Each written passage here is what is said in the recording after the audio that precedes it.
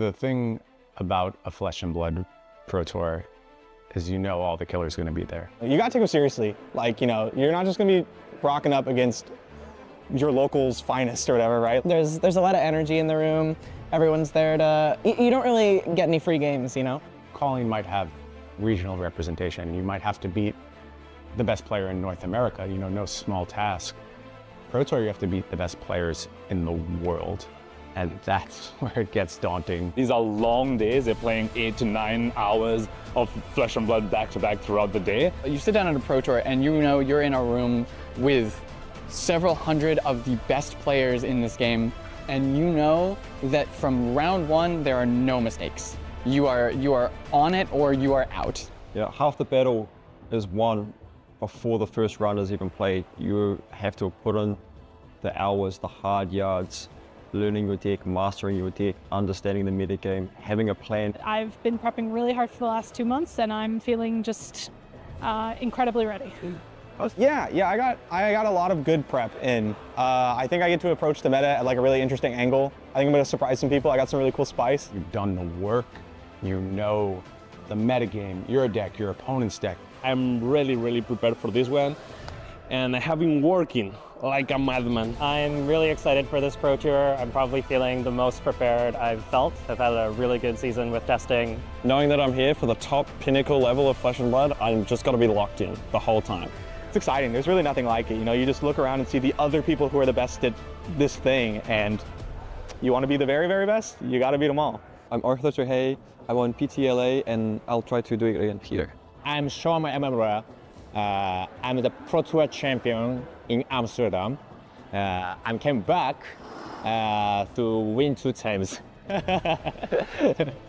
You have to deal with the pressure and you get your glory for winning the game. So those big moments on the Pro Tour stage is just unbeatable, I think. The glory, the money, everything, right? You're feeling all sorts of emotions in that moment, and it is really difficult to focus. But once you have been there a few times, you are more like a cold-blooded killer. The people that make it to the top 8, that make it to the 3rd day of competition at a Pro Tour, they're immediately legends. They're immediately in a small echelon of players that are going to be remembered for this entire game's history. Winning this Pro Tour is absolutely and unequivocally my everything. I want to be one of those people, man. I'm here to win. To prove that I can be like one of the best. I believe I can win after this Pro Tour, yes. I have got confidence. You have to believe you deserve to call yourself the best in the world. It's a really big mental ask and an emotional ask to become a Pro Tour champion.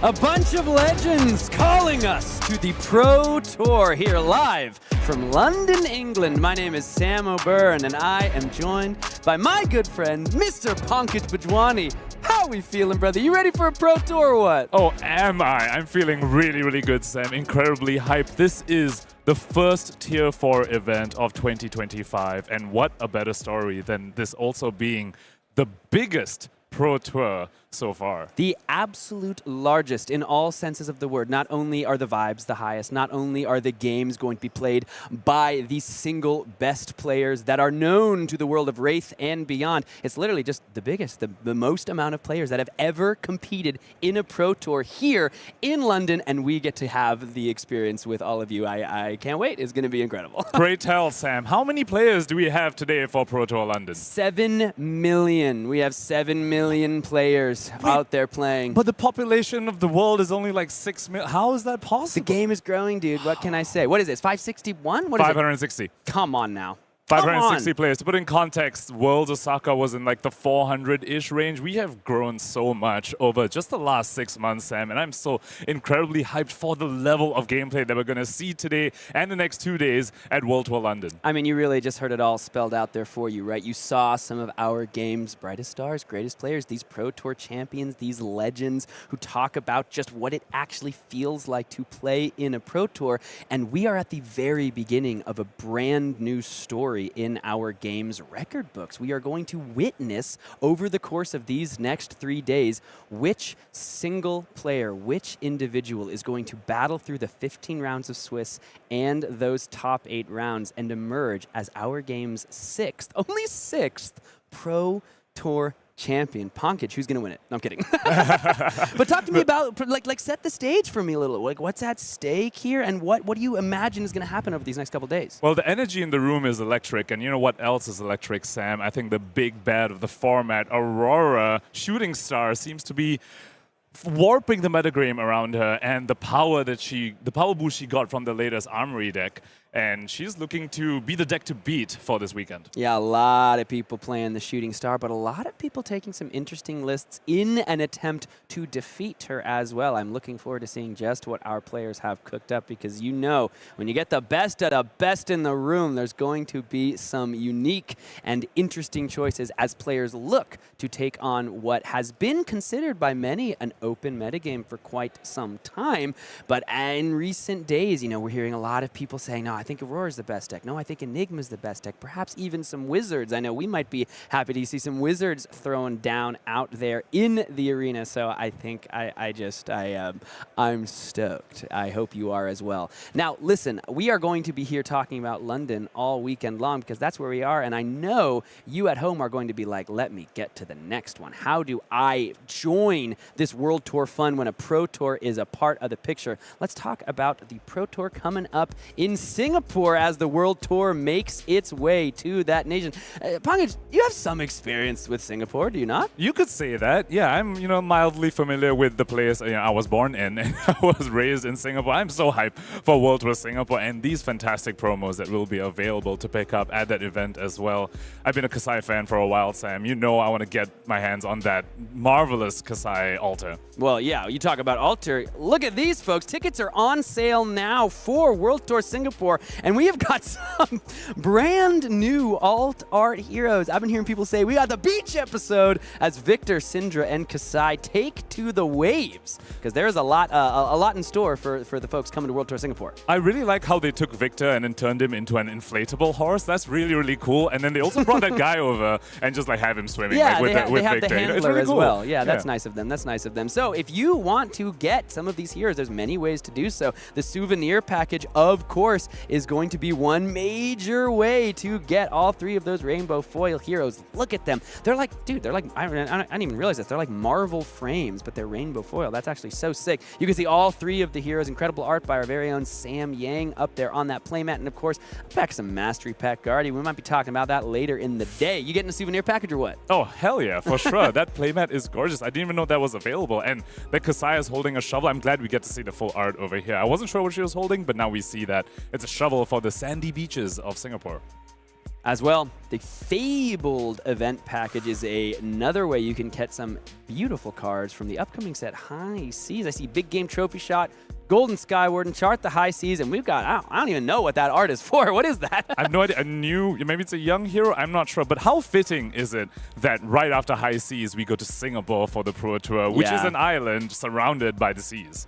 Yeah, it's going to be a weekend to remember. We talk about some brand new heroes. There they are, folks. You want some extended art rainbow foils, you're going to have to grab them from the calling. This is also what you get. You know, you get that Fable package like you just saw. You get your way into the calling. You can pick up one of these three cards. Or if you want to play the Battle Hardened, check out these rainbow foil extended arts as part of the Battle Hardened pack. These are actually seasonal events, y'all. So during kind of like the high seas season of the World Tour, you'll be able to grab all of these promos from the Calling and the Battle Hardened, no matter which World Tour event you end up at. Absolutely gorgeous. Even more rainbow foils for people to pick up. I really like these micro text boxes that we've been getting more and more of the past few seasons. They're just absolutely beautiful to play with and just look at. Taking a look here at the player package, because we are about to be throwing down and watching some Pro Tour matches all weekend long. And if you find yourself lucky enough to be participating in that Pro Tour during the next event, you're going to be able to pick up, look at that, it's the Lightest Soul. You got one of the three hero cards and some brand new, it looks like maybe sleeve surprises. We are not even yet aware of the possibilities of what they could be. Well, not just lucky enough, Sam. If you're skilled enough to show up at your local Pro Quests that are starting right after Pro Tour London, you can punch a ticket to Pro Tour Singapore to go ahead and compete for the fabulous Pro Tour prizing. And of course, if you find yourselves at World Tour Singapore and want to acquire extra copies, your first copies of these heroes, there are 3 sealed deck events, Friday, Saturday, and Sunday for, some of the most unique alt arts we've ever seen. These are like, they're so fun, they're so they're vibey, they're flavorful. We get to see these heroes enjoying some much needed downtime after, a lifetime of doing battle on the Fields of Wraith. It's a very fresh take on the classic art style that we have gotten used to, and I really like how these Tier 4 events, we get access to this whole new art style. Like in Osaka, we got the anime-style Japanese versions of New, Viscera, and Dorinthia, and now we get it for Kasai, Syndra, and Victor. I'm just so excited for this and for what's to come.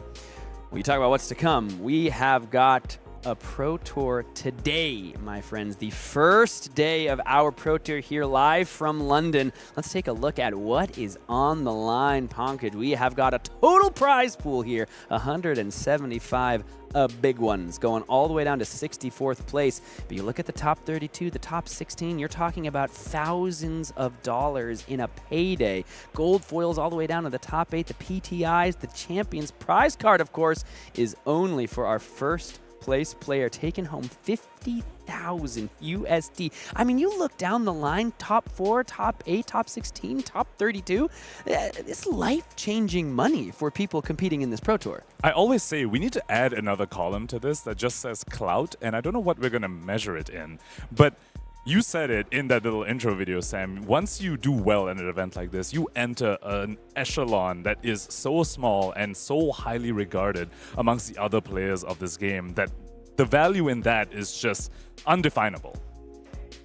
The Pro Tour Champions cards, of course, featured here. Some of our most recent winners, Old to Missouri and Dromai. These cards are one of one, folks. Unless the hero wins another Pro Tour, those cards are not coming out, right? So you're not getting one of these unless you can find yourself winning a Pro Tour. And a couple of these heroes have already made us to, living legends. So it's going to be tougher to find the second one of those. That's right. You heard it here first. Go win Pro Tour Singapore on Fi or Pro Tour London, and then you get the second of that card. All right, folks. Well, we have got some exciting storylines we're going to be following all weekend long, including some major players that we are excited to be following over the course of the weekend. What are some of the things that are tying these people together?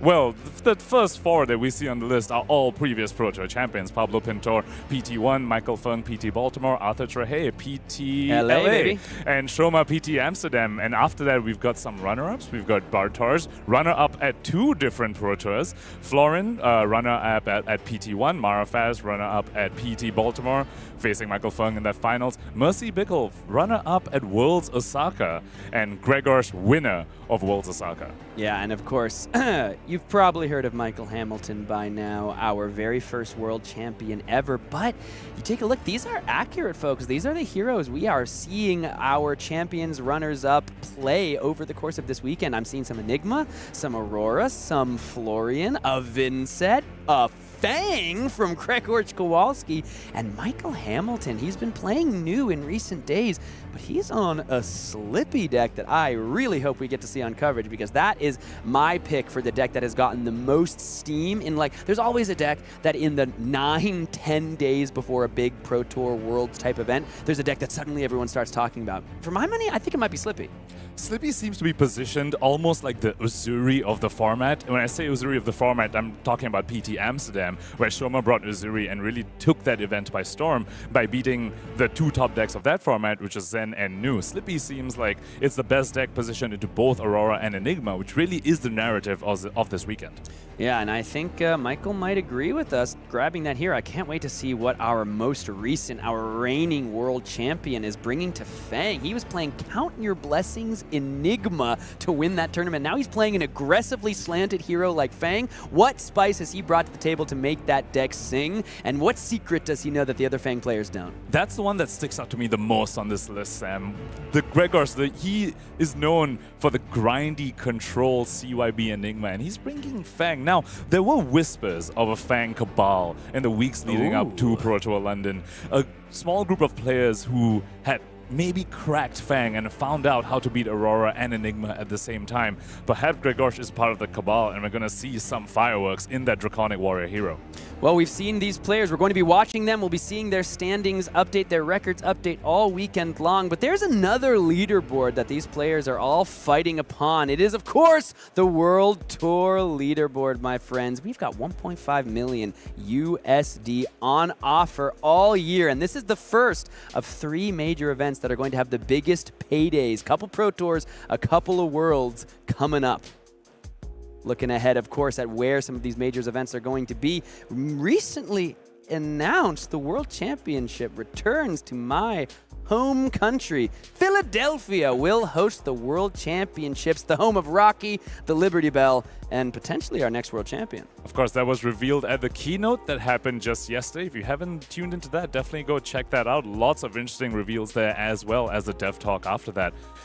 Coming to the Pro Tours then, Sam, we have PT London that is happening this weekend, and of course World Tour Singapore, as we just spoke about, happening in July of this year. And we talked about what leaderboard our players are going to be fighting upon. Beyond just this Pro Tour, there is a greater, they may be winning the battle, but the war rages on as the Player of the Year race is going to kick into overdrive with this Pro Tour, because the Player of the Year is, of course, the year-long race. You're acquiring Player of the Year points just by playing in Flesh and Blood events. If you're playing in Battle Hardens, if you're playing in Callings, if you're playing in Pro Tours, you are acquiring World Tour points. And I love how this has inspired people to travel. Players who might not have traveled in the past, but now that we have this Player of the Year leaderboard for them to compete in, now they travel for it. We saw Jacob Clemens fly all the way to Kobe to play in the calling there. We saw Michael Hamilton fly all the way to Sao Paulo to play in the calling there, and they both made top 8 in those respective callings. That's pretty sick.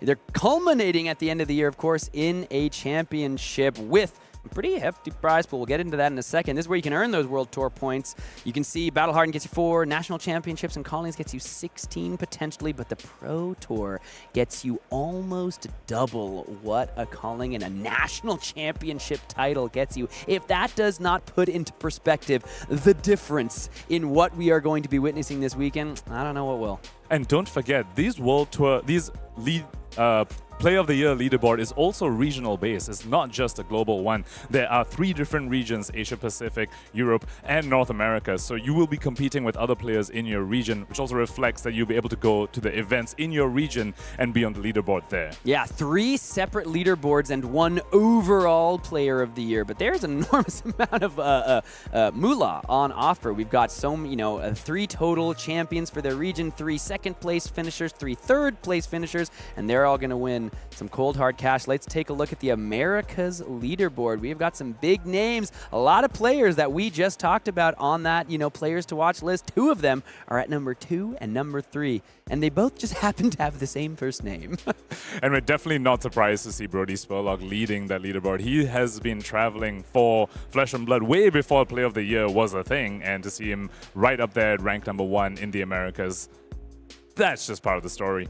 Another player that has been taking some real trips around the globe, I think in no small part, thanks to this Player of the Year race, Jacob Clemens, of course, at 55 points. He is nearly running away with this thing. But we have seen, Simon Nielsen, Calling champion, Florian Christian Logan, right? You have Pro Tour runner-up. These are players that are going to be here fighting in this Pro Tour to maybe make some headway on the good old Clemens there. We're definitely going to see a lot more of Simon Nielsen right over this weekend as well, Sam. Lots of interesting stories around him and the team that he has formed to try and take down World Tour London. Yeah, no, it's a pretty gnarly roster. We might be able to get into it later in the broadcast. Of course, the Asia Pacific region, Nick Butcher, he may have had a really unfortunate game on stream against fan favorite Eugene C, but he is sitting pretty still, 4 points ahead of Pudding Tam at the top of the Asia Pacific leaderboard, as well as you can see Shoma Yamamura down there, 14 points. He is fighting to make his way back up. He's a Pro Tour champion. I know he wants to be a World Tour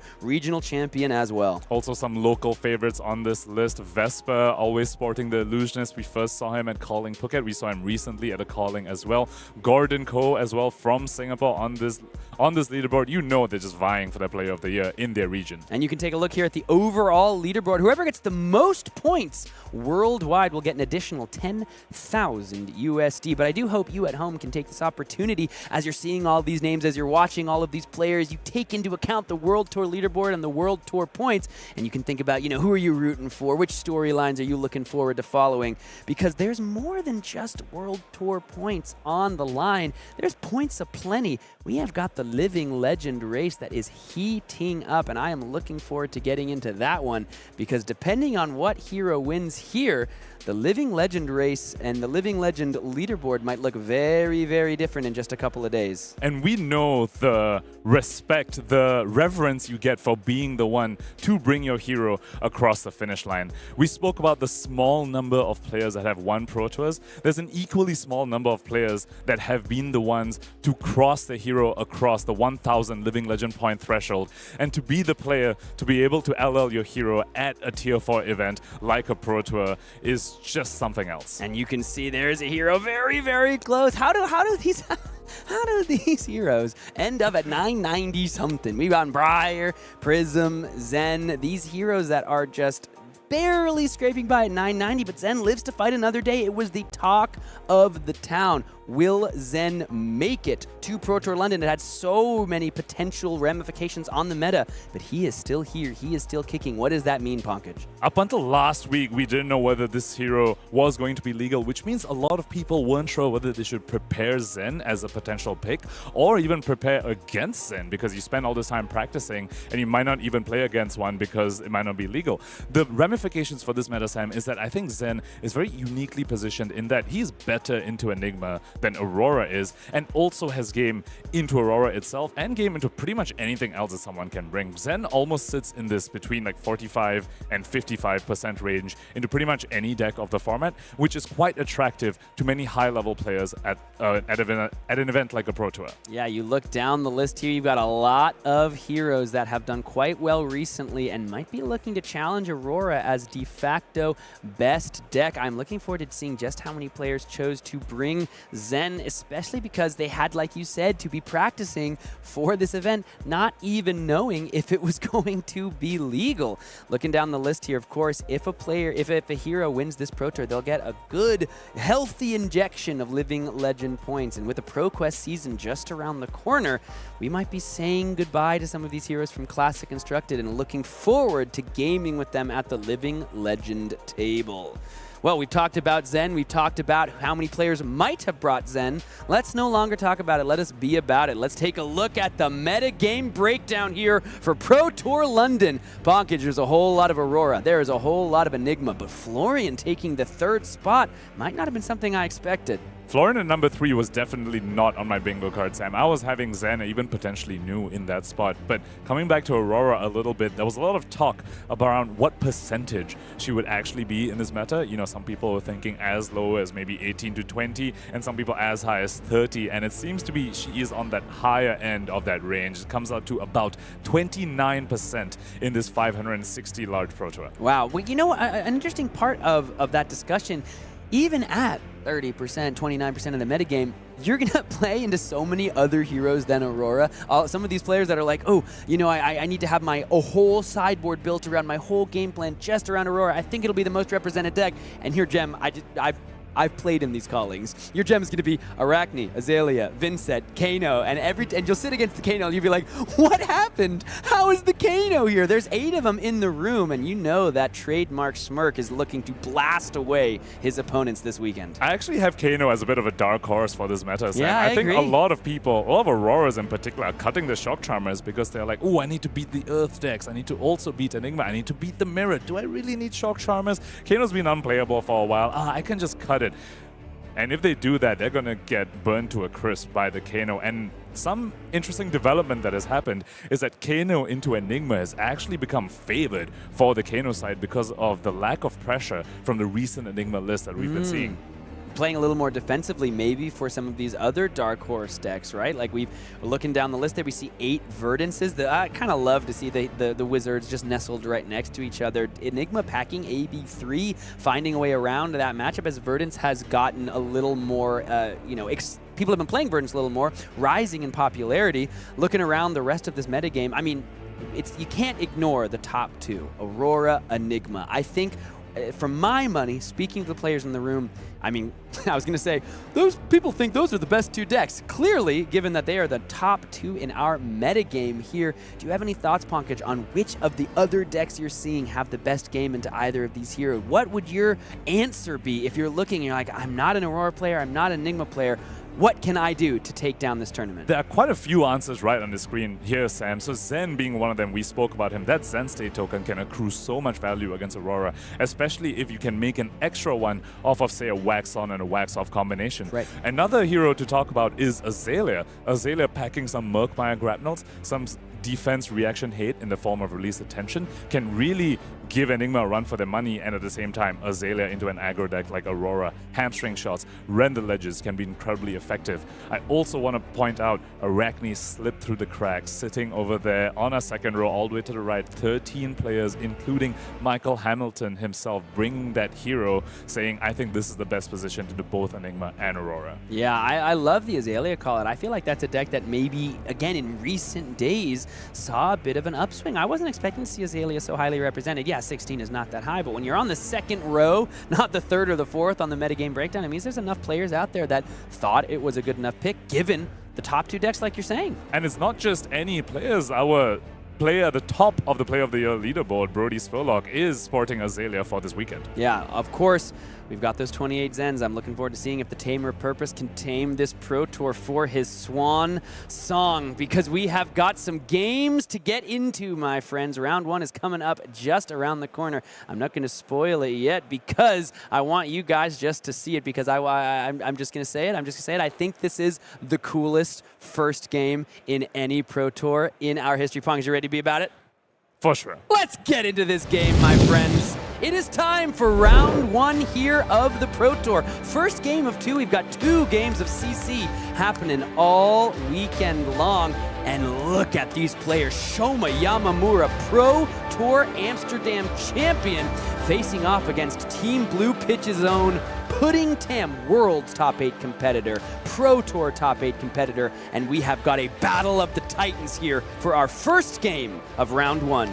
Pudding, of course, sporting Aurora. He has taken quite a bit of a liking to this hero recently, Sam, calling it a Lightning Ninja. And of course, we know Pudding as a ninja player, so he hears Lightning Ninja, and he's all for it. Sporting that Aurora into Shoma, you know, not really known for an aggro-slanted player, so he's bringing Florian to this event with a very, very interesting equipment loadout, Sam. He's got Scepter of Pain there. Scepter of Pain. I'm seeing the 9th Blade of the Blood Oath. I'm seeing, I think, a Looming Doom in the hand as we check out just what Shoma's working with on this turn 0.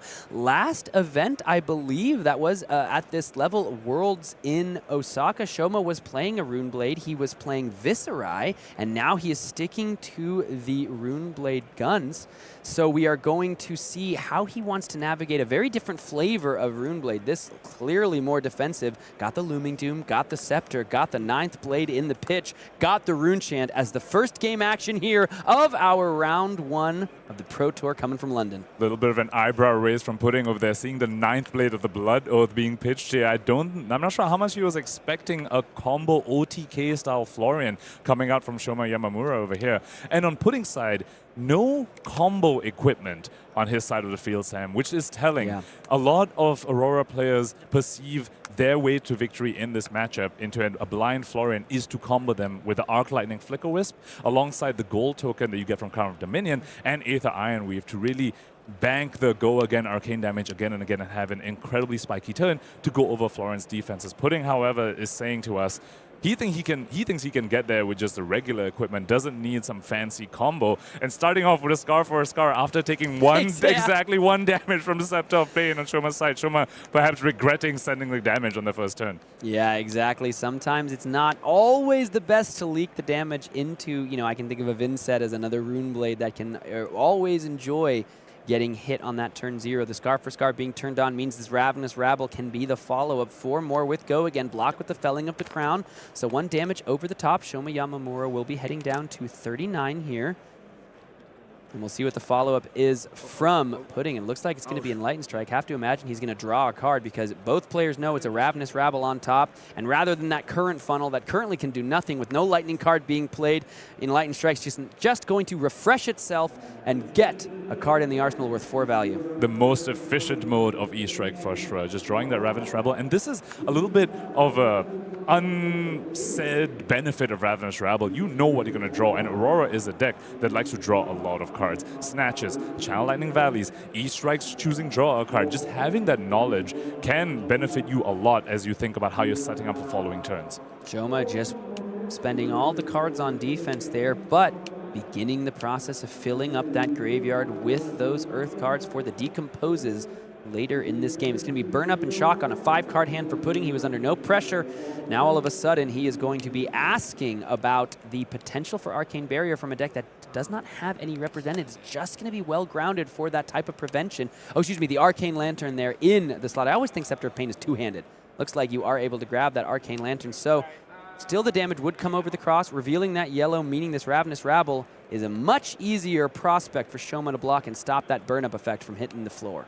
Blocking with a Felling of the Crown never feels good on the Earth Hero side. However, Shoma a little bit forced there. You really want to decompose at least once before you go ahead and play your first Felling, so it comes in for 8 instead of the 4. So perhaps that's why I felt a little bit priced into making that block. On Pudding side, revealing a yellow after you play a Burn-Up Shock on your Ravenous Rabble does not feel good. These are not breakpoints anymore, and so it's easy for Shoma to block them out. 2-3 blocks, just getting placed in a chain immediately to block out the Burn-Up Shock. Yeah, you can see the electromagnetic somersault was played there. The Ravenous Rabble, it wasn't represented, but it did come in a second time. That's why you can see the Arcane Seed's life being used for the block. Arcanic Shockwave, no fuse. This is just coming in for 4, so Pudding's going to keep that card for the arsenal. And this one is not known yet to Shoma. All he knew about was that Ravenous Rabble. It attacked him twice, but it's not going to be around for any longer. We spoke about the little cheeky bits of information you get from Ravenous Rabble. Now both players know there's a Channel Lightning Valley on the top of the deck, Sam, and Pudding's Tunic counter is coming up. That combination is so incredibly powerful. You just pop your Tunic, send your Starfall, and you get to Channel Lightning Valley in reactions, giving the Starfall go again and +1. It's not a Galaxia here, going to be discounted by those 2 Rune Chants. Won't have go again, but I don't think Shoma's going to need it. He's just going to grab that Rune Blood Incantation X, allowed to be 1 thanks to the cost reduction, thanks to those Rune Chants. So the next 3 turns are going to bring some Rune Chants for Shoma Yamamura here.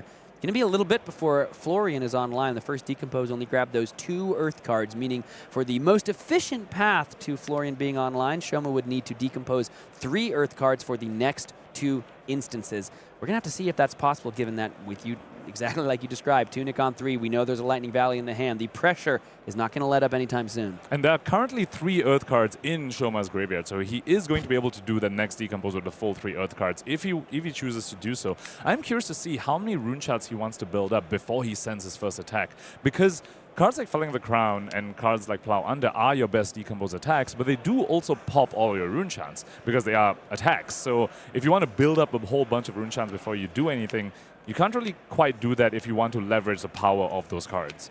You can see the Channel Lightning Valley not played at instant speed here, not needing the Tunic because the Arc Lightning is going to be the follow-up, and for that arcane damage to draw a card for the Channel Lightning Valley and to see it, you have to play it first. It has to be in the arena. You can't respond to anything tricky with the arcane damage.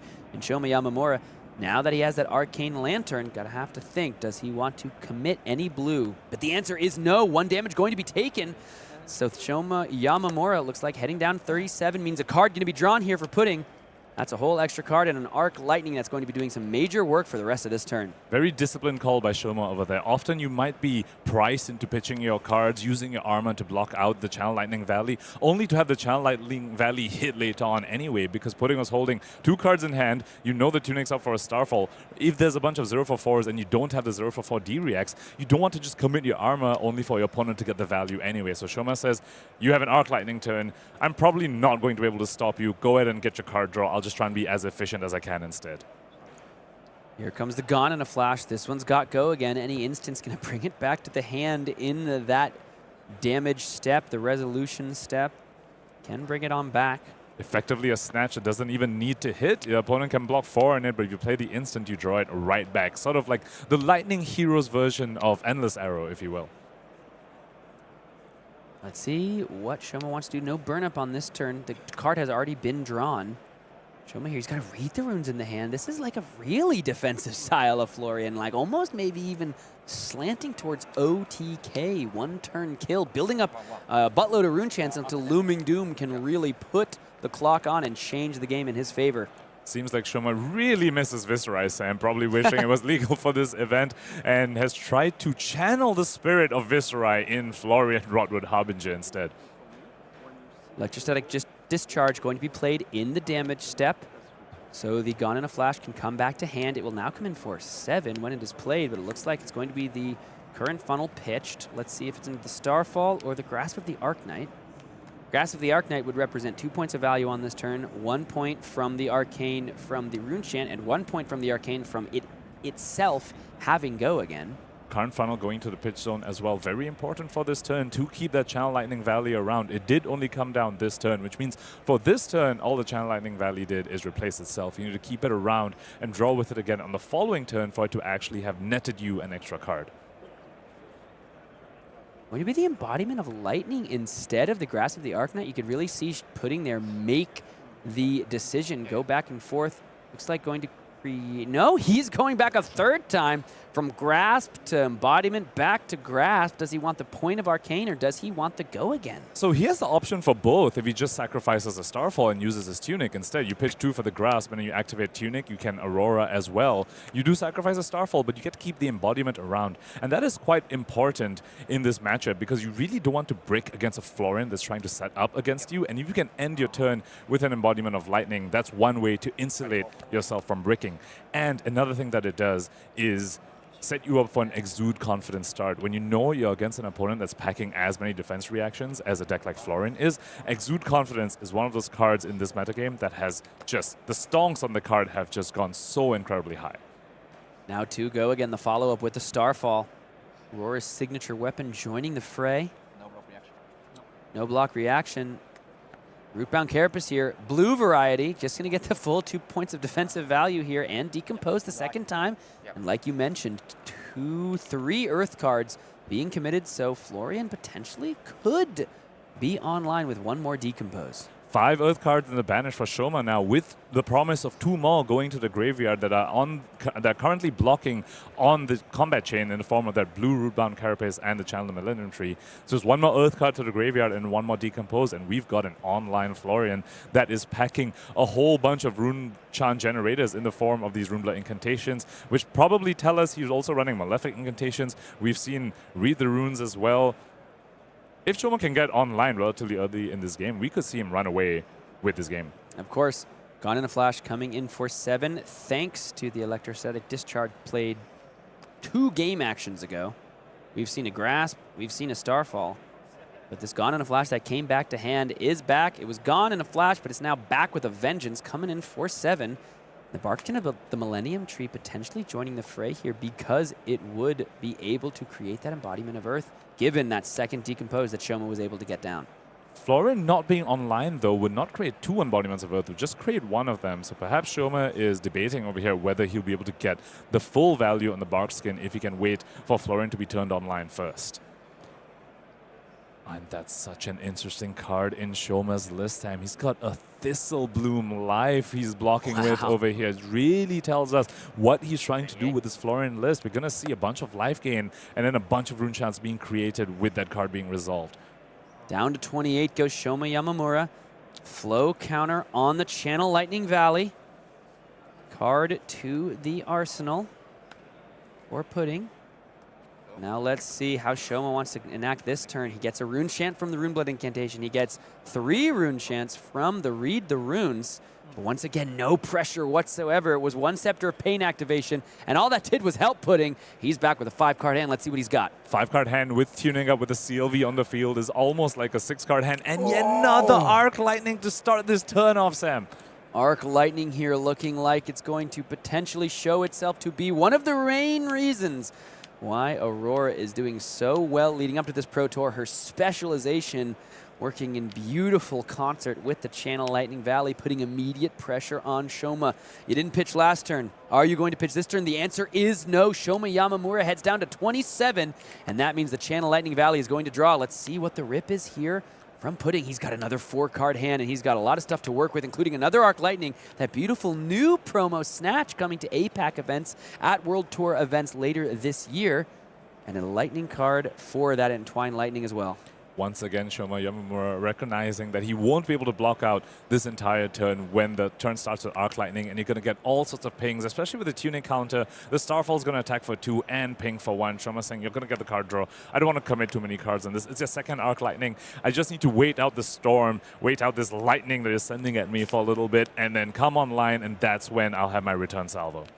For now, though, he's going to need to try and do his best at keeping his life total up. A little bit of solace for him. He doesn't know this, but there's a sigil of suffering in Pudding's hand instead of something a little bit more aggressive in that hand right now. Let's see how Pudding wants to navigate the rest of this turn. You have to imagine he wants that Sigil of Suffering in the arsenal when all is said and done, unless there's already a defensive piece in there. Might be a little bit clunked up, but I have to imagine these Aurora decks just run like the 1 set of 3 into this type of matchup. Here comes the Snatch. The Snatch getting go again from the Arc Lightning, and incredible sequencing from Pudding over here, hiding the possibility of potentially a Lightning Press to come in and draw yet another card on this turn time. He's already drawn a card from Arc Lightning. Pudding wants to draw even more cards. Yeah, I have to imagine maybe we might see some equipment be brought into the table for Shoma. Everything's online save for Florian. So wouldn't get the 2 embodiments, but does have the Well-Grounded, does have the Face Purgatory as well. That's a real option to maybe stymie some of the offensive pressure. It's going to be the 9th Blade of the Blood Oath, and this is finally where the Well-Grounded is going to come in. 1 point of prevention is currently floating after the activation of the Well-Grounded, but looks like they're just going to get eaten up by the Arc Lightning arcane damage as well.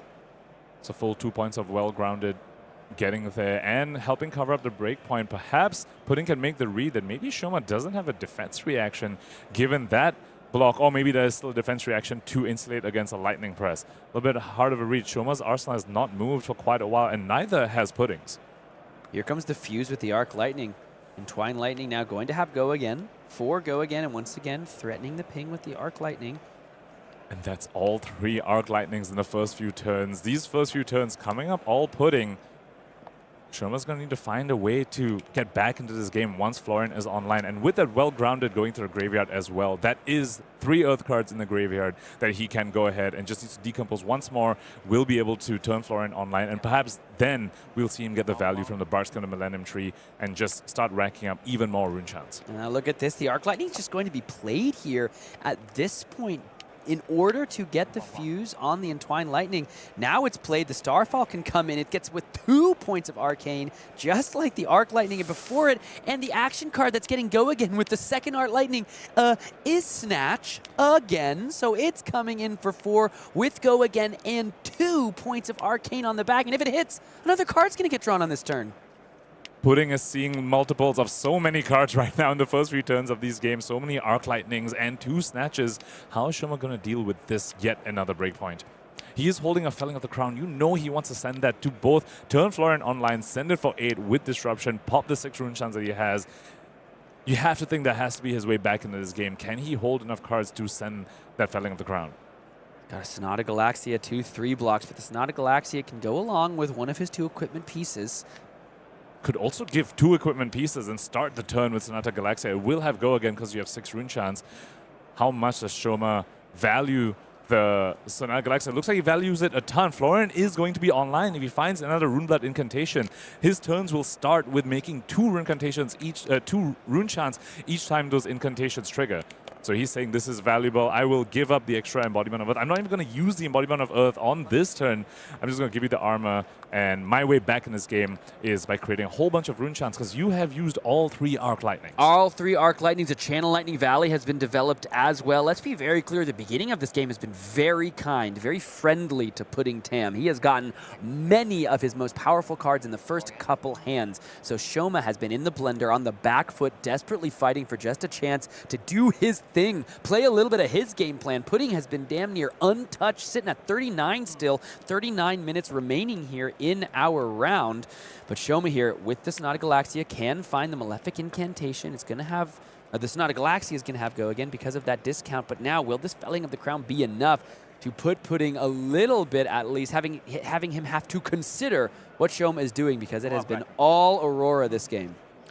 And if Shoma is to come back into this game, starting with the Felling of the Crown is exactly how an Earth hero can get back in this game once they fall behind against a Lightning hero. 7 rune chance coming in, 8 physical in the Felling of the Crown, creating 2 more on the, well, 1 more because the Decompose hasn't happened yet, but later on we'll be creating 2, and forcing a card from Pudding Tom's hand. This is the beginning of a comeback from Shoma if he can pull it off. Yeah, here come those 7 rune chants all of a sudden, down to 32 goes Pudding.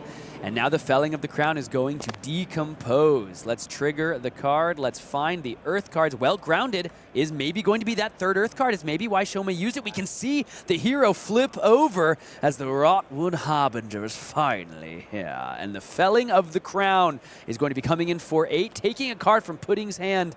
And that means the rune chants are going to flow like wine, my friend. And with no pitch on Shoma's side, which is often how Felling of the Crown gets resolved. You don't want to have any cards in hand when you are the one playing it. You have no pitch, and we know Pudding has a Sigil of Suffering in his arsenal, Sam. If he finds in a CLV with a Sigil of Suffering and Shoma makes a play like this, he can start drawing cards on Shoma's turn, which is one of the drawbacks that these Earth heroes sometimes face against Aurora. Looks like no CLV to speak of in Pudding's hand right now. Let's see whether the Sigil comes out anyway to get a guaranteed 5 points of value on the card, because you'll ping one that Shoma can't do anything about since he already used his well-grounded, and then your Sigil will block for 4. Here comes 8 damage. Pudding does have to think about it. He takes this. He's down to 24. All of a sudden, his life lead has gone from like 20-something all the way down to just 10. And that 24 as well is a little bit virtual. There's 1 rune chant sitting behind. Runeblight Incantation represents 2 more at the start of Shoma's turn. And depending how many more turns this goes, the Malefic Incantation represents another 4 as well. A little bit Viserai-esque in that you can't just look at the life totals, you also have to look at the eventual number of rune chants that you will face based on the board state. Sigil of Suffering is going to come out here. You just get the full 5 points of value, 1 arcane and 4 on defense. So he's blocking a total of 7 on this one. Looks like Pudding is just going to do a little bit of defending here, set up his arsenal. And if you're Shoma, you're probably inwardly pumping your fist. You're like, dude, I got him to block. I finally got him to do something other than just keep hitting me. Except, and this is one of the drawbacks that these Earth heroes sometimes face, you get the tempo, you force the blocks from the aggro deck, and then you draw 2 defense reactions.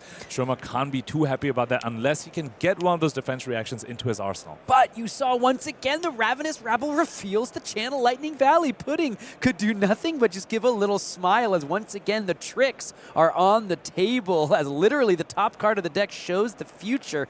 And Pudding Tam now is giving Shoma the information, but like we've said, Shoma at the moment doesn't seem to have a way to punish this attack for 3, and potentially, more importantly, the cards that Pudding is about to draw, the hand that he is about to try to protect.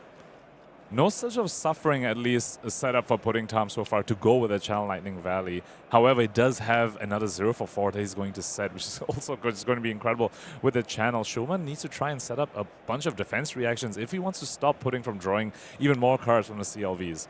Now, what is that final card in Shoma's arsenal? We saw it sitting there. I think it's been there since the beginning of the game. Has it moved? I don't think so. I don't think so, right? So what does he have up his sleeve? Is it a defensive piece? Is it that piece of proactive pressure that he needs on this next turn? So if he doesn't find something here, I mean, Germinate is a way to get some defensive options, right? You can utilize that. All of a sudden, Embodiments of Earth make the next turn a little easier to get through. He needs to find something here, and he's got to deal first this Ravenous Rabble. Also, no attack to speak of in this hand, Sam. Looks like his turn is going to be... He's not even running Reaping Blade, so it could be like a Scepter of Pain, which, creates 2 rune chants because Florian is online. Really wants to find a way to convert this hand to be better rate than that when you know you're going to be facing down a Channel Lightning Valley. Ravenous Rabble for 3. 31 for Pudding Tam, currently playing 13. Shoma Yamamura's side of things. As our Pro Tour champion has been on the back foot here from Amsterdam and faces down such a formidable opponent in Pudding Tam. Here comes the Rootbound Carapace. This is just going to decompose. Once again, this time we don't need to be as careful with our Earth cards. Just go ahead and take care of this Ravenous Rabble attack. And those were the last 2 Earth cards in Shoma's graveyard, Sam. But this Rootbound is going to go there to be 1 more. So he needs to get 1 more Earth card in there before he can do his next Decompose. So these Earth cards coming in just enough for Shoma so far. We spoke about how Pudding has seen a lot of powerful cards in the first few turns of the game. But Shoma, on his side as well, has come online relatively early as far as Earth heroes go. He's been online since turn 4. And that, that's not too common. Sometimes you wait until turn 7 and 8 before you're able to come online. Malefic Incantation going to be the play. And it looks like Shoma Yamamura might not be able to use every single card in the hand. He's keeping the Germinate. He's attacking with the Scepter of Pain. I don't think this action has go again. Does not. So this is the end of the turn for Shoma. He just has to keep that card in the hand. And it does make 2 Rune Chants on the back. And Pudding is sporting 0 arcane damage. So this is all true damage. The Scepter itself and the Rune Chants are being created on the back end are all true damage. Is that going to be enough, though? It seems like you might need something a little better than that as you face down a 0 for 4 with Go again with Channel Lightning Valley revealed. 0 for 4 Go again, Sam. I think we're going to hear a lot of that over this weekend. I think we might. It's some of Flesh and Blood players' favorite words to play when you're on the attacker side of the table, and it is something challenging when you are working on defense. Let's see what Shoma is working with here. However, now Florian is turned online. So we might see the Bugskin of the Millennium Tree come out to play over here, going to create 2 embodiments of Earth once it's blocked with, and then that means all the non-attacks in Shoma's hand will start blocking for 5. Question is, will we see something like the Face Purgatory jump out onto the combat chain as well? Utilize the attack and the non-attack in Shoma's hand. That's maybe a bright spot of keeping the Germinate. It is a non-attack for the Face Purgatory, and turn Pudding's turn into something a little less scary. First, he's got to deal with this Entwined Lightning, and he knows there's a Channel Lightning Valley as well in the hand. Normally, you don't want to fuse that with your Entwined Lightnings unless you have to, but it was already revealed once again, second time this game off the top of the deck for Pudding Tam. Purgatory would be a very interesting choice over here for 2 reasons. On the Channel Lightning Valley turn, not only do you need to play that and deal damage for that to refund itself, you also need to pitch a Lightning card to keep that Channel Lightning Valley around. So Purgatory could mean quite a bit of a difficult decision for Pudding to try and maximize the value on that card. Looks like Shoma, though, electing to go ahead and use Grasp of the Arknight instead, perhaps. Might be putting forth the Grasp. 1 block from the Grasp. Needs 3 more to stop the, for sure, draw from that Channel Lightning Valley that will come ripping out of the hand if Shoma postures like he's letting any of this through. Germinate as well. An incredible card once Florian is online and your hand is full of blues. Get to create a whole bunch of Rune Chants, which, if you can, this Florian deck can easily make 20 to 30 Rune Chants. If you can get there while surviving and send an attack, Pudding will just die because he has no AB. Trick is, can you get there against his Entwined Lightning when you know they have a CLV? Players here giving this one a real think. Shoma here. Maybe bringing back the Grasp. He's got the Grasp of the Arknight. He's got the Looming Doom in front of this Entwined Lightning, blocking for 4. Electromagnetic Somersault, though, is just going to bring it on back. Here comes the Entwined Lightning once again, fusing with the Channel Lightning Valley. We know there's another Entwined Lightning sitting in the arsenal.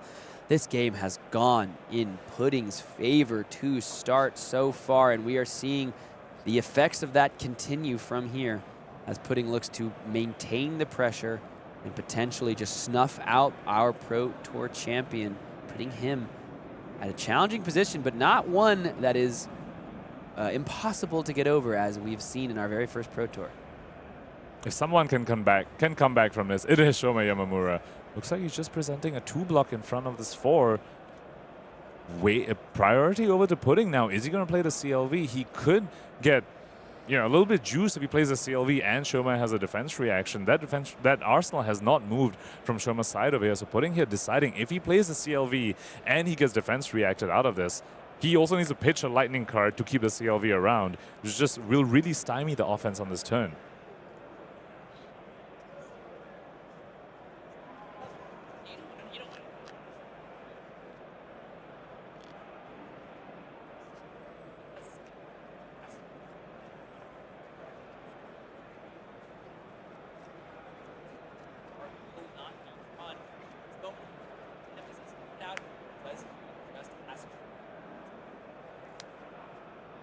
A little bit of mind games happening from 2 incredible players of this game.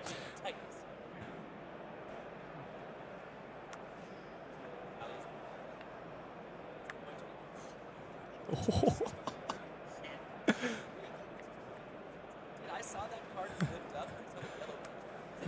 Yeah. Ninth blade? No. Yellow reduce. That's now going to reduce our fault.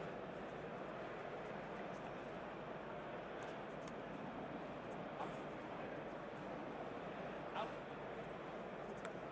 Ron, yes. Pass. See how this goes. Like rally around in a tunic. And now we know why Shoma's Arsenal didn't move for that long. He really wanted Florian to be online before he goes ahead and plays it. And he waited for that, got rewarded, got the extra rune chant from that. But I think he really wants to hold on to this blue Amplify the Arc Knight, which would trigger these Malefic Incantations and make a whole bunch of rune chants on the back end. But ended up deciding that letting Pudding draw would put him way too far behind. Elects not to use Amplify the Arc Knight on offense and just blocks with it. Pudding Tom with 4 cards, Tunic online, full tempo. Let's see what he's able to do with this turn. Pudding now, coming down. His next card. I found my voice again. As the Gone in a Flash is going to come down here. Currently no go again, but do have the Snapdragon Scalers as a way to make this card continue. It's going to be the Snapdragon Scalers used here. It's going to be the Reduced to Rune Chant. A lot of value off of that card, 6 points of value. The question is Shoma going to live long enough to see the fruits of those Rune Chant labors? Lightning Press over here, a bit of a blowout. No second defense reaction from Shoma to speak of, so this Gone in a Flash will go ahead and connect and get the draw of the Channel Lightning Valley. Won't be able to bounce the Gone in a Flash back to your hand because you do want it to deal damage after you play a Lightning Press, but you get the card draw of the CLV, so Pudding definitely happy with that. What's the follow-up here from Pudding? Does have the Tunic. It's going to be the second strike. Now this one comes in for 4 with go again as well. 30 is currently playing 10. Shoma is on the ropes. There's the second channel, the Millennium Tree committed to the block. 1 damage over. 30 currently playing 9. And Shoma has found a 9th blade of the Blood Oath, and he has exactly 9 rune chants on the field. As long as he doesn't die this turn, which would be a bit of a difficult ask with him at night and still having some armor up, we're going to see a 9th blade come out. Going to be his best Viscerai cosplay, if you will. Starfall now coming in. 2, go again. Look at that combat chain here for Pudding. It's already gotten so wide. The Channel Lightning Valley's already been used. 2 block from the Rune Blood Incantation is not how you'd like to see it be played. A bit of a risky move by Shoma over there, saying you don't have the snatch. I'm just not respecting the snatch, and I can't play this Rune Blood Incantation anyway, so I just hope you don't have it because I don't want to block with his 9th blade. And made the right call over there. Pudding did not have the snatch this time. 9th blade coming out from Shoma Yamamura. 9 + 9 making 4 rune chants on the back of the Malefic Incantations. Here comes so much damage from Shoma. We've seen the 9th blade. I believe he resolved the 9th blade of the Blood Oath back in Osaka when we were casting that game. So Shoma Yamamura must love this card, and I can see why. A birthday cake for the ages. 9 damage on the combat chain. This is going to take some armor from Pudding, as he's got to get the value out of it somewhere. And looks like we can see our world's top 8 competitor over there in Pudding going ahead and respecting this card, giving another card for the block. The 3 block on the Static Shock, important for its stat line. And now Shoma is so set up to just keep this train rolling. He has 4 rune chants in the back now. That means he can just keep 1 Amplify the Arc Knight, send that, make another 4 rune chants, keep 1 Amplify the Arc Knight, send that. It's almost like doing a Vynnset impression, if you will, where you just keep going 1 card 10s again and again if you can find these rune chant discount cards. And that frees up your remaining hand to just block out this Aurora's offense, who now has an Embodiment of Lightning but is 1 card down because they recognize they can't block any of your arcane damage. Yamamura here drawing up a bunch of meld cards there. I think they block 3. That's going to be tested here, as Pudding is going to continue to try to just close this thing out. Shoma's done an admirable job of getting it slightly closer. Down to 17 goes Pudding from that last salvo. Looks like he does have a Flickerist. That's so interesting because we saw him use all his Arc Lightnings pretty liberally, if you will. He was happily just sending the 3rd one, and perhaps there would be a read that Shoma might have made saying, oh, so you don't run Flickerist, especially since you're also not running the combo equipment pieces. But Flickerist did end up in Pudding Tom's arsenal over there, so he's running the card, but with all the Arc Lightnings gone, that's basically a 0 for 2, Sam. This is Gone in a Flash coming in once again with Go Again. It's had Go Again all 3 times. It's hit the combat chain, save for when it came back with that electrostatic discharge. Looming Doom now, 1 damage over the top. Shoma not worried about a Channel Lightning Valley. He's like, you certainly can't have it again. Here comes the electrostatic discharge. It's coming on back in the resolution step. It's going to come in for 7. When it hits the chain again, the Tunic goes into the Starfall. It's going to be coming in for 2. Shoma down to 9. And there is already the promise of so much more pressure on this turn. And this is the virtual card advantage that Aurora just generates over the course of the game. We've seen this happen twice already. Gone in a Flash just being returned back to the hand, effectively as being an extra card draw. We've seen CLVs draw cards. We've seen Snatches being threatening a card to draw even more cards.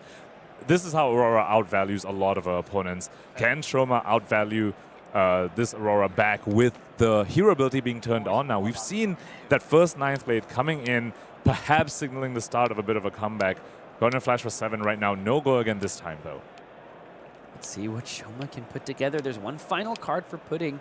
Shoma can try to snipe it with that Face Purgatory if he has the right cards, but he does not. It's all meld. Yep, that's all Thistle Blooms, I believe, blocked with at this point. Is vulnerable to Lightning Press. No Lightning Press to speak of, so Shoma Yamamura survives at 3 life, and I believe he has an Arcane Seed's life in his hand, Sam. This is going to create so many rune chants. Yeah, a lot of rune chants from this Arcane Seed's life and the point of life gain. So it's going to make a total of, what is that, 4 rune chants. So he's back up to 8. He gains a life, back up to 4. Shoma Yamamura also counting to 4, but in a less impactful way on this turn, as Pudding once again as a 5-card hand. Here's another Flicker Wisp. It's going to be fused, and these Flicker Wisps, they're not used on a combo, but here they're just being used to try to pressure the life total, as this is now with arcane damage here from the Burn Up and the Shock, maybe just going to close out this game. Flicker Wisp will buff the Burn Up Shock arcane damage as well, because once you meld it, it does become an action as well, which means the Shock comes in for 1 more arcane. So that's going to be 2 arcane. Shoma needs to start pitching for AB on a turn where he really doesn't want to. Yeah, and Pudding representing, hey, this is 2 arcane.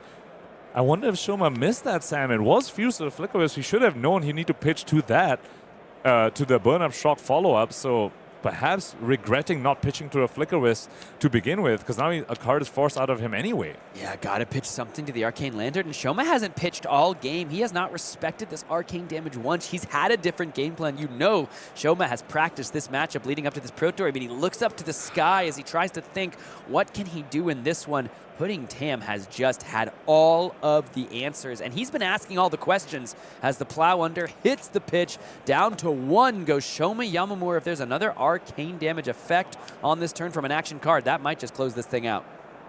And if there isn't, Shoma would be regretting not pitching for the Flicker Wisp as well, because the difference between 2 and 1 is incredibly massive. At 1 means you have to stop every breakpoint. If you're at 2, you can still let 1 breakpoint through. Shoma, let's see whether missing the Flicker Wisp arcane barrier is going to punish him.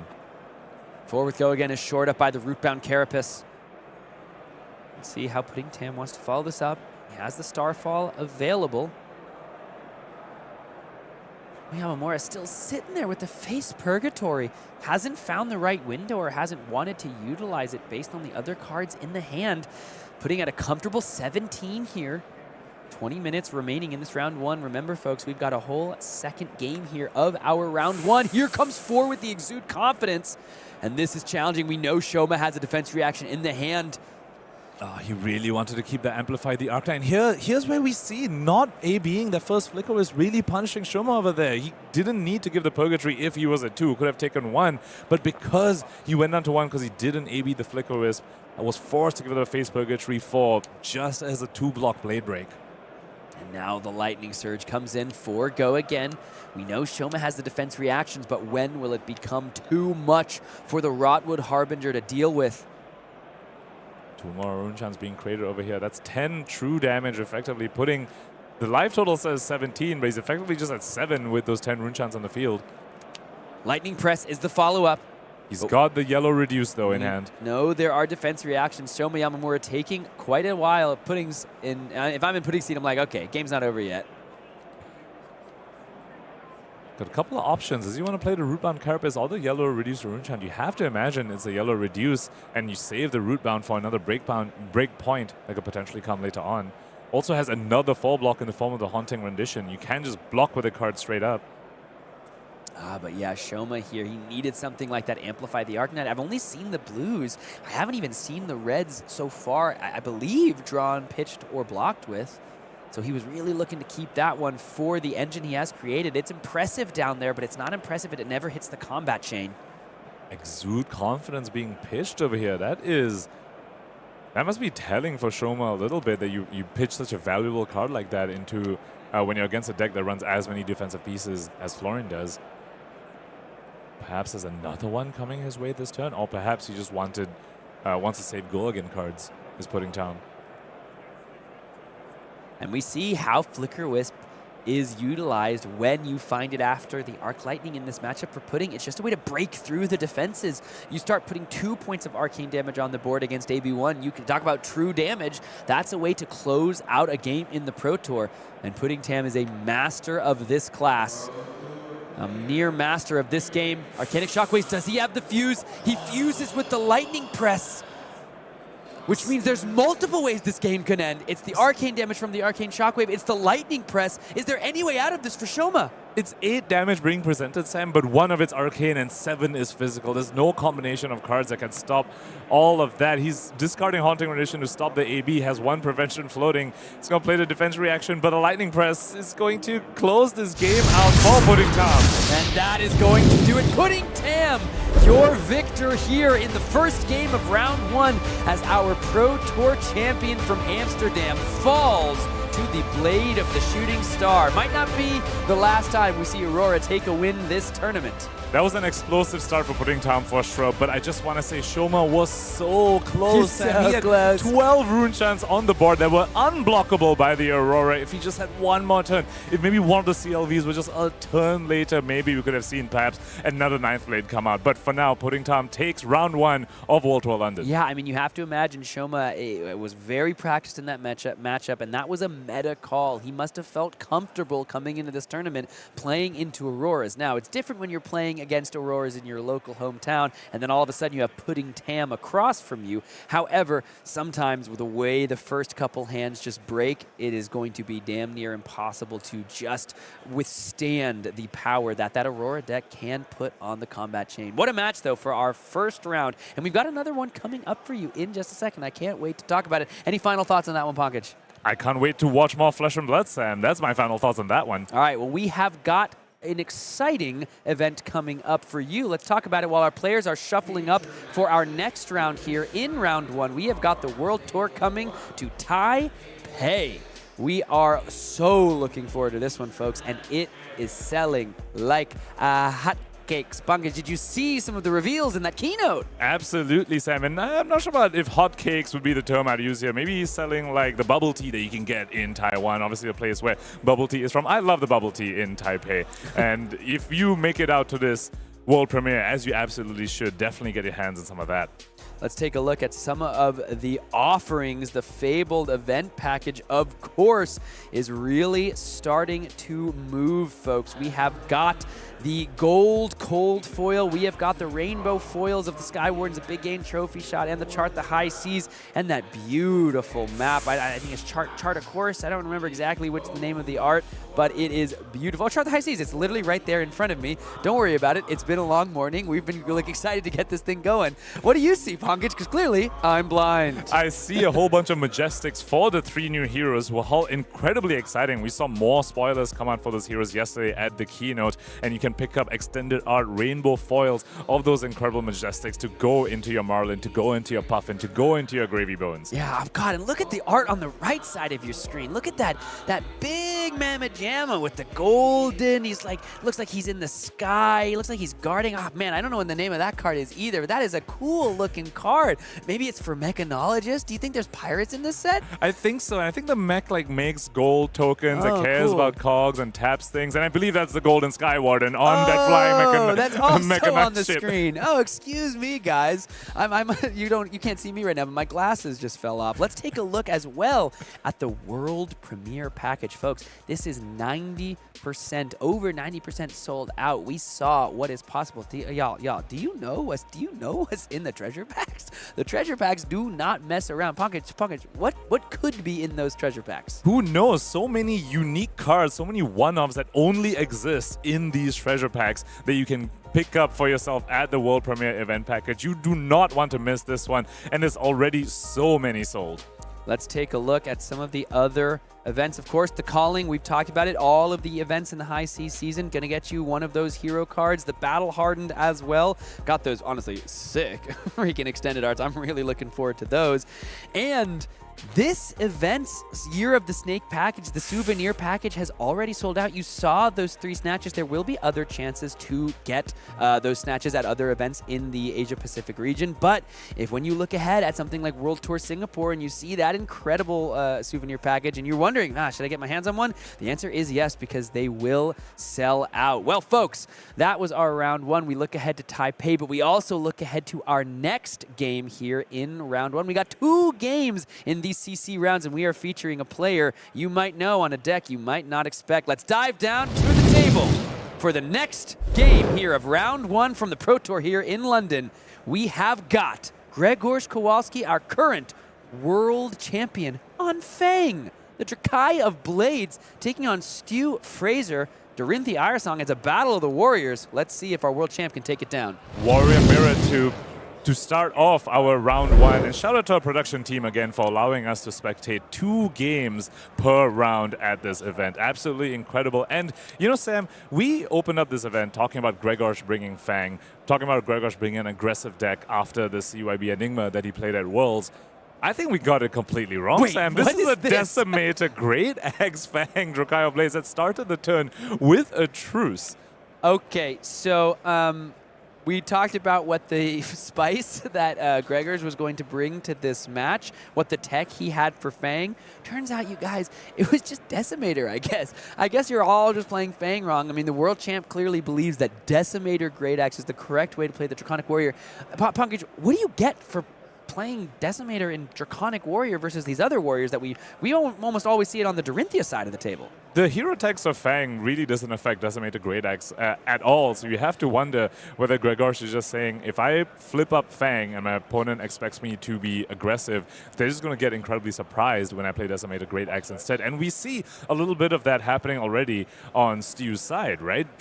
Flipping up the Kabuto, which is very, very good in the Warrior Mirror, if your opponent wants to swing with weapons multiple times in a turn, which Decimator Great Axe certainly doesn't. So that's already a little bit of value that Grzegorz has gotten just by flipping up Fang, but not showing the weapon. Oh, but Grzegorz really showing, no, I am here for a long time, not necessarily a good time. Last-ditch effort hits the pitch, yellow steel blade shunt. This is let's just call a spade a spade. We got another fatigue deck on our hands, folk. We've got another master of control. Grzegorz Kowalski won the world championships with a control deck and looks to take down the first round here with his new flavor, Decimator Great Axe. Of course, when it attacks, if you block, it will have the base of target defending card, so it makes it not only incredibly difficult to block over the course of an incredibly long game, but it makes it incredibly inefficient to block, and as a result, you're having to commit multiple cards just to stop the damage in late game, and once you're giving 2 cards to block the Great Axe, you've lost the fatigue race. This is effectively CYB Enigma, but in the shell of a Draconic Warrior hero, Sam. So we strap yourselves in, folks. We're going to be here for quite a while. We're going to see Decimator Great Axe come in for 4 many times across this game. But on Stu's side, remember, this is a defense reaction heavy meta. Everyone's expecting people to pack 9 to 12 defense reactions. Stu probably wasn't expecting that against a Fang, but you have to imagine he has some level of hate against defense reactions on even a boatload of experience on how to play against a very defensively slanted deck like Grzegorz is presenting here. Steel Blade Shunt, 2 cards for 6 block value, but the additional value there from the damage because it is defending a weapon attack, getting nice amounts of use immediately out of a couple different colors of Steel Blade Shunt. But now Reprise is active. The Singing Steel Blade is going to search, find up a card. It's going to be that Iron Song response just to get some damage over the top. And so far, just coming in for 1. Now it's going to be coming over for 3 extra. So 4 over Grzegorz blocks over here. Let's see if he has another defense reaction. I think the answer is going to be yes. I think we are going to be seeing plenty of defense reactions for our current world champion over the course of this game, which means the onus is on Stu. The onus is on Dorinthia. When you're sitting there, you're in the Pro Tour, you're in round 1, you're not only facing the world champion, you're doing it on stream, and you have to change your game plan. You have to adapt in real time. You presented equipment expecting a race. You expected, oh wow, just like we did. Oh wow, Grzegorz Kowalski must be playing an aggressive Fang deck. That's what all the Fang decks are. That's what I'm going to sideboard accordingly towards. But now we are going to watch this Dorinthia player attempt to flip the script and write a new story here live during this round 1 of Pro Tour London. These steel blade shunts are cracking me up, Fang. Sam, there's Call one. me Fang. Sorry, there's one player attacking, but that's also the player whose life total keeps going down because they keep losing health to this steel blade shunts. That's so much damage Grzegorz has already gotten from resolving all these steel blade shunts, and it's going to be even more to come. He's running yellows of the card as well, and Dorinthia is only going to attack with Dawnblade. Here's the thing about Decimator Great Axe. You bring it to these tournaments, you often find yourself with so many percentage points against the decks that aren't ready for it, against the players that aren't prepared. The question is, do we have the tech in for Stu, or are we going to watch a game where Grzegorz has this thing kind of sewn up because of the potential of what that equipment piece is going to present? 2 block currently presented from the Brothers in Arms. And then now here comes the Shelter from the Storm. Looks like Grzegorz overblocking here a little bit. I believe he used that tunic Oh, counter to pay for the Brothers in Arms as well. So blocking 8 so far. Playing around perhaps a Blade Flurry. Looks like it's a Jagged Edge instead. Currently coming over for 1 is Stu. Oh, what do you know? Another defense reaction from Grzegorz Kowalski. He's got the Shelter from the Storm. He's got the Brothers in Arms. He's going to put that card to the bottom after the opt. Is there anything more from Stu here? No, that's going to do it. That's going to be the turn. He's going to keep a card in hand. You have to imagine for Stu to win this game, he is going to have to put together some disgusting, dominated offensive terms off of something like, what is it, Iron Song Supremacy? Iron Song Determination is one that gives dominate, but you have to wonder whether he even sided that in. Yeah. If you're expecting an aggressive Fang, if you present Kabuto, did you even bring your anti-fatigue tech in? Yeah, that's the real question, and that's probably what Grzegorz is looking to do throughout the weekend. They sit down, they're like, oh, I'm playing against a Fang. Clearly, I'm going to have to, expect a race. And if you miss sideboard, it's going to be difficult against this Decimator Great Axe package. Speaking of missed sideboarding, this Sink Below is effectively just like blocking with 3 block against Decimator Great Axe, because that's going to halve the defense value of a Sink Below as well. So Sink Below only blocking 2 over there. Stu doesn't even want that card if you know your opponent's presenting this Decimator Great Axe, but he didn't before the game started. It's an uphill battle for him here, Sam, to try and get over Grzegorz' defense, a seemingly endless number of defense reactions. Let's see what Stu is going to be able to put together. You can see maybe a little bit of a grimace on the face. Let's see what the hand is here, or let's see, what the Dawnblade's doing. It's coming in for 3. Got 2 floating with that blue out for blood. Oh, looks like he is holding an Iron Song Determination. Has not used it this turn yet, though, so perhaps just saving it for a bigger turn later on once the full 5 cards are offensively to be able to go ahead and deploy that. Well, there's a reason to be playing the Fang. You get 2 more defense reactions. What are we talking about? You get the special talented defense reactions in the Loyalty Beyond the Grave. And now that he got both of them out of his hands on the same turn, he's going to be able to banish them if he wants to find a blue off the top for the Decimated Great Axe, as he's done a couple turns ago. He's done it last turn, and he's doing it again here as the Decimated Great Axe comes in for 4 and is presenting some real problems for our Dorinthia player. Let's be honest, he can banish those 2 cards to draw a card, and he's just going to draw into another defense reaction. So until we get a second cycle, which we almost certainly are, unless Stu tries to, hold cards to go ahead and resolve the Iron Song Determination. Looks like that's going to happen right here. So going down to 26 is Stu holding full 5 cards. We know one of those is an Iron Song Determination. Can he finally break through a little bit? Now you have to wonder, if you're Stu, should you be setting up some, maybe a pitch stack? And we see that happening over here. Pitching a red, is he pitching a Steel Blade Supremacy? If he pitches the Iron Song next to this as well, that is the beginnings of a very incredible pitch stack for him that could maybe get over Grzegorz' defenses, because on Grzegorz' side, not too many D reacts in the second cycle, and that is one benefit you get when you play against Fatigue. If you can bait out the D-Reacts on the first cycle. Once you get a second cycle, if you've got a powerful pitch stack, then the opponent doesn't have defense reactions anymore to get over your dominate, to get over your card draw in the Steel Blade Supremacy. And we're getting to see the pitch stack in real time. We're getting to see the adaptation from Stu, realizing I can't just throw my first cycle of hands at this guy. It is simply not going to work. Shelter from the Storm going to come out in concert with the Command and Conquer to shore up this 6 damage.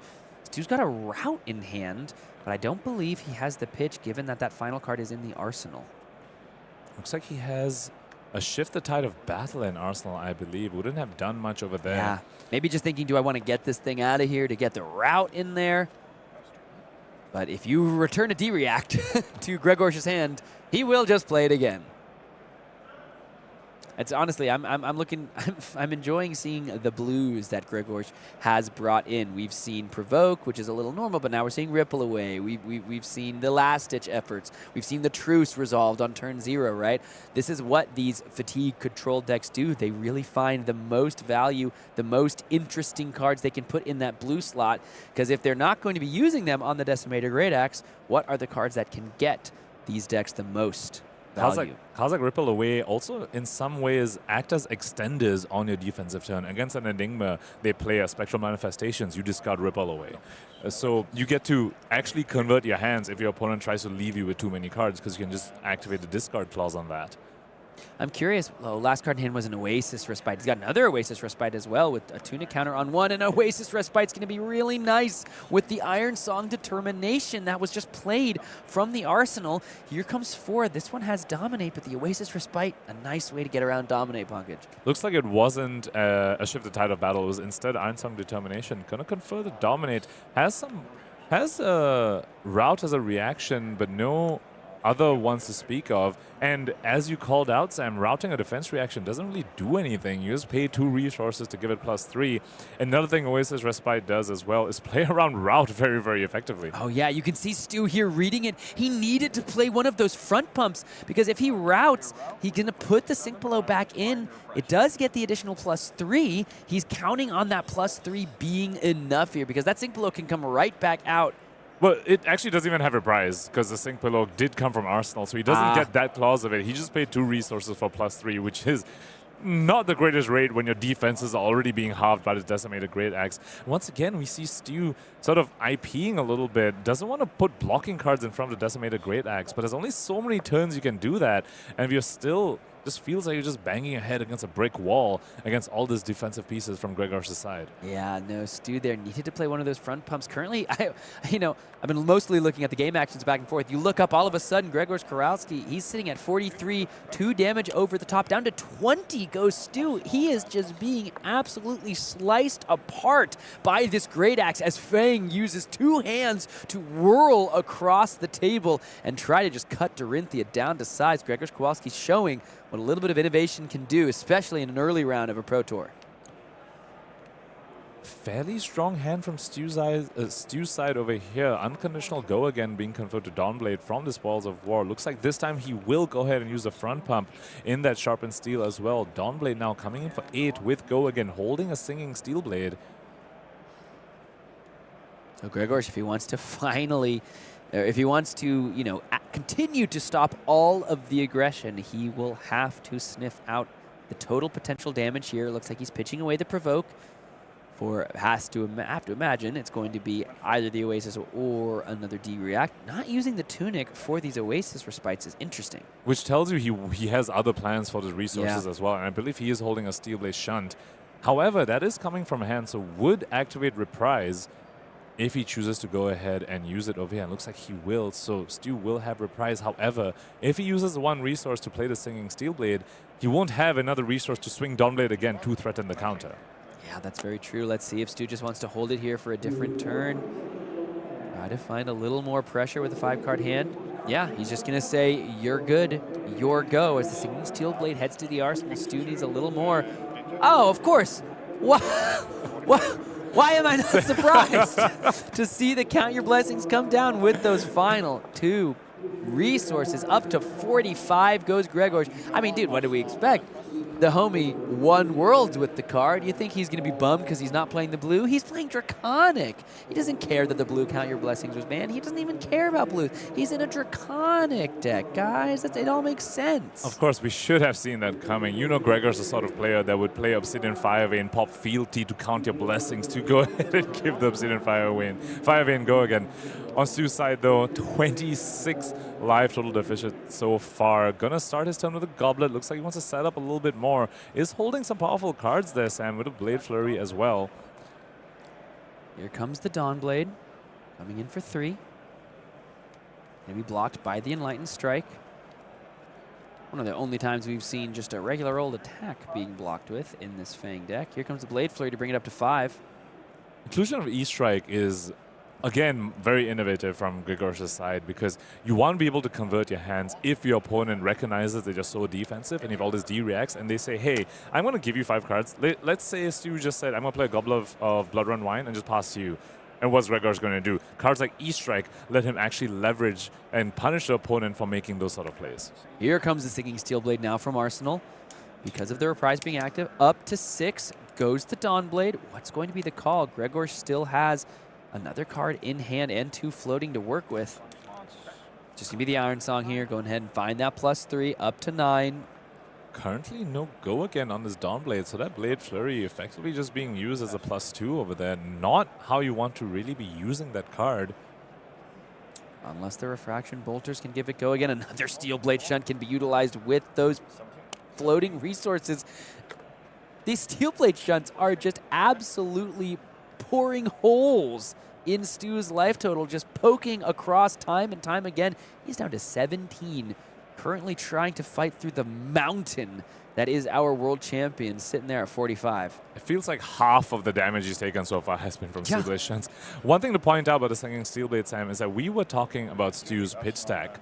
That pitch stack just got ruined with the shuffle from Singing Steelblade. So those cards, while the threats still remain in the deck, the Ironsong Determination and the Steelblade Supremacy, they're not together anymore. That pitch stack's not a thing anymore. Stu's going to need to start all over again if he wants to set up something big to get over the life gain and the defenses from Grzegorz' side.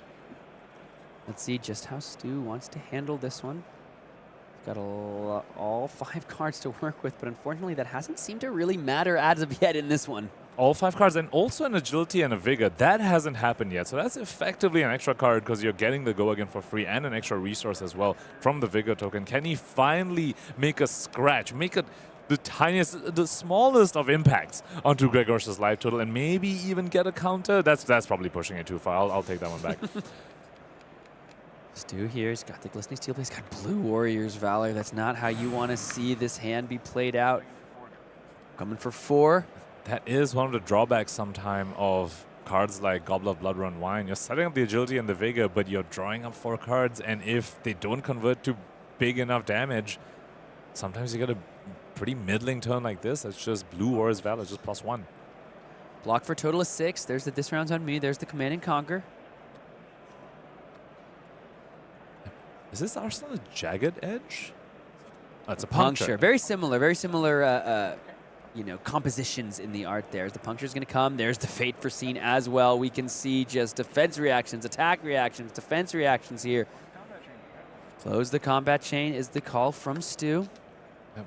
And no use for that go again. Just going to go ahead and Arsenal that sink below. And yet again, that was a setup turn, the Goblet of Blood Run Wine setup turn from Stu that just amounted to nothing. And falling further behind is he as Grzegorz resolves a red Counter Blessings this time, going up to 49 against Stu's 17. Here's the thing, when you face the Count Your Blessings decks, you need to be able to put enough pressure that those first Count Your Blessings are too challenging to resolve, too dangerous to try to resolve. You're punished for having the no blocks because your life total is so low. I look up, all of a sudden 17 is playing 49. The mountain, the absolute veritable just complete destruction that Stu would have to put forth onto this table to be able to take down this game. I'm not sure I've seen the just capabilities of this Dorinthia deck to even do it.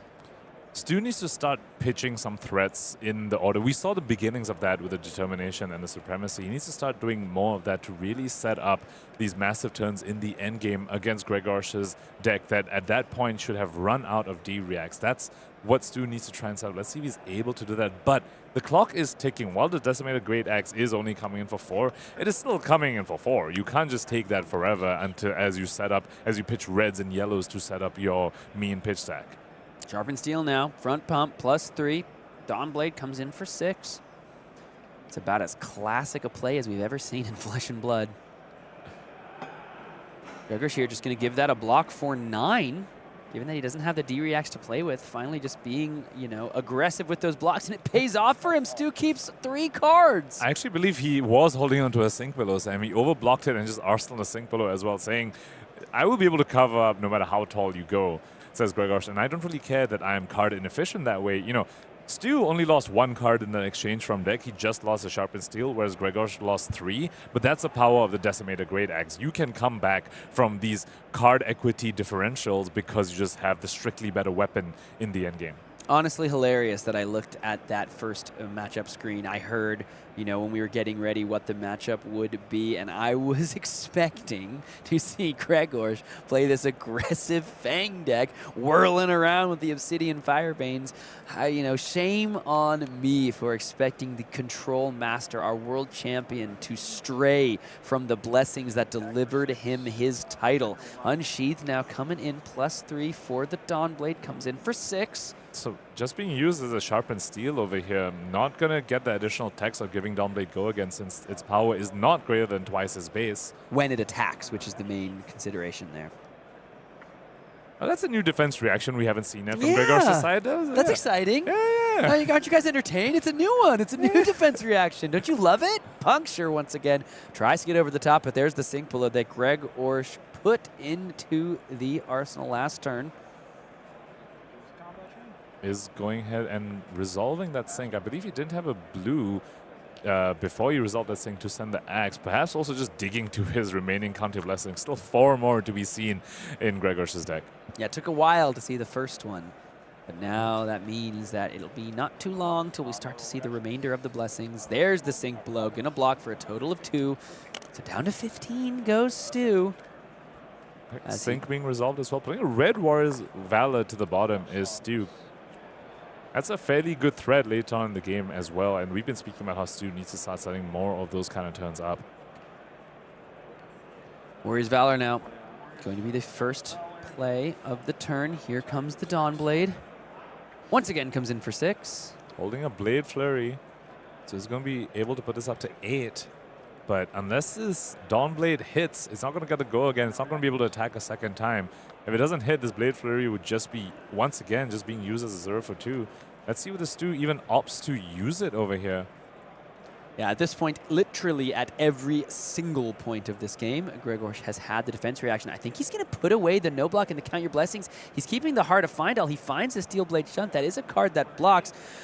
Unfortunately for Grzegorz, if he does pitch that Heart, he's not going to gain the life because he's not lower life. I'm not sure if Grzegorz will be able to come back from that loss of value here. Absolutely, just pitching the Heart of Fandal for 3 value. He must be devastated that he can't get the extra life gain from that. Oasis Respite coming out to cover the Blade Flurry. Once again, Stu is winning the sort of card equity exchanges in those offensive turns. Yeah, looking at Grzegorz' deck, it is very thin because he keeps overblocking, because he keeps putting more cards on defense than Stu is putting on offense. But that life total is what Grzegorz can leverage later on to make that deficit. But that life total, though.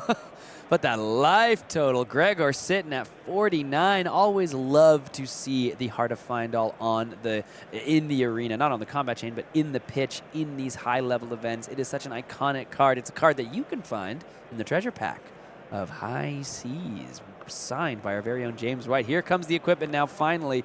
This is not going to be good. If he chooses the Grains of Blood Pill, I believe it would just die. Oh, no, it's non-equipment.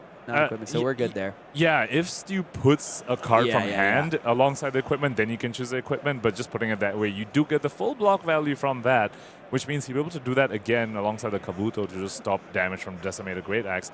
Given that he uses equipment over there, though, what sort of big turn does Stu have planned over here? Not starting with an Iron Song Determination, though, so once again, Grzegorz perhaps just going to overblock a bunch, as we've seen him do so many times. Here comes 4 block from the brothers in arms with the pitch of the Battlefront Bastion. There's the defense reaction from the Steel Blade Shunt. If we're talking about like true innovation in this list, this is one of the best decks I have seen in recent years, honestly, utilizing floating resources on defense. I mean, it reminds me of Oldhim. It reminds me of these incredibly defensive stalwarts of the meta. Steel Blade Shunt being a way to just move through that pitch. He's so efficient. Steel Blades and Count Your Blessings and Oasis Respites, he's not wasting any value from pitching that card for these potentially inefficient plays if you don't have your Tunic up. Pitching the Brothers in Arms, that really reminds me of the Phantasmal Footsteps pitch that got him his World Championship win. You pitch to Phantasmal Footsteps and then you pay for Count Your Blessings. That's how he beat Mercy Bickle in the finals over there, and we're seeing that over here with the Brothers in Arms instead of an equipment piece. But speaking of equipment pieces you can pitch to, Quick Dodge Flexes. We haven't even spoken about that yet. That's yet another defense reaction on board for him to cover up the tricks that Stu might have, and then have those floating resources to pitch to efficiently, 2 cards like Brothers in Arms, 2 cards like Count Your Blessings. To your point, Sam, yes, this is incredible innovation coming out from Grzegorz over here. 4 damage once again. Stu, I don't think blocking's going to help you, bud.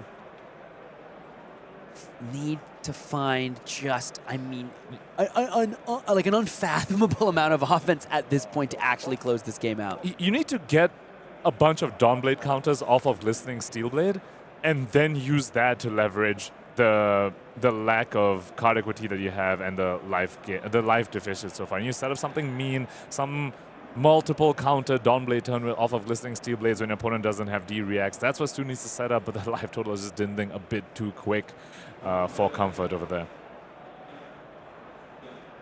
Here comes the Dawnblade. Provoke has been pitched by both players.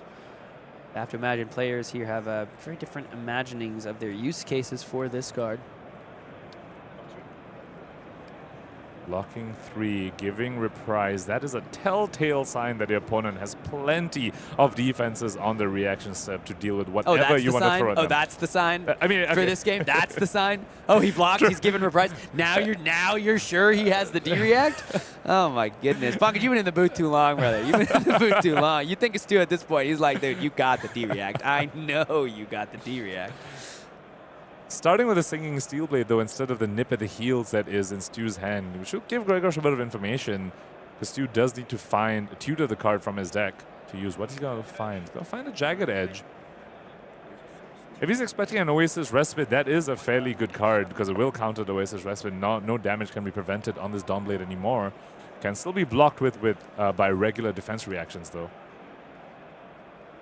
Here comes the follow-up from Grzegorz. It's going to be that all you got. Currently blocking 6. Pass reactions. Pitch into the quick dodge with the red. Pitch away the sigil, put the quick dodge in front of it. And that's something you can do against Dorinthia, right? Once you stop the first chain link, there isn't a second one coming. So it doesn't matter that you pitch a red or you pitch a blue. You don't need to activate the quick dodge again this whole turn because Dawnblade can't attack again. It never hits, and Dorinthia never triggered. So Grzegorz says, cool, I'll convert the card to stop that hit. And here's Hammer of Axe for 4. Coming in for 4, pitching away that this round's on me. Really, again, such a heads-up, skillful call there from our world champion. Just making the call. You don't have the way to get going in. You don't have the way to get over the top. I can pitch this red to my quick dodge, keep the blue to continue the pressure, come in for 4.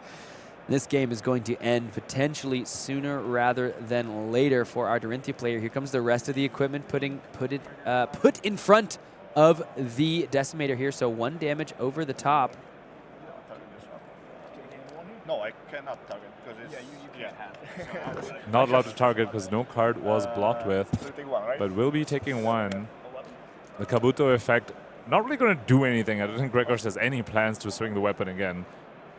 Although it would be really fun if he comes up with a Twinning Blade in that Fang list. I, for one, would be shocked.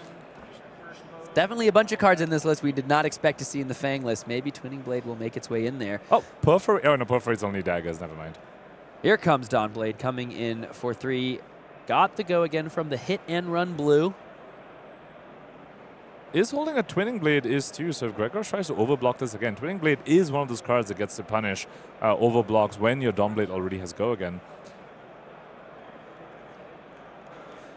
Pitching a yellow defense reaction to the Brothers in Arms, just heralding even more defense reactions in Grzegorz' hand. Gonna let the chain link resolve. Twinning Blade. This is the first time we're seeing Dorinthia attack twice with her weapon all game. I'd say gotta feel good for Stu. I don't think it feels that good. Especially not when you just took yet another damage from a blue Steel Blade shunt coming your way. Grzegorz once again still overblocking by 1 on both those Dawn Blade swings over there. And that's a Twinning Blade gone, Sam. We speak about a big turn that Stu needs to set up. I think it involves that card. It involves Twinning Blade, Ironsong Determination, some go again.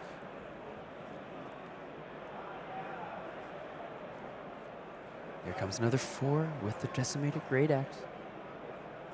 Speaking of big turns, I mean, I see Glistening Steel Blade, Ironsong Determination, and Steel Blade Supremacy in that hand. And a blue. Does he have a reaction arsenal to go with it? However, I don't think we're late into the game yet enough that Grzegorz isn't sporting a defense reaction arsenal. Just the way he's been blocking these past few turns, there's certainly one there. And the armor is still up as well, Sam. You try and play Ironsong Determination, he's just going to go in and put his armor, defense reaction arsenal, and stuff out that strong turn anyway. Oh, yeah, the Glistening Steel Blade is just going to be used to block. The writing, I think, is on the wall here. Down to 8 goes Stu, and the Decimated Great Axe might just decimate the rest of this one. Let's see what Stu can put together. But I think this one might be ending in the favor of Grzegorz. Here comes Steel Blade Supremacy. Here comes the Ironsong Determination. So looking just to get this thing so big that the card can be drawn and the Refraction Bolters can give the go again. And still representing an attack reaction in hand is Stu Fraser over here. This does have Dominate. Will Grzegorz finally use some armor? I guess he used the Quick Dodge Flexes. But those Brave Forge Braces currently completely unblemished. Reaches for it. Just blocking for 2 means he wants to use a defense reaction from hand as a Dominate. And no pump to speak of from Stu's side, so didn't even need to use a defense reaction from Arsenal was Grzegorz. Going over to his side, sending the Great Axe. The Great Axe once again comes in for 4.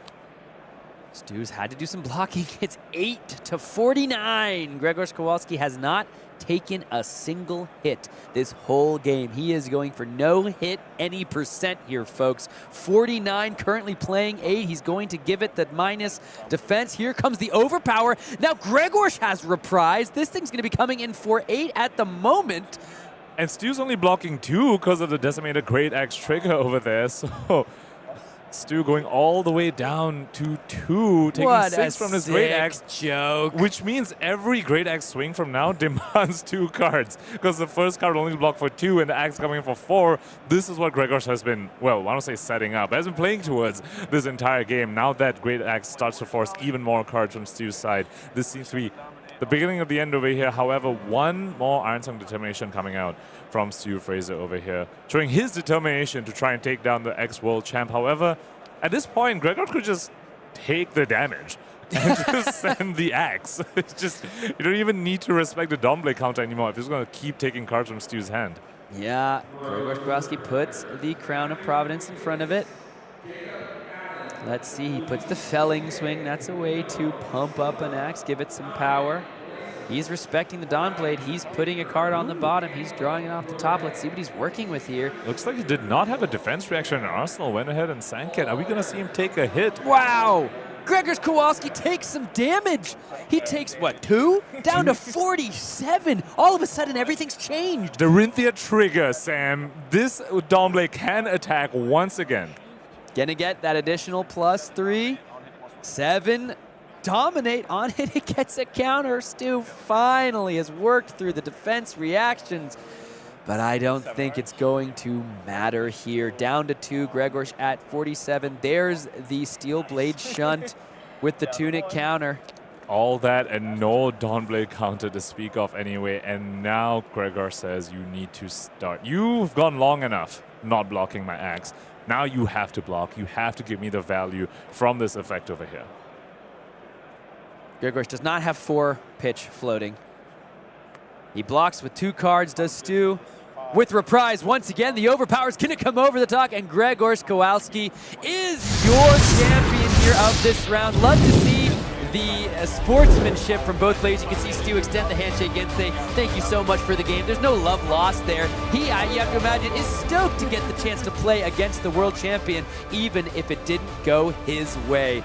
Grzegorz Kowalski though showing the type of innovation that might lead him to another major finish here. Will Decimator Great Axe be able to take him all the way? I won't be like, man, that was a nail biter back and forth. Oh my God! But it was a really great representation of what these top players do when they are trying to break a meta, break open a Pro Tour, and punch their way into a top 8. They fall back to their favorite cards, and for Grzegorz, it's Count Your Blessings, alongside a whole bunch of defensive tools. But to his credit, he did innovate, and a very unexpected Fang list. Clearly, Stu was not prepared for that, did not have the tools he needed to beat Fatigue. I'm not even sure if he presented over 60 cards, and Grzegorz shows what, what the unexpected, the value that can just give you in your Pro Tour London run. Yeah, now listen, we don't always like to let players come back to coverage right away. We want to give them a break, but there is an exception we are about to make, because we have a player here for you in our feature match next round that you just saw, but the matchup is just too good. It's too exciting. The names are too delicious. You're not going to want to miss this one, folks. We have gotten 2 more incredible games for you in just a second, so I do hope you'll stick with us. We're going to see some scenes here as round 1 has come to a close. We've got so much more on the docket from Pro Tour London. We've seen Shoma, we've seen Pudding, we've seen Grzegorz. Who will we see next? Only time will tell. Round 2, right after this.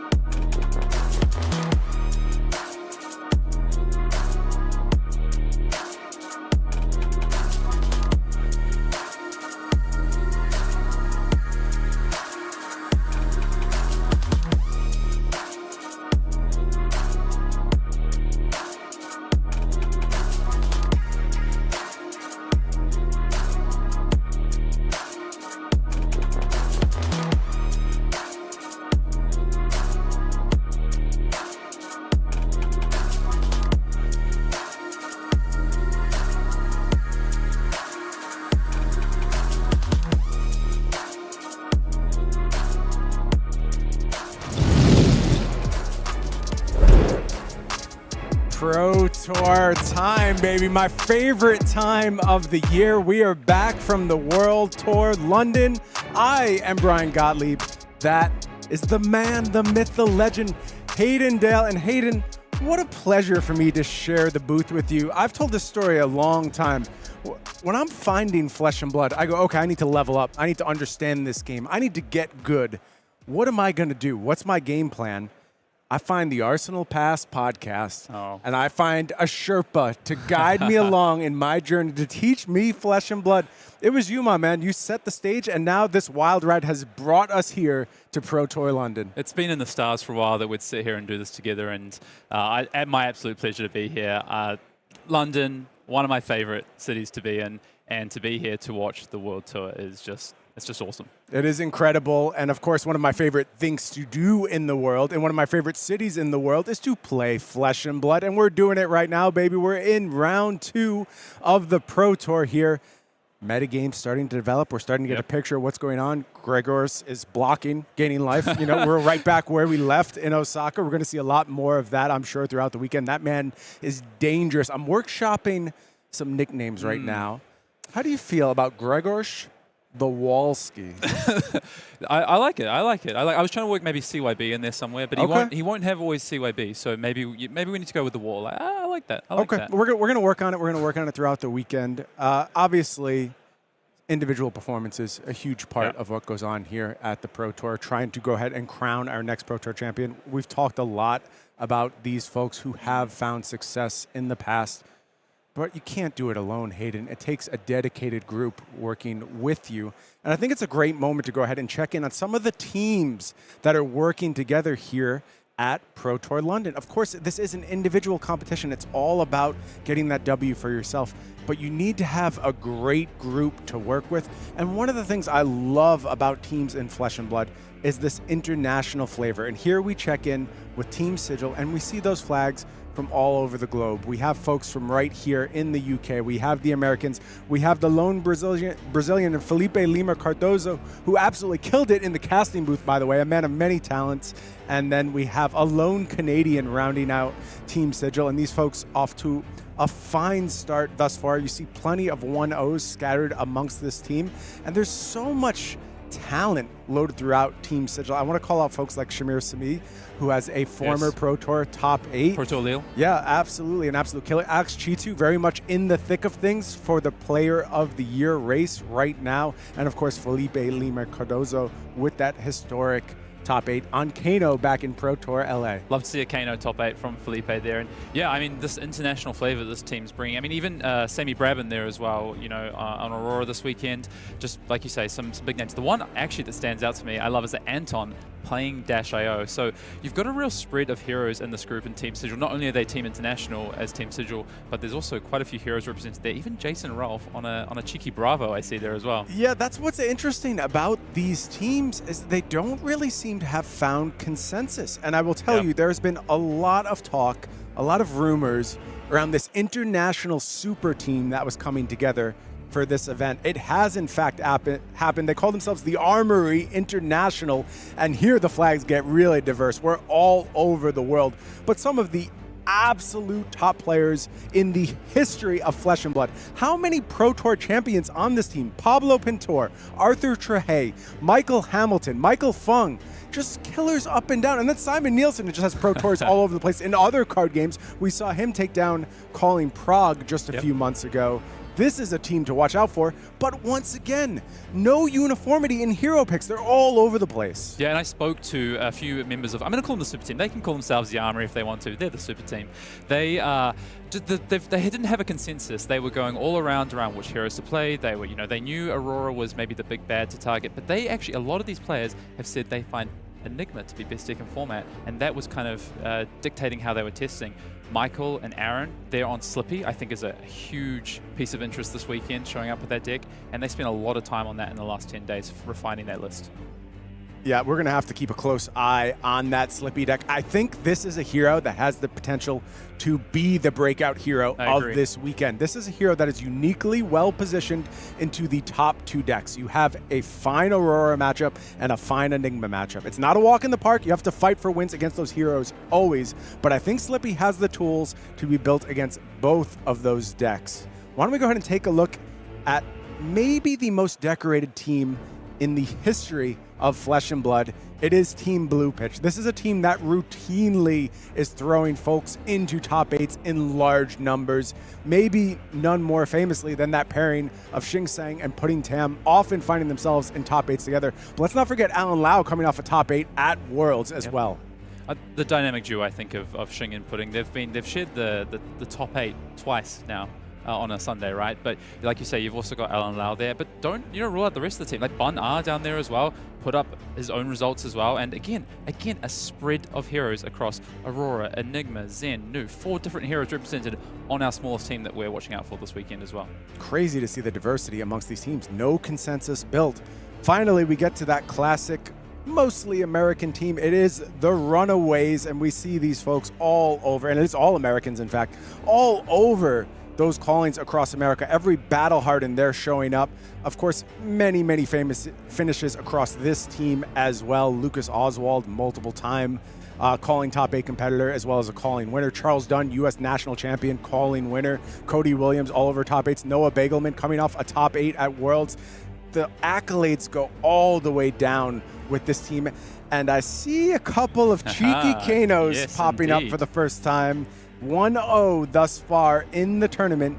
Hayden, you know a little something about bringing Kano to a Pro Tour, and maybe people aren't respecting it. Is that what's going on one more time here? I was thinking, is history going to repeat this weekend? I'd heard from players, I'm an Aurora player. Do I need my Shock Charmers? I'm an Enigma player. Maybe I just run AB1. It's the grounding of that kind of what can happen when that happens is Kano finds success. So interestingly, I think this team has a little bit more consensus on the Aurora and Enigma side, but there's still 2 Kano players here and a Dash.io, and Dash.io is another one I've got my eye out for this weekend. Yeah, my longtime friend Connor Bryant picking up Dash.io is an absolute master on not only that hero, but the Mechanologist class as a whole. Waiting for his first breakthrough finish. We'll see if he can put it together here this weekend. We're going to be keeping a close eye on these teams throughout the weekend. It is a portion of the story, but of course, as we mentioned, the World Tour, the Pro Tour, it's about those individual accolades. And individual accolades have been gathered by Michael Hamilton faster than anyone else in the world. That man is down in our feature match area this round, and he's playing Arachne Slip Through the Cracks. What do you think about this hero's positioning in this metagame? We said, potentially well-positioned into Aurora, well-positioned into Enigma. Have you seen anything in Hamilton's list that makes you feel like he's found the secret sauce here? I was surprised. That's what I wanted to see. I was expecting to maybe see something, extra special, extra spicy. I think what they've landed on in Team Armory is just a really good Slip Through the Cracks deck.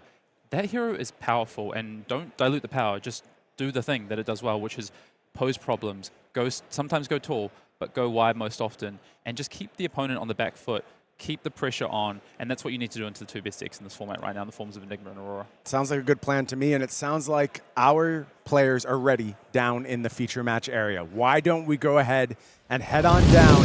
And it is going to be a returning player already in round 2. Look, usually we wouldn't put someone in the mix this quickly for the second time, but Pudding Tam is facing a murderer's row of competitors to start Pro Tour London. Just took down Shoma Yamamura, Pro Tour champion, now has to face perhaps the greatest Flesh and Blood player of all time in Michael Hamilton. Yeah, if Pudding makes a 3rd Pro Tour top 8 here this weekend, he can say, I did it the hard way. I did it the hard way.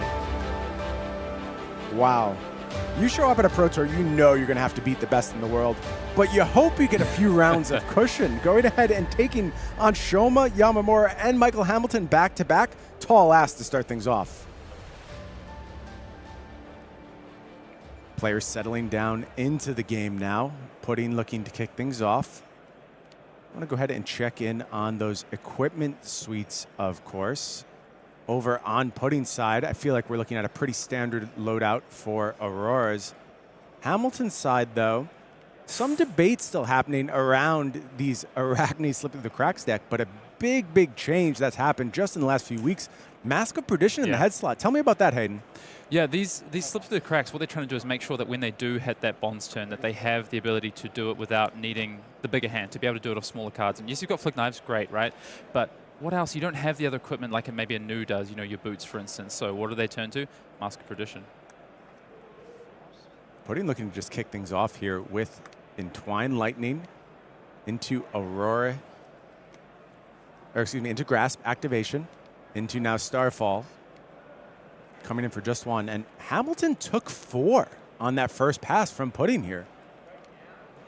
I'll take the wrench, Yeah, Hamilton kicked off our game, set something up in Arsenal, and is now just taking this force straight to the face. I do wonder how aggressive this matchup is going to be with Hamilton. Is he going to be trying to, but there you go, that all you got. I was wondering what defense reactions we might see from Hamilton, and that all you got has been one that we've started to see a lot more in this format, particularly for the Starfall. That is why people are playing it. Block that Starfall, get the value off of that all you got. Yeah, such a perfect block in this format right now. You get it routinely, and you do get to pick up that card. Pudding does have a bit of a sidestep there in the Electrostatic Discharge, able to amp a little bit down the chain. Is that Arcanic Shockwave going to go ahead and push up to 7? Hamilton happy to commit a CNC to the defense, take a little bit more damage. Slippy, though, starts at a lower life total, starts at that precarious 38, and took a bunch on this first salvo from Pudding. Hamilton already down to 29 here. Is going to pick up an extra card, though, from that all you got. Takes up the Tunic. What does Slippy have to offer on this turn? I saw a pain in the backside, but we're going to start with the Stealth by the looks of it. Infiltrate. I really like Infiltrate out of these Slippy decks. It's very good in this matchup. Very, very good in this matchup. You can play every card pretty easily off the top of that deck for Aurora. And I think that's why this hero is starting to find success. Just these niche cards, things like Infiltrate, starting to go ahead and get some extra value here. And you see Pudding wants to go ahead and commit a couple of pieces of equipment very early on in this game. That's big. Getting equipment, you know, if you're Michael Hamilton in there versus Pudding and you see 2 pieces of equipment come across early, that is a good sign. You know, your goal as an assassin is to get through those pieces of equipment so that you can force those on hits in the mid game. Hamilton rolled up with reactions here. First one going to go ahead and come out in the form of Razor's Edge, and the second one follows. 9 on the Infiltrate from Hamilton. Expect this will succeed. What will be the pickup off the top of the deck?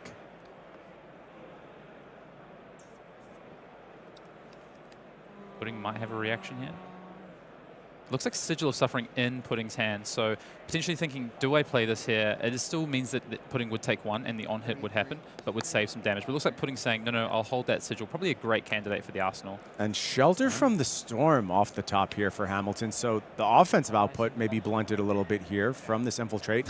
Pudding is going to go ahead and take a read and look at that timing window, but it does allow Hamilton to play until his next turn. It does. Yep. Pudding just checking, will this Shelter be played against me in my turn? The answer? I think you feel pretty good about that pickup, Hayden. Yeah. I mean, it's a 0 for 4. Yeah. Numbers are good. You expect Pudding to, at some point in this turn, come in for 4? You know, Pudding has a Sigil. What is Pudding going to lead with, though? Kicks things off here with the Entwined Lightning, revealing Skyward Serenade. Powerful new card from that Aurora Armory deck. Going to go ahead and juice up this Entwined Lightning, giving it go again. 4 on the attack here. So it looks like Pudding's just stacked with 0 for 4s here, which is, you know, that's Aurora's game. Standard Aurora. That is what you expect. This matchup is really interesting. I think one of the things that Hamilton, you know, Hamilton did take a big chunk of life here against Pudding, but one of the things that Michael needs to do is he needs to beat the CLV clock.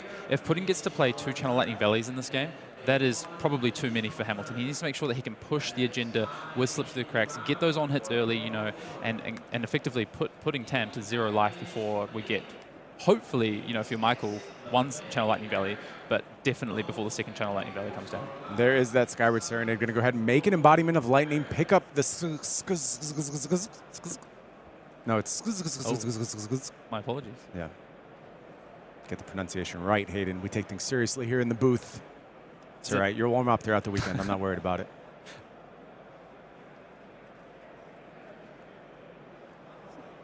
Michael has a decision here. Art of Desire, body in hand. Just going to go ahead and defend with the Marka. The Black Widow here takes a little bit of damage over the top. Second strike now turned on for Pudding. More 0 for 4s. And Sigil last card in Pudding Tam's hand, which is a really nice arsenal in this matchup. You want to... Michael, doesn't have, there's not a, there is a good chunk of on hits, but there's not as many as maybe, say, Nu or Marionette has. And so a well-timed Sigil of Suffering can make sure that, you're not going to be up against a turn of an on hit. There might only be one on hit in the turn. Hamilton does look to defend here with that Persuasive Prognosis. I believe has an Art of Desire plus Shred to go ahead and play against Pudding here. Pudding going to go ahead, stash a card for the future in the arsenal. Hamilton with a card ready in the arsenal. Tunic now up on this turn. Does lead with that Art of Desire. Body. Again, these cards take on such a new life in Slippy. They force you to go ahead and get involved in those early chain links. And that's trouble. You don't know if this is going to be the moment for the attack reaction or if it's just a future chain link that has an even more problematic on hit. I really like Shred in the Slippy deck. I think because of the, go again, like you say, the different play patterns that Slippy has versus some of the other assassins, it's always live. You're always presenting a 0 for 3. And the problem with 0 for 3 is it's not a break point. But when you have the Shred to push through the effect, you get the gain life off of the body, you still push the 4 damage plus take a card and get the breakpoint over the top. You get that life potentially. There's a lot of red cards in Aurora. Looks like Pudding working with another defense reaction here. I believe a couple of instants, though, in this draw. It looks like maybe a CLV combined with an electromagnetic somersault in hand. Yeah, and I think Pudding's now thinking, okay, how much do I commit to this Art of Desire? Because what if that's another on-hit in the arsenal? I saw Michael block with the Prognosis. He probably has another on-hit in there. If I commit too much to this and I have these instants in my hand, am I going to get blown out by something else? That is the problem. That is the fear. CNC. Command and Conquer, I think, is probably what Pudding Tam is most worried about right now. As is often the case throughout the history of Flesh and Blood, the hardest punish available is the Command and Conquer. And you see Pudding's going to go ahead and clear out that arsenal now, use the Sigil of Suffering. And I think that's a concession too. If this is Command and Conquer out of Arsenal as the last play, I need to make sure I get this out now. I need to play this now. Hamilton going to have a think here on this arcane damage. Looks like we're going ahead and moving counter off the Tunic, gets the resource to AB, and now it's time to go ahead and Shred. Priority gets past to Pudding and does have the second defense reaction here. Is Hamilton willing to spend even more from the arsenal, or is Pudding successfully thwarted that Art of Desire? What I like about how Pudding's playing as well is saying, okay, you're not attacking with your claves, you've seen a lot of reds, not a lot of blues, you haven't attacked with your weapon yet. So what I'm going to ask you to do is have to flick a knife if you want to get that mark effect. Otherwise, I am going to block out these on hits. And Hamilton's not interested, just going to stay patient, go ahead and pick up a new 4 cards, and that means things pass back to Pudding here. 3 cards at the ready, those 2 defensive cards used on Hamilton's salvo. Yeah, so Pain in the Backside sitting in Michael's arsenal, I think waiting for when that mark needs to be relevant. This is not the most impressive combat chain I've ever seen, Hayden, from this Aurora deck. It is just an empty Skzk here, coming in 4-3. Yeah, not exactly what Pudding wanted to see. You really want that Skzk to be coming in for 4. I think we had Lightning Press in Pudding's hand. I think we know the hand. I think it's Electromagnetic Somersault and a CLV here. So it's Channel Lightning Valley. There you go. It does. It looks like more to Hamilton. We know that Hamilton doesn't have the same luxury of going ahead and pushing a little button and getting a picture of Pudding's hand. Probably make the game pretty easy for him if he did. But he's going to go ahead and have a count, look and see where are those lightning presses. How dangerous is this? I mean, that is definitely what Pudding is representing here, is Channel Lightning Valley plus the Lightning Press potentially. But that would mean no Lightning card in graveyard, in pitch to keep the Channel Lightning Valley. So I don't think Michael has to be too worried about that. You have to get pretty, potentially a little bit lucky off the top, Pudding Tam to be able to then pitch and make an embodiment off a Lightning Blue. Yeah, and Hamilton said no blocks here. And now we go ahead and crack those Snapdragon Scalers. If you're Hamilton, you're happy to get that out of the arena.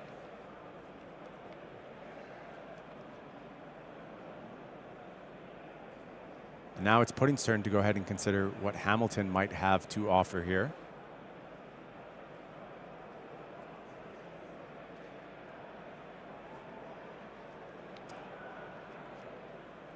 Yeah, Pudding, I think, just passes. Was thinking about the Channel Lightning Valley, but the problem is if then Michael has the defense react, that Channel Lightning Valley loses so much value because Pudding can just maybe keep it around for 1 turn, but you want to get 2 cards out of it. You want to try and guarantee it. So really where Pudding wants to make sure that Channel Lightning Valley is played is on a 4 or 5 card hand, which of course is what Michael is going to continue to try and keep putting off of. Interesting use of the Snapdragon scalers here. Really a bailout for putting Tam. It was not used to go ahead and reach that power apex. It was just used to make something out of a pretty bad hand, honestly. Is able to offer 7 damage, though, but Hamilton completely loaded up this go-around and kicks things off here with a pain in the backside. I love this card in the Slippy decks. Yeah, I think that we didn't see this initially out of the Slip Through the Cracks decks, and now we're seeing it more and more, and I mean, the card is powerful. The card is very powerful. Yeah, uniquely does not use up the dagger on hit. And we know Pudding has already committed quite a bit of equipment to the defense thus far in the game. You want to avoid on hits whenever you can, but it's a challenging task against an assassin. And Pudding has to know that there's a mark relevant effect coming here, because Michael has been so patient over the last 2 turns with that pain in the backside in Arsenal. It only follows that, okay, Michael has chosen to use this now. There's going to be a mark relevant effect here, probably.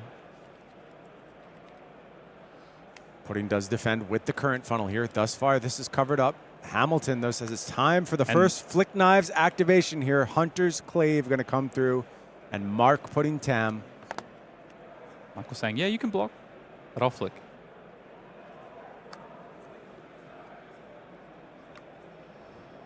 What will that mark follow-up be, though? Close the chain. Yep. Scary to be marked against an Arachne. Slip through the cracks. Oh. Orb Weaver Spinneret picks up the Graphene Chelicerae. A whole different set of daggers now that Hamilton's working with. I love this play from Michael. Michael almost baited Pudding Tam into blocking that pain in the backside.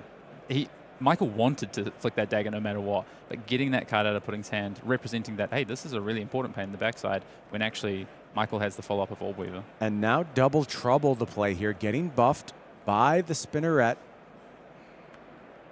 But there are some extremely dangerous things that Hamilton can do from this position.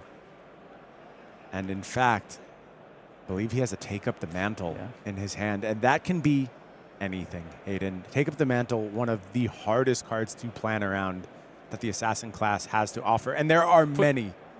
Pudding sees it, though. Pudding goes straight to the graveyard. Immediately checking. Yeah, this is why Pudding is one of the best players in the world, though. It can see this coming and says, okay, what do I have to worry about here? But Michael did pick up a turn of blocking with a Persuasive Prognosis and a Mark of the Black Widow, so has a couple of potentially strong targets to pick from, although that is a blue mark. What a treat to start our stream with players of this caliber. You're just seeing the levels of decision making they're having to go through, how much they're considering every single turn. And this is the strength of Slips Through the Cracks. Pudding Tam here has a Channel Lightning Valley that he's just drawn. And in Arsenal, a Channel Lightning Valley from the previous turn, more no blocks up against a hand here where Michael on Slips Through the Cracks is presenting a lot of on hits potentially. Yeah, and no blocks from Pudding. And you saw an almost knowing nod there as Take Up the Mantle comes down. What is the banish here? I believe it was Infiltrate, so looking to get even wider is Hamilton, goes ahead and reveals, and it's a Channel Lightning Valley. The third one. Yeah, Pudding's a bit used up on those now. Can Hamilton find a window to go ahead and get value out of this Channel Lightning Valley? I see it. I think it plays fine on the next turn, particularly in conjunction with Flick Knives. You're basically guaranteed to go ahead and pick up an extra card. Yeah, wow. That's a fairly reasonable hit there. Rather than just taking a card from Pudding, you're saying, well, I'll just get a draw card on my deck. And seems pretty good. Now, what can Pudding make of these 2 Channel Lightning Valleys? Can he find a spot to maybe go ahead and get a double trigger and really push those damage numbers sky high? Starfall kicks things off from Pudding Tam. Attack for 1, surely this is it for the turn. Itching the Channel Lightning Valley. Yeah. I think this is, I mean, the body language plus the pitch of the Channel Lightning Valley, I think might tell Michael a thing or two potentially. You see the furrowed brow from Hamilton. I think that is exactly the read he's going to make in this scenario. Sniffing this one out, I think. What are the defenses, though, here? What do you want to go ahead and prevent if you're in Hamilton's seat? What can you afford to play around? That's always the question. Yeah, the challenge with a hero like Slip Through the Cracks is you don't have a ton of defense on your equipment, right? Are you going to give up your Flick Knives to stop a breakpoint? Probably not this early in the game, right? Are you going to give up the Mask? Maybe. Yeah, Mask is fine. But there is that Channel Lightning Valley, and you see, again, a knowing nod from Hamilton. Takes the 2 damage here, so Pudding is going to go ahead and pick up a card. And that CLV is set to stay around for another turn with the other channel, Lightning Valley, already pitched. Are there more fireworks from putting Tam? This feels like an important turn to me, Hayden. Yeah, definitely. I think from Michael's perspective, not trying to commit to the Starfall and block that, is that if Pudding has 2 0-for-4s in hand, Michael just knows that I can't stop that. So I think Michael just saying, I have to let it go, and then punch back on the next turn, punch really hard, and hope that you can't then get another draw off that channel Lightning Valley. Make it worth only 1 card draw. One of those beautiful promo snatches that were actually revealed by Team Blue Pitch, now going ahead and getting into the combat chain for Pudding. But Snapdragon Scalers have been used here. Does this get go again in any other form, or is this the end of the turn for Pudding? If so, you expect that this draw could be wasted. Can Hamilton find a spot to maybe block with a little bit less here? Yeah, I think this is going to be it for Pudding. I mean, the best case scenario would obviously be Lightning Press. We haven't seen one of those yet. Multiple Lightning Presses potentially. Double Lightning Press. Yeah, I think that's the actual best case scenario. Yeah. Or Lightning Press plus Embodiment creation. Set up for a strong 5-card hand with your channel Lightning Valley. Sure. But I think Michael just wants to, like I said before, come back and punch harder. We know play this channel Lightning Valley, potentially cycle a card, go again on the first attack. Looks like double Leave No Witnesses in Michael's hands, so happy to commit one of those. Good disruption. Maybe wants to go ahead and get one of those out of hand. And it is the Lightning Press here that's going to go ahead and move this snatch up to 7. 4 damage heads Hamilton's way. Another card going to be drawn by Pudding. Suspect you are right, Hayden, and this turn will probably close with an activation of the Aurora ability. Current funnel is pitched. Embodiment of Lightning is made, and a card going to be put into the arsenal for the next turn as Pudding looks to continue this onslaught, but Hamilton loaded up now with Disruption. It is a combination of Leave No Witnesses, Persuasive Prognosis, and Orb Weaver Spinneret one more time here for Hamilton. How's he going to put it all together? This looks like a prime turn for a Crown of Providence from Pudding's side, but we see another Sigil of Suffering drawn from Pudding here. Could be a good moment to find the D-Reacts. Let's see if Pudding wants to go ahead and give us a little peek here. Holding those cards pretty close to there we go. Thank you, Pudding. A little tease from Pudding there for you, Ryan. Okay. Okay, keep your secrets then, Pudding. Keep your secrets. Infiltrate one more time for Michael Hamilton. Feels like he's played an Infiltrate every single turn of this game, honestly. Yeah, this is just... Michael wants to play with Pudding's deck. Michael deciding not to play Aurora this weekend, but also trying to play Aurora, He's apparently. just saving a few dollars. He knows Pudding's going to show up with this beautiful foiled out Aurora deck. He can just go ahead and play his Infiltrates, take the cards he wants. Yeah, look at that Lightning Press as well from Pudding. Aurora is a fun deck to max rarity. There are some truly beautiful cards. It's the new Prism. Yeah, I think so. You see it quite often. So I think what Pudding's thinking here is, what is the follow-up? Like, if I don't, or I do stop this, which I think is what Pudding wants to do. Pudding wants to block this. What is the follow-up? But also, what if there's a reaction and then a follow-up? Hamilton going to go ahead and fire off Pudding's channel. And it's time for Flick Knives on the Chaliceray. So Michael has no attack reaction here to push over the top with South, but going to go digging, try and find one. Yeah, take the gamble. I like this play. What does he rip? Oh, he got it. He found a take up the mantle. Big pickup from Hamilton there. That really opens this hand up, and he does deploy it. That's huge. What a hit from Hamilton. That's almost perfect, I think. It is just +2, but that's what Hamilton was looking for here. That's all he needed. Yeah. However, Pudding at the ready does have the Sigil of Suffering. Has Channel Lightning Valley as well, so this is asking Hamilton for a pitch. You really don't want to give Pudding a free card off that Sigil. Michael, no Tunic up this turn, but does have that Persuasive Prognosis in hand. Probably fairly easy just to pitch this here, prevent, swing the dagger, and then come in with that Leave No Witnesses. Pressure the arsenal. Feels like this hand has taken on so many permutations as it's evolved via the draw step, via Pudding's own plans. Slips Through the Cracks is just so fun to play. It is. It truly is. As you suspected, Hayden, it is time for the Hunter's Clave to get in the mix here. Yeah, this is prime time for a dagger attack as well. Because you're forcing the mark issue. So if Pudding lets us hit, fine. Now Pudding's marked up. But Michael's going to come on the lead no witnesses, which Pudding does want to block. So that mark is, in theory, going to stay around for a future turn, a future mark of the Black Widow, for instance. Although Pudding does have these two pieces of equipment, not so great against piercing, though. That is the problem when you face these assassins. Those daggers have a way of getting their influence over the game despite your equipment set. Piercing is annoying, Hayden. It's annoying to sit across from. The challenge for Pudding here is I'm not sure Pudding can afford to defend with any more cards this turn, because if not, I don't think Pudding can push the issue with the Channel Lightning Valley. I think if Pudding just has a card in hand and a card in arsenal, or potentially 2 cards because of a Crown of Providence being used, 2 cards Channel Lightning Valley, that's not particularly scary for Michael unless they're both 0-for-4s, and even then, Michael might not be too worried about it. Is there a world where Pudding considers using the Crown of Providence on this Hunter's Clave? I think there is. It depends on what Pudding thinks the follow-up is. Yeah, if you can read Leave No Witnesses here, I think there is some merit to considering that. What's the best chain ender here? I think it's Leave No Witnesses probably. Probably. And Pudding and Michael blocked with Leave No Witnesses last turn. So I think it's fairly likely that Pudding has the read. There's a second one, I think. I still don't know if that's the optimal line to take. It's certainly interesting.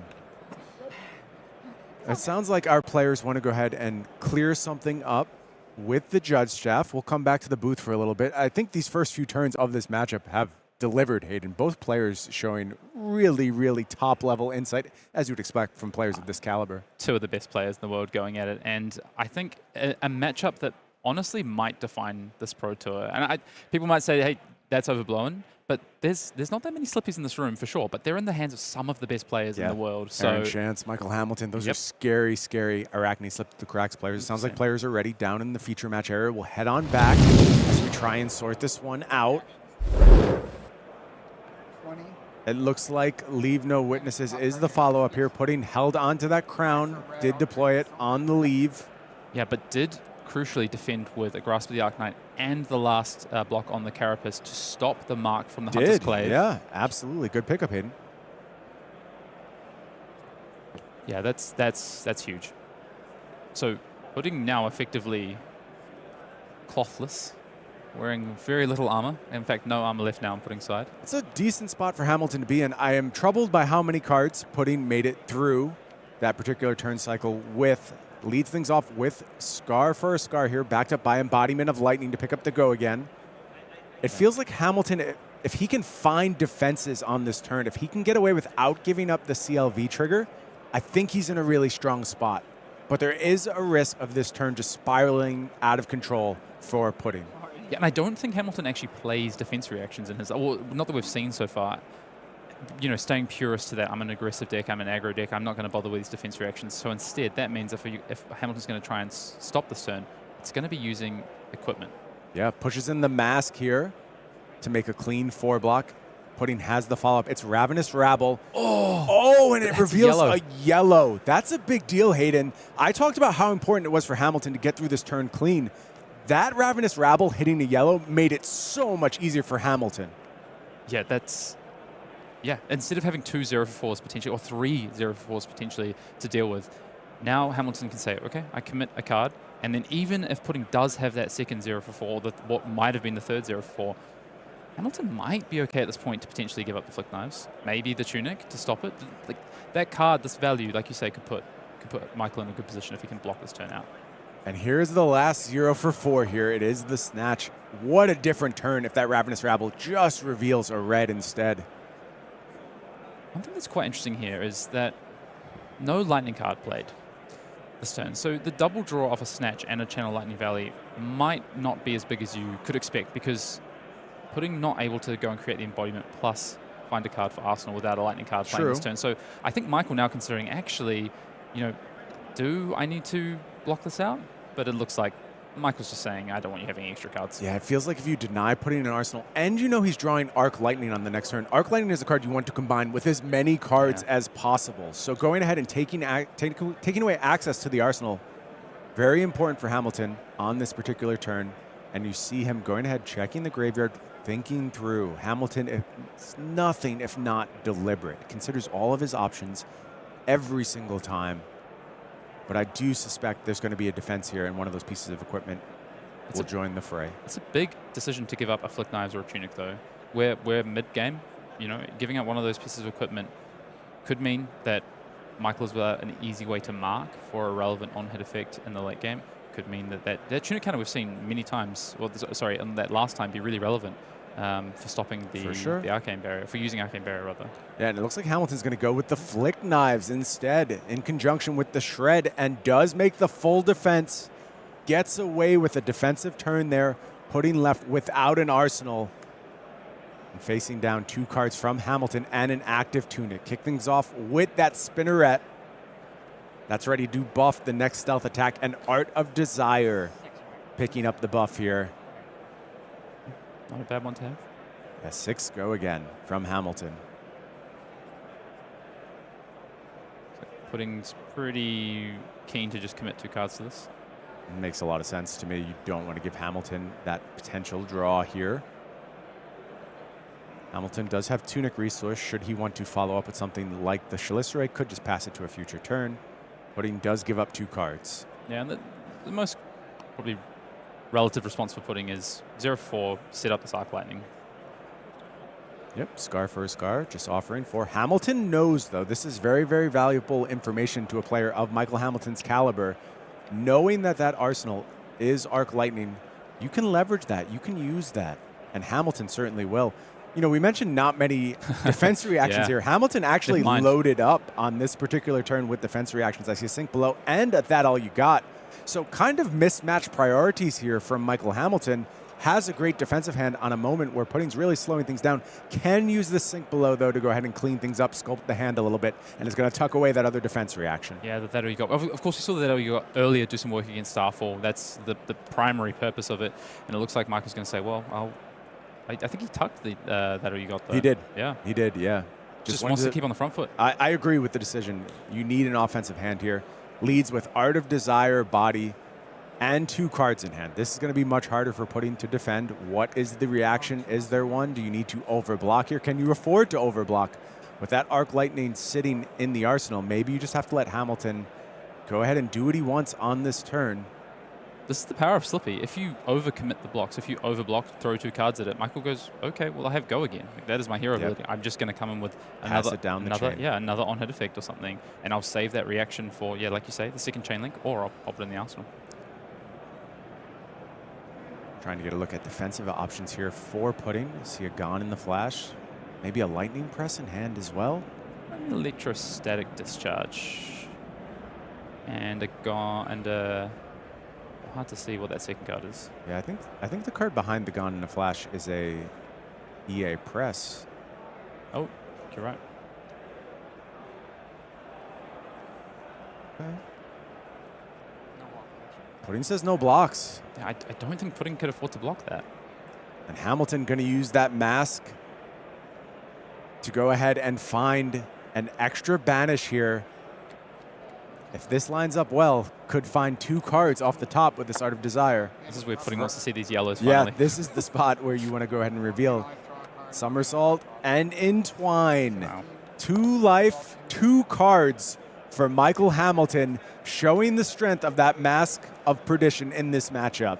Yeah, gets a breakpoint defense out of it, and then immediately uses it to draw an extra card and gain life. And how were the pickups for Hamilton? Tarantula Toxin in there. Double Tarantula Toxin, I think? I think you're right. Just one of them happens to be foily. Bonds of Agony available, and an Infect. Pretty good damage numbers from this hand for Hamilton. Yeah, interestingly, giving up that Flick Knife, though, means that Bonds of Agony has a lot less threat behind it, that's for sure. Very true, and Pudding not in the true vulnerable ranges yet. Still 17 life to work with. Feels pretty safe. Definitely. Hamilton likely just send the infect here then, I think, after the blade. Oh, and it was flittering charge. That makes sense. So really putting a high emphasis on stopping the mark. Doesn't want to get hit and marked. We've seen 2 pieces of equipment used the previous turn, or the turn before that, with the piercing, and then this time the flittering charge. Tarantula Toxin going to go ahead, buff this dagger. Pudding is going to take 2 damage here, and that means the Hunter's Clave gets through. Pudding now marked. That means Chelicerae is online. 1 go again on offer. Pudding couldn't declare no defense quick enough there. Please get this mark off of me. This is not how I want to live my life. In fact, the last card.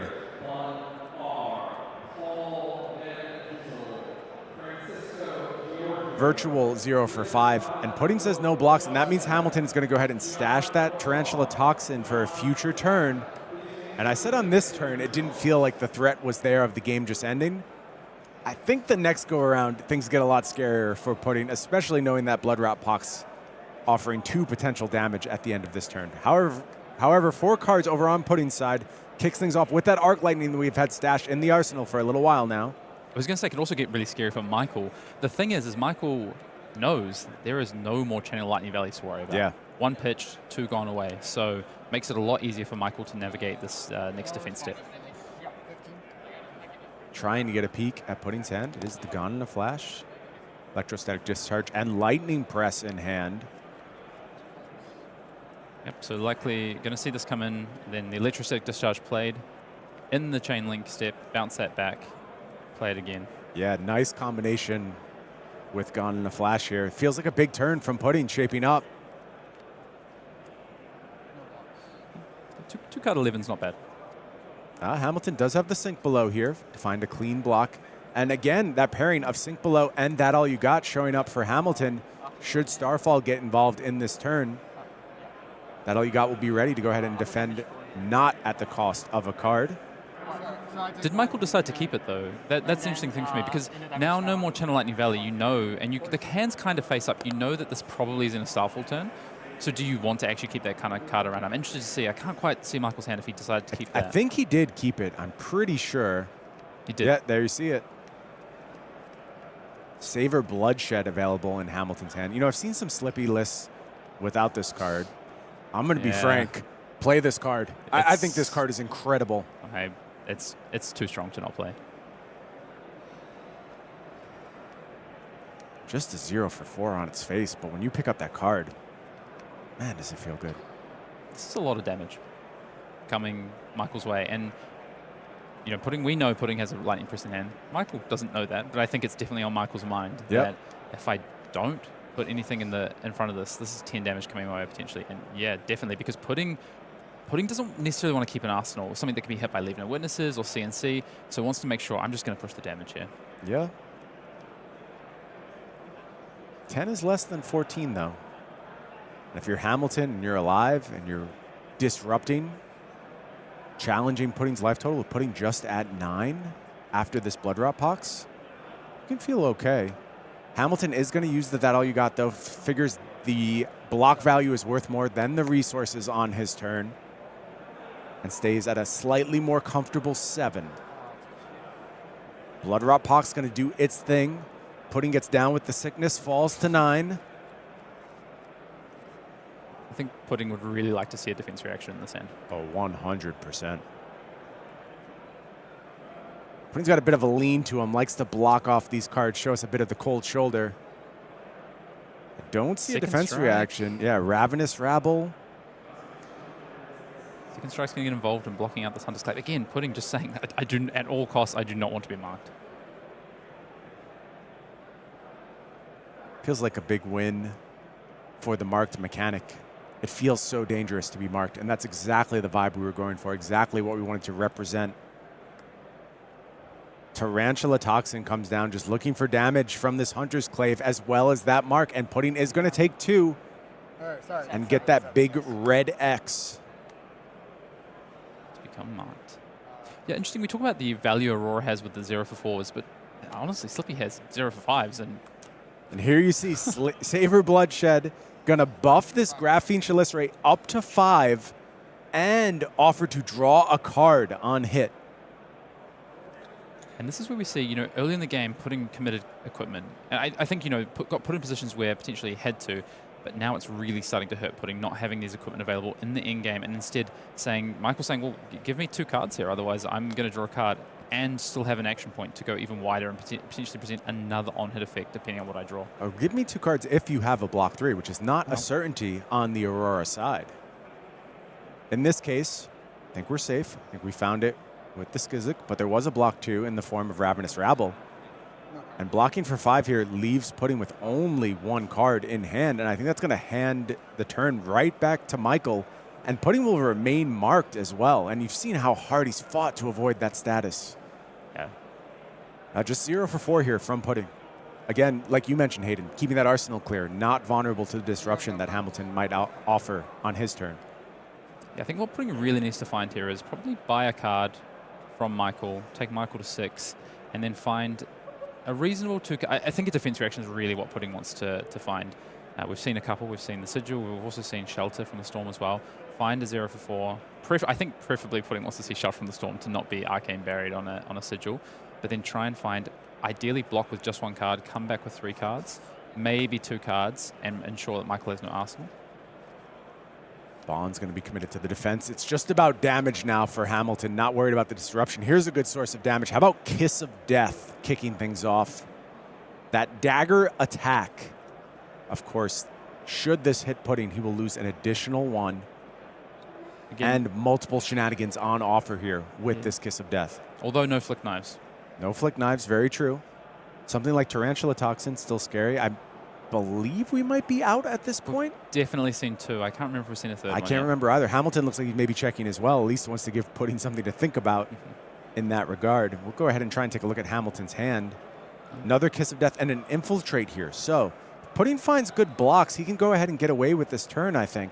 But he's got to be fearless. He's got to line up exactly the right number of cards. I was thinking before we even saw Michael's hand, Pudding's play here might honestly just be no blocks. Like, to find the line to win the game, it might be I just have to hope that Michael doesn't have a react this turn, has multiple attacks, and then I can block the second one that's going to present... Because you know Michael's never going to leave with the most threatening one, right? You assume so, yeah. So take this one and then block out the next one if I can, come back ideally with a 3-card hand, and hope that I can take 2+ cards from him. Players of this caliber, though, it's so deep, the level of mind gaming. 100%. Because Hamilton knows that Pudding knows that he would never do that, so maybe he should do that. He should be more threatening. And maybe Pudding thinks that also, and then goes one step further and does block it. It's scary. It's scary how deep you can go. Does Pudding have another 3 defense card? I didn't quite see in the hand. The 3rd Infiltrate of the match comes down over in Pudding's hand. Never really wants to let us see, does Pudding? No, he plays it very close to the vest. Flittering Charge. I think it's an Arc Lightning behind that. It's all 2 blocks. It is all 2 blocks, Hayden. Double Flittering Charge. Arc Lightning. Maybe Lightning Surge. Maybe Lightning Surge. But either way, all 2 blocks. All 2 blocks. All 2 blocks. And 2 cards are going to be committed to this Infiltrate here. Big win for Hamilton again. I'm interested to see if Pudding decides to swing this card, or now's the time to Arsenal and hope that Michael just has very little and you try and come back with a 3-card hand afterwards. And yeah, he does pass and moves to Arsenal, and now it's all up to Hamilton. 5-card hand at the ready this go-around, as well as a Razor's Edge at the ready. What's that back card? Leave no witnesses, I believe. But kicking things off with a front pump here is Hamilton. It's Saver Bloodshed one more time, and Pudding is marked. And this is going to go ahead and buff that Kiss of Death up to 7. That's a pretty good pairing right there. Not bad. Not bad. As we mentioned, Kiss of Death can get up to some shenanigans, Hayden. And I'll say there's one more shenanigan still left at this moment. It is the Razor's Edge in Hamilton's hand. Yeah, I really want to see if Pudding has a defense reaction in this hand. I'm not sure Pudding has a great line without one. Double E strike. There's I a think shelter. There's a shelter. There's a Okay. shelter. Can Pudding find the combination here? The problem is, again, no, this 7 attack is representing a breakpoint that is just so difficult It's for an Pudding. awkward number. An awkward number indeed. And he's going to defend for 6. And that's a bit of a problem because Hamilton can just go ahead and pass here on this Razor's Edge. Yes. There is some awkwardness if he passes, though. I'll say that. We can discard the shelter, right? We can discard the shelter. Yeah, true. And I think Very that's true. Michael's probably reading that. The problem is Michael has the Razor. So Pudding was kind of in a tough spot of, okay, if he doesn't have the reaction, I can discard the shelter and I don't get pushed over the top. But if he just has another good attack on the end, I only have a Rabble left in hand to block with. Hamilton asking how many cards left in deck. He needs to know how many possibilities are actually left for Pudding. Didn't look like Pudding had a lot of cards left in deck, was No, it was about 12. And Hamilton, I believe, sees 2 shelters when he goes ahead and fans through the deck. And I feel like that's the card he's got to be thinking about right now. 100%. When you see one breakpoint coming over. And just goes ahead and jams the Razor's Edge. And that's going to work out pretty well for Pudding here. That means he's able to find a clean block with the shelter. I saw a bit of a disappointed nod there from Hamilton. But I think this hand's still okay. What a play from Hamilton. I think Hamilton reads it and says, I need to draw the shelter out so that I have the leave no witnesses, and you can't stop it. Yeah. It takes you 2 life if you have to give me a card or not, but it's going to get your arsenal. I'm going to clean you out. That's very true, and we have a completely fine use of this Persuasive Prognosis here in conjunction with these daggers. That Graphene Chalicerate going to go ahead and hit, and picks up an additional card as well off that Savor Bloodshed. Really nothing Pudding could do there. Mike, what a play. I think Michael definitely sniffed it out and said, I'm going to force the shelter out of your hands. And he picked up Pain in the backside as well, so now this turn getting even wider. Can Pudding survive this turn? I'm not sure anymore, Hayden. This might be it. Yeah, the 2 block in hand for Pudding.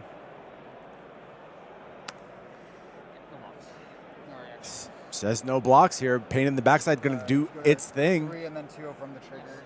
I'll have this dagger hit. Hunter's Clave marks Pudding one more time. 1 go again. Comes in for 1. Stays marked. Pudding falls to 1. And then we're going to see the last card here from Hamilton. It is the Leave No Witnesses. And it gets the fist bump. And Michael Hamilton takes down Pudding Tam in an absolute banger, Hayden.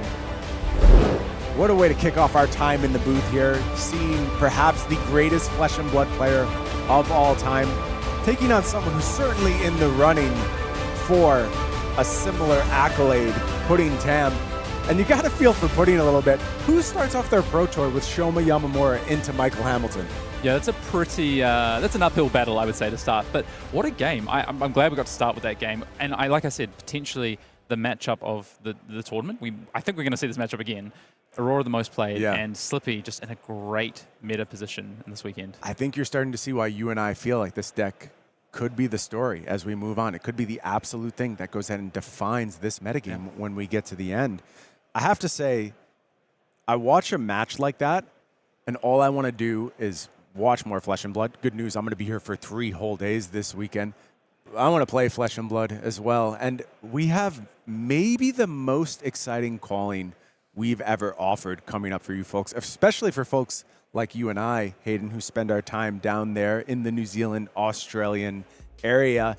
It is the Calling Auckland, and this is a double calling. There are 2 events going on this weekend. We'll get into the specifics about that, but I want to share a very unique opportunity with all of you folks watching right now. You can go ahead, if you buy either a Fabled or a Go Again package anytime before the 16th of May, you get entered into a raffle to win a potential tour of my workplace. Now, you might think that's pretty boring. Why would I want to go out and hang with Brian at a boring old office? Well, it's not just any office, my friends. It is, of course, Legend Story Studios. That studio you see in the background of that image there, that's our You know, it's kind of like our like gathering point. Yeah, we have some lunch tables there, and there's a big like bar where we go ahead and we do our social hour on Fridays. I don't know if you're going to come on Fridays. That's where we have drinks at the end of the day. Yeah, is that an invite? Or? No. I was saying I don't know if you're going to get to come. Hayden. Right. That's I'm being very clear about it. But hopefully, if you go ahead and pick up this raffle win, you'll be able to go ahead and check out where we do the magic, where we go ahead and put this game together.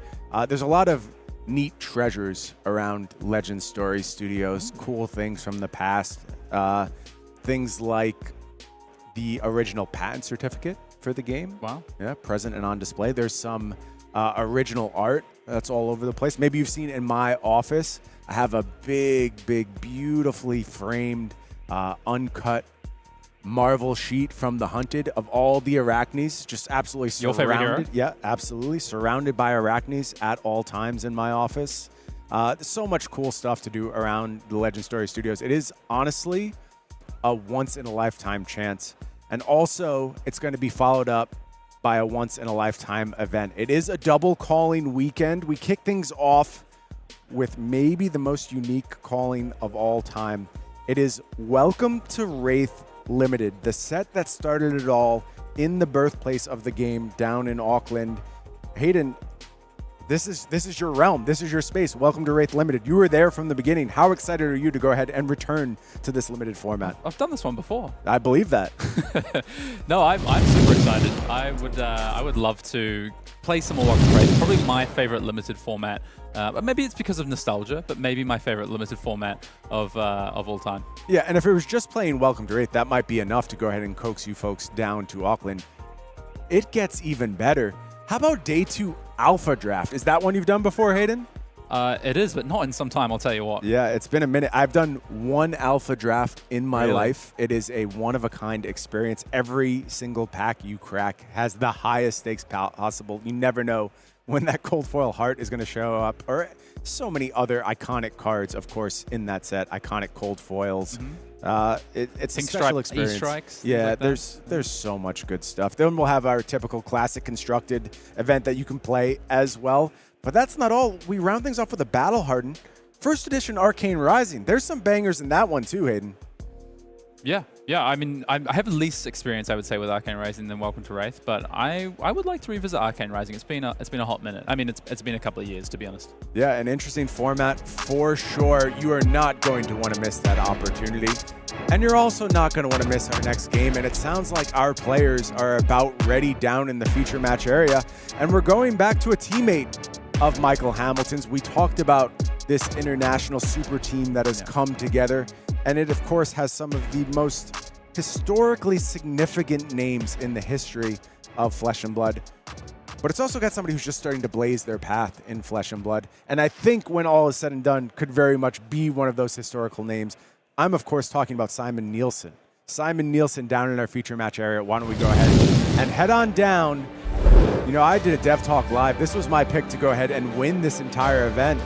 And it's Simon Nielsen repping Zen Tamer of Purpose, a hero that almost didn't make it to this event. Going to be taking on Max Schmidt on Enigma Ledger of Ancestry, a classic Part the Mistveil matchup, Hayden. Yeah, one we've been seeing now for about a year or so, just over a year, and I think one that is marked, you know, this matchup has changed and evolved a lot, obviously through Zen's evolution, but even through Enigma's evolution as well, in terms of the different types of builds we've seen out of Enigma. Of course, flashback to Worlds Osaka, we were high on CYB, Count Your Blessings Enigma, and now with Aurora being, you know, the big bad of the format, these Enigmas have changed again to be these more proactive, more kind of damage dealing, more, you know, chain link. They even go a bit wide in some chain links, common chains. You know, Max Schmidt also representing a powerful team. You see the value vampires across the chest of Max Schmidt. Notable luminaries like Maximilian Klein. A lot of strong players on that value vampires team. Schmidt going to go ahead and kick things off here with just an arsenal. Hands things back over to Simon Nielsen. How has this matchup evolved over time, Hayden? I think for a long time, Zen was the hero that just made Enigma very hard to play. Is there still some of that difficulty present in this matchup, despite the fact that Zen has changed so much? It's still a very, I think it's a complex matchup. I think it was always seen as a matchup that was, you know, very, like you say, when Bonds was around, it was more of a one-sided matchup for Zen. But since that change and that banning, it's changed a lot. Like the matchup now, I think is very back and forth. It revolves around cards like these, weakest link, these key on-hit effects. Yeah, very un-ninja-like play here from Simon Nielsen to kick things off. It's just the weakest link. Going ahead and offering 6 damage here. First to the chain link as well. Tells me we might see a go again with a pathway of travel potentially. And it was 2 reds pitched. Wow. Yeah, so just the all-red hand from Simon there. Yeah, Simon could have gone ahead and used that E-strike to go and get a little bit wide, but just thought the disruption was the best he could offer on this particular turn. Easily defended there by Max. And now gets the turn back. Card in arsenal, a couple cards in hand. Phantasmaclasm. It's the largest attack. It's a pretty good 2-card play. Yeah. I was going to say some of the key cards in this matchup you're watching out for. Weakest link we saw, but Phantasmaclasm on Max side, because what you need to do as the Enigma into the Zen is continue to put pressure on. If you allow Simon to transcend multiple times, fill his deck with chi, what's going to end up happening is you're going to see multiple chase the tail turns, you're going to see multiple of these big long chain links, and once Simon shuffles once, shuffles twice, shuffles 3 times, there's going to be a lot more chi in the deck to just make sure you continue to activate his Zen ability. And Max got to take away a pretty key card from Simon there. Took away the only blue in the hand. I think Simon found a replacement, though, in the form of Biting Breeze. Still expect we're going to see some defenses here. A lot of non-go-again attacks in Simon's hand. So does go ahead and get 6 cards in on the defensive mix. 3 damage headed Simon's way. Simon talking about being clumsy there. You know what? You'd think maybe it was his first time in the feature match here. Seriously. A world champion in his own right in another game. Yeah, decorated TCG performer. Perhaps the best in the world over the last couple years. Has at times bemoaned his success in other games, taking him away from the flesh and blood arena. But he's here this weekend. He's been prepared. He's been working with that international super team. Did fall on Zen, unlike many other members of that team. Been playing Zen for a while now, has Simon. Started things off with KO as his deck of choice, as that has fallen out of the metagame.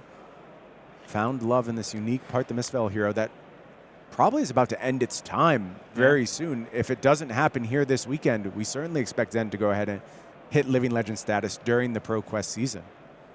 You asked me before about how this matchup has evolved, and one thing I want to go back to, because Simon blocked with 2 cards there in Phantasmaclasm. There used to be this adage of, you know, around the CYB era or even afterwards, that Enigma couldn't put pressure on. You could just send back 4 and 5 card hands, and often they'd have to IP themselves. But now we see a lot more, you know, we see like Red Spears of Surreality, we see these, you know, of course we're just transcending here. There's a lot more pressure coming out of these Enigma decks.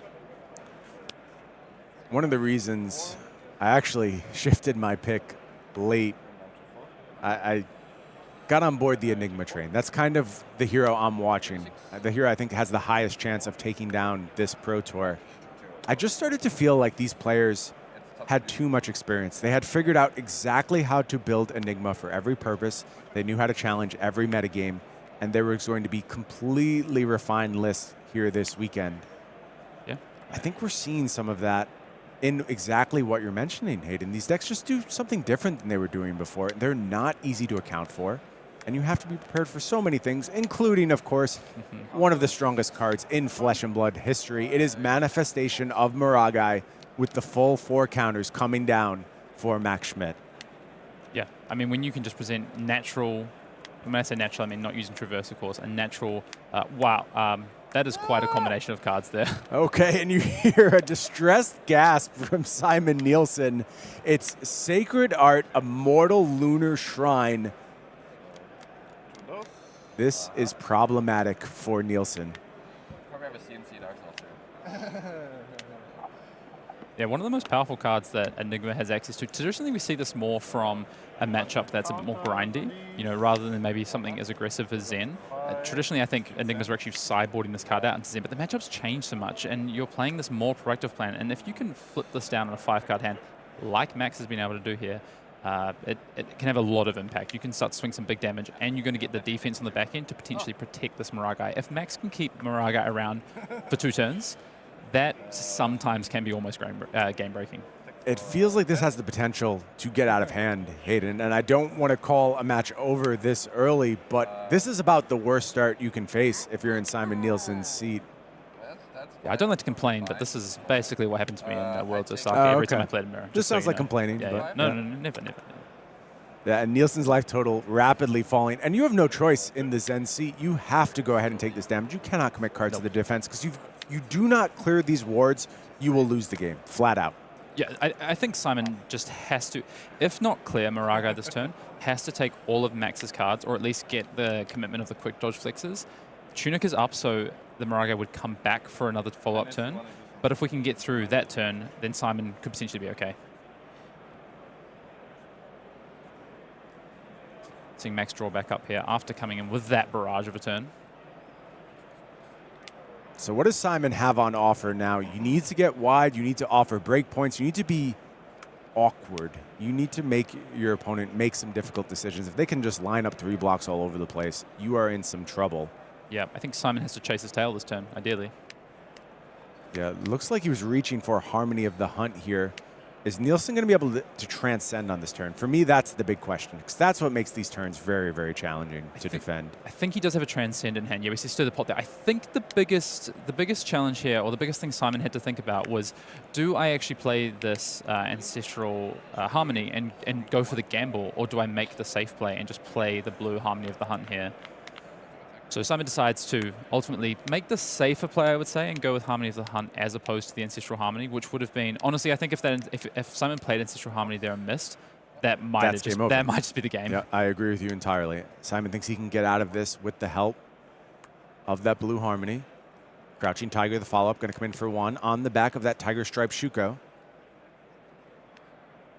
This is a bit awkward for Max. Yeah, but I think Max just happy to give up some shield. Like if Max's main, in fact, I'll say only goal right now is protect that Moragai. If Max can get through to the next turn with Moragai, he's going to be so far ahead in this game. That is certainly true. Does not have the option of going ahead and giving up ward here. It looks like this Crouching Tiger is going to demand a bit more, and it is the quick dodge flexors that are going to get in the mix here. This was a big pickup for Enigma when Hunted came around. Yeah, huge. I think this is the thing that Simon did want to see was, okay, if Max is going to commit to the protection, I want to get rid of the quick dodge flexes here. The challenge is Max also has 2 defense reactions in hand. So it's going to be very hard for Simon to get through this. Get a resource of Kasaya? Yes. Here is that Transcend. Crouching Tiger picked up again. Zen activated. And as you mentioned, there's going to be Chase the Tail that we try and use to go ahead and push through the necessary damage on this turn. Zen doing classic Zen things right now.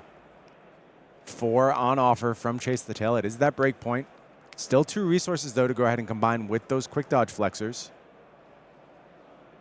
Shuko has been activated, and that's why we saw the quick dodge flexors committed, because, of course, the prevention effect would have just completely torn through the shield and the Moragai, so Max did have to commit a card and ultimately decided to use the flexors. So we'll be looking to... Now I think Simon's thinking, okay, how do I make sure that these flexors have lower value? But unfortunately, there's a dearth of resources for Simon this turn, and it has to be the use of Tiger Taming here, yeah. I think. So, and that's what Max wants to see. That's value out of quick dodge.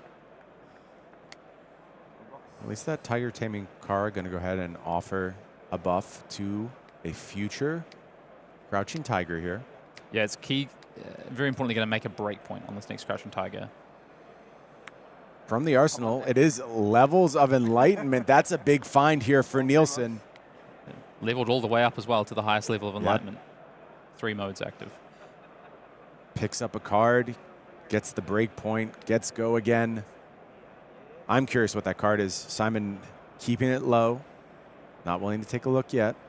I like the way Simon's sequenced this turn as well. It's kind of asking for 2 D-reacts here from Max, because you're going to have a 5 here and then you're going to have a 4 with the next Tiger. Yeah, and the other D-react was ready here. Max quickly kept that card on top. I'm interested to know what it might be. I have a theory it might be a defense reaction. Would make a lot of sense.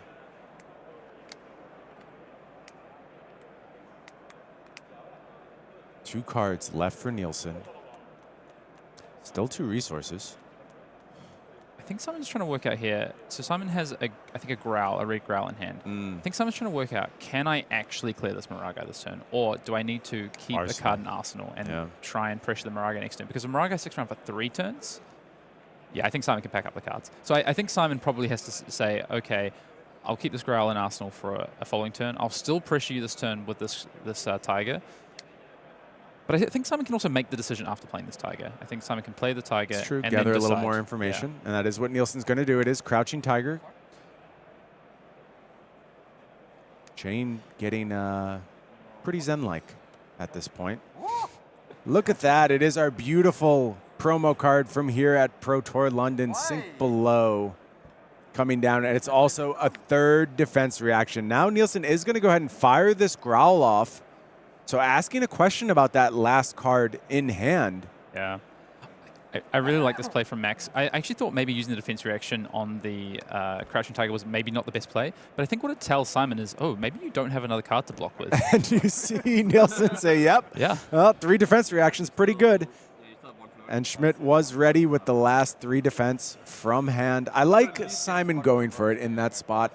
It was a gamble for sure, but it seems like a higher percentage gamble than keeping that growl around for this particular turn. Yeah, potentially. I think Max just got him. I think Max read that I need to get the card out of his hand and played the defense reaction. Because what he had the resource still available for quick dodge. Yeah. He could have blocked with the levels quick dodge, and True. then if Simon doesn't play the card, he gets to call. Arsenal the defense reaction.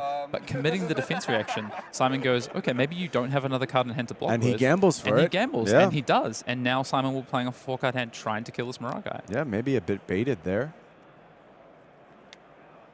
Ooh, although I see another legendary card in Simon's hand. We're seeing yet another Sacred Art this game. We are about to see another Sacred Art, I think. This might be potentially a traverse turn for Simon. It is unfortunate here for Nielsen that Tunic was at the ready. You just kind of have to let this manifestation do its thing one more time, and that means the life total is going to get dangerously low for Simon Nielsen.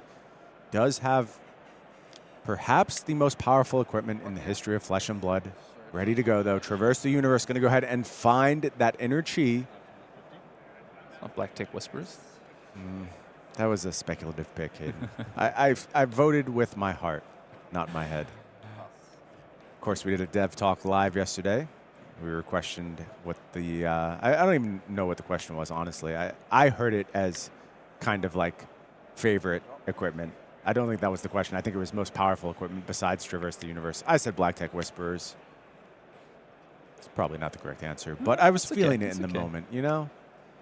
This is an interesting hand from... Yeah, there we go. So you're going to see... So Simon had to use the Traverse to go and get the extra blue. It needed the resources here.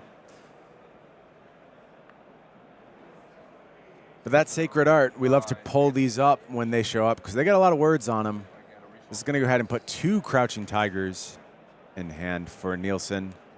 All those Crouching Tigers are getting +1, and this card will go ahead and transcend, making sure that Zen is at the ready to go ahead and use that ability on this turn. You know the best card to deal with a bunch of Tigers going wide? I can think of several. Quick Dodge Flexes comes to mind. Yeah, that's a good one. And so does Shelter from the Storm. Shelter from the Storms, another one. Yep. We saw both those cards used last turn. Let's see what Max is working with on this turn. Are the defensive options as rich? Looks like a Sink Below. Oh, that's another Moraga. I think Max now weighing up here. Okay, I think Max knows pretty clearly. I can't stop this turn. This Moraga is dead. But what does my turn look like? And he might just have an easy one of, I'm going to block with Traverse. I'm going to go and find myself my chi. Yeah. I'm going to Moraga you, and I'm going to follow it up with a 1 for 7. Yeah, make Simon do it again. And it does just go ahead and get the win. Tiger Taming Kakara cleans up the manifestations, and now it's on Simon to go ahead and offer damage. And he will do so on this turn. He will find damage. But Max Schmidt is at 34 life. He doesn't really have to care about raw damage. And that means he gets to find a spot to push that Traverse in and set up his next manifestations of Moraga with a strong arsenal in the form of that Sink. Yeah, I will say, this looks like Max is on a ton of life here and has another very aggressive hand coming up. Simon does have a lot of damage this Yeah. turn. Like a lot of damage. Chase the tail. He's also got the 0 for 4 as well that creates tigers. All those tigers are buffed. Yeah. He's got a lot of options here. Yeah, I think Simon's going to do a lot. I think he's going to do a lot of damage. I don't think he's going to do enough. And that's what really matters in a game of Flesh and Blood. When you start going ahead and offering those near lethal or lethal amounts of damage, it changes what your opponent is capable of doing. I don't think Simon has the ability on this turn to enforce his will on the game state. Yeah, we talked about how this matchup has evolved, and one of the things now is it's very back and forth. It's very big haymakers being thrown, and if you can't force your opponent onto the back foot to defend, then they're going to continue to throw their haymakers, right? So I think well put. Get through the damage here. Max is going to present his damage, and then Simon's task after that is clear the next Miragai. It's a tall task. Very tall task. But first, we're off to the damage race. We're going to see how much Simon can offer on this turn. Max is going to use this sync here, contemplating that damage a bit. Yeah, that's interesting to me that Max chooses to use the sync blow as opposed to try and save it to protect the Miragai. Because I can't see any other, I mean, you know, Max might have another line here than not using the Traverse and throwing down this Miragai. The one thing I could see is maybe he wants to try and wait until Tunic counter is... Yeah, that was my thought. You just go ahead and pass this Miragai forward to the future and make sure you get multiple turns of value out of it. But I don't think Max can... Like, this is so much damage on this turn from Simon. I think if Max goes to that line, honestly, Max might not be able to. But it looks like that's the line that we're going to go down. Yeah, and at the time Max makes that decision, he doesn't know how high the damage threshold is. Now he's figuring out. It looks pretty freaking high. Yeah. Look at this chain as we just go wider and wider. Dissolve Reality committed to the defense here. I think Max is about to be undone by this last card in Simon's hand as well. And it is Tiger Swipe. Okay. This, yeah, you see a knowing nod there. This is probably going to change the plan a little bit here. But there's really no good outs in this scenario unless you want to just give up everything. Yeah, you could block with Traverse and then play your Miragai. that doesn't seem like a game-winning play, though. Yeah, I don't think so. Yeah, I think unfortunately Max has just walked into this one a little bit. And we talked about how high the damage ceiling has to go to make things problematic. We're getting close. We're getting close. We have 3 more Tigers rolled up here. Those are all buffed. Yeah, and I think this damage is all just going to succeed. But still, at the end of all of this, 18. It's 3 more damage. Like that's what it really is, right? It's not a ton, but it's a decent chunk. You know, it's Max is pretty good turn. I agree, Max. Yeah, Max is just counting up the damage. Like, how much damage was that this turn? 32, you absorb 12 damage. Yeah, they're working it out.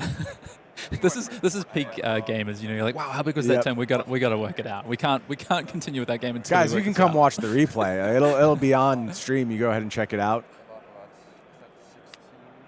Make a nice clip of it. All right.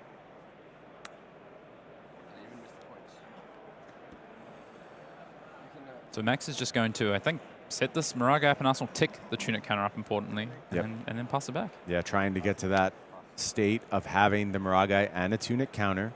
Does that mean this is another turn of defense here for Max Schmidt, or is that entirely up to Simon Nielsen's hand? I think Simon Nielsen's hand is not very good. Oh, it's all blues. It's all blues. And this is the thing, again, just talking about the evolution of the matchup, I spoke about previously, you know, the Zen might be okay to give Enigma 5-card hands. I think more and more the Enigma's okay to give some of these Zens 4 or 5-card hands as well. Yeah, more Zen is floated to the middle. It's not this all-in aggro deck. Yeah. It's just throwing everything at you all the time. Especially when the hat is gone. When Traverse is not there, I think the Enigma is more. And I think that's the line that Max, he obviously tests a lot, right? We're on the world stage here. And I think Max tests a lot and knows that actually once Traverse is gone and you're going to have a 4-card hand, I think I'm more comfortable to just pass it back and try and set up for an in-game that's maybe almost unstoppable. Because Simon is on the 16 life, it's maybe a little bit too much for 2 turns of Miragai. He might need maybe to get him a little bit lower or get into a slightly better position.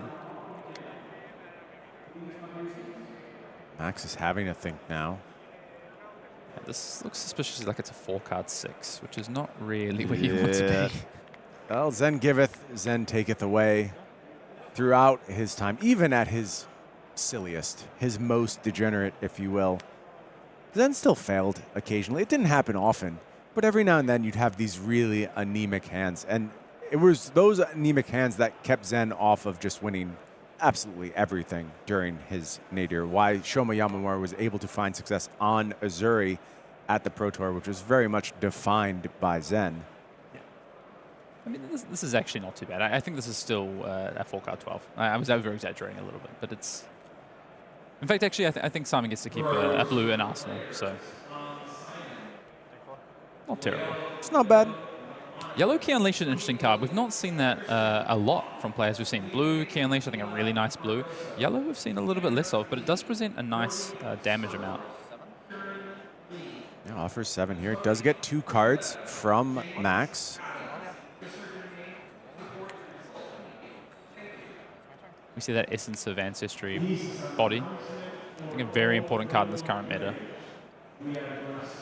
Yeah, I think a card that really deserves a lot of the credit for Enigma's recent surge in popularity and success. Max has found the 3rd Miragai.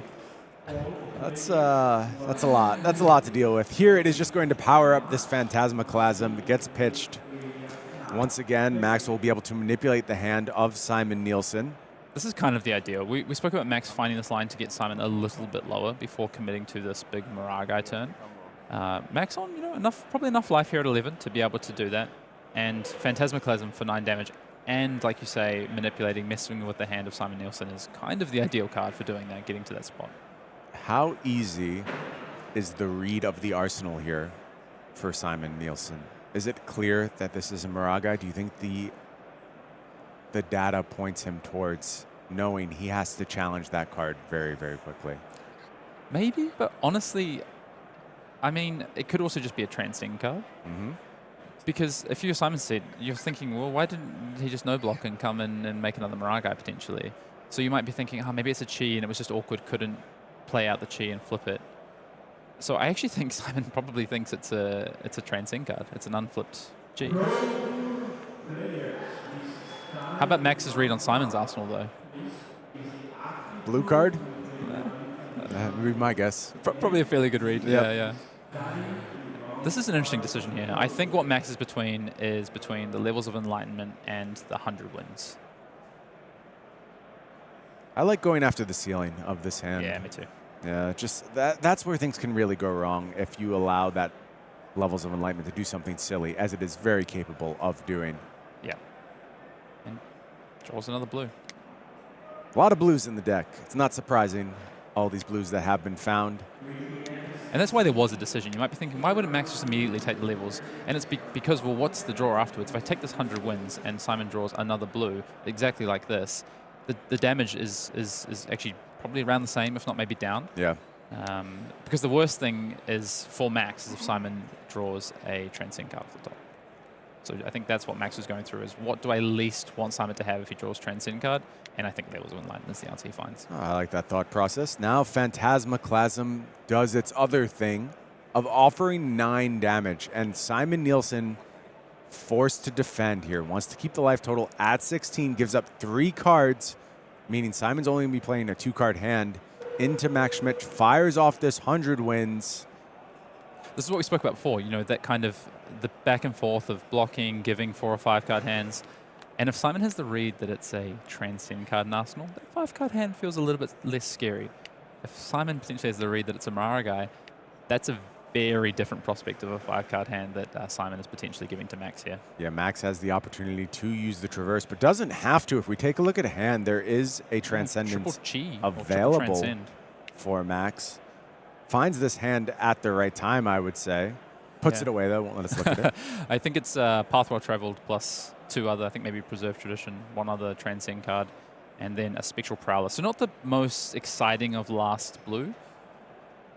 Spectral Prowler. I'm sure if that was maybe another Phantasmaclasm or a CNC or something, Max would be a lot more excited. Max is having flashbacks to potentially maybe not sequencing his defending as well as he would have liked on that big turn, and now just thinking, how do I want to block this? What's the potential follow-up here? Always be thinking about your opponent's ceiling in Flesh and Blood. Contemplate how bad things can get. What can you afford to defend around? Consider the possibilities. Oh, is that a Spectral Prowler or is that a Rider? Oh, it's. I think it might be a Rider. I think it's a Rider. Interesting. I just assumed it was Spectral Prowler when I saw Spectral, but when I saw Phantasm. But I think it's a Rider. Look, Enigma's gone back to the well several times in terms of the cards that will be included in the deck. Yeah. I'll tell you the reason for that card, though. Exude Confidence, I think. Okay. Big player in this meta right now, and I think that's why you see that from Max. So actually, Max has a potential just big 5-card hand here, using that as an attack. Yeah, and what's the punish if he just goes ahead and takes this 100 wins? But 8 versus 11, I think, is actually a reasonable difference in life total. I think 11 means that Max could maybe take another turn further down the line if he needed to, or maybe block with 1 or 2 cards. But 8, I think you're starting to get into the territory of Simon might be able to present lethal off a good. Yeah, just guaranteed. Yeah. Yeah, it looks like that Rider is going to be committed to defense. Simon wants to take the opportunity to go ahead and have a read. I'm really high on these cards because of Exude Confidence in this format. I've also been playing these in my Enigma deck, or the other one from Everfest that I'm blanking on the name. I think Haze, Phantasmal Haze, I think it's called. It's nice that these unique tools are finally getting their due, and it shows how good Flesh and Blood players have gotten at considering options, finding unique tech for metagames. Yeah. So it looks like Max will, once Simon decides to pass on this chain link, Max will take the opportunity to transcend, because you've got the 3 chi, so you want to make, if you're going to decide to make 2 shields, you want to do one on Simon's turn. Saw a bit of a nod there from Simon Nielsen. I think he had the Arsenal read right in this instance. I think he had pretty much sussed out this game state, or at least knew it was a high percentage chance that things were going to go this way. Yeah. Does he have ways out? That's the question. Can he face down one more manifestations over the next few turns? But now he sees an additional Transcend card here. Actually, I should have taken 3 to send 4 after this. Technically, I mean, if it went perfect. Preserve Tradition going to go ahead and get that Phantasmaclasm back into the deck one more time. But most importantly, it transcends. It becomes an inner chi.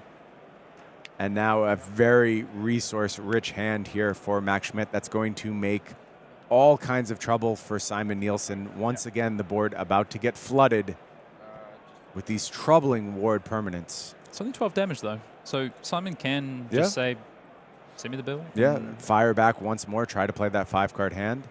It's going to be important what he picks up here. Not a bad 5-card hand, I think. No Transcend, though. No chi. No chi. Okay. It's something. Over on the side of Max, we know what he's capable of. It's going to be Spectral Shield, and it's going to end with manifestations of Muragai at some point. Max, of course, sequencing it to hide the information of the Muragai as long as possible, whether Simon knows or is going to be very unsurprised when that Muragai flips out. Max, of course, we'll keep it hidden for as long as we can. Does want to go ahead and pitch to this other Spectral Shield, get the damage from that as well. Interestingly, though, Max is going to use the Tunic here. I think, or are we? There's 2 resources left? There are 2 resources left. Yeah, so we're just not committing the Muragai this turn? That would be interesting. I guess Simon does have a 5-card hand in this spot. Max playing very patient with this Muragai. We thought he was passing it forward to his Tunic turn, something I really liked. I love that structure. Does Max have yet another pivot for us here, looking to do something even a little bit more unique? Pouncing Paw is put to the defense here for Nielsen. Yeah, I'm trying to, really interested to see what Max's line is here. Oh, Aquamarine. Okay, flipping up the waves for a +1, a little bit extra damage. And what patience from Max Schmidt. I think like we spoke about earlier, just trying to get Simon into that range of my Muragai forces cards out of your hand because you're on such low life total that you can't kill it on the way back. I think that's Max's strategy here. He knows the next Muragai is far down in the deck, I believe. I can't recall if he shuffled after he pitched the last one. Yes, he did. He played Stir the Pot last time. Ah, okay. So it was reset. Amnesia in Max Schmidt's hand. I think it is. I think at the back there's an Amnesia. That's a nice little tech card for Zens. And, you know, I haven't been super focused on Zen in this metagame when making deck building decisions myself. But Max seeming to want to account for this somewhat challenging matchup.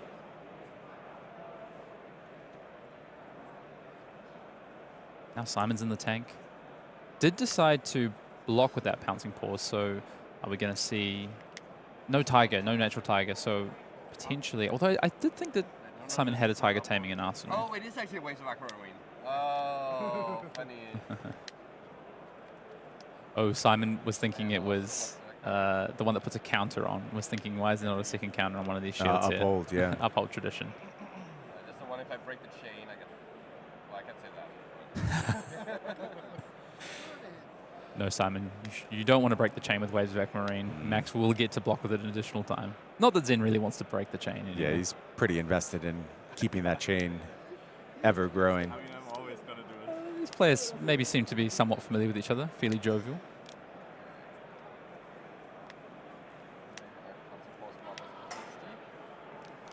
Strong European contingent. The European squad has been impressive at Pro Tours throughout Flesh and Blood's history. I think what Simon's doing the math on here is, does he need to break Pouncing Pause's turn for a Tiger? Is the breakpoints enough that he can kill these shields? Because I think Simon's saying, I just want to kill these shields this turn. I want to push damage and kill shields and continue to put the pressure on you. Have to. Can't let this problem be cumulative. But the sequencing is maybe a little bit tough in his hand because there's an E-Strike always kind of throws things in the mix a little bit because E-Strike... Yeah, I was going to say E-Strike's probably going to choose Go again here because there's also a weakest link that Simon's going to want to end the chain on.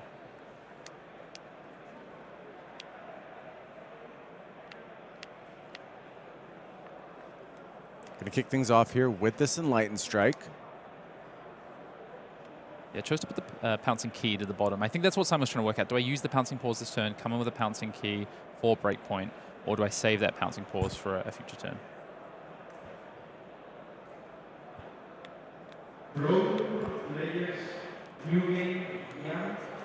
Max thinking about the defense. This life total is precarious enough that we've got to be careful. We have to be considerate. We're at the stage where every single point of life matters. And it is time for Traverse to get in the mix. This is what we've been waiting for from Max. We've been patient along with Max. Us, me, you, Brian, viewers here today, we've been waiting. When's Max going to commit this Traverse to the chain? And here it is. He waited as long as he felt it was possible to wait, wanted to find the best scenario. And the weakest link here from Simon. Simon has the best card in this situation. Yeah, this could potentially clear those cheese. However, I do think there are enough defenses on the part of Max Schmidt to cover this. But what this does do is stop, because I think that the view would have been come in with Moragai, come in with Amnesia. And now it's going to be Moragai and Shield by the looks of it. It's pretty good, though, Hayden. It's still pretty good. But I'm not sure it quite aligns with Max's plan of get Simon to a spot where you take multiple cards so that Simon can't come back at you with a 5-card hand. I would agree with that. So Wave's going to be put as part of the defense here. Okay, so what Max is going to do, let the damage hit and then respond to the weakest link trigger. Yeah. Totally fine. Totally fine setup. Okay, so we're going to keep the Amnesia. We're still going to have this play, sort of. Okay. And there is the manifestation, and there you see Simon say, that did not go the way I thought it was going to go. So maybe Simon didn't have the read. Yeah, there's a moment where he wiped a little sweat from the brow, but now is punished. And as you mentioned, Hayden, everything available on this next turn for Max Schmidt. Just waited so perfect. I have to give Max Schmidt so much credit. Yeah. I think he played this game so well in multiple instances. Very, very patient. Yeah, it took me a moment to see the line Max was on there with this turn with the weakest link, but I think this does the same thing, right? And we've got the Tunic Counter. He's been so patient with his Tunic Counter as well. This is what I mean. Like, these Enigma players have gotten so good, so practiced, so rehearsed in these scenarios. This is 15 damage, I think, so maybe not getting a card from Simon, but going to put Simon so low afterwards, and with the shield plus the Moragai. Yeah, plenty of ward defense available for Max. The thing is the Amnesia kind of demands a block, right? Maybe? Depends. Take it. How about 10? Definitely depends. This Moraga coming in for 8. I mean, Simon knows the amnesia's coming. He's seen it now. Yep.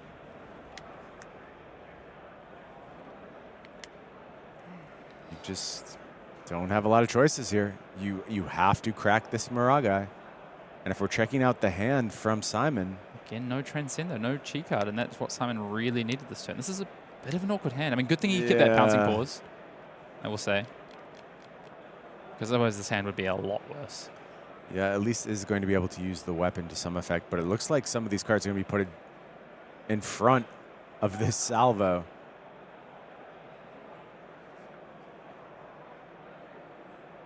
But if you're in Simon's seat and you're going to make this block, surely you want to save it for the amnesia. Yeah, I would have thought so. Simon might just be working out what cards he's going to defend with here. Simon might already be thinking, I'm on 2. I'm just working out my block here. I haven't had a peek at that arsenal of Simon in a while. I thought it was a blue tiger taming, but I might be mistaken. It might have been the blue growl.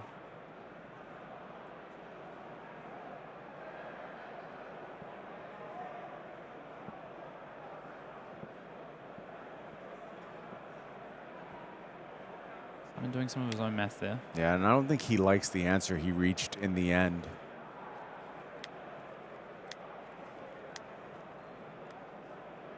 Max, I just keep thinking about this patience from Max here, and I was a little bit unsure on some of these lines, but Max is just, yeah, he's just showing this patience just reaps massive benefit here.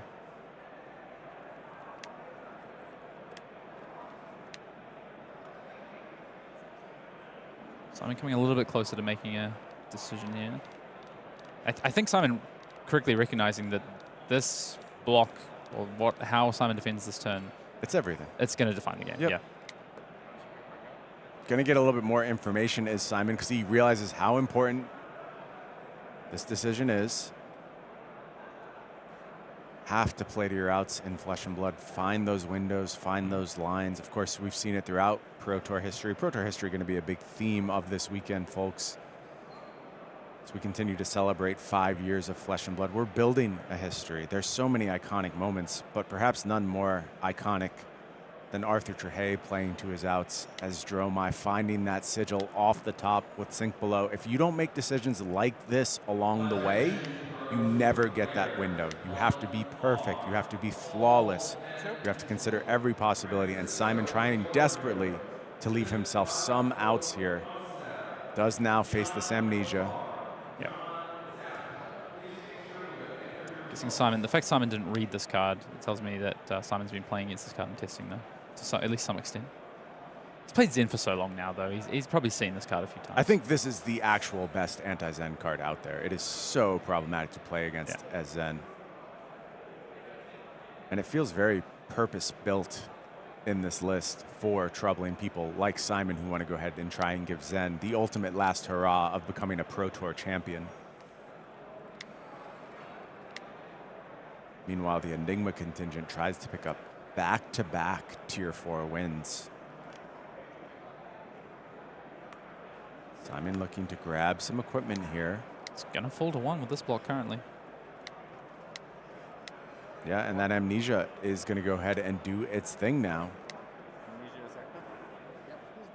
So not a pouncing pause turn.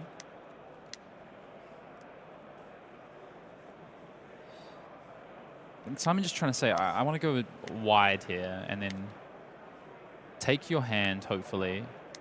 The thing is, this tunic from Max, that tunic counter is just so huge here. And he was so patient with it and finds the Oh that my all goodness. you got. This could be all Simon. Nielsen has a Blue fine block here, and it was a blue Biting Breeze out of the arsenal. I said blue growl. I meant Biting Breeze. There's no Obviously, blue growl. Obviously, and we all know what you meant. We've got your back. Yeah. We've had these first 2 games that we've had to cast in this round 2 have been bangers, I'm going to say it. They show what Flesh and Blood at the highest level can look like, how good these players are. You know, every time I come to these events, I'm more and more impressed by what our player base is capable of. How much they learn, how much the strategies evolve over time, how much better the deck building gets. Let's get a good look at Max's hand here. I think the decision is, does Max let this shield go with the thought that doesn't look like there's a defense reaction, so wouldn't be able to stop a breakpoint for 4 potentially if Max does that. A little peek over the shoulder. There we go. Command and Conquer. Essence of Body.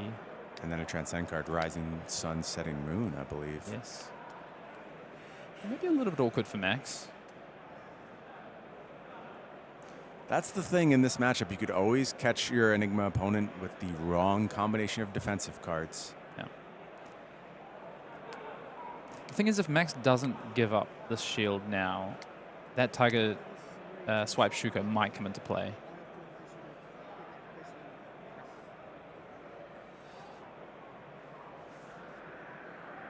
We're reaching for that tunic. Yeah, that tells Simon a lot as well. It tells Simon, I think, that there is a card in hand that doesn't block. Because you wouldn't give that tunic up if you didn't have a card you're playing to pitch next Yeah, turn. that resource quite valuable here. This is a tough decision from Max. This is what Zen and Enigma games look like these days. It's these Yeah. back and forth, and then in the So end game, interesting. it just comes down to these really important decisions around how you defend. No blocks from Max, and the follow-up Yep. here from Simon is CNC, but 2-3 blocks at the ready from Max, and keeps the manifestation alive. Simon ticking down the life total maybe a bit prematurely. That All You Got going to do its thing as well. Max has really impressed me with these lines of play. I think, again, correctly deciding the right. Phantasmaclasm picked up by Max Wow. Schmidt and has the blue at the ready. Uses the tunic to go ahead and fire off that manifestations. That's going to demand a heap of cards here. 2 cards plus the equipment. And Phantasmaclasm comes down from Max Schmidt. And it goes ahead and clears out a Command and Conquer. Picks up an Ancestral. And Max Schmidt takes down Simon Nielsen with some careful, precise, and above all, patient Enigma play. As I said, I'll say it again, really, I mean, both players played that game very well, technically very well. Max maybe had a little hiccup there with the sequencing of the blocking on the Tiger swipe turn, but otherwise, I just think such a great display of peak Flesh and Blood right now at a Tier 4 event, and from 2 Europeans here on European home soil. Yeah, and we mentioned Max Schmidt, a member of Valley Vampires, a talented player in his own right, but not yet one of those household names of Flesh and Blood. But he's still so good. So good. And that's what's happening to this player base, and it's going to be on display throughout this Pro Tour London. Everyone who shows up here, everyone who starts marching up the rankings, they have the potential to make their history. We saw it with somebody like Shoma Yamamura. Frankly, we saw it with Arthur Trehey, a complete unknown at that moment, has gone on to be dominant on the Pro Tour with cash finish after cash finish. So are we about to add another name to the mix? Is it Max Schmidt who wants to make himself known as the second Max in the German scene to have that kind of potential? After watching that game, I think it's a complete possibility. Only 13 more rounds to go for Max, but yeah, off to the best start. And I think, you said you're on the Enigma bandwagon right now. I'm very much on the Enigma bandwagon. I think it's the best deck in the format. And yeah, I think Max is set up to go forward and crush this tournament now. Well, it was impressive stuff so far. And of course, there are many, many more rounds of action to go here at the Pro Tour. And, we've seen 2 world champions thus far. I really want to take a look at a third. There's 3 world champions in attendance here this weekend. Maybe we can get Alexandros Argyriou down here in the feature match area. I'm hearing things are going quite well for him thus far, sitting at 2-0. So maybe when we come back after this so brief break, we will have Alexandros Argyriou in the mix for you. But heck of a round 2, Hayden. Heck of a way to kick off our time here in the booth. I think putting Tam, faced maybe the hardest start to a Pro Tour I've ever seen. But Michael Hamilton showed us there's another contender in this metagame, and it's Arachne slip through the cracks. We saw in our feature match area careful play, the deceptiveness of assassins on display. We also saw the absolute apex of Enigma's power. Who's going to define this metagame? Which of these heroes is going to make their mark?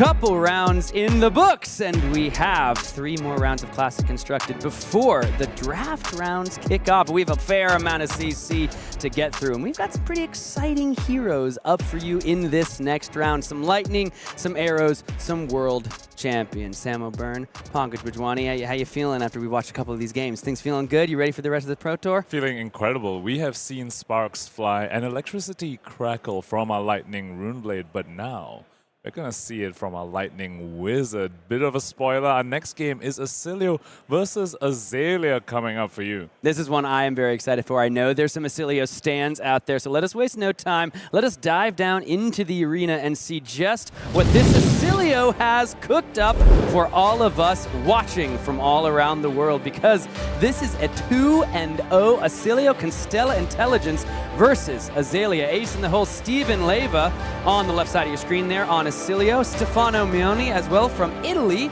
going to be your competitor on the right side of your screen, taking Azalea to the fight. What do you make of this? So I managed to catch Steven's second round of his run here at Pro Tour London. He was against an Aurora. And he said he's bringing Oscilio because he believes he can target Auroras, because Auroras don't really have a lot of disruption. They sort of just try and race you. That's what they're going to do. And he says he gets to set up and he gets to combo and fry them from the inside out. And I saw that happen in real time, Sam. I was standing behind him as he had a massive blast to Oblivion turn and a massive Gunner flash turn back-to-back as well to just blow the Aurora up. However, in this game, I think he's going to have to put in a little bit more effort, because this Azalea is going to be packed with disruption. This Azalea has come prepared to face the Lightning Heroes, to face the Auroras. We know Stefano is going to have hamstring shots, render ledgers, all stuff that Steven absolutely does not want to see. He's going to need to find his way out of those disruptive pieces. Yeah, and you can see there, Stefano, he's got the Value Vampires hoodie on as well. We've seen some of our teams to watch earlier in this broadcast, but there are plenty of other teams that are also fighting and just as, exciting and competitive in their own right. I can think of the Value Vampires, Team PCG Invasion. The Wolfpack, I think, is still howling out there. A lot of teams from all around the world doing battle. So glad to see the representation of the Vampires there on the right side of your screen. The players here shuffling up. And I am looking forward to see just how much arcane damage this Oscilio can do, and just how big of an arrow is this Azalea going to fire. Not just the team, Sam. I'm also glad to see the representation of these two heroes, quite frankly. Oscilio and Azalea, not too much in the conversation leading up to World Tour London. And here they are, both of them in the 2-0 bracket, showing us this is their solution. This is their answer to the format that the narrative has so far been, it's mostly Aurora and mostly Enigma. And these two players saying, hey, you know what? These heroes, Oscilio, Azalea, also kind of good into Auroras and Enigmas. We're going to play this instead. And already starting out, I want to go ahead and point out the quiver on Stefano's side. Enchanted Quiver over here, going to be helpful a little bit for the arcane burst that Steven's going to look to do in this game. Yeah, definitely. It is one of those very new pieces from the Hunted, a way to go ahead and prevent some damage. Honestly, the Crow's Nest for Azalea was not always, utilized to the fullest extent of its ability. So just a little bit of extra protection there in that quiver slot. I still remember when the first quiver was spoiled all the way back. It was like Baltimore we started to see the quiver, or maybe before Baltimore. Baltimore is when it was maybe being played with. But I just remember seeing the art and being like, wait, is that a quiver? Do we get quivers now? Yeah, all the way back in Outsiders when quivers were introduced. So this Azalea over here is sporting AB2 with bullseye braces and skullbone crossstrap alongside the Enchanted Quiver, which is almost always just going to be preventing one arcane damage. Azalea doesn't typically end her turns with arrows face up in the arsenal. So Spell Void 1 and Arcane Barrier 2 ostensibly on Stefano's side. On Steven's side over here, we've got the Blossom of Spring in the chest piece instead of the Tunic, Sam. That tells us Steven just wants to go the moment the Stefano whiffs on disruption, and the moment Steven has any sort of setup, he just wants to pop and go. He doesn't want to wait for the tune to come to 3. He knows his windows of opportunity in this game are going to be few and far between. But you know what? This right now is not his window of opportunity in any means. It's turn 0, Stefano starting with a Knock the Death Whistle, finding Render Ledger, and Steven's just sitting there with his arms crossed, on his face, saying, of course you had it. The grin from Steven there as he stares down the red in the ledger on turn 0 with the reload, of course, from the Knock the Death Whistle means this thing is just going to go ahead and come in. Both players have a little bit of a grin. Stefano knows exactly what he's doing. This is what he came here to do. He's throwing Blood Rod on this arrow. He's coming in for 8. And, if it hits, quote unquote, Steven will only be able to take one action. But Azalea, given this ish, dominate. So no Arsenal to speak of for Stefano ending his turn with an Arsenal, which can be a little bit of a liability. Sometimes that extra opt of the cross trap can be the difference between bricking and not bricking on the following turn when you're off an Arsenal. However, he will definitely take this start of sending 8 damage, ostensibly another +2 from the Blood Rot. But for Steven's side, no Arsenal disruption here for Stefano's side. No inertia token and no seek and destroy shenanigans happening over here to prevent Steven from setting up. So far this is a bunch of damage and telling Steven it's only 1 action, but Steven does get to put one of these defense reactions that he has in his deck into his arsenal to try and stop Stefano's following turn. Yeah, and with these 2 D-reacts and the Shelter from the Storm, that's a way to get a little bit more damage prevention from the ability of the Shelter from the Storm discard, and I think Steven's going to be able to develop that Channel Lightning Valley if he wants to. Question is if he wants to save it for the Arsenal for a future turn when he can maybe take some more game actions than this red in the ledger is going to allow him to take. Opting to use a Shelter over here, which tells us Steven really wants to set up that Sink Below in Arsenal. Very, very disciplined play. He knows what he wants to do. He wants to use that Sink Below to go ahead and dig deeper to his combo, because that's what Oscilio is, folks. Oscilio is a combo deck. You want to dig as much as you can to find the Gone Flashes and the big Blast Oblivion's turns. He's saying this isn't a turn for it because of the red in the ledger. I'm just going to dig and he set with Sink to protect myself a little bit more and dig even deeper. Let's see just what Steven's working with. He's got, it's like a Flittering Charge. He's got the Comet Storm Shock and the Blast to Oblivion. Blast to Oblivion, of course, a huge part of how this combo deck works. When you have a Blast to Oblivion on the active chain link, next time you play an instant, you can go ahead and bounce an aura back to your hand, which is such an important a way to get more action points, charge up the Volzar, and then come in for like 15 Arcane. Now, I think they're going to ask, he's got Blast to Oblivion. If he plays an instant, can he bounce the Blood Rot Pox back to his hand, which would then make it no longer exist because it is an aura he controls? I believe he can, Sam, and that Comet Storm Shock has a shock side of it, which is an instant, which will allow you to go ahead and do that bounce back as you're talking about, if he can go ahead and pitch 2 to that shock ability. So yeah, this is going to be no blocks, no reaction. So in the damage step here, there's the draw from the Channel Lightning Valley. And now, while this is still the active chain link, he can go ahead and pitch into Volzar here. He's going to pitch a couple of cards. He's going to, looks like, can he, pitch into Volzar and then play the Comet Storm Shock. Which is very important that he has a Flittering Charge in that pitch zone because he wants to keep this Channel Lightning Valley around, which means he is set up quite well for the following turn as well. CLV out on the field with 1 counter on it, with the Sink Below and Arsenal to go ahead and dig deeper as well. Yeah, so going ahead and just explaining exactly how this is going to work. He's playing the shock side of Comet Storm Shock, so it is an instant here, which allows for Blast to Oblivion to go ahead and bounce that back to its quote-unquote owner's hand. But as soon as it leaves the arena, it is no longer going to exist. So what a cool usage of the effect of Blast to Oblivion. There's the channel flow, the flow counter on the Channel Lightning Valley, and that means that Sink Below is headed to the Arsenal. And all things considered, not that bad of a start for Steven, considering how the turn 0 went for him. Stefano, stuffed him with a Render Ledger and a Blood Rot Pox. Steven kind of managed to nullify the Blood Rot Pox completely, so just took 4 from that turn 0 dominate, which Stefano did give up an Arsenal for, let's not forget that. And in return, Steven right now, with a Channel Lightning Valley and a Sink Below in Arsenal, looking like he might be able to do something. Bolton Shot heads to the Arsenal for this Azalea player. Do we have the pumps to make it any better? We do. We have the Seek and Destroy. There's a Codex of Frailty as well. No pitch cards here, though, so that Codex can't go ahead and grab that Render Ledger. So far, it looks like Stefano mostly just has damage. I mean, Seek and Destroy can stop the Oscilio setting up a little bit, but other than that, it kind of is just vanilla damage for the most part. Let's see if Steven even uses a Sink Below here, and it looks like he's not. Saying, I want to save it for your next disruptive piece. He could be representing a disruptive piece because of the reload of the Bolton Shot. Now the Remorseless gets loaded in face down, which means Azalea can be activated after Skullbone Crosswrap is utilized. Let's see what was found off the top.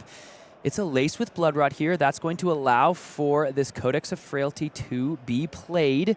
And now a 0-cost arrow can be played again, maybe even just that Bolton Shot that we just saw, but it's going to have a Lace with Blood Rot and a Ponder and a Frailty coming along for the ride. So while this is just vanilla damage, it is quite a lot of vanilla damage, Sam.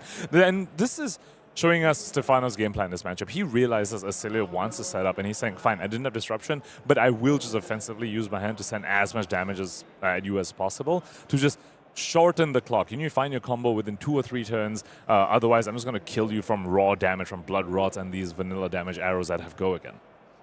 Yeah, 6 more damage we'll be getting over the top of this Lightning Greaves. Laced with Blood Rot would bring another Blood Rot. The first one Steven was able to get around. The question is, will he be able to dance his way around a second? Let's see what Steven's working with. Does have another Blast to Oblivion here, so potentially could downs run the Blood Rot Pox, as you were talking about. Lightning Greaves being used as a block over here is interesting, perhaps indicating that he wants to use it on the following turn, since he's not using it to stop the Blood Rot over here. So perhaps he wants to cash in the Gone in a Flash in his hand rather than the Blast to Oblivion. Looks like here comes the Sink Below. Got to use it now because the Seek and Destroy is going to take care of the hand and arsenal at the end of this turn. Or at the end, excuse me, of Steven's upcoming turn. Here comes a Blood Rot. He's frail. He's got Blood Rot. I don't really know how Oscilio could have Blood Rot. I don't think he has blood. But, you know, at this point, Azalea has shown she can always hit her mark no matter the target. She will send the disease at you no matter what you're made out of. Turn passes back over to Steven, 23, currently playing 33. First game of our round 3. Coming to you live from the Pro Tour in London. The Blossom of Spring going to be activated here. It's turn 2. That means Tunic wouldn't have been on 3, and that is why you run the Blossom. If you need a counter, you know, Tunic counter on demand no matter the turn of the game. Lightning Greaves going to be activated immediately. What does this mean for the future of this game and the potential combos that could come forth? And that's what we were talking about, Sam. He's running Blossom of Spring because he's saying, okay, look, Azalea finally whiffed on Disruption. There was no Rend Ledger. There was nothing to worry about. So I have to go. If that was Tunic, he wouldn't have been able to go the way he really wants to right now. What this means for the rest of the game is that he's trying to put the Azalea in a blocking position as soon as possible. Because once Azalea's in a blocking position, those Render Ledges, firstly, very unlikely to be dominated, and also very likely to be larger than 5 or 8 once Azalea's in smaller hands. So Steven wants to get there with this aggressive use of Blossom of Spring and an aggressive use of Lightning Greaves this early in the game. Blast to Oblivion now comes out. The instant will gain an action point once it is played, giving this Blast to Oblivion go again. And of course, Channel Lightning Valley threatening to draw a card. And the second Channel Lightning Valley in hand, threatening to come out onto the combat chain here and allow for 2 cards to be drawn. So as Volzar is ticking up from these Lightning cards being played, Blast Oblivion's going to bounce back the Blood Rot Pox, effectively nullifying it. However, no Arcane spell to speak of currently in Steven's hand. He's going to look to try and find one of those off these Channel Lightning Valley draws. Going to draw 2 cards. Still has a silly ability to go and dig even deeper if he doesn't find Arcane Spell. He did find it, though. Oh, he found one, all right. Comet Storm Shock. The specialization that is not, as Oscilio looks to rain down fire and fury from the very heavens themselves. Let's see what the follow-up is here from Steven. What a huge rip. It's going to be Blast to Oblivion number 2. This time the yellow variety.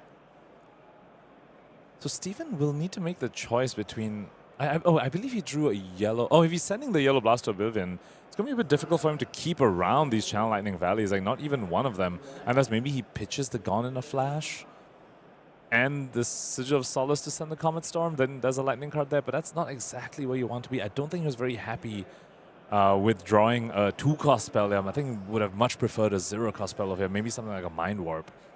Now I wonder, if he plays the Sigil, he can bounce the Channel Lightning Valley, and then he has his pitch card, and then all of a sudden he can pitch into the Channel. So he plays the Sigil, gains 3 life, goes up to 26, chooses the Lightning Valley that already has the counter. Now he's got another Lightning card in his hand, and he's got some pitch. That was incredible, and this Channel Lightning Valley they just bounce back to his hand is going to go to a pitch zone to fuel the channel condition on the other Channel Lightning Valley. Yeah, sick. Super sick. Oscilio is cool. 26, currently playing 26. But Steven has a lot to think about here. There's no Sigil on the field in the arena. That means Volzar is not yet free. So here comes Gone in a Flash. Currently for another 4. Volzar all the way up to 4 would amp the next spell by 4 if it's activated, but it will take some pitch to do so. And all he's working with is a yellow pitch and a 2-cost on both sides of that Meld card. So Now, how does this work? If you play the instant and then get the channel back, can you activate Volzar in response, and then it would amp if it's already on the stack, does it still amp? Yes. Oh, so that's maybe the way to do it, right? So you have the Gone in a Flash, you play out with the yellow, because he still has the Lightning Valley in hand, right? So he's got the Lightning Valley in hand, plays out the shock for 2, bounces the other channel? It would bounce Gone in a Flash in this case. This is not a Blast of Oblivion. So it bounces Gone in a Flash, and you can push a Gone in a Flash. That's the difference, isn't it? which means you would keep the CLV around as well, because if you bounce the CLV, then you're not keeping the CLV around if you pitch that one. So pitching Gone in a Flash, that would keep the CLV around. So let's see, just how Steven wants to do it. Another little smirk on his face. No blocks, no reactions. Take 4. Down to 22 goes Stefano. After damage, let's listen for the call. Play the shock. Amp up to 5. Return Gone in a Flash. And then now pitch into Volzar. And here we go, amping 5 on the shock. Shock coming in for 6, and we'll keep the CLV around and dodging the Seek and Destroy. Steven just played around the Arsenal disruption completely perfectly over here, maximized this turn completely. This just goes to show the level of mastery he has. That's why he's the only Oscilio in this room in World Tour London. Taking 6. Down to 16 goes Stefano. One more turn like that, and Steven might move on to 3-0 here. Channel Lightning Valley gets its counter, but now those all-important Lightning Greaves have been utilized. It will be more challenging for Oscilio here to find another turn like that one. And Azalea this time Tunic up with a card in Arsenal as well. Cross-Trap going to come into play. A full 5 cards over here. If they find Disruption this time, not going to be as easy for Steven to dodge that. And he put his cards down a little too quick. I saw quite a few instances in that hand, Sam. You know what that means? It means they probably don't block very well. So the question will be, what did Stefano find on top to pair with this Amplifying Arrow? He put it to the bottom, which means it's now a mystery. Amplifying Arrow can come out, get go again with the Snapdragon Scalers. We see what Stefano is currently working with. Seek and Destroy, release the tension. A lot of pumps there for that Amplifying Arrow. He's just going to lay them all down on the table. 1, 2, 3 into the Amplifying. This is just a big arrow. No problems about it. 14 from those pumps off of those 3 cards into the arrow. This is just so much for Steven to think about. Consider heading down to 12. But like we might have discussed, not a lot of block in that hand. Once again, though, this is just 14 vanilla damage, unless Steven really wants to keep the Arsenal for the following turn. The Seek and Destroy effectively the only on-hit represented on his Amplifying Arrow, given Laser Frailty is not going to affect Oscilio at all, since they don't have an Arsenal and their weapon doesn't deal damage. Release the tension, not going to matter, no Arsenal to speak of. So it's really just a Seek and Destroy. And what is Steven working with over there? It's 2 instants, Blast to Oblivion, and Etchings of Arcana.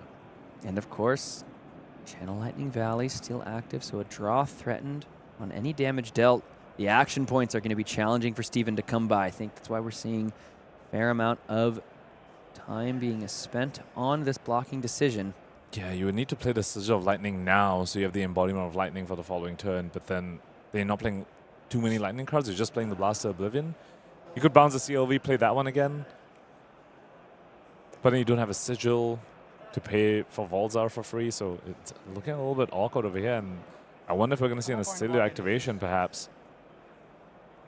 and just a bit of a nod from Steven there. Snapdragon Scalers in reactions going to be the call from Stefano.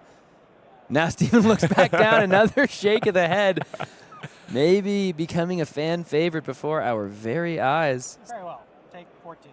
Very well. Take 14 is the call. Down to 12 goes our Oscilio player. And what's the follow-up from Stefano? He's got the Tunic to load in with the Death Dealer. Yeah, between Bullseye Braces, the Tunic being up, Steven, there could be Disruption coming over here, but looks like it's going to be, as you called, Sam's Tunic for Death Dealer. Load in a Bolt and Shot. Now he's drawing a random card. Remember, he opted to the bottom of the Skullbone Cross-Wrap.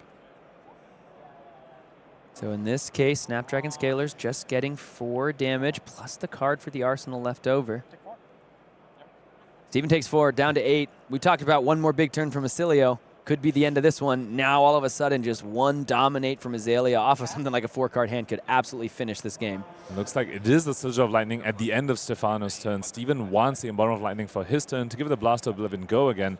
What can he do with that, though? The Etchings of Karna, should he even be able to play it? I don't believe we've seen a Sigil of Brilliance in the graveyard, so that Etching's going to probably get back Sigil of Lightning, I guess, for another Embodiment of Lightning.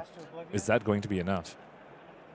Here comes 3, go again. Volzar goes up by 1, charging from the electric currents, shooting across the arena. And again, on hit, draw a card. Stefano, he must smell the blood in the water, seeing his opponent at half his current life total, but he's for the first time this game potentially putting a card forward on defense, given the threat of that Channel Lightning Valley. Amplifying Arrow, we saw it attack for 14 on one turn. This next turn, we're going to see a block for 3. Sigil of Sala is going to bounce the CLV back to hand.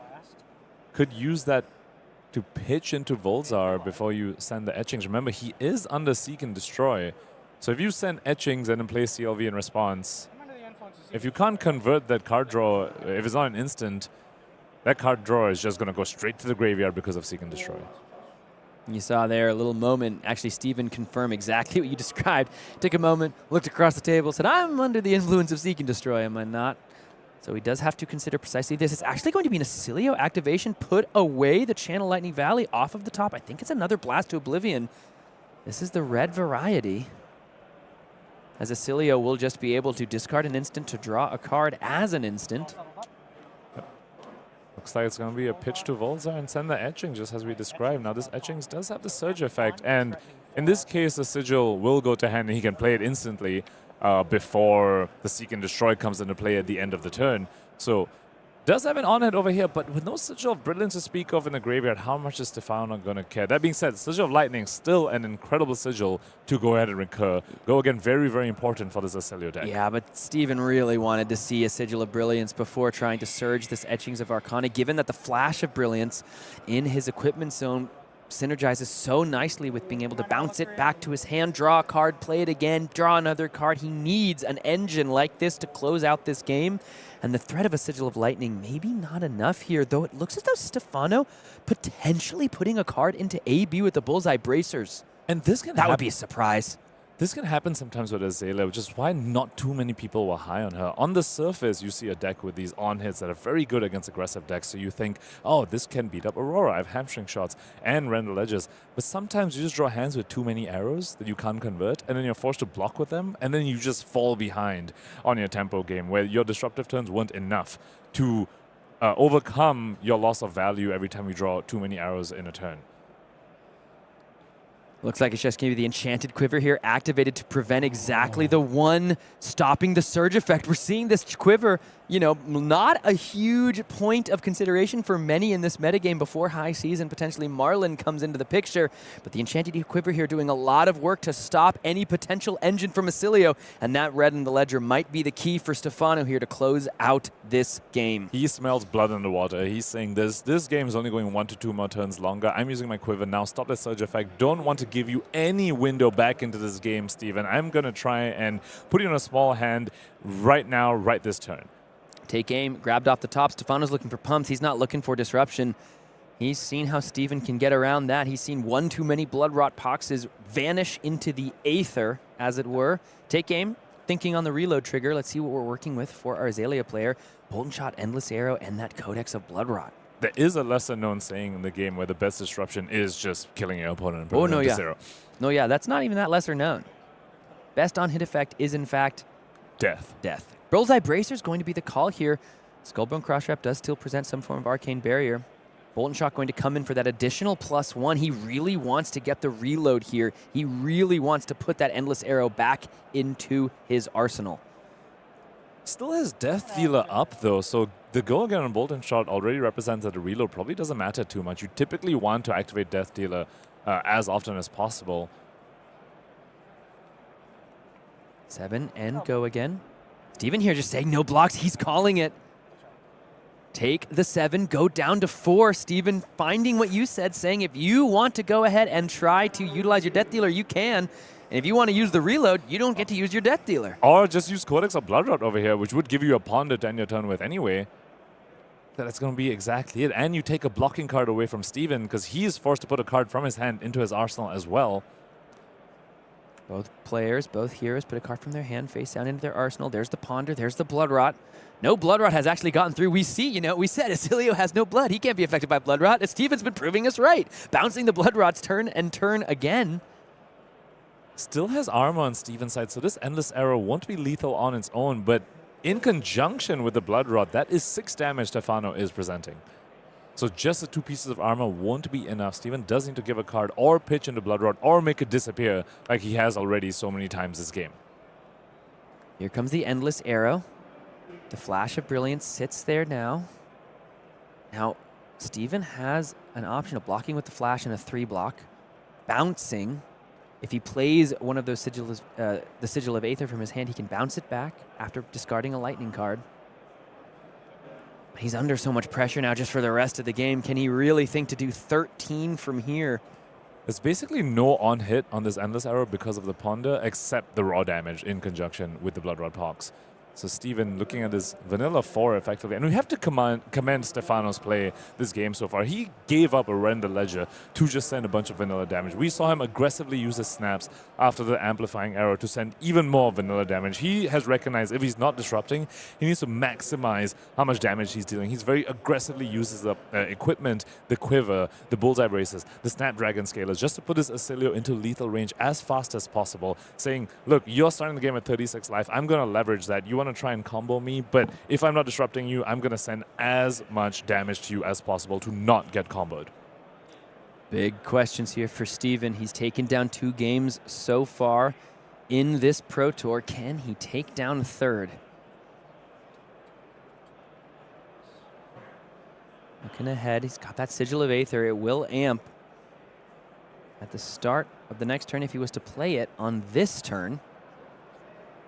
On his turn, it would pop, give him that amp 1. That means that Mind Warp would be able to have that surge. And that would rip a card definitively from Stefano, but is that going to be enough? You're staring down Blood Rot, you're staring down an Azalea. Yeah, you'll take a card. Especially since Stefano will end with an arsenal here, thanks to that Codex of Blood Rot giving him that Ponder token. So minimum 4 cards still. Yeah, making sure this is not being threatened. This is something that Steven already has.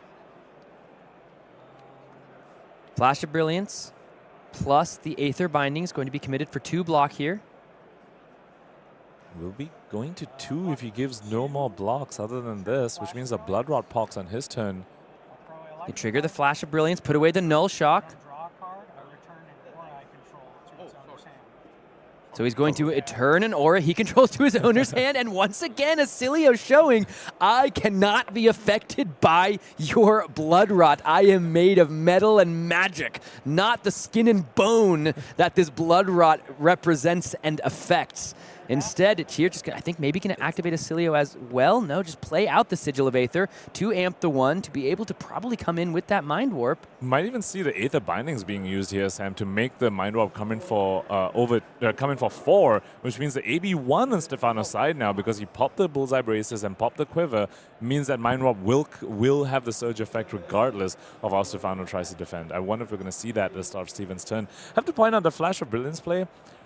Less impressive than the Blast Oblivion plays earlier, because it still cost Steven an entire card to deal with a Blood Rot Pox token. It wasn't like the Blast Oblivions where it just happened for free. In this one, he did lose a card to get rid of the Blood Rot Pox, which is effectively like blocking an extra card on the Endless Arrow or pitching a card into Blood Rot Pox. Yeah, normally you utilize that in concert with the Sigil of Brilliance to draw a card, but given that we were bouncing a Blood Rot Pox token, slightly card negative, but you get rid of the Blood Rot Pox for the 3rd time this game. Like you say, Punkage, we're going to go ahead and activate the Aether Bindings of the 3rd Age. Every time a Sigil leaves the arena, we're going to amp 1. That'll work alongside the Sigil of Aether here.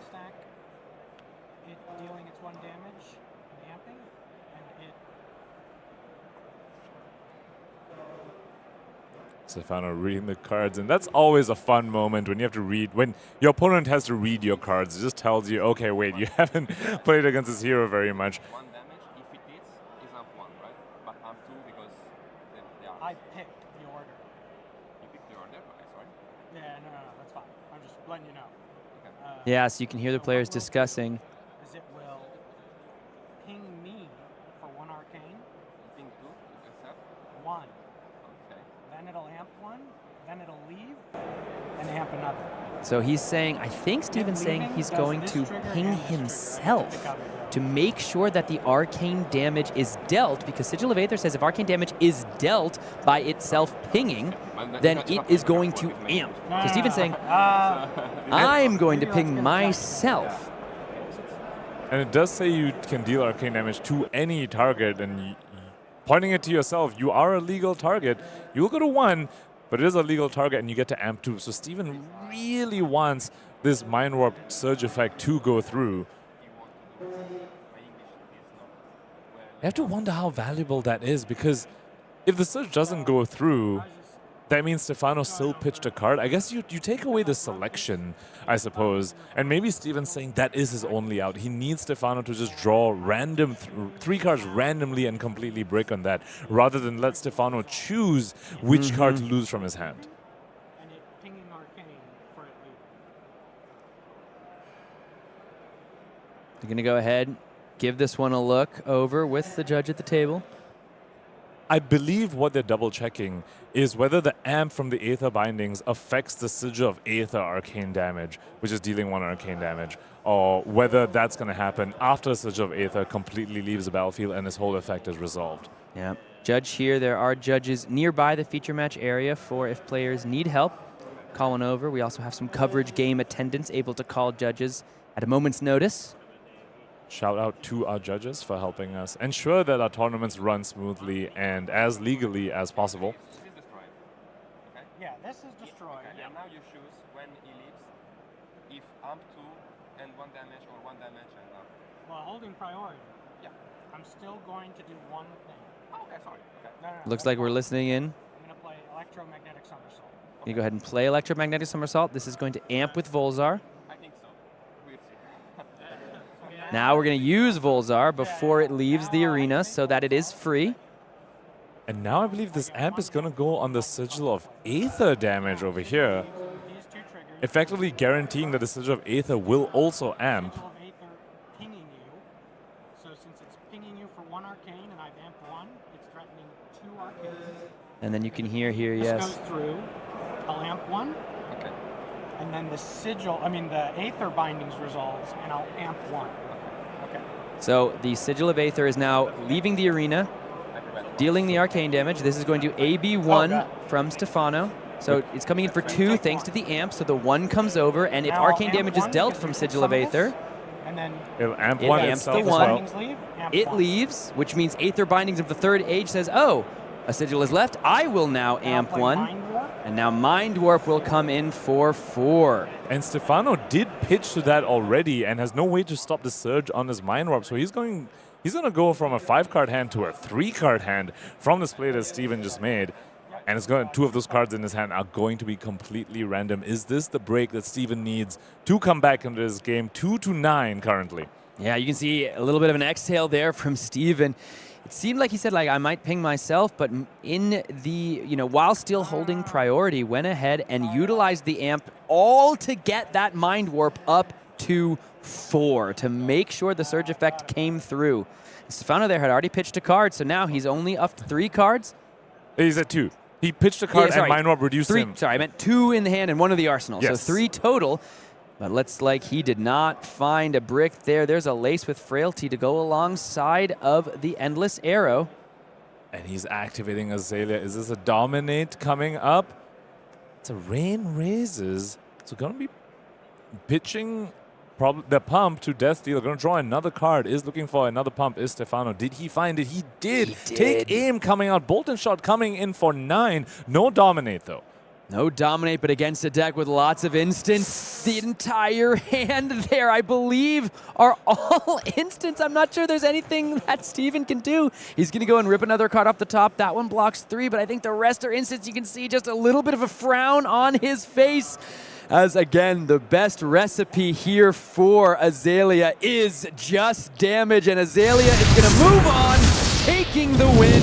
Steven falls to the arrows from the ace in the hole. Some really nice tricks there from our Oscilio player, but was not quite able to get over the hump that is our Ranger in the format at the moment. What a game. Shout out to both our players for what a fantastic game. That was quick, awesome. But it was masterclass from both players. The Azalea player knows that they had to just push a bunch of damage. They didn't even focus on disruption that much. They just want to reduce the 36-point life total on the Oscilio as soon as they could. And Steven over there showing us the masterclass of tricks. He knows that hero inside out, and that's why he's brought it to World Tour London, and he's 2-1 currently. 2-1, just, you know, a couple more wins, and he might find himself fighting in those draft rounds to move on to day 2, but he's got some more CC to get through before we can get there.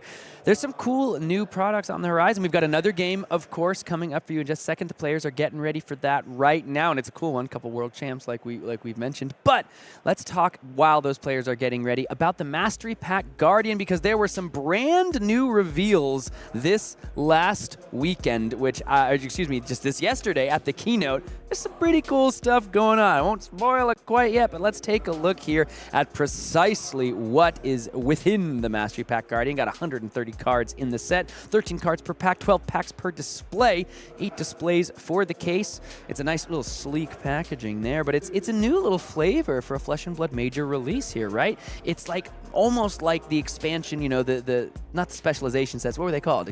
Supplemental sets. The supplemental sets of old. Man, it's been a while, eh? But instead of focusing like Dynasty did on every single class, this is truly about mastering the one class. Mastery Pack Guardian is for all of your friends out there who like to bonk big with the hammers, with all of those crush effects, with the dominate. This set is for you, and it features a hero many people have asked for in Classic Constructed. Those cowards in the dev room didn't give her 42 life.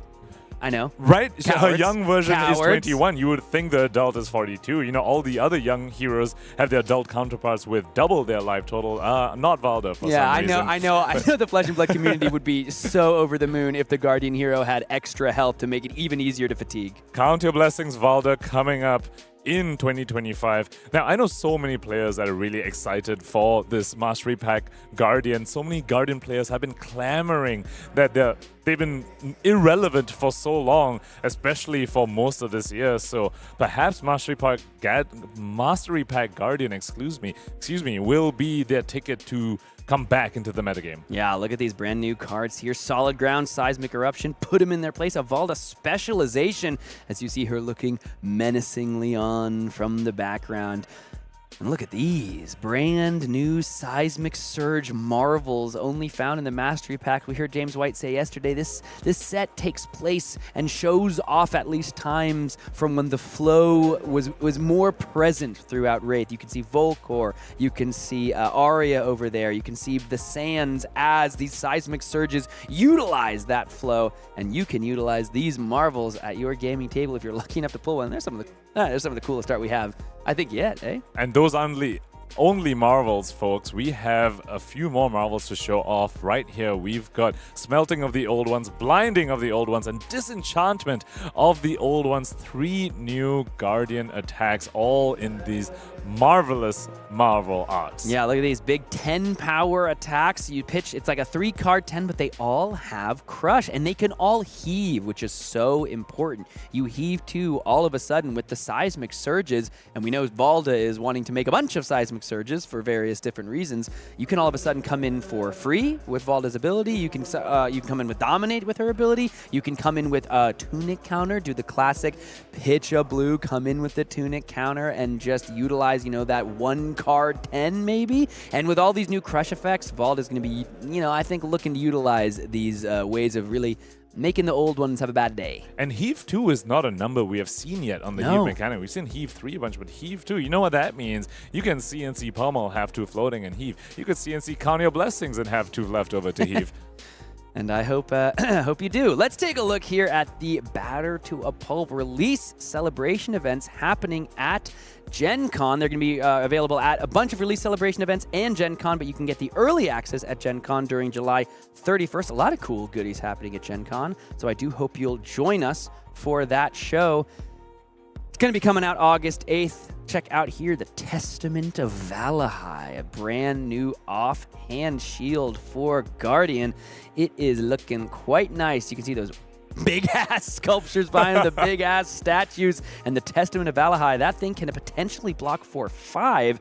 If you got 6 or more seismic surges, might be a bit of an ask, but it would get you a pretty big payoff. Mastery Pack Guardian, August 8th.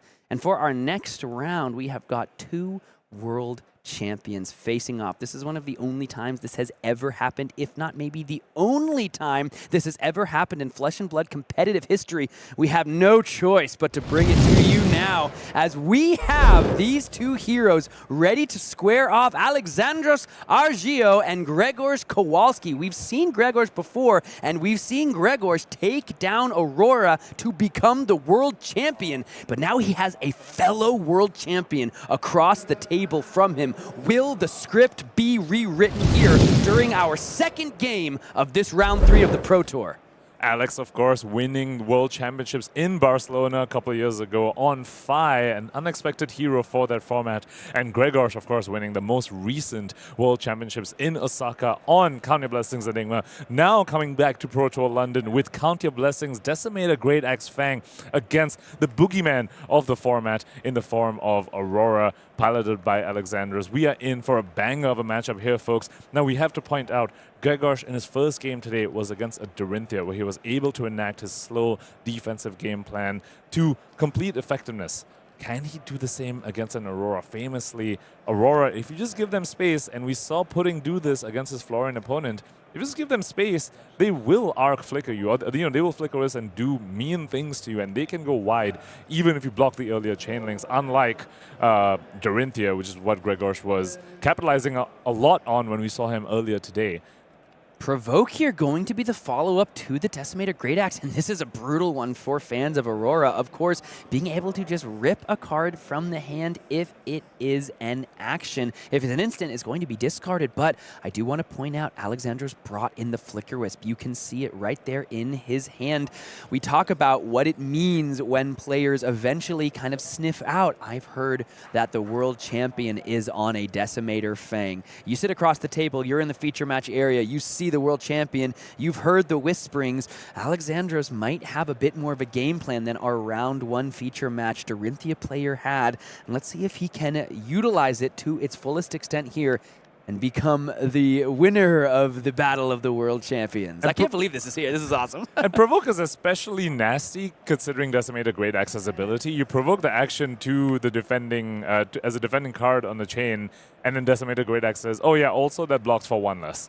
So that Lightning Surge became a 1 block from Alexandros' side, and now he gets to start his turn with a Channel Lightning Valley. However, looks like he's trying to settle a Flicker Wisp in Arsenal with a Channel Lightning Valley set up for the following turn, which would be incredibly explosive. And as we saw utilized in our game from Pudding Tam, Flicker Wisp can sometimes be used to get over AB1 when you need to push that arcane damage through. Only AB1 represented from Grzegorz Kowalski. We've already seen 2 cards taken out, no blocks, I was going to say no reactions, but there's bound to be a reaction from this Decimator Great Axe list.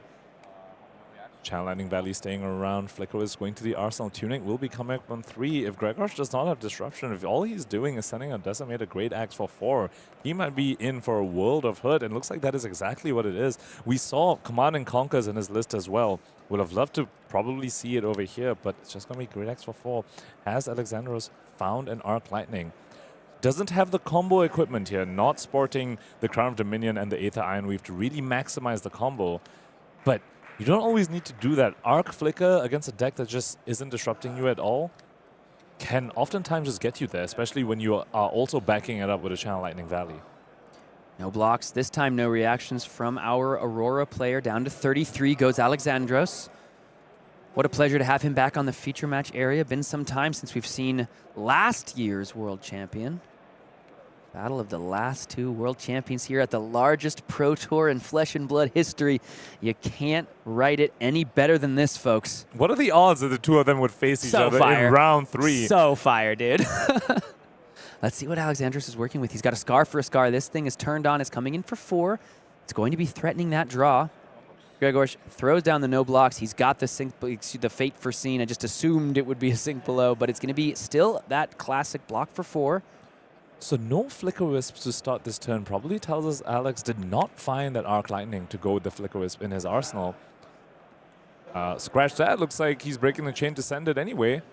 He's going to guarantee a draw of the CLV because Grzegorz only has 1 AB, unless he brought this Oasis Respites, where you can target the Flicker Wisp and prevent the full Arcane. Looks like that's not going to be the case over here. Just going to be an AB1, take 1, and draw of the CLV is Alexandros. That is going to be the case. That's going to be the draw from Alexandros. Let's take a look at what he was able to get off the top. He's still got a fair amount to work with. He's got another Flicker Wisp. He's got an Electrostatic Discharge, Gone in a Flash, and a Snatch, so not a lot of ways to get go again, save for the Snapdragon Scalers, and also we have to remember, hasn't yet played a Lightning card. Also, crucially, yes, has not played a Lightning card. It means he can't even make an embodiment off of Aurora. The Starfall doesn't have go again either. Could perhaps play the Gone in a Flash, which would be a Lightning card, and then you can pitch Aurora afterwards. But I don't believe he has 2 Lightning cards to pitch to keep the CLV around. No, he's just going to break the Snapdragon Scalers here. He's not interested in using it on the combo turn. He's just going to allow this Gone in a Flash to have go again. Electrostatic Discharge going to be the follow-up. That's going to bounce the Gone in a Flash back to the hand. It's going to be... So he's got a Snatch in his hand and a Gone in a Flash and a Flicker Wisp. Looks like this is why he was so willing to give up this first Flicker Wisp. He has just another one to just refresh the arsenal with anyway. Let's see now. Alexandros, like you said, probably cannot keep 2 Lightning cards in the pitch zone. Just going to come in with the Starfall. Grzegorz happily takes this. Note that all you got to speak of for this one. Oh, and he's found a Count Your Blessings. His first Count Your Blessings is Grzegorz, so not a great blocking hand either. Could perhaps block 3 and then just arsenal the CYB. Just going to go ahead and utilize the equipment pieces. There's the Sink Below effect potential from the Crown of Providence. Not utilized here. Has the 2 floating for that Count Your Blessings. So 2 more life goes Grzegor's way. Alexandros here has to watch that Channel Lightning Valley hit the bin. Card hits the arsenal. But not going to be under any pressure. Respecting the Snatch on hit is Grzegorz. Didn't want to let Alexandros perhaps draw a resource card and just end with a free embodiment from Aurora off the Snatch. Yeah, that would be huge. Take a look at what we're going to be working with here from... There's the Arc Lightning and an Exude Confidence. Exude Confidence could be absolutely massive on this turn. And he'll get go again from the Arc Lightning as well. Alexandros just showing Grzegorz, hey, I found it. I found this Flicker Wisp in my arsenal, and here we go. Is your defensively slanted deck going to be able to handle this pressure? Flicker, Arc Lightning coming your way. Arc Lightning here going to be the follow-up, going to come in for 2 Arcane thanks to the Flicker Wisp's effect. And Exude Confidence, you talked about this at the start of the broadcast, such a huge tool for these Aurora decks to get through the defense that some of these fatigue control decks are trying to present. Let's try to see just how much arcane damage Grzegorz is going to take on this turn. What else is Alex working with? Is that a burn-up shot? Now, burn-up shot is a little bit awkward in this hand specifically. You want to use it after the Flicker Wisp, but if you use it now, it will consume the go again on your Arc Lightning, and then the Exude Confidence won't get go again. And you need the Exude Confidence to stay on the combat chain for its effect. If you play the Exude, then play the Burn-Up Shock, it's going to break the chain. And that means that Grzegorz will be able to play defense reactions from here. You can see head in the hands from our 2023 World Champion as he tries to find the best line. This is like as important of a turn as they're going to be in this game. He needs probably 2, maybe 3 turns of similar levels of offense that he's going to have here to break through the defenses of this Count Your Blessings Decimator Fang deck. Could just save the Burn-Up Shock in your hand to go ahead and sink to the E-Strike, but that's not exactly what you want to do on a Flicker Arc turn. You want each one of your cards to convert to go again as much as possible. Tunic is up, so Tunic Starfall is absolutely aligned. We can go 2 into 2, do a little nice Rosetta Thorn cosplay. Looks like he might just select to do the E-Strike draw card, use the Arc Lightning's Go Again for an E-Strike rather than Exude Confidence. Because as he said, he's just saying, I want to Go Again as much as possible. I will sacrifice the Exude Confidence and hopefully draw a Go Again card. And he drew Ravenous Rabble. Gets the Go Again from the Arc Lightning. There comes the 2 arcane damage. Only one can be taken, or one can be shored up. So take one, down to 35 goes Grzegorz. Deals with the Enlightened Strike. Once again, I think the most beautiful part of this deck that we're seeing from Grzegorz is just the ability it has to utilize those cards pitched on defense, as well as, honestly, I've really ever seen from a defensive deck. Will it be enough here against the de facto best deck of the format? And the Flicker Wisp with the Burn Up Shock is a devastating combination over here. Shock is coming in for 2 arcane thanks to a Flicker Wisp, and another 2 damage because of the Go Again resolving on the card. And then Burn Up, if it hits, is going to represent 5 arcane instead of just the 4 because of the Flicker Wisp. And look, Grzegorz here has to take all this arcane because of what this Burn Up now represents. Starfall is going to represent 5 arcane if it hits, and 2 arcane just with the Go Again. Ooh, but Grzegorz flashes the wrong card, shows that he has the 4 block. Does Alexandros run this in? There's 2 arcane coming. You have to imagine he's going to throw this Ravenous Rabble just because of the arcane damage that it represents. A little bit of awkward sequencing on Alexandros' side because of the burn-up shock, and he didn't want the Go Again from the Arc Lightning being consumed on the burn-up shock. But he did still find the most optimal line over here, which is obviously what we would expect from a previous World Tier champion. Yeah, players here going ahead, just having a quick little discussion, making sure all things are copacetic. I'm excited to see if Alexandros can do it. If there's any deck that can break through, you have to imagine our most represented deck in the room can. And if there's any player that can pilot it to victory, you have to imagine a Flesh and Blood World Champion is the one to do so. But when the opponent across the table is a world champion in his own right, that mountain is a steep one to climb. What are your feelings at this point in the match? Whose seat would you rather be in?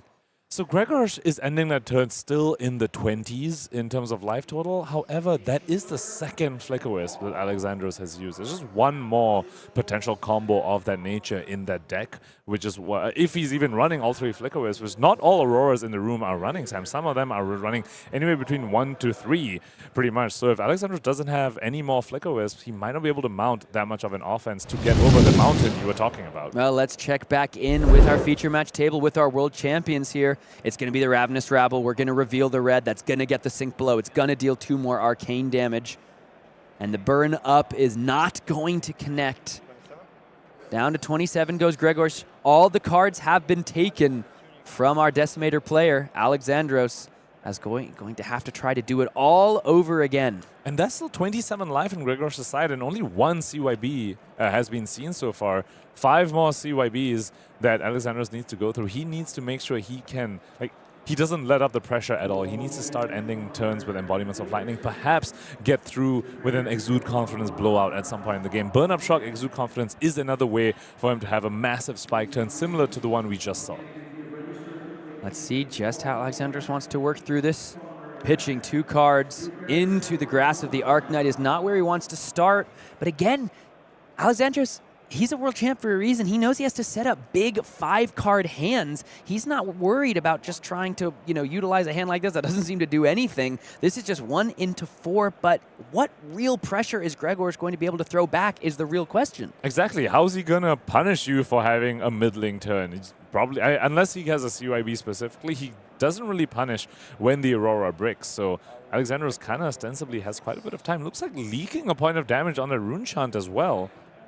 Yeah, a little point over the top. Grzegorz here just going to go ahead and block that out for 6, really respecting the potential of the draw. Here comes the Great Axe. This game certainly looks different than our round 1 package. We're going to have to wait and see just how Alexandros utilizes the rest of this first cycle, but for my money, this one's looking definitely at least closer at this point in the game. Also have to point out Grzegorz' armor over here. In the first round against the Dorinthia, we saw him with unblemished armor for most of the game, including like quick dodge flexes. Unfortunately, doesn't have the luxury to run quick dodge flexes in this matchup because you need the AB. So it has put an AB in the boots. that Braveforge race is only 1 armor left, and that Tunic, I guess, could also be 1 more armor, but that's it for Grzegorz, and this Aurora deck sends a lot of breakpoints. As we spoke about, 0 for 4 go again is the name of the game for this Aurora deck. We've only seen 1 Channel Lightning Valley so far. That's another way Alexandros can go ahead and set up some real mean spike turns. Entwine Lightning, this one's going to have go again as it's fused with that electrostatic discharge. Shelter from the Storm going to come out and take care of it. With that 4 defense from that brand new Hunted Majestic. I've heard it's good. Heard it's good. Seems to be doing some major work. The flexibility in that, we just spoke about the breakpoints that Aurora sends. Sometimes something like discarding Shelter of the Storm is exactly what you need to go ahead and shore up a 4x4x4 from the Aurora side. Discard 1 Shelter is effectively a direct that you get to use across 3 chain links if you have 3 blocks to back them up. Starfall now comes in for 1 at the moment. This is about the oldest trick in the book at this point for the Aurora deck. Especially since the discharge was revealed to Entwine Lightning already. Oh, wow, he has electrostatic discharge. It's got go again. And the Exude Confidence now for 7. But it looks as though Grzegorz bailed out, already used the D-Reacts, puts down the attacks for 6. 1 damage over the top. Anything else from Alexandros? It's going to be the Channel Lightning Valley.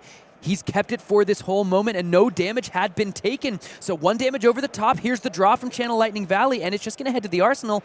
But now Alexandros is going to have a 5-card hand and Channel Lightning Valley on 1. That was some really nice sequencing from our 2023 World Champion. And that card draw was guaranteed because Exude Confidence's effect was live, and that's exactly what we were talking about. Exude Confidence, incredible card against these defensively slanted lists. And the other thing is you get to hide the Channel Lightning Valley all the way until the end because the opponent's blocking you out as much as they can. So Entwine Lightning, oh, you blocked it out? Okay, I'll hold CLV. Oh, Starfall, you blocked it out? Okay, I'll continue to hold the CLV. Exude Confidence, you didn't block that out? Now I play the CLV. It's just an incredible fork that you put your opponent in where they want to block you, but they also want to see the CLV as early as possible so they know it, like they know what they're blocking around. Can't overstate the feeling of getting to watch these 2 players do battle here in our feature match area. You go from a competitor on the circuit to someone that needs to be feared, respected, and remembered as soon as your name etches the halls of World Championship status.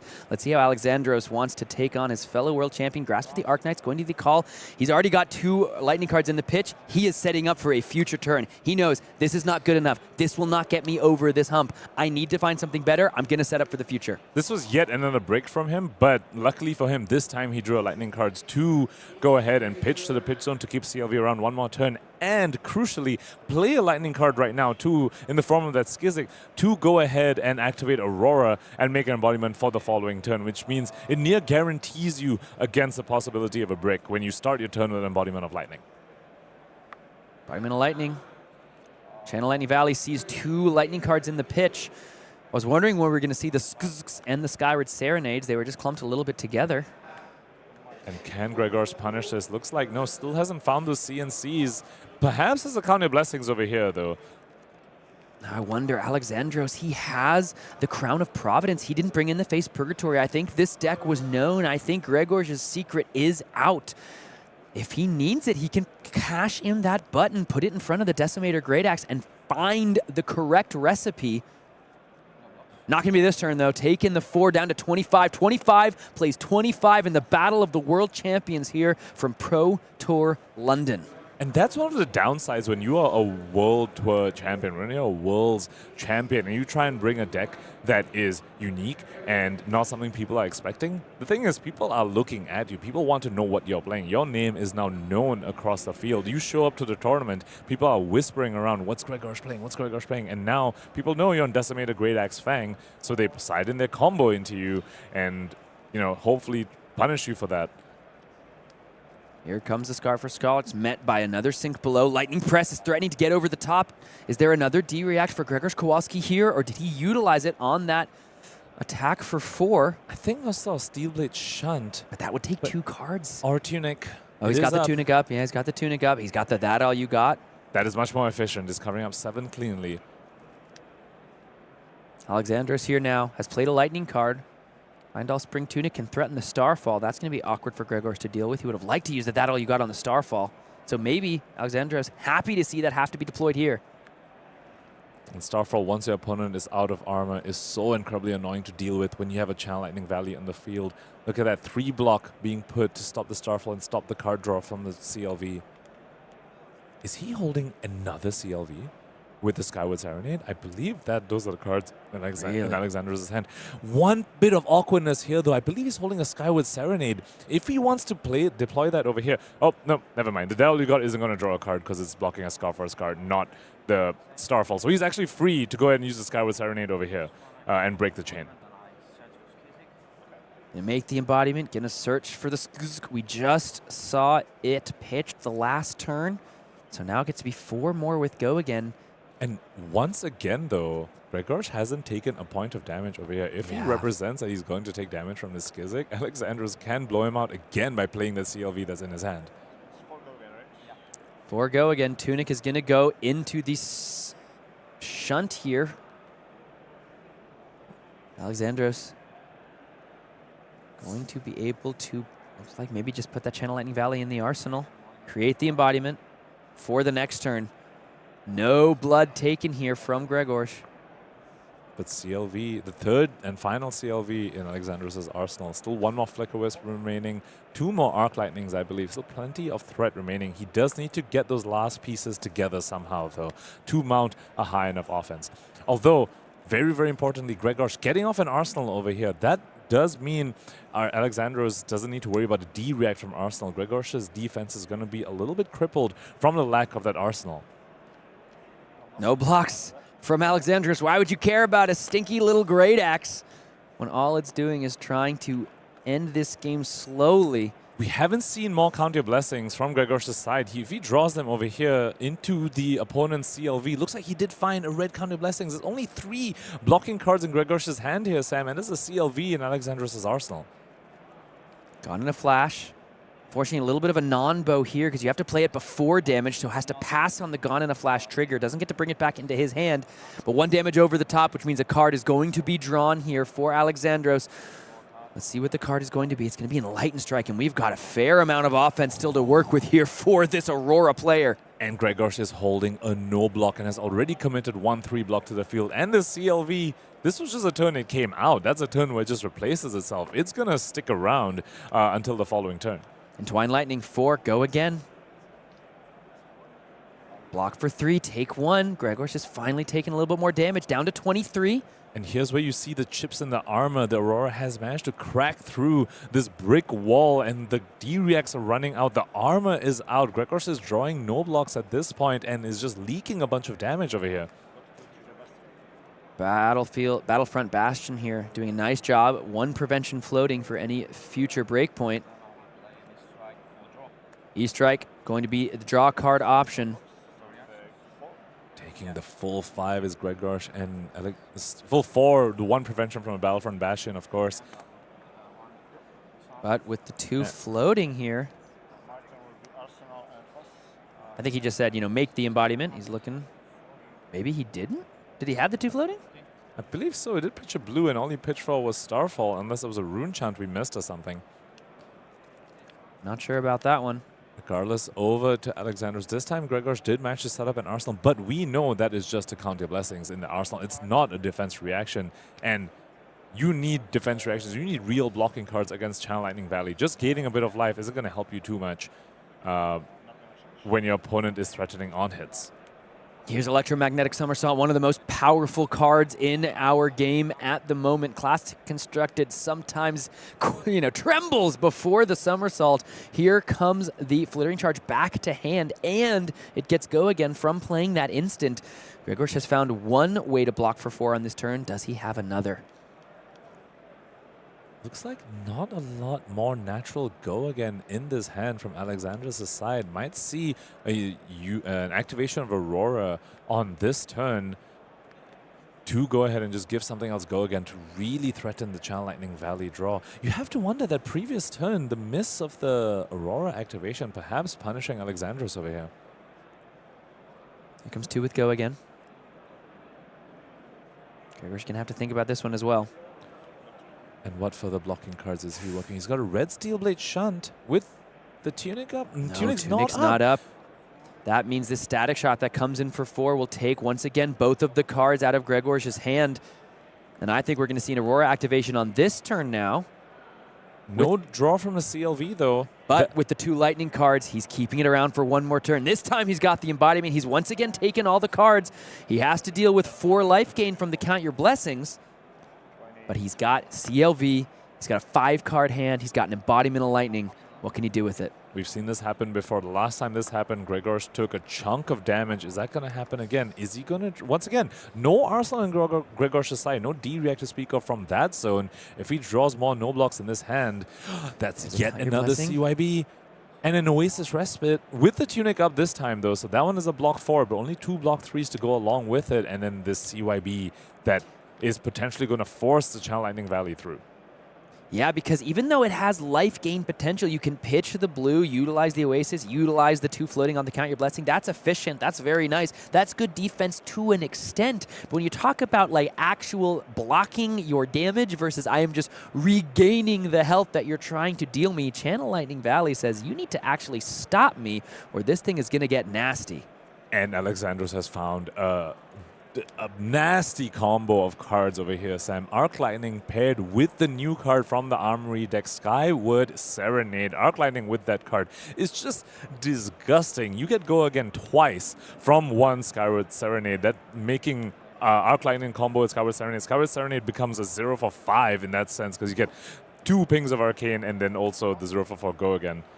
Just very, very large amounts of damage coming out with that combination of cards. But we talked about how well Grzegorz would be able to utilize the pitch with the Oasis Respite, you know, with the 2 floating. Arc Lightning says you got to find a lot more ways to pitch and find those floating resources on this turn because of now the pings from every go again post hence.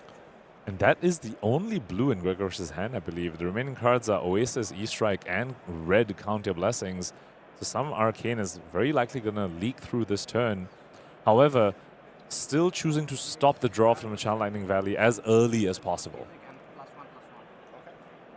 So, looks like he's going to give the attack +1 and search for the skzk.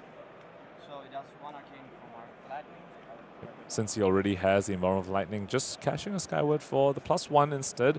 Not the most efficient, and that's the benefit of stopping the CLV draw as early as possible when you're against an Aurora. Grzegorz probably knows he can't stop the draw this turn, but he just want to stop it as early as possible to perhaps force Alexandros into a little bit of an inefficient plays. As we see right now, choosing +1 Skyward Serenade is not the most efficient mode on that card. But it does make Oasis Respite a whole lot worse. Take 2 over the top because it is now not able to be blocked out by that 4 block. There should be a draw from the Channel Lightning Valley. Did he draw the card from the 2 damage going over? What are the final cards in the hand here? I don't believe he's drawn his card yet. I think we might have missed one there. We do have a Channel Lightning Valley out on the field. Alexandros here, leaving some value on the table. Worked so hard to keep that Channel Lightning Valley around. This one, the Lightning Surge is going to come over. Perhaps got a little bit excited seeing the Arc Lightning alongside the Skyward Serenade. Or perhaps not used to leaking enough damage into Grzegorz' game. It's been blocked out quite a few turn cycles. Now the size of the deck there, Sam, looking a little bit thin on Alexandros' side, and that's quite a few threads gone already. This is the last Channel Lightning Valley. Still that Flicker is potentially hanging out on the deck if he's running the full playset of them. Second strike here, going to be blocked out by the Oasis Respite. Grzegorz goes back up to 17. But there should be 1 arcane damage now from the Arc Lightning. And the Chain Link resolves, still gets the 1 damage from the Arc Lightning. Grzegorz goes down to 16. And then another second strike to follow this up. And this one will be 5 total damage that Grzegorz is going to have to take. Down to 11. You just have to wonder what this turn could have been if that Channel Lightning Valley drew the card. And that's a unless we missed him drawing it, but perhaps, I don't know. And that's a red CYB going to the arsenal for Grzegorz over here, so ostensibly at 11. But if he can find an efficient use for the 3rd resource if he pitches a blue, could, you know, start getting life back up again. Let's see. He's got another loyalty beyond the grave. And then he put his hand down just as we tried to zoom in. Grzegorz, though, down to 11. Facing down in the lightning strike. This one's got go again. Alexandros starting with E-Strike Go again. Not the best mode on that card. We've seen him choose E-Strike, draw a card the previous 2 times he played this card. But on Grzegor's side, if you see your opponent start with E-Strike Go again, you are happy. That's 2.5 value per card instead of the 4 points of value per card that Aurora normally represents to you. Block 3, take 2, down to 9. Goes Grzegorz. And at this point, he doesn't need to worry about surprise CLVs. He's seen all 3 of them, so he can just block as efficiently as possible. Doesn't need to worry about too many breakpoints on his, except for the final snatch. There's the gain 1. Block of 4 and loyalty beyond the grave to shore this all up. And with the 2 floating, he gets to gain an additional 5 life here. So back up to 15. Looks like he did find the efficient use of the 3rd resource in the form of that Oasis Respite. Using 1 resource to convert to 5 value there and then healing up again with Counter Blessings. And now here's where the remaining Counter Blessings start to really show their worth, Sam. The 2 more yellows and 1 more red gonna start healing even more than these first 3. Alexandros here, 21 playing 15. Had the chance to maybe make these turns even more impressive. He's got the Exude Confidence, but currently doesn't have any way to give it go again. And the Gone in a Flash as well, not a go again. Can't quite see the last card in his hand, but you have to imagine that's not go again card either. Does he want to set up an embodiment with one of these Exude Confidences? You need to play a Lightning card though. I know, so he was starting with the Gone in a Flash. Is that a Lightning Press? That is a Lightning Press. So you can play that. That's your Lightning card to be played. Activate Tunic, pitch Gone in a Flash to have an embodiment set up for the following turn where you arsenal the Exude Confidence. In response to the Exude Confidence, the Count Your Blessings is going to be played here. And the Oasis Respite is going to be played. So this is all in the layer step before the Exude Confidence even hits the arena. All of a sudden, Grzegorz Kowalski back up to 21. Quite a bit of deja vu, Sam, I think. That's another blue pitch for CYB plus Oasis. Back-to-back turn cycles for Grzegorz, and life totals even up once again. He was at 10 a mere turn cycle ago with Alexandros at 21. Now he's back all the way up to 21. But here comes 7 damage that Grzegorz. He's healed a bunch, but he didn't actually block this. So down to 14 he goes. The Tunic now can come in, plus an additional card for the Embodiment of Lightning. Oh, he did have the Oasis Respite that was represented as a block for 4. Both our world champions here just leaving money on the table. Well, Embodiment of Lightning for Alexandros' turn, and we know he has an Exude Confidence in his arsenal. This could stuff a whole bunch of Grzegorz' D-Reacts if he has found them over here. Let's see what he's working with. Fate Foreseen. And oh, those are 3D reacts and Sigil of Solace in his hand, Sam. Alexandros has Exude Confidence in arsenal with Embodiment of Lightning. No attacks to speak of in Grzegorz' hand to turn off the Exude Confidence. Could this just be the final blow? Here comes Exude Confidence. It's got an Embodiment of Lightning attached to it. It's coming in for 4 with go again. Grzegorz can play the Sigil of Solace in response here, and unless it's a Sigil of Solace in the arsenal, it's a Steel Blade Shunt. His entire hand is turned off after this Sigil of Solace is played. Is Exude Confidence, the card that you brought up at the beginning of this day, going to be the key for Alexandros to take down our world champion? Grzegorz is at 19 life right now and no blocking cards. 17 life on the field, 2 more armor blocks. No blocks can be conferred this entire turn. Alexandros, this turn is his oyster, to speak. This Exude Confidence is just completely shutting Grzegorz out. How much damage can Alexandros get through on this turn? Yeah, considering maybe in blocks here, gonna pump up the Exude Confidence, give it an additional +2. That's good news for Grzegorz over here. You would love to see Aurora pitching blues there just for 2 points of value, especially on a turn where you cannot block anything. And that's the power of Exude Confidence in this meta when people are trying to pack 9 to 12 defense reactions. I mean, Grzegorz' list is even more than that with all the Steel Blade Shunts. This card can just completely juice you. He's going to give it the additional power, so it's going to be coming in for 8. And he knows at this point Grzegorz cannot do anything about it. No defense reaction, no instance, because the Exude Confidence text is live. And look at this. Wait, Grzegorz is currently at 9. He's got Entwine Lightning into the Flittering Charge. He's looking at his hand of fully unplayable cards. And the moment Alexandros sees this, he knows the way is open for him. He can just send this freely. Now here comes the Flittering Charge. Just have to read. Yeah, your opponent just cannot block any of your damage.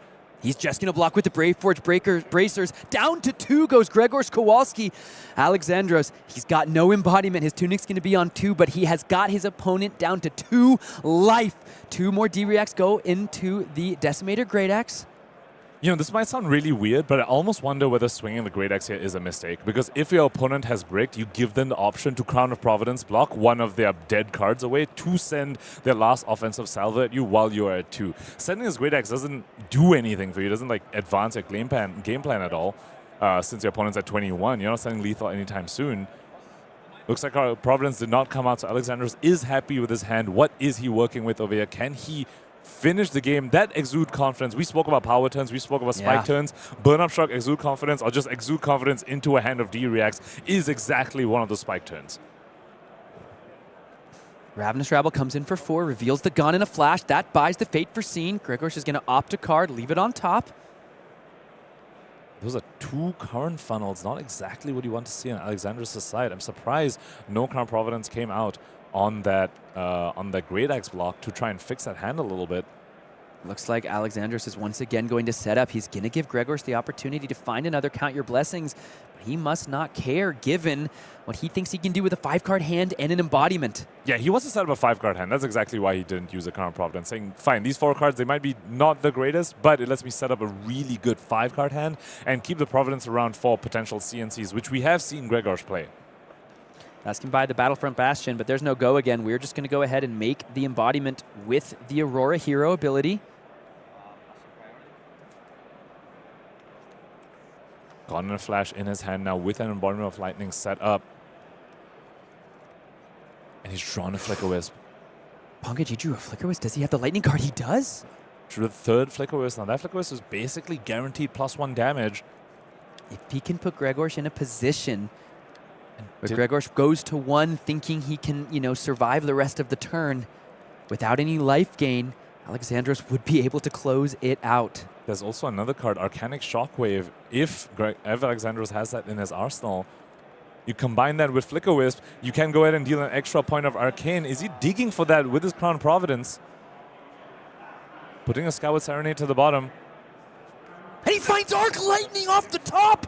He finds Arc Lightning with the Flicker Wisp thanks to the Crown of Providence. We've been talking about it all game. If the Crown of Providence, if the filter will be the difference maker, do you maybe not even want to send the Great Axe? And here Alexandros proving that sometimes it's better to be lucky than good. Finding the card exactly when you need it right off the top.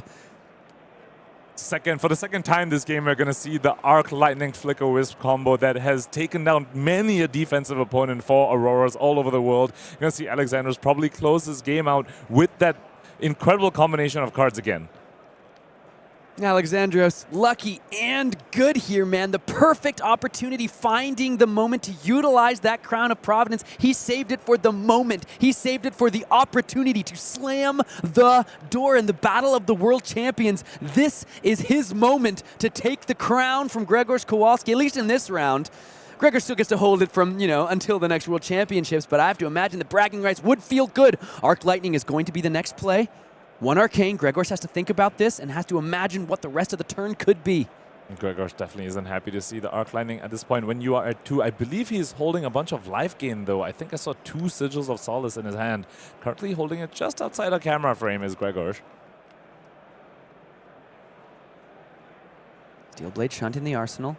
Yeah, 2 Sigil of Solaces, so that's a fair amount of way to deal with this arcane damage. But Alexandros is going to have plenty of offensive pressure alongside what this Arc Lightning and Flicker Wisp are trying to do. Grzegorz potentially thinking about a tuning counter. Maybe he wants to save it for the Steelblade Shunt. Looks like that is the call.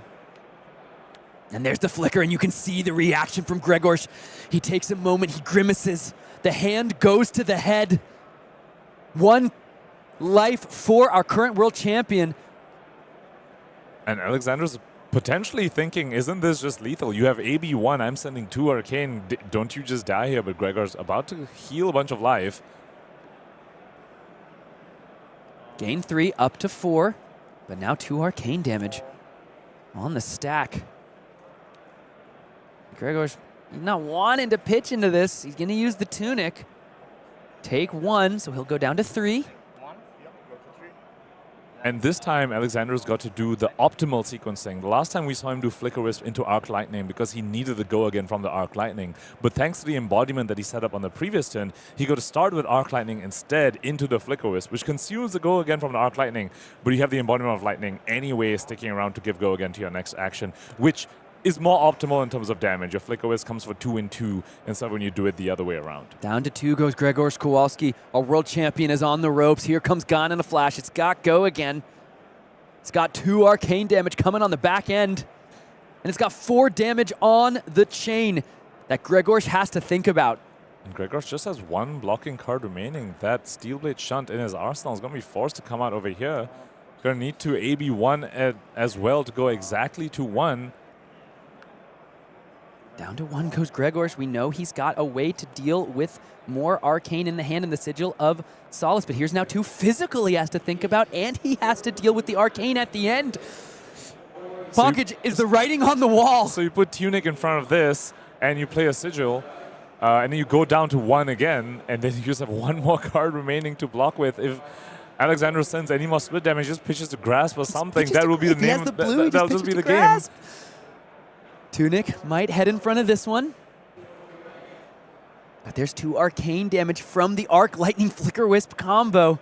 Found at the most important of moments. A Count Your Blessings in the next hand could have made this impossible. And it's still 2 cards remaining for Alexandros over here. It's not looking good for our current reigning world champion. Using that all you got on this, going a little bit.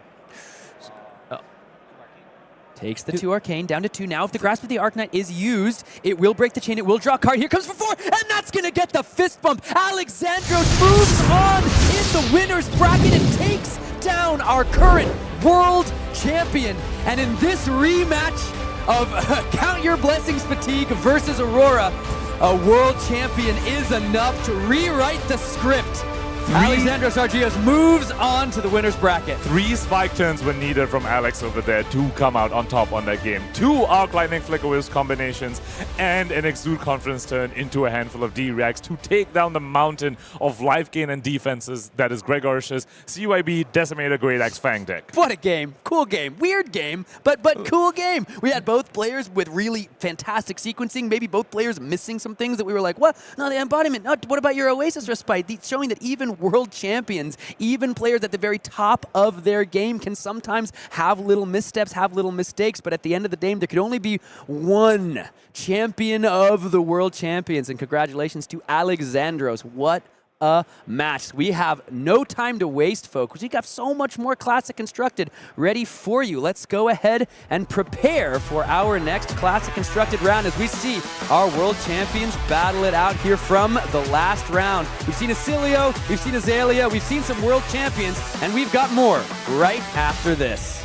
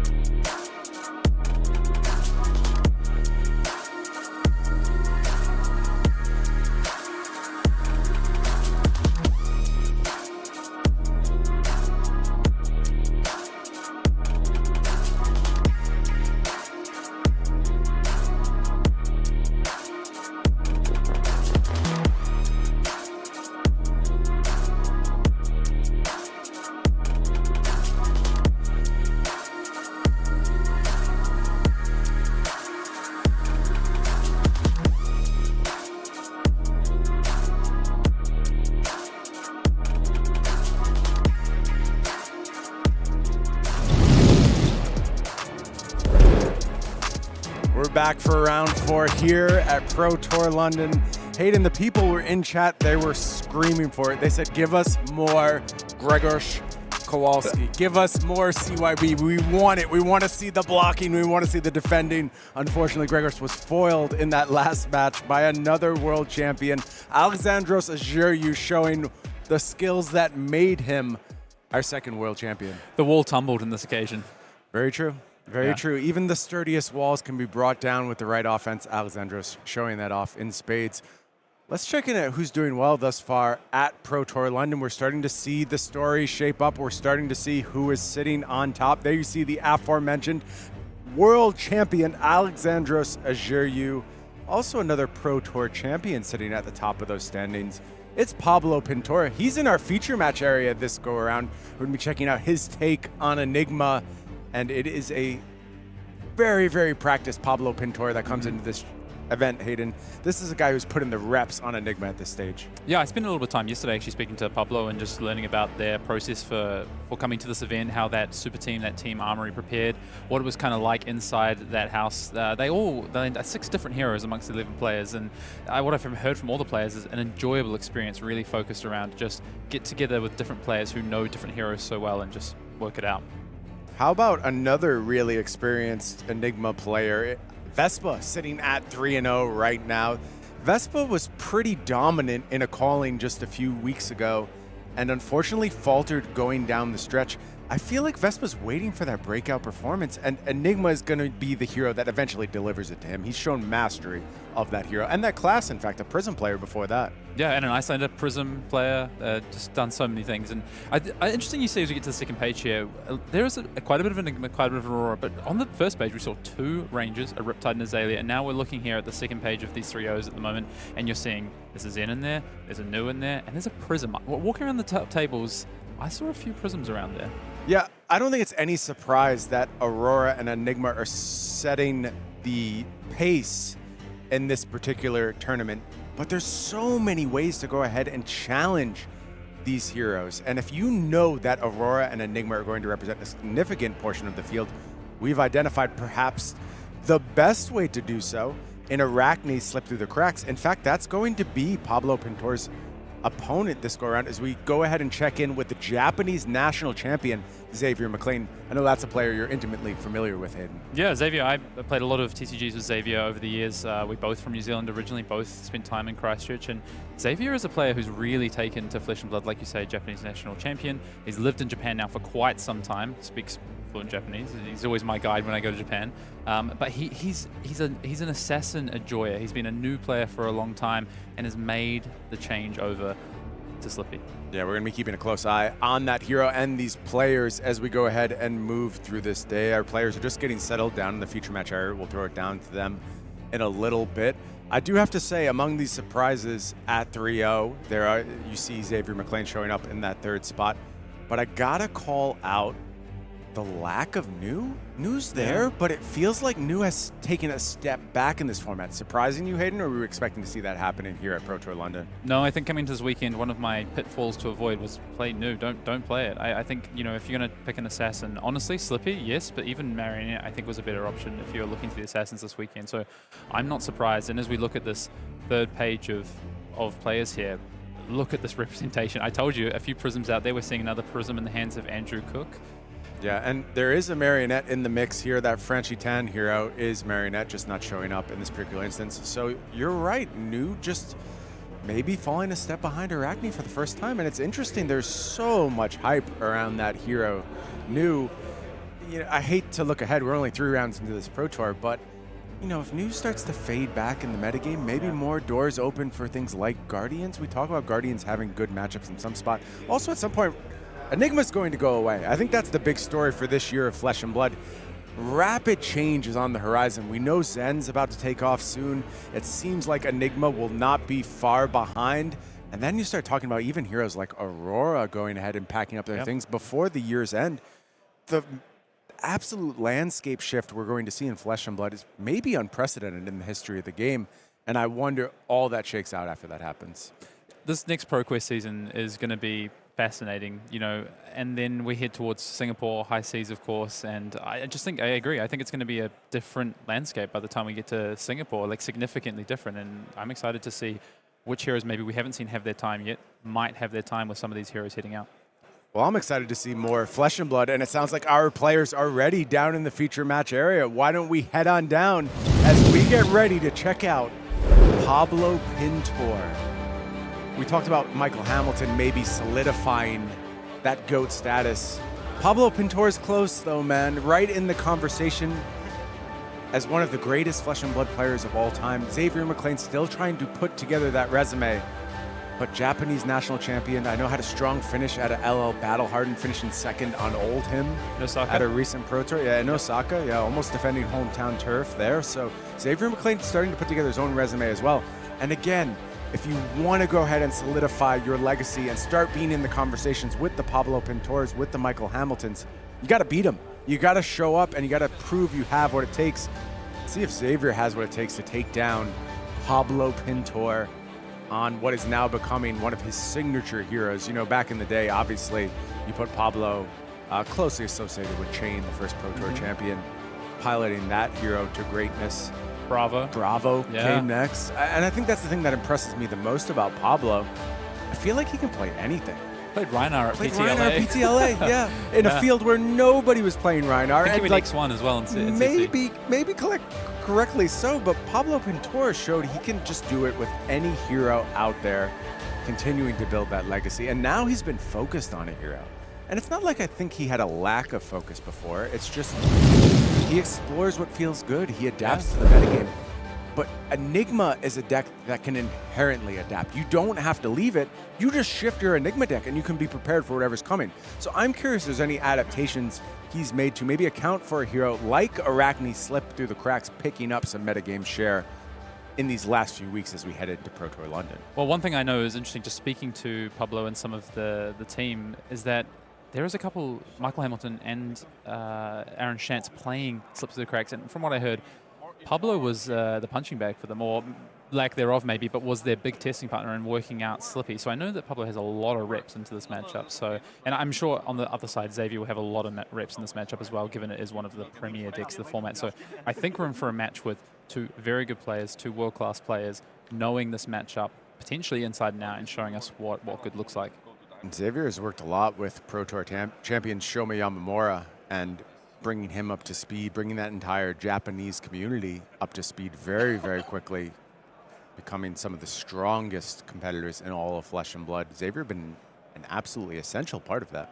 Yeah, big community member, a big community icon, and works with stores, I think, down in that region as well, and spends a lot of time getting these local events up off the ground running, getting players in the door, and building excitement for Flesh and Blood in Japan. He's been a big part of that, which is so awesome to see. Now his goal will be to throw Pablo Pintor out the door with Arachne slip through the cracks. Go again. A real game changer for Assassins into Illusionists. This has been a historically problematic matchup for the Assassin class, but slip through the cracks changes things. That first stealth attack, getting go again, allows you to go ahead and offer more threat.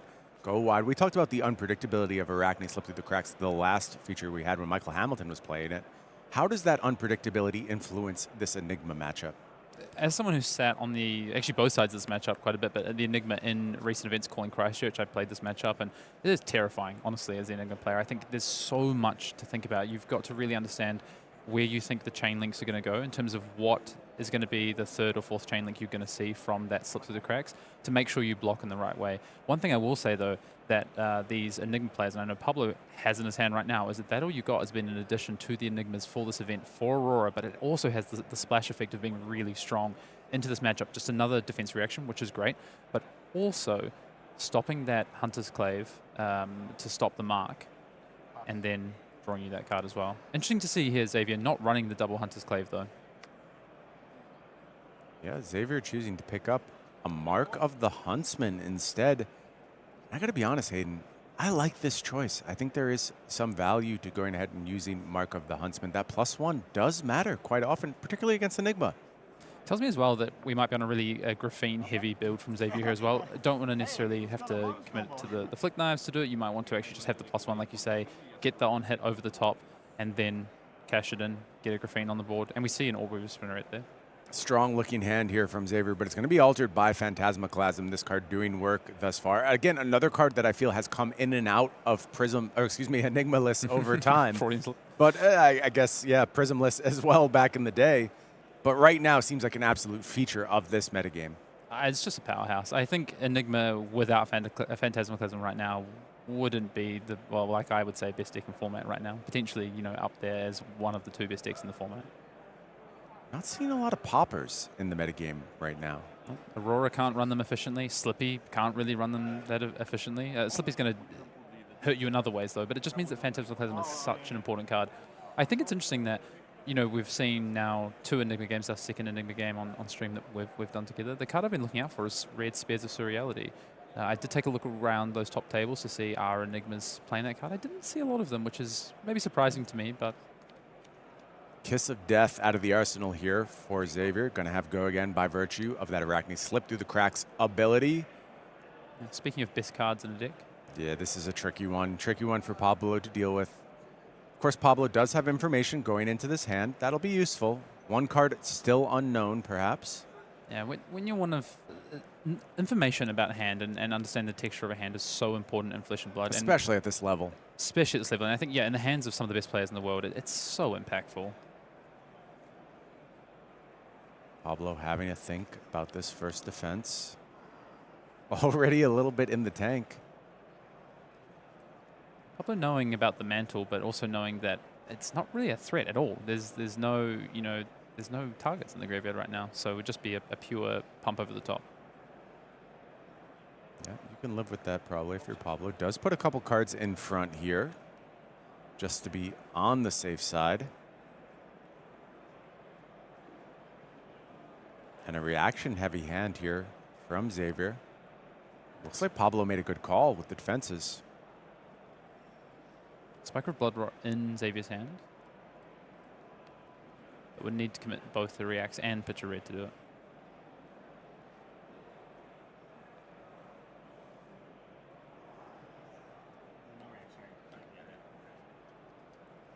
No reactions on the Kiss of Death. Follow-up is going to be the Hunter's Clave here. And overpitched here by Xavier, saving those cards for later. 2 cards in hand for Pablo. They are of the Transcend variety. Drop in the Ocean is so good against Hunter's Clave as well. Yeah, take away that last point of power. Pablo going to be happy to see that one. Also get that Spectral Shield train rolling. Keep the damage up. Flick Knives is going to do its thing here. Throw that Kiss of Death basically for free. Yeah, Pablo importantly transcending early, just starting to, it just ensures that do you find a line with your Traverse the Universe early, you've got it available to you. You aren't just priced into potentially not being able to make a play that because I don't think you necessarily always hold on to Traverse until the end of the game. You know, we saw Max in that round prior really patient, but not every matchup is going to play out the same way, especially in aggressive matches. Slippy a lot more aggressive than Zen, of course. I think that's why we see players gravitate to Enigma so readily, because it does offer these different modes of play. It is so variable in outcomes. You have to be adjusting on the fly. You have to be willing to play different modes. Here's a mode that every deck is happy to play. Command and Conquer comes in 4/6. The Crown of Providence quickly pushed forward by Xavier. Clears out that arsenal and picks up a 5-card hand this go around. And I think Pablo knew about the Spike of Blood Rot, right? That's why he blocked that way last time. So Xavier saying, well, you know, now you don't know about my arsenal, and I'll just cash it in. A bit more uncertainty offered here. Crown is used up early here by Xavier. And the life total is going down as well. Slippy starts at a slightly lower life total, falling to 26 pretty quickly in this game against a supposedly non-aggressive class. It doesn't feel like that sometimes when Enigma is doing her thing. Yeah, not anymore. Can put you under pressure very quickly. Here's an important card in the matchup. Pick to Pieces here from Xavier. And that's going to be backed up by that Razor's Edge. Yeah, Pick to Pieces is a card you really want to try and save for potentially if Pablo Pintor, you know, sets up something like a Mirage guy. But Xavier not having another stealth card here, can't afford to go ahead and just arsenal it. I think that's the reason why like Xavier was so quick to just cash that crown and was like, I need to find a stealth card and find a different stealth card. A handful of reacts and a CNC here. Shred, Tarantula Toxin, and the CNC. Looks like we'll set up that CNC for another turn. Unless Xavier wants to hold it as a popper. We know that poppers, we've got it before, it's quite light on in Slippy.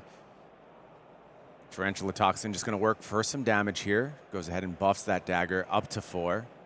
It looks like Xavier's definitely going to arsenal us then. I think if he was going to hold it, he would have also held that Toxin, I think. Pablo does have the react at the ready. Fate Foreseen comes down. And Xavier willing to move to Arsenal. Turn passes back over to Pablo. Pablo pretty happy with that turn cycle there, I think. Does feel on Pablo's side, if he's not losing, he's winning.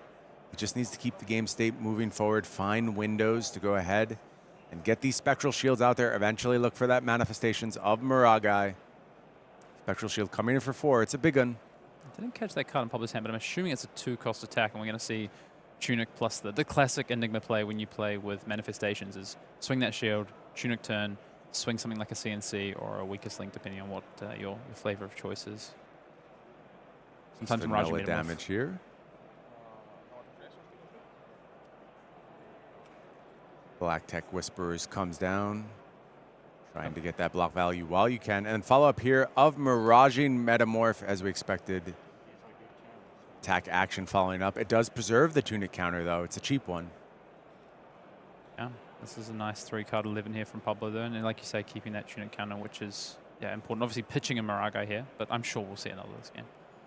Feels like it's always destined when you're playing Enigma. No popper on Xavier's side. Miraging Metamorph, not my favorite card to pop anyway. Just going to be defended here, and Xavier's life total ticks ever lower. You know, it doesn't feel like Pablo's doing a lot, but it's working. That life total keeps heading down. Defending effectively.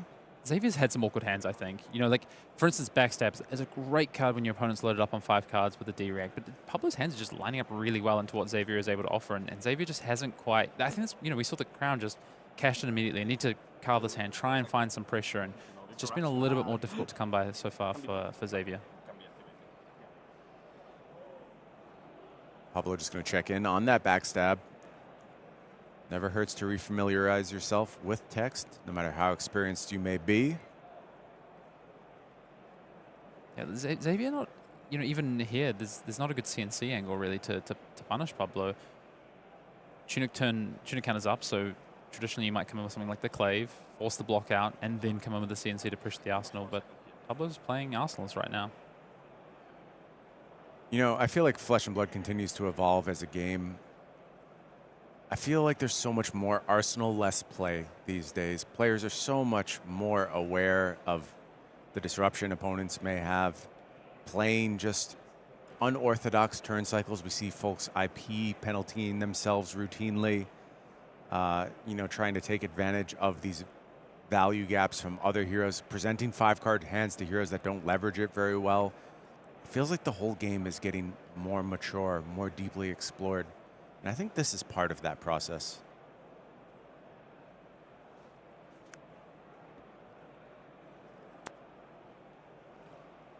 Hunter's Clave, the follow-up here. I think Xavier is priced into this Command and Conquer here, because if Xavier doesn't throw the Command and Conquer here, he's not utilizing his resources efficiently, and he comes in with the Infect, which is a pretty easy cover-up, I think, with 1 card. It really depends on what Pablo does here, though. I think whether Pablo tries to commit to protecting this Spectral Shield. I think if Pablo commits to this protecting the Spectral Shield, though, I think Xavier has to use the... You just flick. You have to flick in that spot, right? Yeah, but Pablo just knows that's the inevitability. It lets the Spectral Shield die in this case. And now Xavier's having to think it is going to be the Infect here. Yeah, just unfortunately just not the most efficient. And this is just what Xavier's hands are giving him at the moment, just not able to maybe do the most efficient things that he would like to do. Pablo willing to take the damage from this Infect, and Bloodrot Pox now joins his side of the arena. It's a good result, though, for Xavier. Yeah.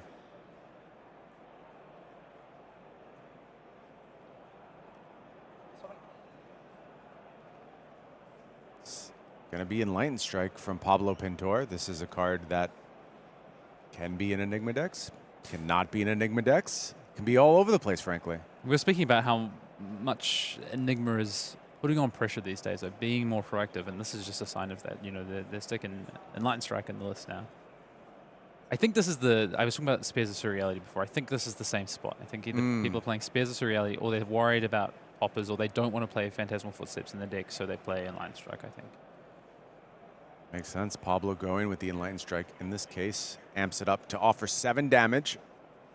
The other thing as well is the Enigma's playing this way. We're just seeing Xavier block with the Pick to Pieces here. That's traditionally when you're Assassin against an Enigma, that's one of the most important cards. You don't want to be blocking with your Pick to Pieces.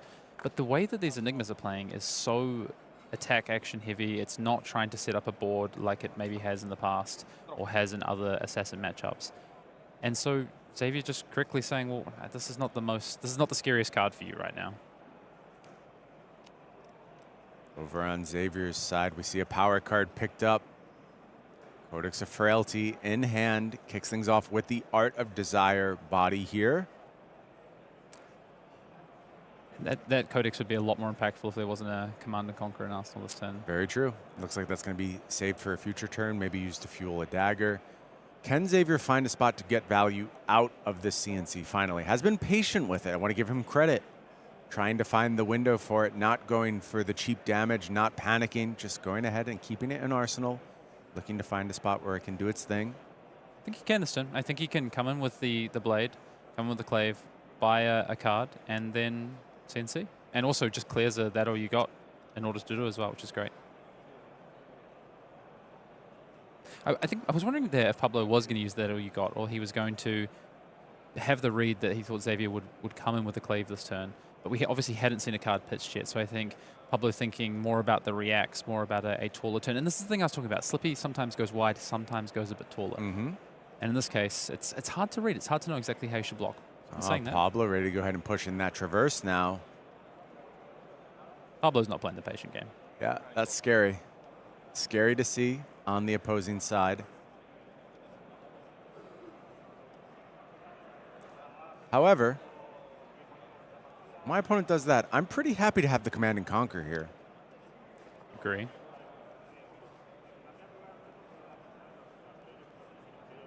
Hayden, are you new art Command and Conquer guy or an old school Command and Conquer guy? I really like this art, the hunted art. I do like it a lot, but I like my First Ed Arcane Rising CNCs. Yeah, a beautiful piece of art, but I'm too old school. I can't give up the Arc CNCs.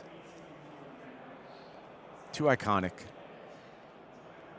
Pablo doesn't look super happy about the CNC, yeah, does he? I think Xavier did really well to be patient with this card. There were windows to use this in the past. That Tunic resource kind of went unleveraged for a period of time.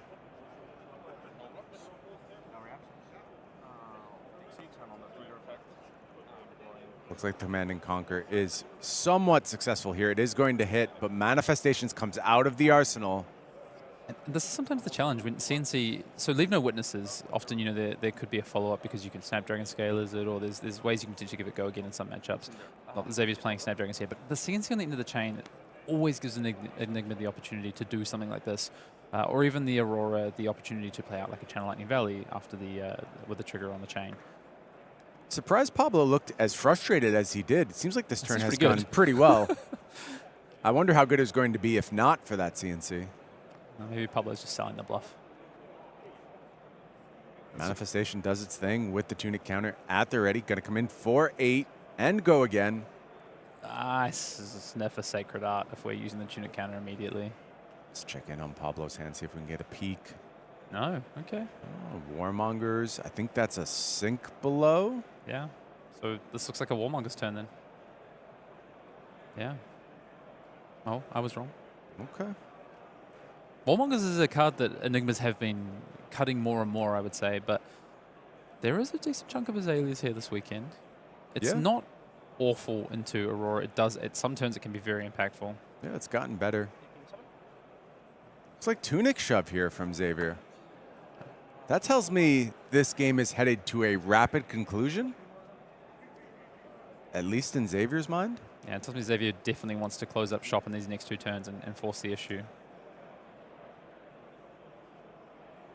Because that was just a pure number block there. How impactful is this Warmonger's going to be? I think not, because I don't think that's something like a save of bloodshed or anything in Arsenal for Xavier this turn. No blocks on the Spectral Shield, and Xavier now falls down to just 6. 6 to 21. Warmongers comes down. This actually might be more impactful against Pablo than for Pablo, potentially. So Xavier does have the Codex of Frailty in Arsenal. Oh, that's what's Arsenal. Yes, correct. Actually, that is quite important. I think that's okay, though. You don't have to Codex on this turn. You're happy to float that to a future turn. And I think the addition of Pain in the backside to this hand is going to go ahead and let Xavier go particularly wide and leverage the full grip here.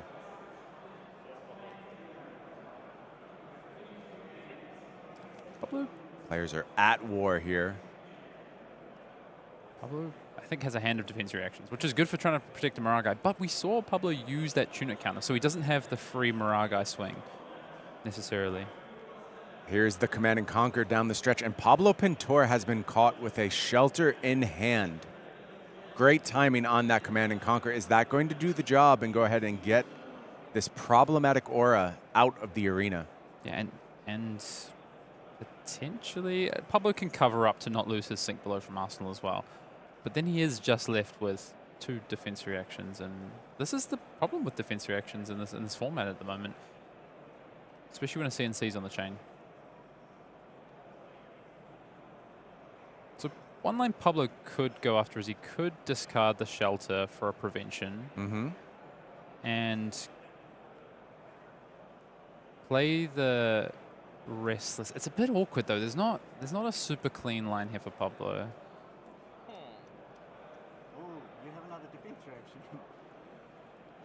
And I think Xavier has properly read the hand here. Pablo having to have a think. Let's not forget that there is still a Flick Knives activation available as well, which changes the math slightly. Yeah, that's the complication, because I think there's a Restless Coalescence play here where Pablo can take a counter off of the manifestations and then make a shield, and that covers it up and keeps the shield in theory. But then there is the Flick Knives activation. But Pablo does have the Shelter, but I don't know if he wants to.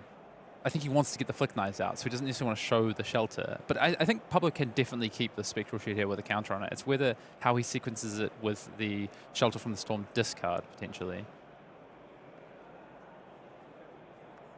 Looks like Tunic going to be put in here on the defense. And now we see the Flick Knives activation. Shelter discarded to go ahead and offer those 3 prevention shields. Going to be 2 shields floating after the damage is prevented from the Flick Knives. And as we suspected, Manifestation does get cleaned up here. Arsenal is kept, but Spectral Shield kept around. Who won there, Hayden? I think Xavier did. I think that needed to happen. You needed to clear that. And I think Xavier needed the win. It's not a big win, but I think it was a solid enough win to keep Xavier in this game. Okay, Pablo happy to kick things off here with Spectral Shield attack coming in for 2 go again. Let's not forget Xavier only at 6. Pablo still at a fairly healthy 21. Xavier's starting to put some strong hands together. Does have access to Codex of Frailty on this next go around. Leave no witnesses in the grip. Just thinking back to that block. Razor's Edge, take up the mantle, Spinneret.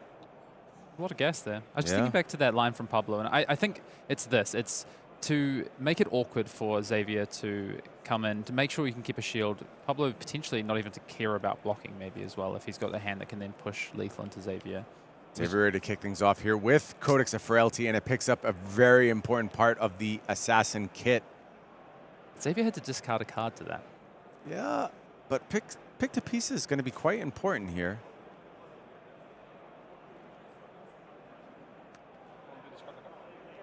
Yeah, I just got it. Oh, I didn't see it. Sorry. I'm always so happy when he's playing Flesh and Blood. A great ambassador for the game. One of the most pleasant opponents you could ever find. There is that pick to pieces out of Arsenal. Going to be buffed up. Xavier's hand is Yeah. The Razor and It's the pretty Leyva good. Witnesses. It's a pretty good hand.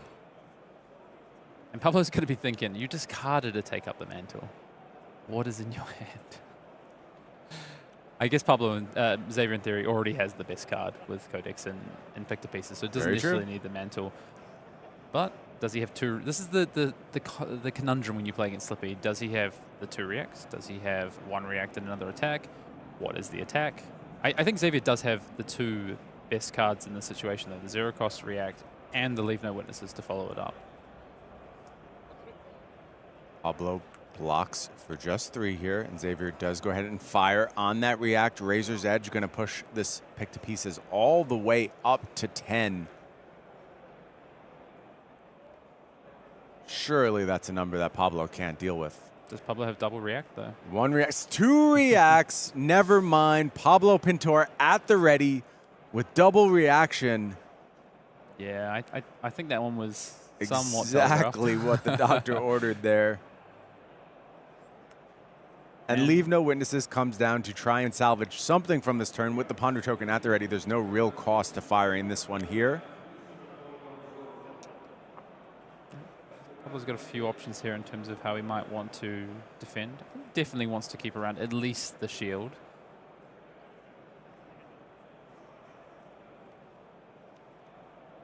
Might opt to give a card to Xavier here, plus 1 Spectral Shield. Oh.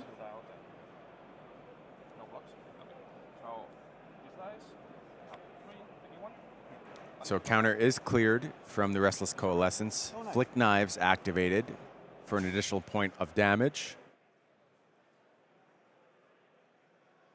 Sounds like we have a bit of a judge call that we're going to take care of real quick, so we'll just go ahead and let players sort that one out. Where are you leaning right now in terms of where this match is going? It feels Pablo Pintor slanted to me. Yeah, I think that's the turn that's the turn. We said at the start, Xavier's hands weren't lining up for him, and then they've started to line up. But so have Pablo's into what Xavier has tried to do. Like we just saw there, it's like he has the 2 best cards. He has the Pictor Pieces. Granted, he did have to make it a little bit awkward to discard off the Codex, but then has the 0 cost react, has the Leave No Witnesses to follow it up, and Pablo's like, well, I just have the double react, and one of them's from Arsenal, so I potentially don't care about your Leave No Witnesses. It's interesting. But I think depending on what Pablo follows up with now, if it takes 2 cards from Xavier's hand, I think Xavier might have a play to come back with. If it takes more, that's going to be really tough for Xavier. Sounds like they're ready back down in the feature match area, so we'll head back down. Did get a hit on that Leave No Witnesses. Silver at the ready now for Xavier. Second silver could be very important here. There is the Black Tech Whisperers down there, so rebuys become possible. But Command and Conquer going to be the crucible on this particular turn that Xavier will have to face, as well as that looming 16-point life gap. Another Codex. Looks like Codex of Bloodrot picked up here from Xavier. Yeah, no one I've seen a lot out of Slippy, actually, to be honest, but interesting. You know, the Slippy lists are all doing very similar things. I don't think consensus has been reached at this point. Still a lot of inclusions being left out. We saw Chris Ayale have some success last week on the AGE circuit using Redback Shroud. That Mask of Perdition tech just becoming known at this moment in time. Yeah, So I think the mask has been the biggest level up. The Redback Shroud, I do like that piece of equipment, but I think Tunic is so important in the way that Slippy tries to play, especially with that second resource, the 2-and-2 sort of piece, a dagger and a CNC, for instance. So a clean cover on that CNC. Pintor without an arsenal this go around. Equipment starting to get a little thin on both sides. Tunic has already been given up. Bonds of Agony, the play here from Xavier. Tough to get to 3 or more attack reactions as Slippy. Mask makes it easier. I think that was the big upgrade, the primary purpose of Mask. Yeah, just to see how much Pablo respects this. We see this play a lot from Slippy, where they come in with the bonds, and often they don't have it. Yep. And they're just saying, respect it, give me 2 cards. That's the dream. Give me 2 cards, try and cover it up, and then I just go, okay, my next chain link. But more and more as people get this experience playing into Aragny Slip Through the Cracks, they just say, okay, or, you know, they give you a 1-card block. It's, yeah. I think especially when Mask isn't there, it's very hard to believe that Xavier is actually threatening here. It's possible. You have to consider it. But you also got to take some risks to become a Pro Tour champion. Pablo Pintor knows that oh so well. Xavier posturing. I saw him turn that card sideways there, showing, maybe I have the react. Maybe, maybe I do have it. And I think if you're Xavier in this position on the back foot, you've got to find some creative plays. You've got to force, maybe get a bit of an unforced error out of Pablo, I think, to push your advantage. Pablo not going for it, just going to go one card from hand, ripple away, committed to the defense. Codex of Blood Rot now comes down for Xavier. This one's not bad too. Forces a card out of Pablo's hand here into the arsenal.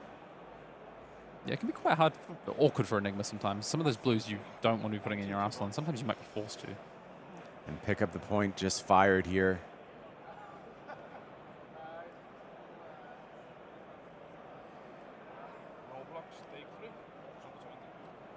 Pablo's got a little bit of life to play with there. Happy to take 3. Yeah, use it as a resource. Go ahead and leverage that larger hand. Ponder is going to refill here for Xavier. And Blood Rot Pox on the table as well. Xavier clearly doesn't play Schism of Chaos. He didn't even look at that card. Not seeing a lot of Schism in these lists right now. This is where these Enigma Chimeras, these big blue attacks can do some work, though. You get an all-blue hand, it kind of doesn't matter when you are just demanding cards from your opponent at 4 life. Blood Rot Pox going to do its thing. Pintor falls to 15. Yeah, Xavier's clawing away, trying to come back into this game, right? Just bit by bit. Get a couple of life off Pablo each turn, block out a turn cycle of 6, and then come back again, try and grab some more life. It's kind of working. Like, if Pablo finds himself with an inefficient blocking hand, when you start getting into this range, if you were able to find disruption, I don't think this match is decided yet. Here's a nice combination. Persuasive Prognosis going to go ahead and hook up with just a nick. Get up to a whopping 6 damage.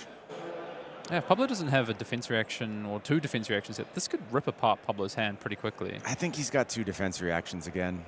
He does. Always has it. This time it's going to be Shelter in combination with Fate. Didn't get to grab a glimpse of what the Arsenal card was on that last turn for Pablo. Not sure if it was a Transcend card or not. First Fate is committed here. Going to go ahead, move a card to the bottom. I think Xavier asking Pablo there, do you have, oh, there you go, it's that all you got. He's got 3 defense reactions. He covers with that all you got. Okay, follow up pain in the backside here. But again, this is either going to get another card from Pablo or leak some damage, and then Pablo's going to have 2 cards. We'll keep playing that turn cycle. Xavier just trying to damage after damage. Chip. Over and over. I really like this card, by the way, pain in the backside. I think that was a big omission from those early Slip Through the Crack decks, was this pain in the backside. We were very high on this card internally. Saw it as a staple in these lists.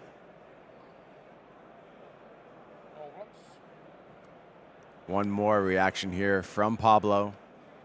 Picking up those reaction-heavy hands at just the right time. 4 new cards picked up by Xavier on Pablo's side. Just levels of enlightenment here. And if you're Xavier, you're pretty happy to see that. 2 card 5. Oh, drawing a card. There we go. Yeah, that makes more sense to me. Go ahead and get that arsenal. Xavier can take this one and falls to just 1 now. So Xavier willing to play this game on a razor's edge.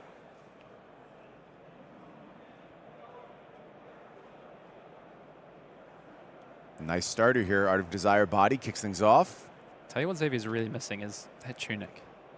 Yeah, gave it up early. And the game has continued on several turns at this point. Does have CNC here. Do we have a blue though? I think this is as a blue mark of the Black Widow, I think. Yeah, nice, and has it in combination with the spike with Blood Rot here. Is that going to go ahead and get the job done? And hits. Looks like it is, and it hits, and it picks up another card. Nice turn here from Xavier thus far.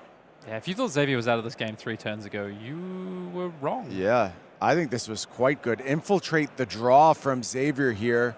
Blood Rot Pox now given to Pablo. Spike of Blood Rot is a bit of a divisive card. I've heard some slip through the crack players don't like it, but when it's good, it is Really good. Yeah, the numbers on it are great. And now this Command and Conquer coming down, making things complicated for Pablo. Texture of the hand looks like Enlightened Strike Manifestations levels. Might be quite awkward for Pablo. No chi at the ready as far as we can tell. Yeah, we didn't get a glimpse of that card that he drew off Enlightened Strike. Levels of Enlightenment, sorry. Yeah, Pablo in the tank now. Looking uncomfortable for the first time in this matchup is Pablo Pintor.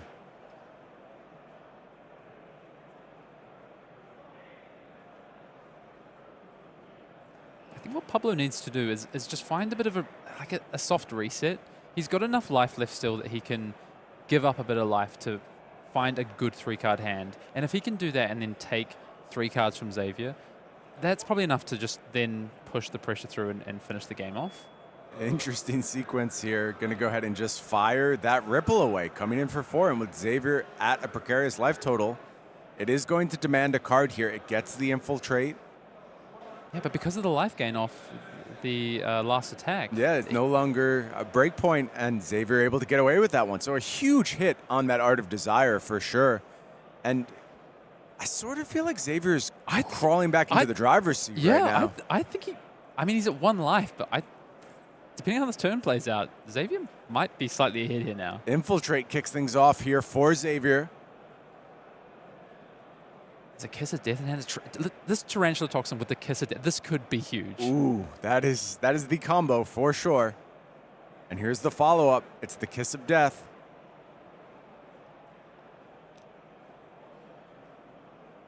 Gonna have Codex available for a future turn too. Yeah. Does still have access to the Black Tick Whisperers as well.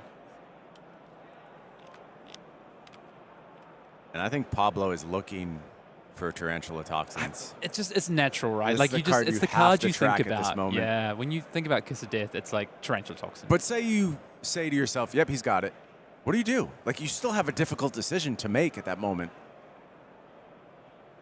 Yeah. I mean, the one thing is he can't also flick the Kiss of Death because this is the final chain link of the... Convenient. I mean, I was talking about trying to find that soft reset. Do you just throw the hand here? It just looks like another kind of average hand for Pablo. I'm not sure that there's a lot that Pablo can do. How hard can you afford to go on the defensive side if you're Pablo Pintor?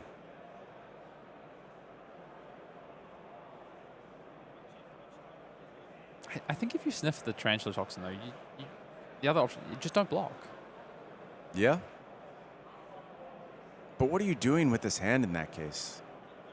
That's the thing. His hand's just not very strong. You've got a Levels of Enlightenment, but you're coming in for another 2-card 5, probably with the 5 attack. Oh, there's an Enigma Chimera. You're coming for 6. Also, if you don't block here, you have a problem in the form of Black Tech Whisperers as well. And yeah, we know that would be the worst case scenario. There is the Tarantula Toxin. And there's the Black Tech. And yeah, now you're just completely punished by this. But there was no good solution here. Those quick dodge flexors are going to go ahead and get in the mix, preventing as much damage as they possibly can. Yeah, 4 damage. Probably just looking for best value. I mean, a great play as well because it does play around the Codex here. Yeah.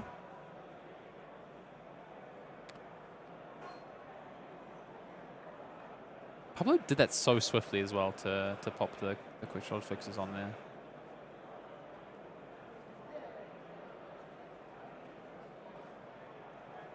Xavier really having to think now.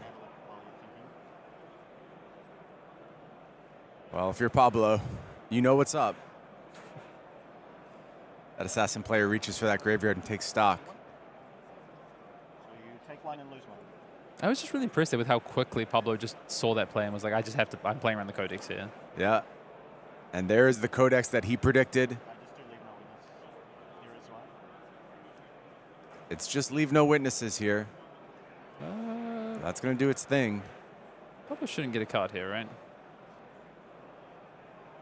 Does he have that choice? I guess he gets a blue.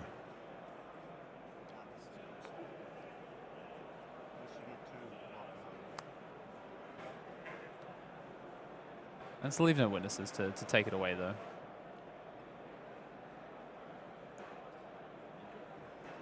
Flexors does its thing. Finding a silver here would be quite good for Xavier. Getting a rebuy on those Black Tech Whisperers. It does whiff, though. I think that's the one time you're happy to see a Moraga come off the top as an Enigma player when it's getting banished. Yeah, I think the silver there would have been huge. Oh, we have a game on our hands. Yeah, Xavier is 100% back in this. However, the Spectral Shield could present some problems down the road, but no attack here, no resources available.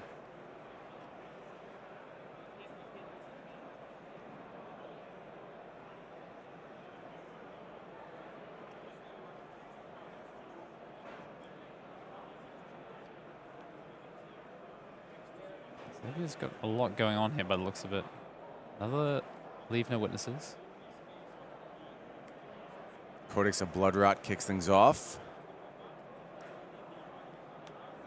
It's going to take a defensive option out of Pablo's hand, potentially. Kind of a scary spot to be in.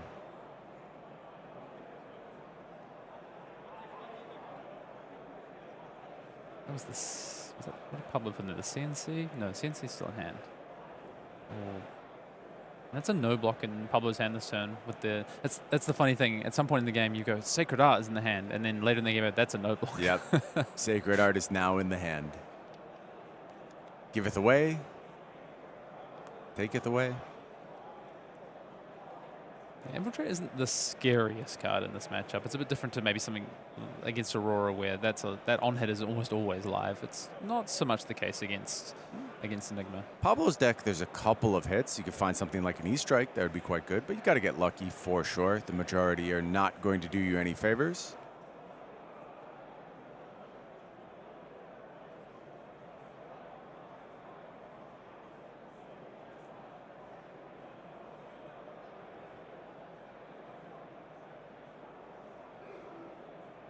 Pablo's just posturing to come back with a CNC next turn. Wow, but that's a spike with Bloodrot.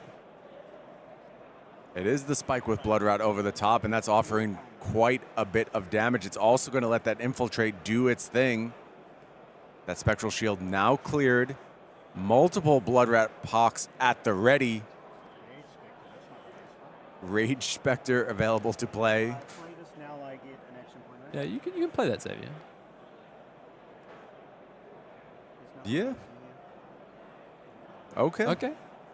Picking up a Rage Spectre is our assassin player. Oh, I have to. He has to pay for it though, right? Okay. Oh yeah, I'm used to playing new. I'm so used to playing new. Looking for the free card. Doesn't work that way this go around. You are going to have to pay for it. Xavier is willing to do that and then fires the Leave No Witnesses out of Arsenal. So valuing the potential ward over something like a dagger activation. I think that's smart though. You're at 1. You kind of need to help you save the breakpoint potentially. There are 2 Bloodrot Pox on the side of Pablo Pintor. Yeah.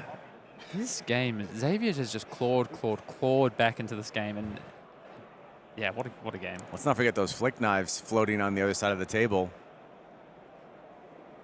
Yeah. They can close a window real quick. And again, we'll say it again. Pablo has a card that doesn't defend in his hand. Yeah, having to think here is Pablo, but just the CNC committed. And Flick Knife's going to go ahead and do its thing. Do you want to take your decision back? Because I think this, and I have you at 3. I had you at 4. So this Players are just checking life totals right now, making sure they are correct. You didn't take the 2 from the here, I think. Yeah, that sounds correct. Yeah, it looks like they hadn't recorded the previous loss of life.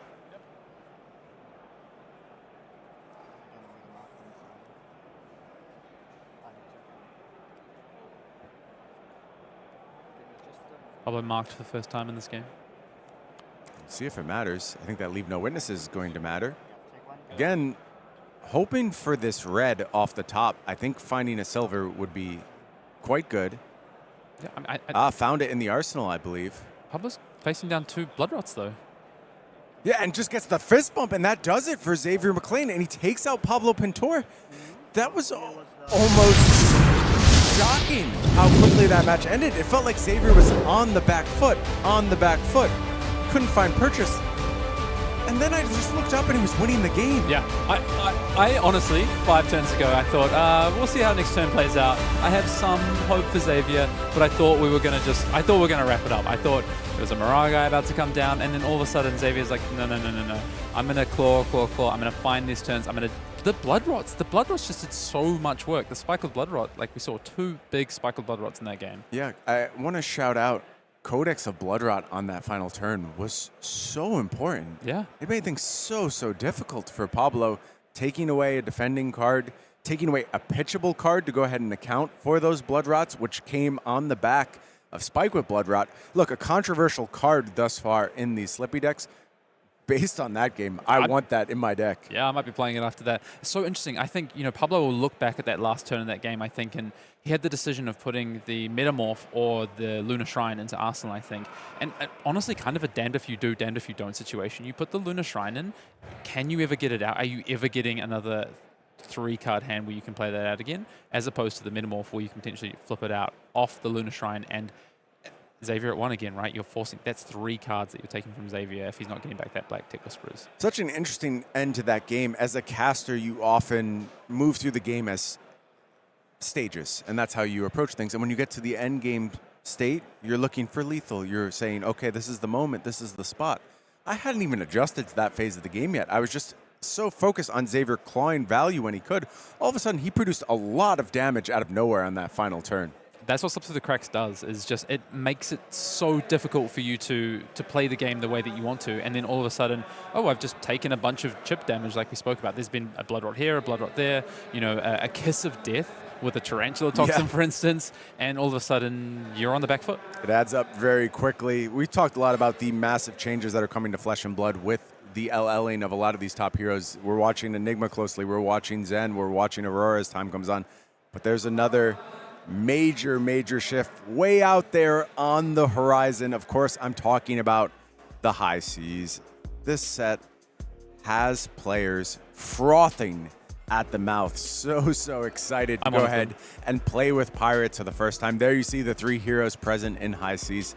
Hayden, who's caught your eye thus far? Oh, snap, Marlin. I'm really excited. I've never been a big Ranger player, I'll be honest with you, but Marlin, it's got me intrigued, and I'm looking forward to getting involved with High Seas. To be honest, all these heroes look super exciting to me. We had the keynote yesterday, and we got to see a lot of some extra sneak peeks of these heroes. We got to see Polycranker, for instance.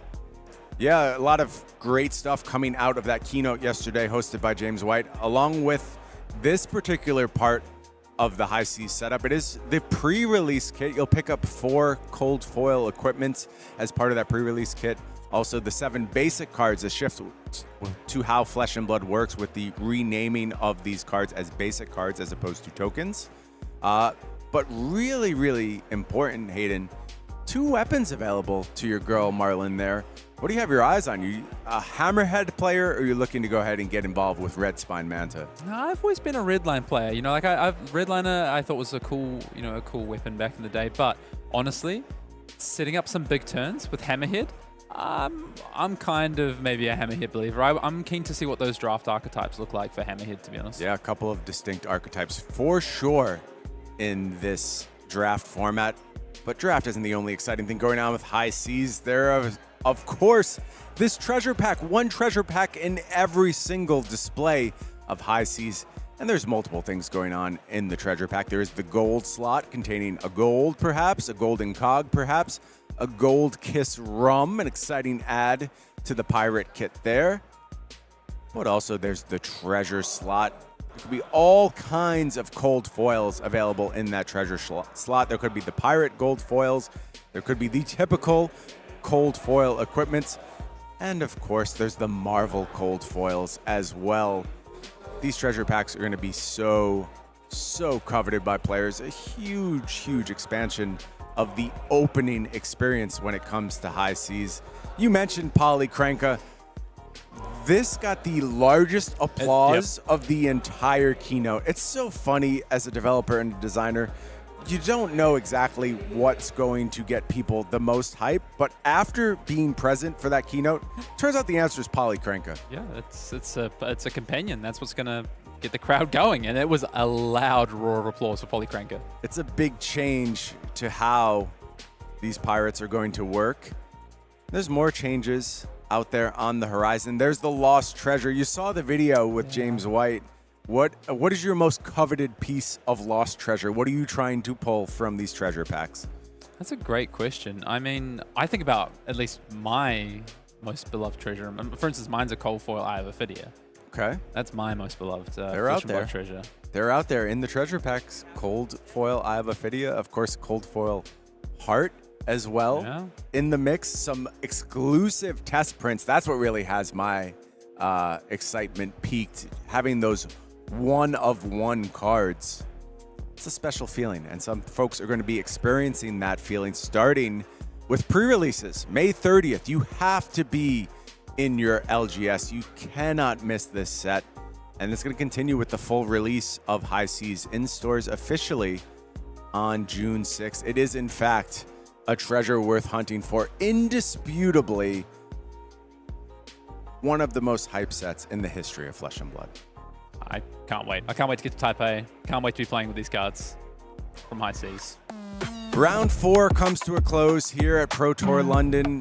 You see scenes throughout the hall this last round, and a absolute barn burner of a game. Unfortunately, one of the greatest, Pablo Pintor, foiled. Is he going to be able to rebound, pull the submarine?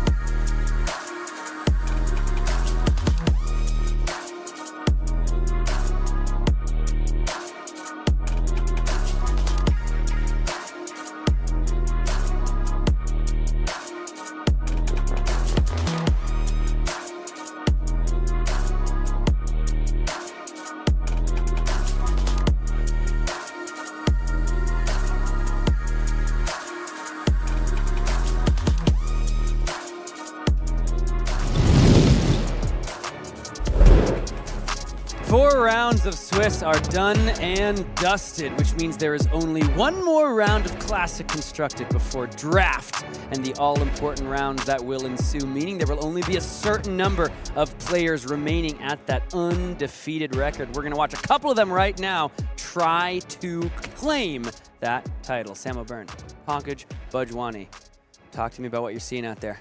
We speak about slip through the cracks, Sam, and I think a hero that really slipped through the attention of many a pro player in the weeks leading up to the Pro Tour was Arachne Slip Through the Cracks. And we saw such a wonderful performance by Xavier over there, coming back from an incredible live deficit against Pablo Pintor on Enigma. And this next match that we have coming up is another, perhaps not so well-represented hero, but has been making waves in the form of Vynnset. Yeah, just a really impressive run there from Xavier. Just what a, tough position to be in at one for so long, but then to manage, scrape it out against a pretty well-respected, well-known opponent in his own right and a Pro Tour champion there, Pablo Pintor. What a game that was, and what a game we have got in store for you. Remember, there can only be a certain amount of undefeated players headed into draft. Let's find out which of our next 2 competitors will be one of those important few.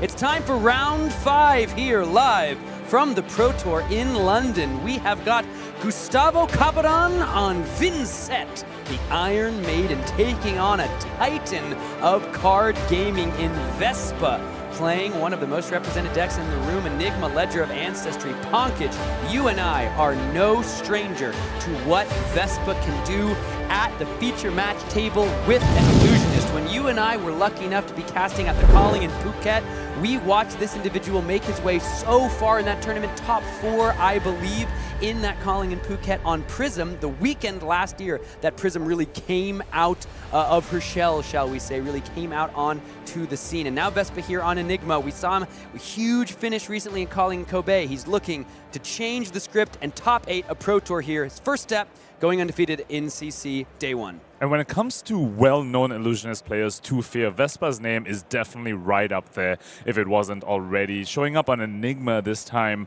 to face down as Vynnset. Now, this matchup is super, super interesting. On the surface, I think at the beginnings, it seemed that Vynnset is potentially favored because of the hero text turning off all the ward on the Enigma side of it. And then Enigma's adapted and just decided, I'm going to fatigue the Vynnset with my number of blues. And it seemed it was very Enigma favored. And then Vynnset's were like, hey, what if I stack you a bunch and then send a whole bunch of damage on one turn? Can you still fatigue me like that? And it turned back into Vynnset's favor, potentially, making this matchup incredibly dynamic and very, very skill intensive. Well, we've got an Enlightened Strike for the first game action for Vespa. On Vynnset's side, Gustavo just banished the Deathly Wail and passed. Took the damage, but got the Rune Chant and got the Tunic up to 1. So just like you mentioned, already building up that banish zone is Vynnset, and already taking the 7 damage to the face is Gustavo. Down to 32 goes our Vynnset player after the Blood Debt and the Enlightened Strike. Vespa can do nothing but arsenal what's probably a D-React, insulating him from something like a Widespread Destruction. Let's see what Gustavo can do here. He's only got 2 Rune Chants at the start of the turn. A Deathly Delight's a nice way to utilize the Rune Chants. Might be doing a lot of reaching over if we are Vespa here. Vynnset, a player that is so beloved by the people that are in the Iron Maiden's clutches. However, gonna have to wait and see if Gustavo can move on to 5-0. 4-0 already is pretty impressive. This much maligned hero can have, can fall to the bad end of variance sometimes. So let's see, Gustavo here utilizing the Envelop in Darkness. This is one of those shadow non-attack actions that can trigger Vynnset, but for Vespa, there's no ward yet on the board, so not nearly as threatening as it might be later in this game. Is very, very good if you're planning to send the Deathly Wail, though. If you pay a life to Vynnset and you guarantee 1 point of Arcane will hit Vespa this turn, it means that Deathly Wail is going to create 2 Rune Chants when the combat chain closes, because both players have lost a life this turn. Gustavo took a pretty aggressive line on this turn, taking the full 7 damage on the E-Strike to the face. Is he going to be able to play both Rune Gates? Are we just going to see one Rune Gate come out this turn and the other one just sit there and make him take yet another Blood Debt? Looks like here, just going back, just rewinding a little bit as nothing has yet been taken. Got the life total still here at 32. So a little bit of undo. Players making sure that that's okay for them to do. Yeah, just making sure the life totals are adjusted. All right, 2 Rune Chants now for Gustavo. And Envelop in Darkness is a very, very interesting inclusion. It has fallen out of favor across many a Vynnset player. You think about the famous Vynnset players recently, the Peter Budensics, the Mara Ferrises. They've been not really seeing Envelop in Darknesses make their list, but it is in Gustavo's list over here, and he is 4-0 at World Tour London. So perhaps this overlooked card maybe should be making more Vynnset lists. Hey, I mean, my cousin Aiden's a big fan of Envelop in Darkness with the Tunic for precisely this reason. Though, to be clear here, it's not actually going to be threatening any of that ward. Looks like it's going to be the tear through the portal as the call. That's going to trigger the Vynnset. Down to 31 goes Vynnset after triggering the hero ability.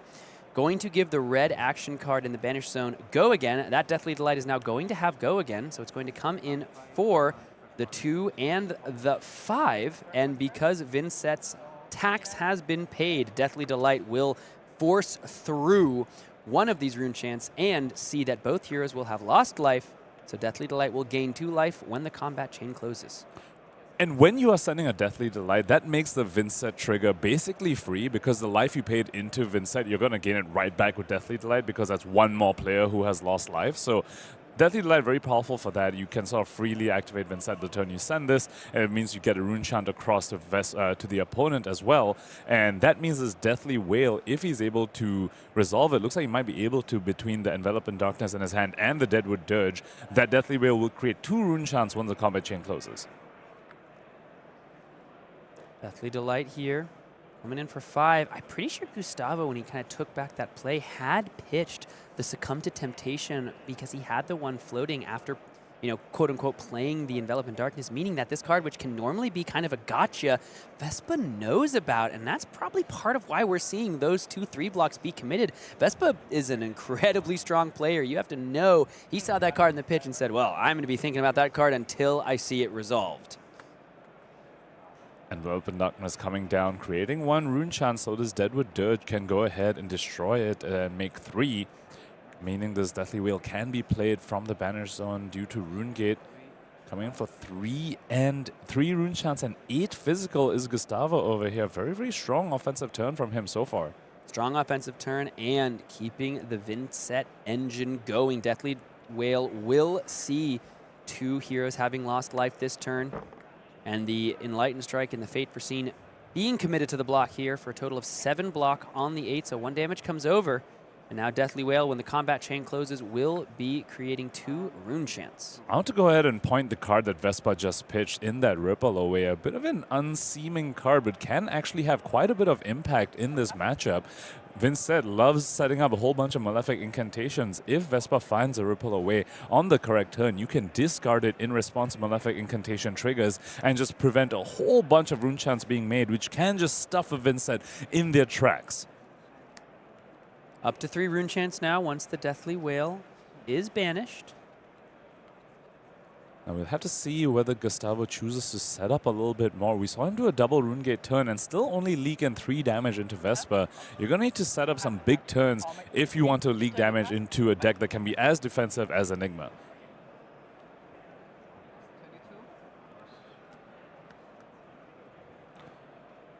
32, currently playing 37. And this tells us exactly Gustavo's plan. He recognized it. He's like, I'm not going to send just this one Deathly Wail at you. You just block it out, and I would have just wasted a card for nothing. Go ahead and put this in my in my Banish Zone. Set up a little bit. Can you punish me with your random 4-card hand? And if you can't, I'm just going to, set up more big turns against you. Looks like Vespa did manage to find a very, very good offensive hand with his levels of enlightenment with the Transcend card.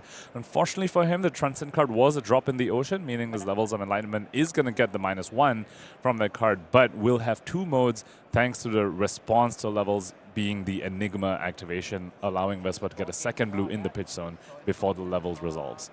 Just a classic play, really, from both Enigma and Zen. Not as much seen in the Mystic Assassin, not as often for New, but here, in response, the levels of Enlightenment, of course, getting the go again, getting the draw because of the Enigma ability being activated. Spectral Shield coming out, and now the Succumb to Temptation number 2 will be blocked with. The first one did hit that pitch zone eventually.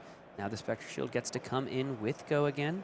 What's the follow-up from Vespa as he got full tempo? He's got 2 floating. Does he have a 2 for 6 with some disruption stapled on to finish up this chain? Interesting call by Gustavo over there, blocking the levels of enlightenment that's just coming in for 2. Perhaps hoping Vespa wouldn't have had a follow-up after that attack, would have much preferred to get a full 3 block from Succumb to Temptation. Perhaps regretting that block now that this Restless is coming in for that 3. Or he just has more cards he wants to block with this turn. Vespa still with the 1 floating and the Tunic counter up, is representing Command and Conquer, is representing Miraging Metamorph even.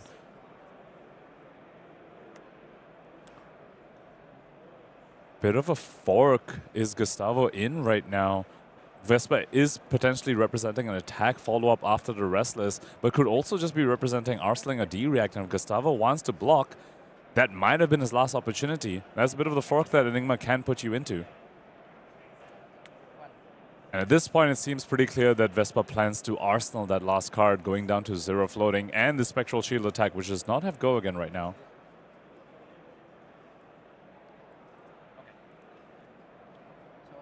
Now, can Gustavo convert the cards in his hand? Or did he want to block a little bit more, but perhaps missed his window?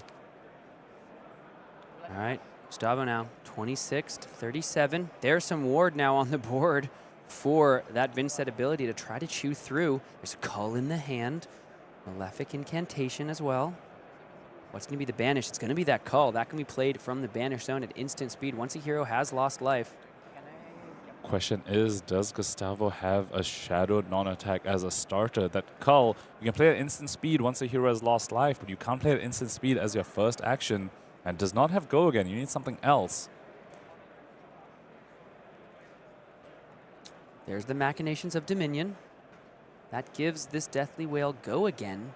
And overpower, if that means anything. Probably not with the shields on the field right now.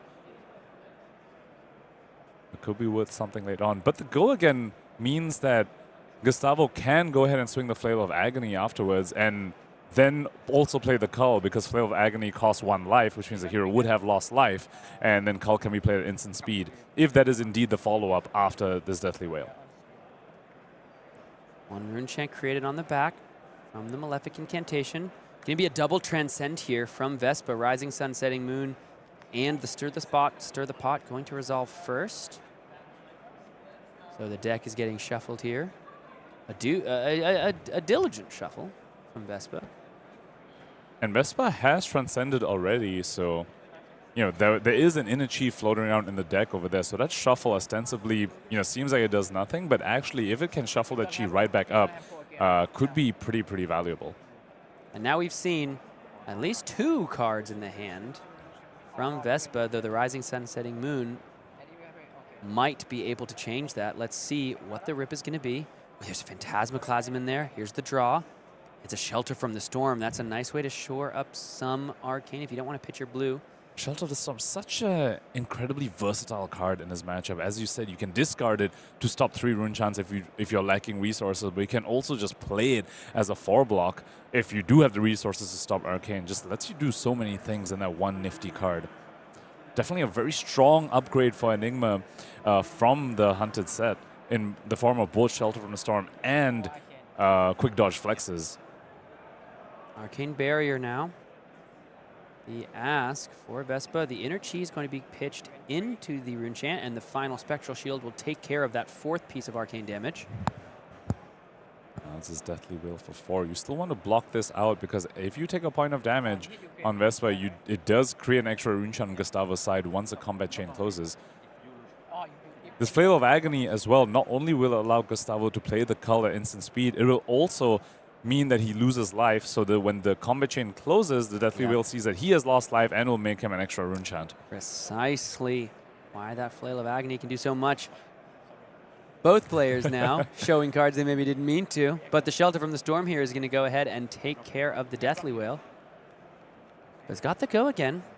So if you attack with that Flail of Agony, you can try to rip one of those cards, so that Phantasmaclasm might have to hit the arsenal. Overpower not mattering much there at all, because Vespa had the defense reaction. Perhaps Gustavo has another attack in his arsenal that he'd rather send over this Flail of Agony. As Flavor of Agony, when your opponent has a Spectral Shield, sometimes feel a little bit bad to send. You're never going to get that on hit, obviously, because just go through a shield. Looks like he's just going to use his action point to play the Cull instead of the Flavor of Agony, but he can still trigger Vynnset, lose a life. Yeah, just a Shadow non-attack action. So you play it, you trigger Vynnset, and that just means that I believe... But the combat chain would have already closed by the time you play it. So you definitely won't see it is the problem, because you're not playing it at instant speed because neither player has lost life yet. So you don't get the extra rune chant from the Deathly Whale. Yeah, they're talking about this here. But so the attack did not resolve yet, right? I can't go again, so I play it like an answer. Yeah, they're talking about the priority windows, but I have to imagine the chain is going to close. Yeah, you can't play a non-attack onto the combat chain. The combat chain has to close first, and then you play your non-attack. But by then, the Deathly Whale's gone, and won't see that a player has lost life.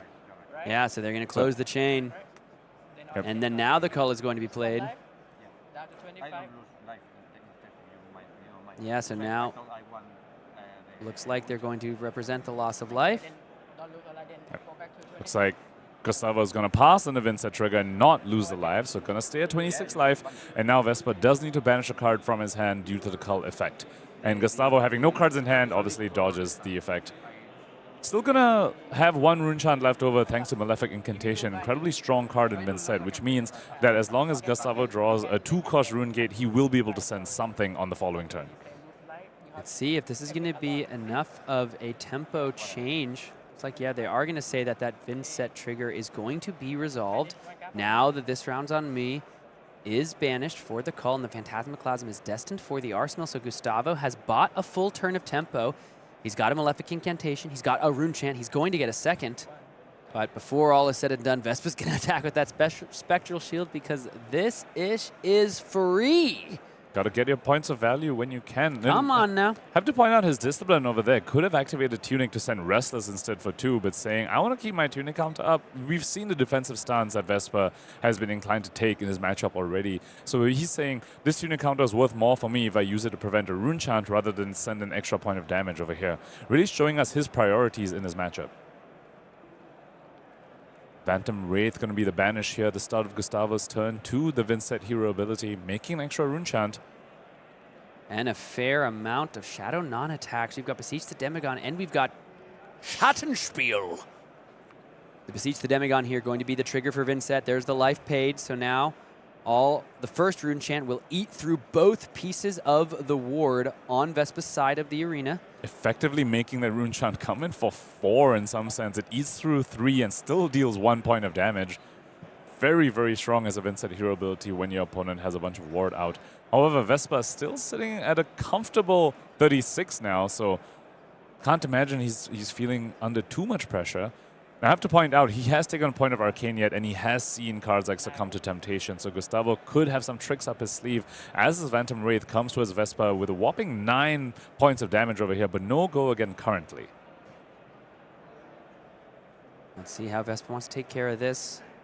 Gustavo's happy to see the ward hit the graveyard. But because of that miss, that flash from Vespa on the last turn, Gustavo knows there's a Phantasmaclasm waiting for him in the arsenal. Shelter from the Storm in the Astral Etching is going to block 7 of this attack for 9. Arcane damage has been taken. Is Gustavo going to respond with something? It would be maybe Tunic into the Creepers. Could even be a Succumb to Temptation if he has found his last copy of that card, which would give would give him an extra action point since it can be played at instant speed, and would put an on hit on this 9 damage Phantom Wraith. It is the Succumb to Temptation out of the arsenal. That means if the damage comes through, Vespa's going to go ahead and have to show the hand. And Gustavo gets to pick a card and make Enigma discard here. But there is the Restless Coalescence in response. It's going to be the ward 4-2 to get over the top. So Gustavo took a card out of the hand, but because of the instant speed ability of the Succumb to Temptation, there is an action point gained. What is the best way for Vynnset to utilize it here? It might just be the Flail of Agony. And without the Phantom Wraith having these similar abilities to these widespread cards, the Deathly Delights, the Deathly Whales, these symmetrical effects, this thing is just threatening another Rune Chant at the end of the turn. But one rune chant for Vynnset can actually mean a lot, and we saw that happen just this turn cycle itself. He had one rune chant at the start of the turn. That meant his Phantom Wraith, which cost 2, he was actually allowed to play. He didn't have the only other rune gate card in his hand is a 4 cost, so wouldn't have been able to play that. So if Vespa lets this Flail of Agony through, it could sometimes mean way more than it seems. Vespa's going to take the 2, take the rune chant, take the flail. That means a rune chant left over for Gustavo. It's a really good point package. It's really hard, other than with something like an Eloquent Eulogy for Vynnset, to utilize those rune gate cards. If there's 0 rune chants at the end of the turn, they have to keep the engine going. So gets the flail there, but the Phantasmaclasm going to be the follow-up. Immediately that widespread annihilation heads to the bottom because it is the popper for the Phantasmaclasm. We did find some Eloquent Eulogies, but there is no further popper in the hand, showing why Phantasmaclasm is so damn good in these Enigma decks. Vespa definitely could have been punished for that play, letting the Flail of Agony through, because this Vynnset list does run a lot of poppers. All the widespread cards are poppers. We've already seen Phantom Wraiths. You have to imagine some number of Phantom Banshees as well. All of those are poppers. Vespa is just, with no fear, sent his Phantasmaclasm into the Vynnset and did get rewarded for it over here. Managed to sink the 1 popper and not give Gustavo another one. 34, playing 22, Phantasmaclasm on the chain. You talked about the advantage swinging in both decks' favor over the last months, shall we say, Pankaj. Whose seat would you rather be in this game as the Phantasmaclasm leaks 6 damage over and Gustavo heads down to 16? Oh, Vespa's in the lead here for sure. 18-point life lead and not too much of a setup on Gustavo's side. No cards in Blood Debt so far. Just 1 counter remaining on this Malefic Incantation and just 1 rune chant to speak of. So Vespa certainly in the lead at this moment in time, but Vynnset can do some incredibly explosive things. The Grimoire of the Haunt still on the field, the Vexing Quill Hand still on the field, the Creepers unused as well. We could see some real explosive turns come out of Gustavo. Eloquent Eulogy, going to be the banish, up to 2 rune chants. And an Oblivion in the hand for Gustavo over there. Needs to get to 6 rune chants if he wants to resolve that card. Not going to be an easy ask. Perhaps might want to try and put that card into their arsenal for a future turn. Cards like Revel and Runeblood alongside the Vexing Quill Hand can help you get to the 6 rune chants you need to go ahead and resolve that incredibly powerful card, making a demon. Making a demon. Vespa wants to make a dragon. Gustavo wants to make a demon. We are not the same. Beseech the Demigon. Going to give +3 to that Eloquent Eulogy, meaning we'll now be coming in for 2 and 7. We should have one of those counters for how much damage Vynnset has dealt to herself over the course of this game. That's quite a few Vynnset triggers already, not to even mention the Flail of Agony swings as well, which also just keep pinging the Vynnset herself. You know, Gustavo is at 15, but not all of it has been because of Vespa's attacks. A fair bunch of it has just been because of Vynnset. The Matron of Pain herself wanting both heroes to feel the agonizing effect of her cards and abilities. Rune Chant's going to be taken down to 33 goes Vespa, 32, excuse me, which means 7 points of damage now on the combat chain. And will create this Eloquence token on the back end as well, which can be an incredibly powerful resource. We saw cards like Cull, cards like Funeral Moon as well, which we haven't seen yet, but these cards work very, very well with Eloquence token, just generating action points out of nowhere. Block for 6 with the Rage Spectre. Means 1 damage additionally coming over the top to 31. Goes Vespa. Eloquence created on the back.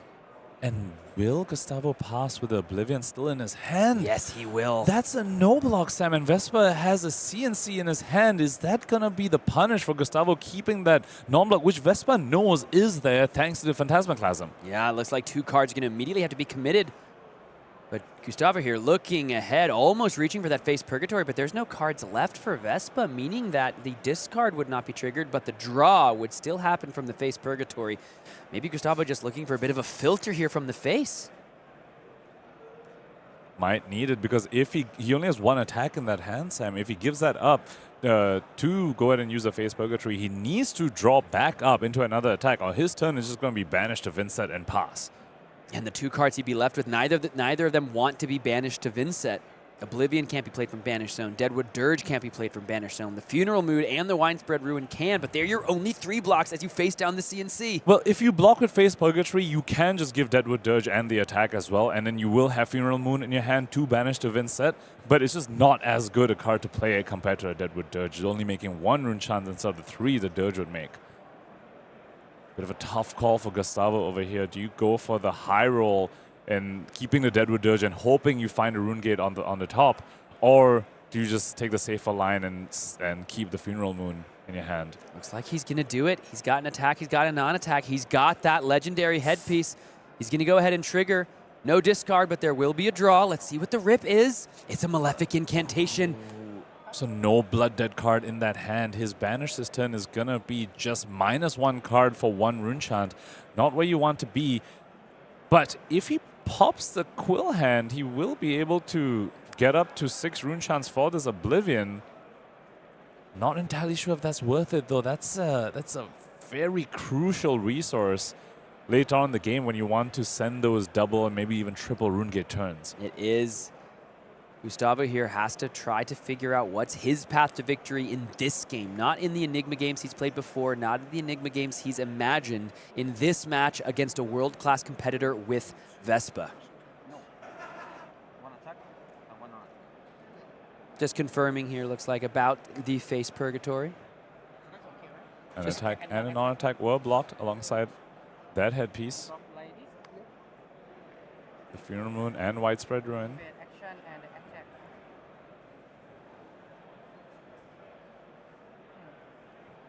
We have, of course, our coverage game attendants confirming, making sure we have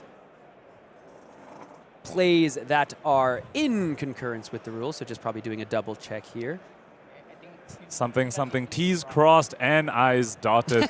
Shout out to our judges and attendants, of course, for making sure all the games are smooth. Yeah, we always, you know, it's never a great feeling when you see something missed and it's you know, we're not able to fully interact with our roles here, just as but humble commentators. So good to have people who are authorized to call a judge if need be. Probably just checking in about the Face Purgatory. So, Ponkage, you're sitting here, you're looking at that Vexing Quill hand. Do you crack it? Do you make Nazareth? Or do you hold it for a double rune gate turn? I think you have to hold it, Sam. If you just make Nazareth and you just send it for 6, I mean, Vespa can probably just block a little bit and then clear it, and then now you've lost the Quill hand. And I think the Vynnset's path to victory over here involves a double or triple rune gate turn, which typically involves the Vexing Quill hand. And just making a demon over here, I'm not entirely sure if that's enough to get over Vespa's defenses. But then again, he's the one 4-0 on Vynnset at World Tour London. If he cracks a Quill hand, I think he knows it's the correct call. I want to see the Quill hand get cracked because I want to see the Soul Harrower hit the arena. Let's see what the call is from Gustavo.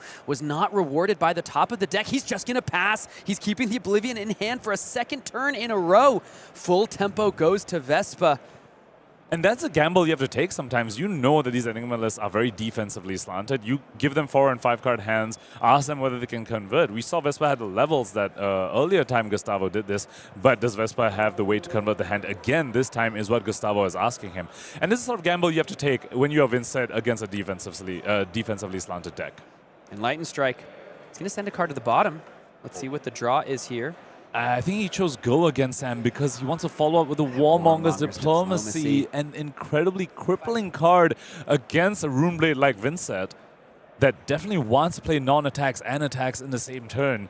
Non-attacks to trigger Vynnset and then attacks afterwards to, you know, make use of the life loss that both players will experience. Enigma always happy to play a blue that blocks 3, but turns out Warmonger's Diplomacy still has some pretty gnarly text. Even can do some better work into Auroras these days. You slam down a Warmonger's and they stare at their handful of Skyward Serenades and Arc Lightnings and start to feel like a bit of a fool. Gustavo takes this 5 down to 10, and here comes the Warmongers. And you can even see he's literally said, he goes, Warmongers, and has to take a look at this hand once again. And that is sometimes the punish. You've already taken the damage. You've planned out your turn. You don't want to block, and then you commit to taking the damage, and then you get a little bit blown out by the Warmonger's Diplomacy coming up. I believe he chose War, so he can still send his Widespread Destruction, but that is it. No Creepers lines, nothing. I think that's all he said peace, as we're seeing the Sonata Galaxia being played out here. it's going to have go again because it's going to be discounted by all of those rune chants played. And that's 5 rune chants, Sam, with the incantation on the field, but the promise to go up to 6 on the following turn. We might just see Nazareth being summoned on the following turn. And on Vespa's side, he, I believe, chose War, which means he can't play another Warmongers on his turn to try and keep the trail rolling. Funeral Moon, I believe it says, now it's if you have lost life or if a player has lost If life. a player has lost life. So on that last turn, Gustavo took the 5 in response to the Warmongers. Could you play the Funeral Moon that is in his hand at instant speed? You'd have 6 rune chants right now for the Oblivion, and that's an instant. You're able to play it under peace.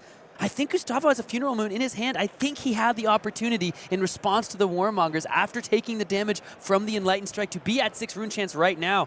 Looks like he's just going to do it with the go again because he didn't need to. He's got the go again. Now he can come out with the Oblivion. Yeah, but is this the time you play it? If you just play it and you can't attack with it, and then it just dies to Vespa's follow-up, I wonder if he almost wants to just hold it. No, he's Nope, playing he's the gonna Oblivion. send it. He's just going to put it in front of Vespa's face. He's saying, listen, I'm going to basically just gain 6 life here. If I have 6 rune chants, I create. Instant? Can I have like English version? I think they're, yeah, I believe the players here just getting the exact wording of the card explained. This is one of the beauties of playing and expressing ourselves through the language of great games. Sometimes players also have to understand it in the language that they speak, because these players come from all over the world, and every now and then you do need to have some certain clarifications when the cards are not in your preferred language. It is the Pro Tour, after all. We get players from all over the world. It's a very international level event, so yeah, just have the judges and the table attendants help, you know, move past these language barriers a little bit. Well, I believe Nazareth is on the board. Let's see what damage she may do on a future turn. Isn't able to attack on this turn because of the Warmonger's diplomacy. So Gustavo there had to go again on the Sonata Galaxia, so didn't need to worry about the fancy instant speed of the Funeral Moon. Didn't care, had to go again. So again, showing why he's 4-0. He knew he was going to make this happen. But Manifestations of Miragai with a Manifestations of Miragai in the pitch. So even if Gustavo couldn't attack with the Nazareth, if Vespa commits 6 points of damage into the Nazareth, that is still effectively Gustavo gaining 6 life off of that one card, which is probably still worth it given that he is sitting at 9 life, Sam, after the blood that he took from the widespread destruction in his banish zone. Now the question is, where is this Miragai going? I think Vespa indicated that it's going to Gustavo's face, so either he's saying, I'm just going to force cards out of you by sending damage to your face, or since the Miragai has go again, I'm going to deal with the Nazareth after this one. Phantom Banshee getting in front of this because if Nazareth sticks around, Gustavo can utilize a fair amount of offense with the go again. That's also represented in his hand. Going ahead, and he's trying to get that card red, but unfortunately also not in a preferred language. So the players here are going to get this one confirmed. This one's going to, of course, give the +1 power to the attack here. As again, this is the common language of gate games, and sometimes you also need the common language of what the hell does this card do? Don't believe Gustavo speaks Japanese to go and read the Japanese version of Grain That Tips the Scale. Marvel one, I believe, too. Gorgeous card. Tough to ask across the table. Can I see what that card does? Never mind. Judge, what does this card do? But it is going to give the attack +1, so the manifestations will be coming in for 5, not the 8 that we're used to seeing it coming in for over and over again. Just a brilliant interaction. Hey, can I read that card? And immediately, okay, I need a judge. Yeah. I can read the card, but that doesn't mean I can understand it. It's going to be blocked for 3, so 2 damage over the top. Down to 7 goes our Vynnset player. What's the follow-up here for Vespa? Is he leaving Nazareth around for another turn? Because taking a look at the hand of Gustavo, he has got some major gas with the Deadwood Dirge, a Rune Gate card, as well as the go again in the Shadow Puppetry. Vespa has a Chi in hand right here, perhaps calculating if he sends damage to Gustavo's face. It looks like Miraging Metamorph going to go to Nazareth. He's going to respect the allies. So Gustavo, with that play, playing the Oblivion on the previous turn, effectively bought himself 7 life with that one card. Gustavo now down to 7. Going to be able to deploy both of these Rune Gates because he didn't have to spend that card on defense. Now he can banish it to Vynnset, which will be able to be played thanks to the go again. There's the banish to Vynnset, up to 7 Rune Chants. So all of a sudden, even though 7 is currently playing 31, that's not the full story in this game. A lot of damage about to be represented on this turn. Runeblood Incantation can tick down, make an 8th Rune Chant for Gustavo's troubles. Very likely one of those Rune Chants also going to be unpreventable if Gustavo chooses to lose a life to Vynnset as he plays the Shadow Puppetry, which would mean that the Widespread Destruction would have the on-hit for both players. And Gustavo does have an arsenal as well. So might want to clear that out, or maybe doesn't want to pay for Vynnset's ability because of it. It is 10 rune chance after all. Oh, it's a Shadow Puppetry, so it can come right out of the arsenal and go ahead and get the go again for the next attack and pay one into the Vynnset. I think that's that Shadow Puppetry we saw so long ago, maybe even after the Face Purgatory turn. This one's going to get +1 and go again to the next Rune Gate card. So there's 10 rune chance and an attack with go again coming out from here.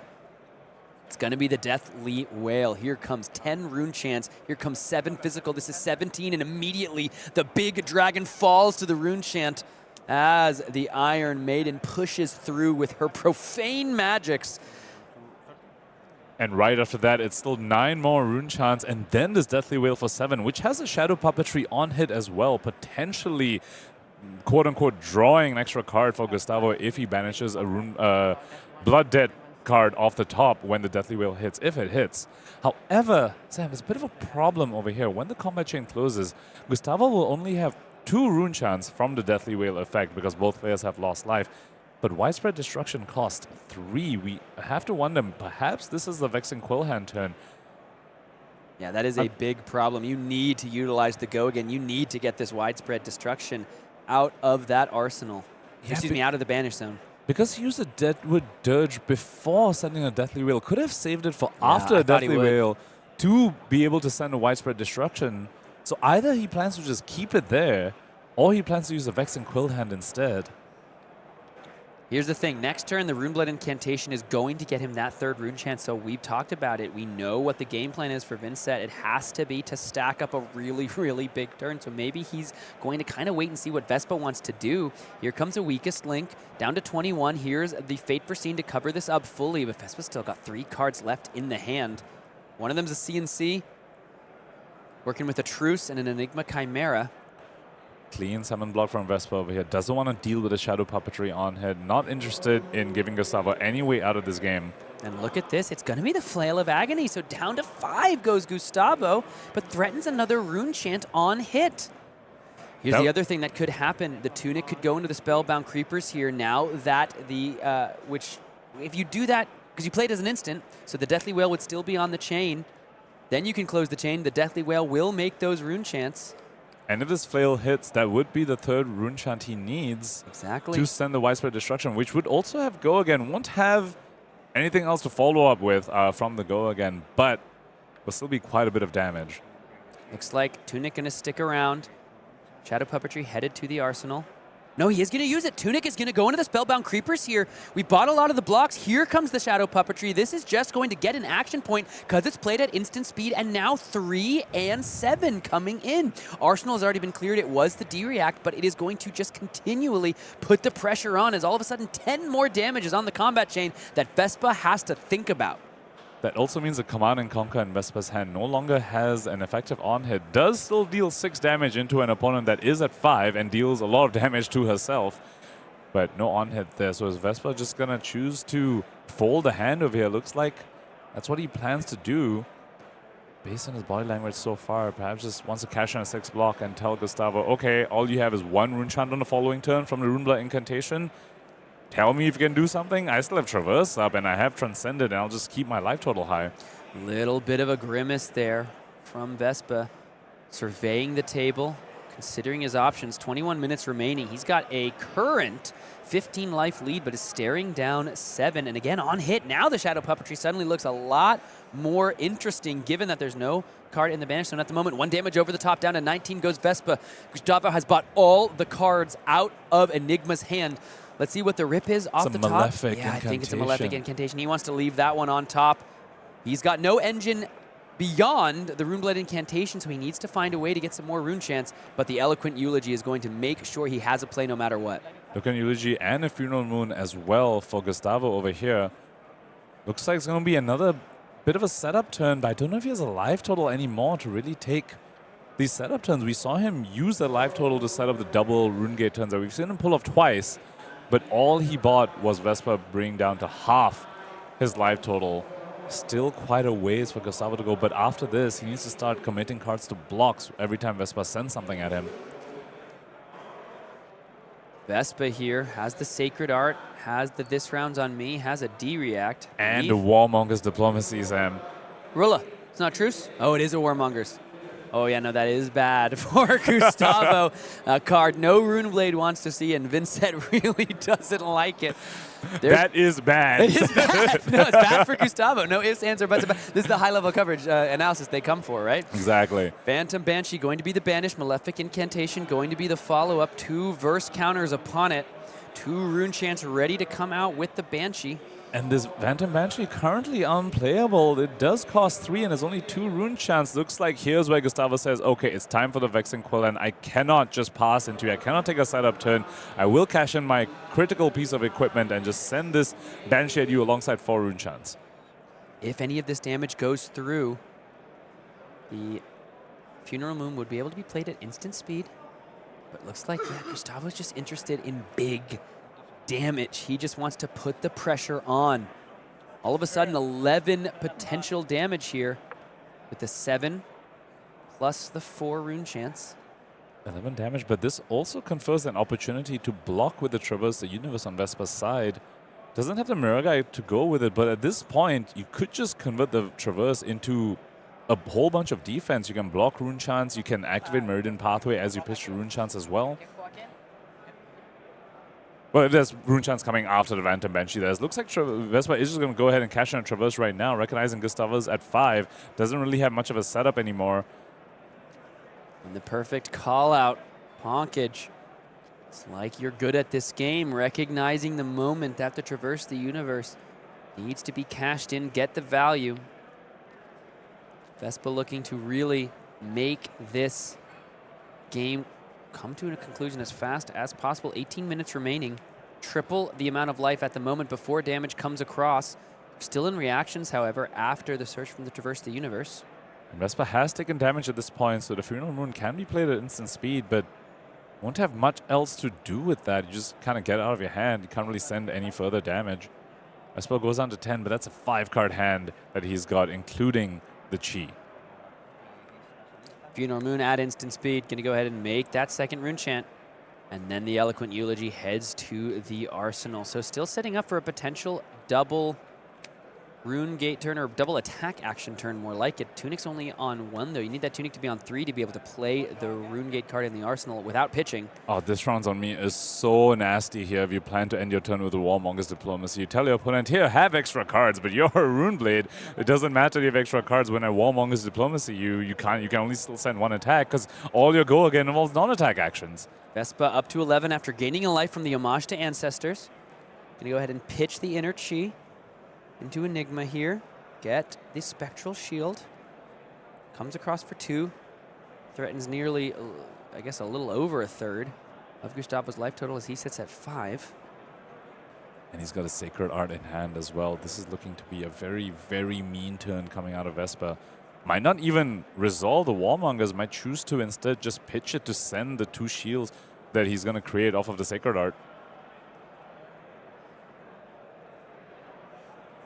Looks like Spellbound Creepers might be coming out to block over here. A very, very strong piece of equipment. It's going to be harder and harder to keep it around. It's going to be this Come to Temptation used for the block. Maybe Gustavo's sniffing something out. It's the Sacred Art. He's got plenty of pitch after drawing the card. Sacred Art, Immortal Lunar Shrine coming forth from Enigma, going to be able to create multiple Spectral Shields, putting +1/+1 counters on all of them, and of course transcending, because that blue was played in the This Round's on Me. And that Chi going back to Vespa's hand allows him to pitch to the remaining 2 Spectral Shields and then still end this turn with the Warmonger's Diplomacy. This is looking to be pretty brutal for Gustavo. Gustavo here has to face down another Spectral Shield. It actually was a really nice block there with this Come to Temptation, because it could have been significantly more damage if that Spectral Shield, the initial one, went unblocked. And in reactions, it got pumped up to 3 when Gustavo was not expecting, but now once again has to face down a Spectral Shield for 2. This one's going to buy the equipment block. Another Spectral Shield for 2 with go again, plenty of pitch. 3 inner chi in the pitch zone. Vespa wishes this was a Cosmic Awakening on the combat chain, but will have to do with a Spectral Shield for 2 with Go again into the Warmongers. And Vespa is so incredibly set up to keep the shields around. Remember, Gustavo is also still under the Dish Rounds on Me effect, so the attack he sends on his following turn will have them -1, and he won't be able to play a Shadow non-attack to just clear these shields or to give any attack Go again. Absolutely brutal turn from Vespa here. Yeah, and we're going to see Gustavo call war. There was a sick play. If he had sniffed out the Warmongers, you could take the 2 from the Spectral Shield, play Cull, rip that final card out of Vespa's hand. But Gustavo here going to have to banish that Widespread Ruin, make a Rune Chant, now make the Rune Chant from Runeblood Incantation, go up to 4 Rune Chants. On attack, we'll make another one with the Malefic Incantation. He's just going to play it out here. He can't play the Cull at instant speed because even though he's playing it at instant speed, it's still a non-attack action when you play it. Warmonger's Diplomacy still says no way for Arcane and 6 physical. Nothing to scoff at when your opponent is at 11. But Vespa knows that this is it. This is all Gustavo is sending. 4 Rune Chants and I believe 5 physical because of this rounds on Me that Gustavo is under. Vespa really leveraging the fact that the extra card draw doesn't matter if you tell your Vynnset opponent they can only play either attacks or non-attacks. And all of these ward now threatened by all 10 of this damage. Going to be coming in for 5, excuse me, because of the This Round's on Me. Not coming in for 6. Yeah, what a gnarly little interaction. Yeah, you can draw a card. It's all good. No, no, you have a card. I want to see, this round's on me, dude. We can both have a card. Oh, also Warmonger's Diplomacy, Yeah, so it doesn't even really matter. You're doing one thing on your turn, buddy. Except you only play 1 type of card in your deck that really wants to play 2 types of cards, many of them. Let's see what the block here is going to be. It's going to be an AB3 with the Ripple Away. 1 Rune Chant now comes over the top. Probably just going to lose a random shield to this. Yeah, that's a good. Gustavo's happy to see that one go, given that it is a Spectral Shield with Go again. Vespa's still sitting pretty at 11. But Gustavo has made this pretty close in these last couple turns. Looks like 6 block going to come out. This round's on Me -1. Not really going to matter if the opponent puts 6 block in front of it anyway, but shields still up for Vespa for the following turn. Now here. And able to swing one of them for free, coming in for 3. I mean, with this tuning counter, he is representing lethal, Sam, and still gets the arsenal. Oh, yeah, because of the extra +1 counter, this is 3 into 2. That's going to buy a block with the tear through the portal. Gustavo here just 2 block. Yeah, still thinking about this one. Looks like he's putting the 2 block in front of this. He has a Cull, so look, he's considering taking 1. I think Gustavo has been afraid of an Astral Etchings play, Sam. Even on the previous turn, the Succumb to Temptation block on a Spectral Shield. Probably scared that Vespa might have an Astral Etchings. This block here also representing the same thing. Now the Tunic being spent on this attack for 2. Malefic Incantation is put in front of this one as well. And Gustavo this time going ahead and playing the Cull to banish that last card from Vespa's hand. Let's see, does Gustavo even have a play here? He's just going to play the Cull out of his banish zone, take a card from Vespa, but he is happy to see that Phantasmaglasm is in the banish zone and not in Vespa's arsenal. But he's not happy to pass over to Vespa when he still has these 2 shields right there. That's just 5 damage on board, not counting the 3 cards still remaining in Vespa's hand. Here comes the Deathly Wail for the block. Can pitch the blue. Here comes 2 more with Go again. Where's a Kabuto of Imperial Authority when you need it? Oh, right, in the Warrior class. In that Dori deck that you present against a Decimated Great Axe Fang, because you weren't expecting Decimated Great Axe Fang. Revel in Runeblood, not how you want to see it used for block. Restless Coalescence can grab all 3 of those counters. Come in for an additional 5, and with 1 floating, we'll have to wait and see just precisely. A Miraging Metamorph would be the biggest punish from Vespa over here. Now, normally when you've been set and you see your opponent set up all this ward, normally you're happy. You're saying, oh, 1 Shadow non-attack and I clear the entire thing. But not when you're at 4 and you no longer have the life total to go ahead and just take damage so you can clear the ward. Yeah, now 1 counter removed from the Restless Coalescence. Spectral Shield created. Card headed to the arsenal. All cards out of Vynnset's hand. Full tempo over to Enigma. 3 Spectral Shields, 2 counters on the Restless Coalescence. I think this game is locked up. I might be ready to call it. I don't see a world in which Vespa loses it from here. Restless Coalescence with Go Again as well. It's going to be 4 damage with Go Again at the minimum. Vespa's going to start all his turns with this from now on until Gustavo finds somehow a miracle. Otherwise, I think, Sam, I'm with you on that. This is looking really, really rough. And when you see levels being pitched as well, you know Vespa is packing heat for the rest of this turn after his Restless Coalescence. Here comes an attack once again for 4 Go Again. Widespread destruction being committed to the block. Now levels of enlightenment can be played and responded to once again. Here comes another spectral shield with a +1 counter. Here comes levels of enlightenment. 3 damage on the combat chain. It's got Go Again drawing a card, and Gustavo knows it as well as we do. Vespa moves on undefeated after our Swiss rounds here on day 1 of the Pro Tour in London. He exhales along with the rest of us. Enigma, one of the most represented decks for a reason. You can see the players with the bow there exchanging some sportsmanship as we once again are reminded that we just have the best damn community in card gaming. What a game there for our final round of Swiss here, moving on into the draft from day 1. And Vespa gets to move into that draft undefeated, which is just such a sigh of relief for any Pro Tour player to get to go into a draft round saying, I am locked to make day 2. And I just need to 2-1 this draft, and I have a really, really good record. But someone like Vespa is still going to be looking for that 3-0, but just an incredible start of the day for him. All right, well, we've seen one player who is going to be X&O going into the draft. Let's go ahead and take a look at some of our other players who are 5-0 after this round.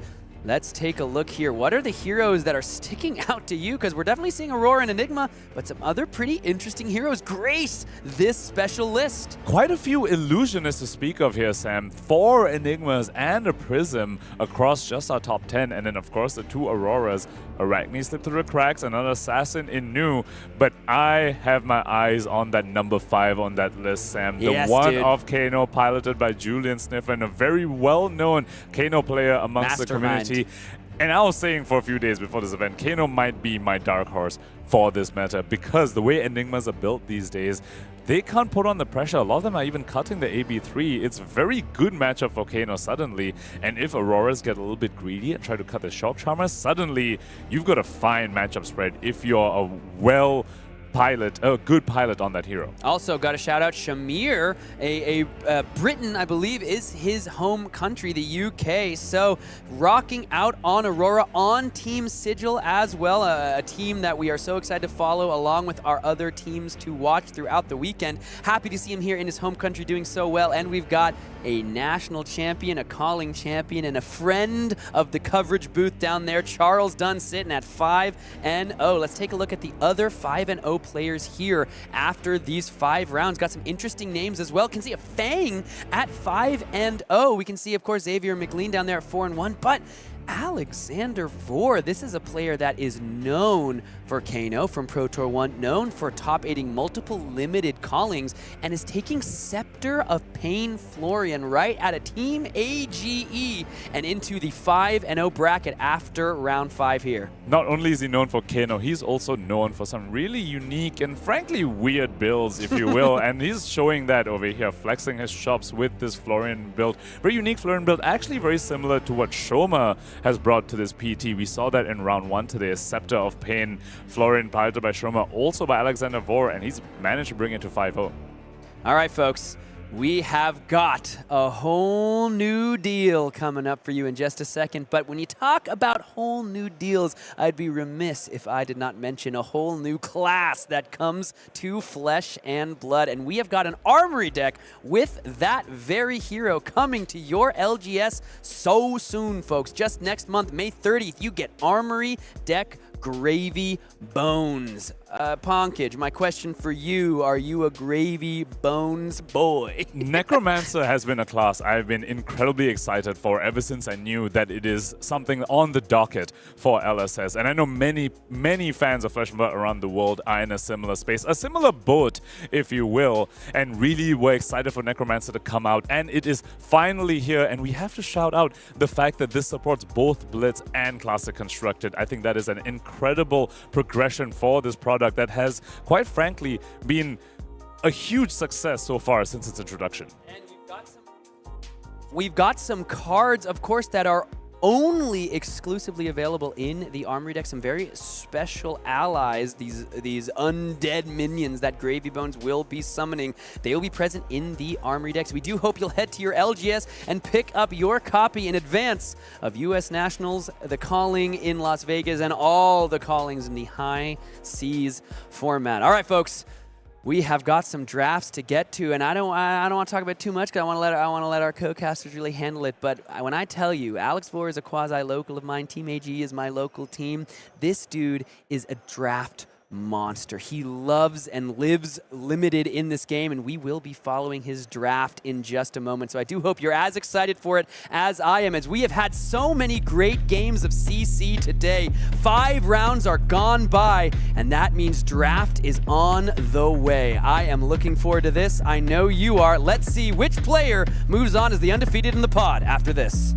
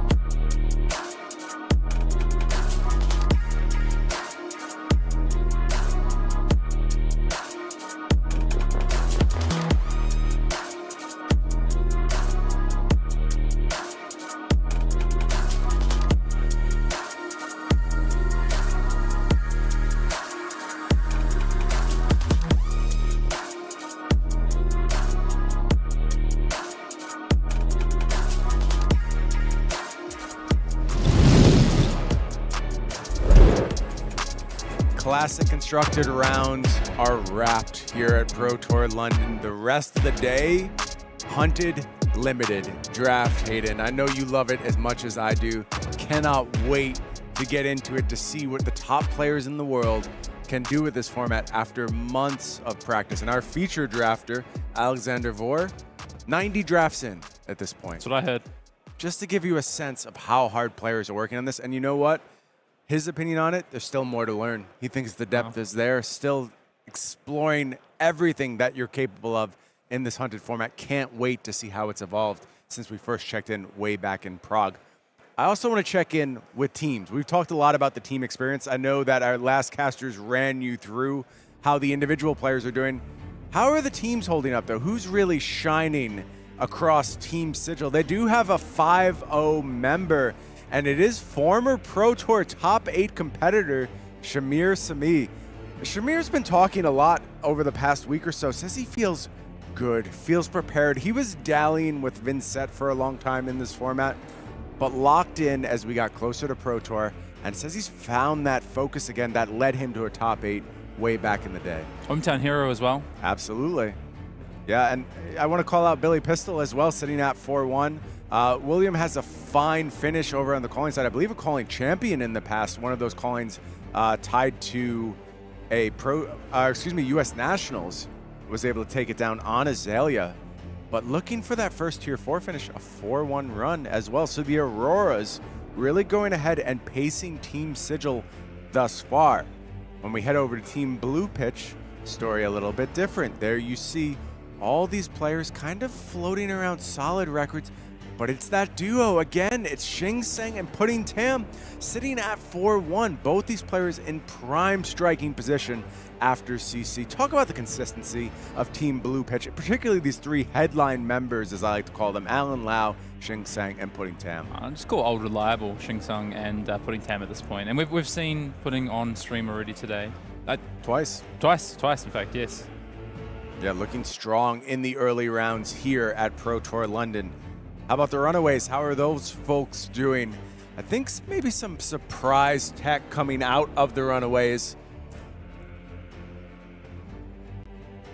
There you see, it is Yuanji Lee with a 4-1 finish on Kano. How about Julian Sniffins? 5-0 on Kano.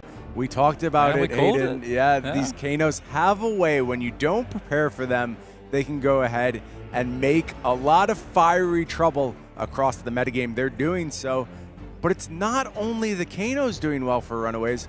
How about the Aurora players? I want to call out Charles Dunn, known as a bit of a fatigue master, playing Aurora this go-around. Yeah, made the change over to a more proactive, aggressive deck, and Lucas Oswald there as well. This list that they've come to, 4-1 there for Lucas as well. So, yeah, but I just keep coming back to these Kanos and Yuanji and Julian, who, we said it, is it right time, right place for Kano here at Pro Tour London? Charles Dunn is going to be chilling in that feature pod alongside Alexandros. We'll see if he crosses our feature match area as we move through that draft. Then, Hayden, we get to the super team. It is the Armory International, and they do have a 5-0 representative right now. It's Aaron Chance sitting at 5-0. Unfortunately, the other Slippy player, Michael Hamilton, wheels kind of came off since we last saw him in the feature match area, has not won since that feature match that he took down against Pudding Tam. Yeah, and falls to 2-3. Alongside, though, look at these Enigmas. Arthur Trehay, 4-1. Pablo Pintor, we saw as well on stream, 4-1. Michael Fang, there at 3-2. And then you've got the likes of Brody Spurlock at 3-2 on the Azalea. Justin Koo as well. Yes, picking up the Aurora 4-1 as well. And then the Zens come through. Sam Sutherland holding the torch for the Zens on this team. 4-1 performance thus far from Sam Sutherland. Unfortunately, not Jacob Clements. Pro Tour been all over the calling scene lately, top 8ing all over the place. Just couldn't find a deck he really settled into. He's been playing a lot of new on the calling scene, was looking for something different. I think kind of defaulted to new and couldn't quite get the job done. Has dropped out of the tournament at this stage. Yeah. Interesting stuff from our teams there. You're seeing the spread of outcomes, the spread of preferences for heroes in this CC format. But now it's time for a draft, and I'm so curious what these teams do in terms of draft approach. Hayden, you've worked with some of these players on this draft format. You've been practicing a lot. Tell me about your experience with Hunted Limited. Yeah, Hunted Draft, I think, it's a format where It's quite complex, I think. On the surface, it looks like, you've got your 3 heroes, you've got your Draconic, you've got your Assassin, you of course have your triangle with the split cards as well. But there's a lot of complexities happening within the heroes. There's a lot of different play styles. It's really easy to find yourself with underrate cards in your deck if you don't build out your deck correctly, if you don't draft a nice sort of synthesized deck that's going to all come together. What you can find is that you have these hands that just don't function. If you think about someone like Fang or a hero like Arachne, it's the mix of the non-attack actions, the attack reactions, the attack actions, and all that needs to be powered by the right resource cards. And I think we'll talk a lot about in this draft over the next 2 days. Blue 3 blocks, I think, are really important in this format as well, so it's interesting. One of my favorite things about this format, I like to call them micro archetypes. They're not really a complete revolution on how you play the game as a hero, but they're subtle tweaks, subtle leans you might have in your gameplay style. And those subtle leans make a world of difference when it actually comes down to the arena.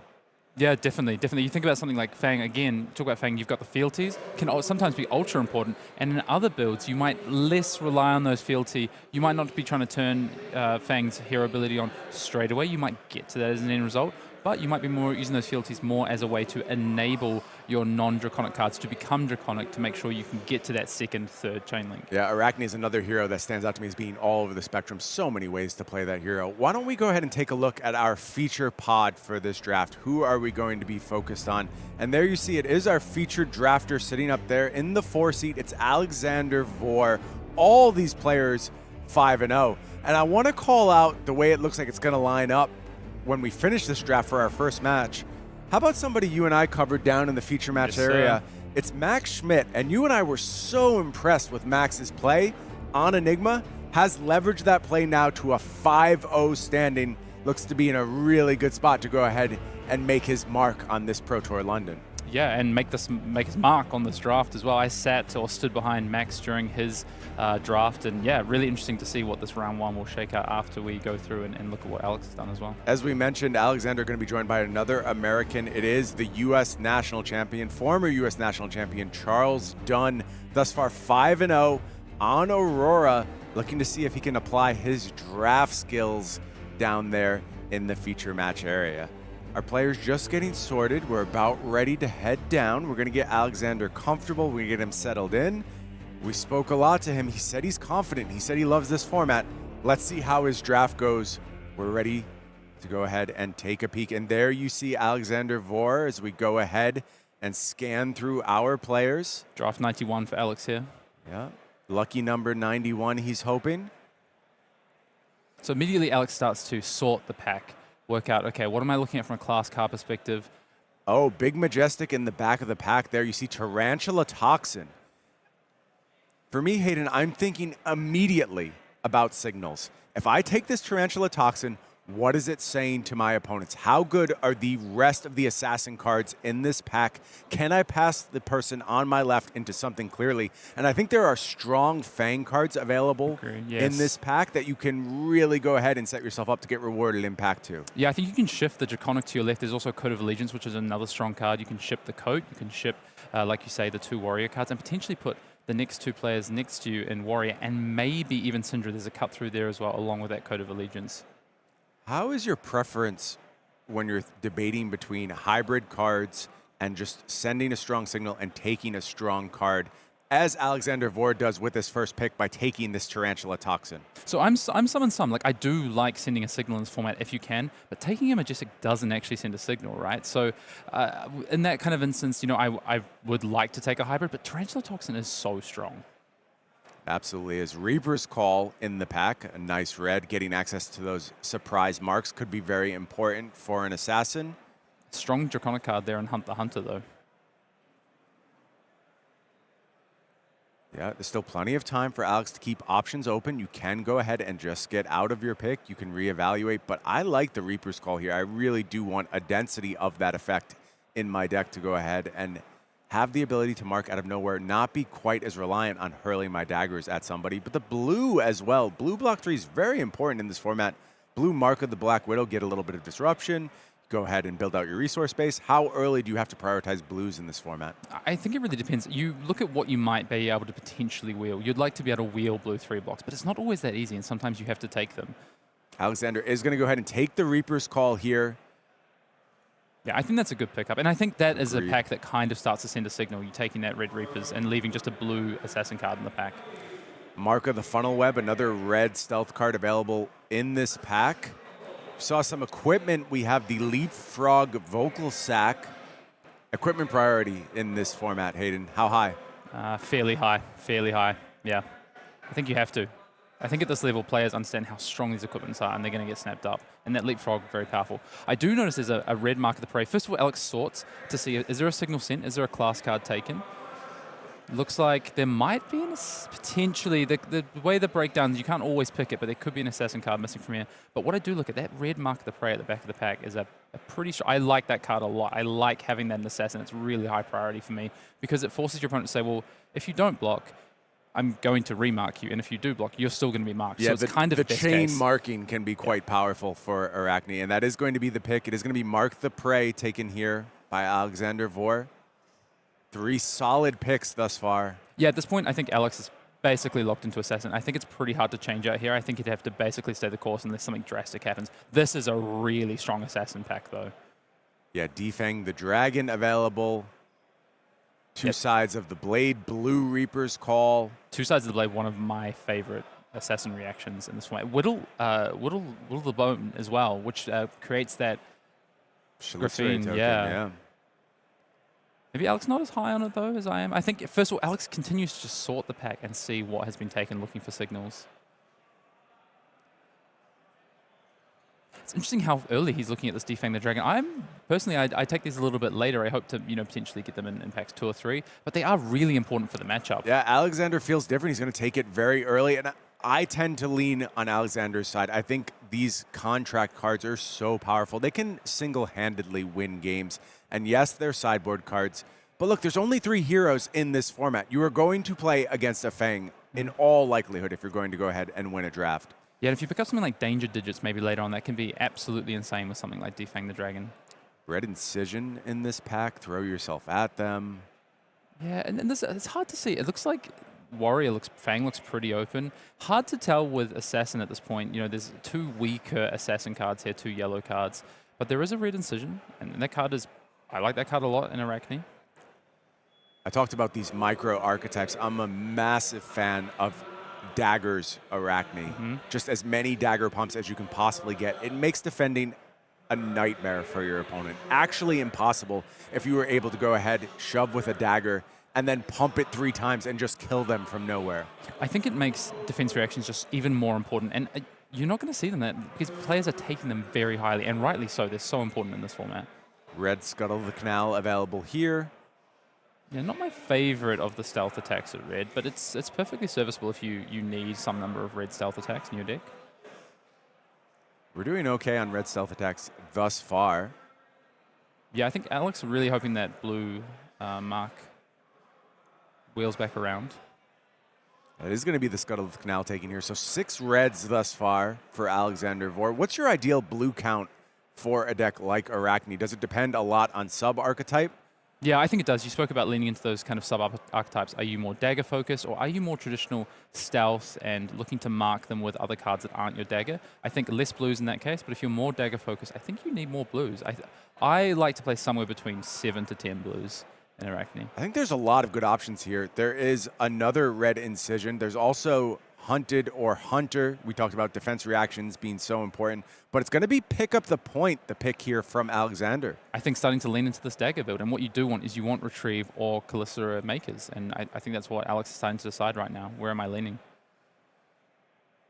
Another Red Scuttle the Canal into this next pack. Yeah, I think Alex wants to prioritize the blue now. That Scuttle the Canal is fine, but I think what Alex needs to pick up is start to pick up some good blues, and Mark of the Funnel Web is a perfectly reasonable blue. 3 block. Great disruption. And that is going to be the pick here from Alexander. Everything going pretty well thus far. Looks cool, calm, and collected, does Alex. Yeah. Well, you got 91 drafts under your belt. You've been here before. You know how it goes. And look at this Leapfrog Slime Skin coming all the way around. Leaps way to the front of Alex's hand just then. Yeah, a wheel here for Alexander, and surprising one to me. Yeah, card very, very good. And I was thinking, Alex is probably, I would expect Alex to have a piece of equipment by now, and we hadn't seen one. I think picking up something like a Leapfrog Slime Skin at this point is just kind of the perfect pickup. Inclined to agree. Pack has dried up a little bit here. Nothing super exciting, but you know, Poisoned Blade is not my favorite card, I'll be honest. It's not something I like to lean into, but I think in this build that Alex is cooking up, it actually might be pretty reasonable. There's an archetype there, for sure. Again, these micro sub-archetypes, you can do something with Poison Blade. You need some help. You need to find some other cards, but it can do the job. This might be a take a stab here. These cards do go late. Take a stabs, Poison Blades. People aren't big fans of them. I think if you can lean into that archetype, like that's you what talk makes about, the dagger archetype so successful. In some ways, draft is always self-correcting, right? And a lot of value in certain sub-archetypes comes with just being able to get these cards late. Speaking of getting cards late, which Reaper's Call do you want? Both of them on the wheel. Alex was unable to wield the Mark of the Black Widow, but a Blue Reaper's Call might honestly be better. Yep. Take the anti-Arachne card in Proclaim Vengeance. Makes sense to me. And then one final pick. Not quite sure. I think it might have been a yellow ninja card. Yeah, not going to make Alexander's deck for sure. Got to see it here, maybe. Yeah, trap and release. Okay. Well, pack one down for Alexander Vor. How are you feeling, Hayden? If I'm in Alex's seat, I'm feeling pretty good. I think that Tarantula Toxin really set me up. And then, you know, I think Alex got, I don't want to say lucky, but if there was an assassin on his right, he could have got fairly punished, I think. But the lane was open enough, I think, for Alex, and he's ended up in a good spot. Some really good pickups like Mark the Prey as well, the Incision that we look at there, pick up the point. I think we are leaning into this dagger build. What's going to be on Alex's mind, I think, is the blue count. You know, we've got two good blues to start with, but Alex is going to be looking for a few impactful blues. We saw a red Incision there. A blue Incision would be a great pickup, for instance. I think that's going to be a focus for Alex over the next two picks. And equipment. I think Danger Digits is number one for Alex. Absolutely. Absolutely. Going to be really hard not to just slam that out of any pack it shows up in. And I think the addition of Danger Digits to an Arachne deck is the thing that really takes it to the next level. Yeah, Shing Tsung said to me yesterday, it's the difference between a 1-2 and a 3-0 in some cases, depending on your deck. Agree. I do agree. Feels indispensable at times. I would say the same about the card in Syndra, frankly. It is highly, highly competed for. What's your thoughts on the boots, on Turning Point? They're useful. I think it depends a lot on the build, but there is value to be had from them. Here's a card, Backstab, that I think is, some people really like it and some people dislike it. I think it's an important card in this format because of the defense reactions. Speak of the boots, see the boots. Yeah. Starting Point going to come around. Yeah. A couple of strong Fang cards here. So the Public Bounty is a really good card in Arachne, but I'm not sure that this is the build for. I think it's better in the other build that we spoke about, which is more focused on the attacks, less about the daggers. Yep, we're leaning a bit too far daggers at this point for me to really want to go that direction, but Alexander does pull it to the front of the pack. It looks like he's debating between the Backstab and the Public Bounty, thinking a little bit about the potential wheel here. Yeah, I'm surprised he didn't pull that to the point, to the front, actually. I thought that might have been more of interest in the build he's leaning into. But now Alex has done a lot of drafts. Yeah, and I wonder if maybe he thinks that's in the range of a speculative wheel. There is some possibility that makes it back around. Yeah, maybe leaving that in the pack means he might actually be able to wheel a blue one, which he might be more than okay with. Another Defang the Dragon available here. Den of the Spider, I think, as well. Ooh, up sticks and run. And a red Mark of the Black Widow. I think red Mark of the Black Widow is super important in the non-dagger build, so the more stealth-based one. Inclined to agree. There are Leapfrog gloves available as well. Alex seems to be not as high on the defense reactions as some others, I think, though. And this is a tough pack to take the defense reaction because there's so many strong power cards in there's a lot of options here for Alexander. But he needs one. He does need one. I think not having one means when you roll 6 and turn into Trapdoor, it's pretty bad, I think. I think you do have to find yourself one. He's debating. But up 6 and run is maybe the second best card for his archetype behind Orb-Weaver Spinneret. Upsticks was a card that looked primed to go ahead and define Classic Constructed for a while before a surprise ban took care of Zephyr Needle. But there's no question this card has that CC pedigree. Red Alert Boots. Another Backstab coming around. Tip off red. But there's an Orb-Weaver in there. Orb-Weaver Spinneret. I think this is, apart from Danger Digits, this might be the other card that Alex has been looking for. But we talked about how important equipment is in this set. I think Alex knows that. And I don't think this is a straightforward pick of slamming the Orb Weaver here. Red Alert Boots are strong. Those are the two cards he's going to debate between. What would you take? That's a tough decision here. I'm leaning Orb Weaver Spinneret. I just think you can find replacements to Red Alert Boots. Sometimes it feels like that Orb Weaver Spinneret, absolutely irreplaceable. Yeah. Alex going the full distance on the draft timer on this one. And he is going to take the Spinneret. That's the I think that was pick, so yeah. close. I think it was a very close pick.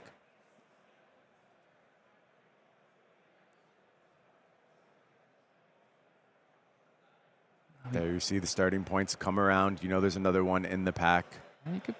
I don't think you need to pick up the boots here, No, just you given might be how able to many just table there. Yeah, you probably table one of these.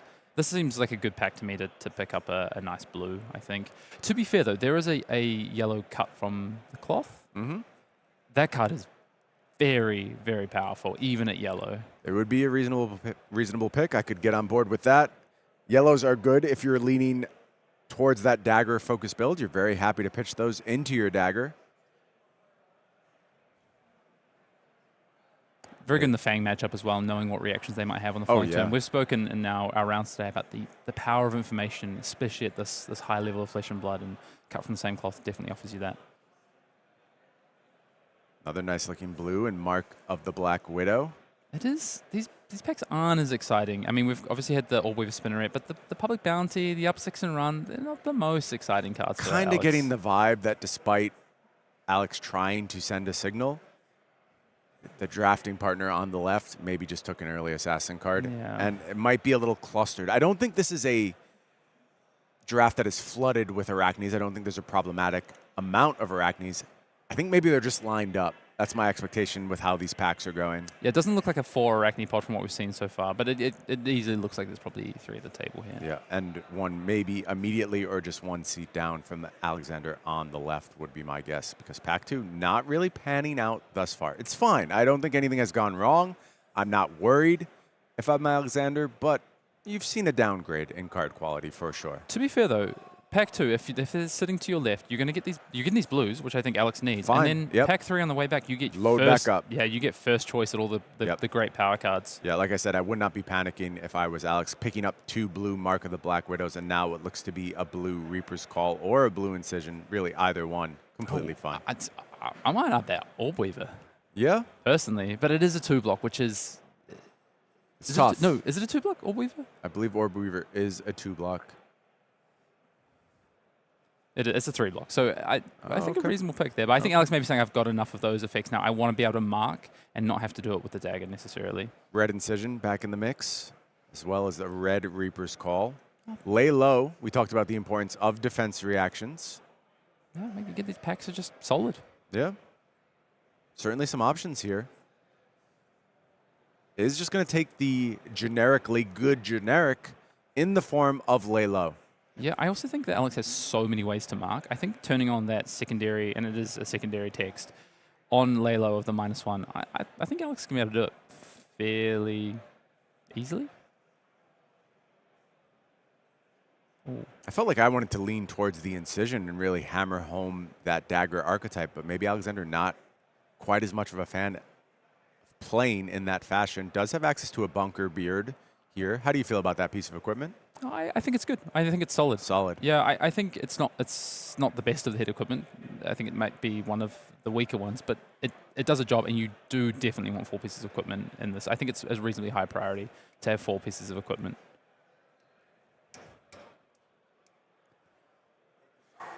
So looking at this pack, not a whole heap for Alex here. Might even be interested in just take the stab here, but it is a 2-block. This could be an outed pack, honestly.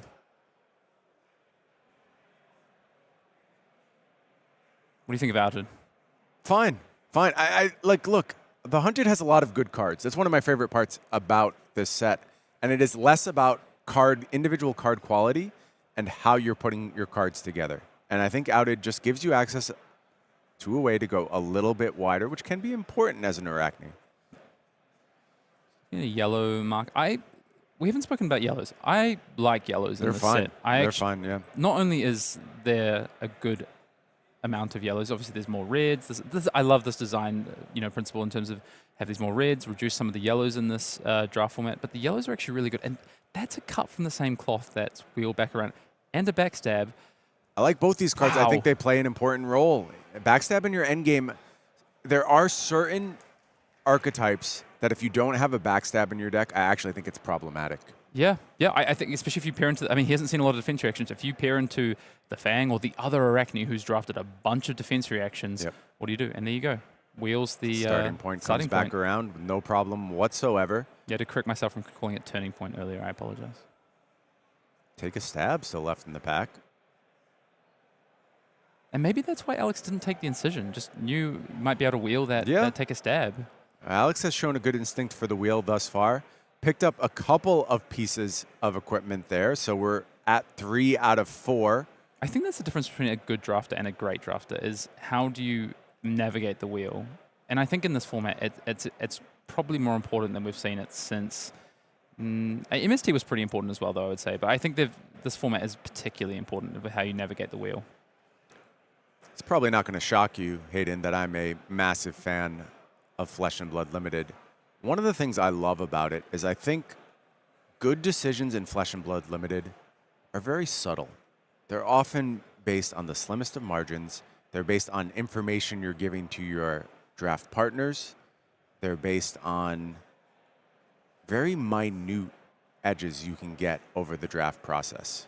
There is a reason that people have consistent draft performances, and it's doing the small things right. It's knowing your wheels really well. It's trying to get as many people on your left out of your space as you can, trying to just be very clear about how you want the draft to go. If you do the small things well in draft, those wins will pile up over time. Yeah, we're seeing Alex do just that here. Alex at 5 blues. That feels light to me. Yeah, I think Alex is definitely going to have to pick up a couple, but I don't think it's going to be too hard. Alex has a lot of power cards, so he might even be able to make the decision of taking a blue over, a fairly strong card. Yeah, about 5 more blues is where I wouldn't mind being at all. You see the leapfrog gloves showing up here. Now, this does complete the set, I believe, for Alexander. It does. It kind of gives up on danger digits a little bit, so maybe a riskier pick, but you really do want to have a full set as you head into the arena. However, there's a fine pickup here in Mark of the Black Widow. So again, I think this feels like another tight pick that Alexander is going to reflect on after this draft, no matter how it goes. Yeah, I do wonder, since to your you think the Arachnes are to your left, do you leave? Yeah, leave the leapfrog and take a shot at it. Take the shot at the danger digits. The problem is that the Syndras can block you on that as well and will block you on that. I think you have about 1 pack to hit it. If it's not here, I feel like it's not coming. I'll give him 1 more. Okay. And the equipment is gone from this pack, so maybe I gotta wonder. Danger digits, maybe. We'll never know, but it's an interesting question. Yeah, Scar Tissue stands out to me here. I think that card is very, very strong. I think it's stronger earlier because it leaves you open to a lane. But in this build that Alex is cooking up, I think Scar Tissue is exactly what you want. You want to make sure you can mark without having to throw the dagger every time. Yep. Need to mark, need to be able to manipulate the sizing of your daggers. Scar Tissue will do it all. A happy pick there for Alexander Vor. Good start to this pack 3. A couple more powerful red cards. As we mentioned, we want to fill out that blue base.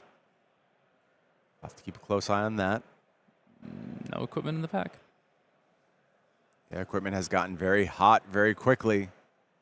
Players not wanting to get caught without a full set. And I do think that happens more in pack 3. I think less at this level, at this high level. But I think generally in draft, you find that players review their pack 2 and go, "Ooh, I have not enough equipment here, or not as much equipment as I would like." And first pick, second pick in pack 3, often picking up those equipment, scrambling to pick them up a little bit more than maybe packs 1 and packs 2. Plunge the prospect out there as well as a public bounty here. Do you feel like Alexander's crossed the marking threshold? He does. I think so too. There's a lot of ways to mark in Alex's deck now. That Scar Tissue pickup, I think, was a big pickup as well.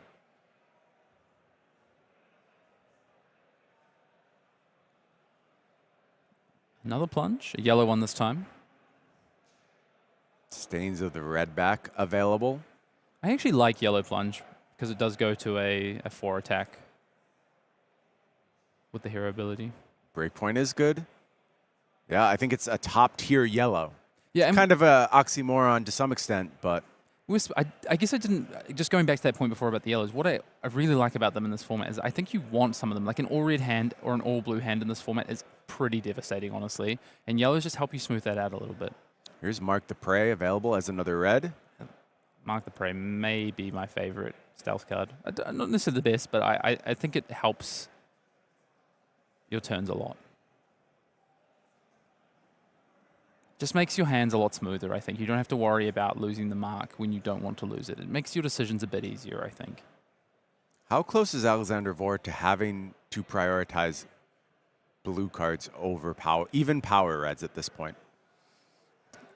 I think there had to be a consideration that pack. Didn't look like Alex was maybe considering it. Alex might be okay with it. He might feel like 7 to 8 is good. I think 8 to 9 is probably where he needs to be.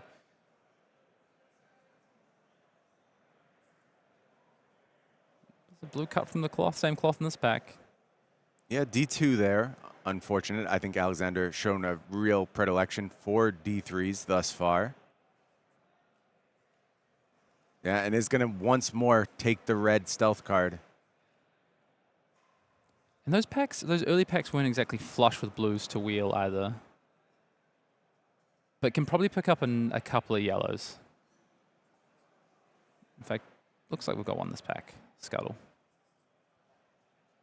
And Danger just never turning up. Nope. So Alex is going to be... Too hotly contested. Yeah, Alex is going to be without gloves, it seems.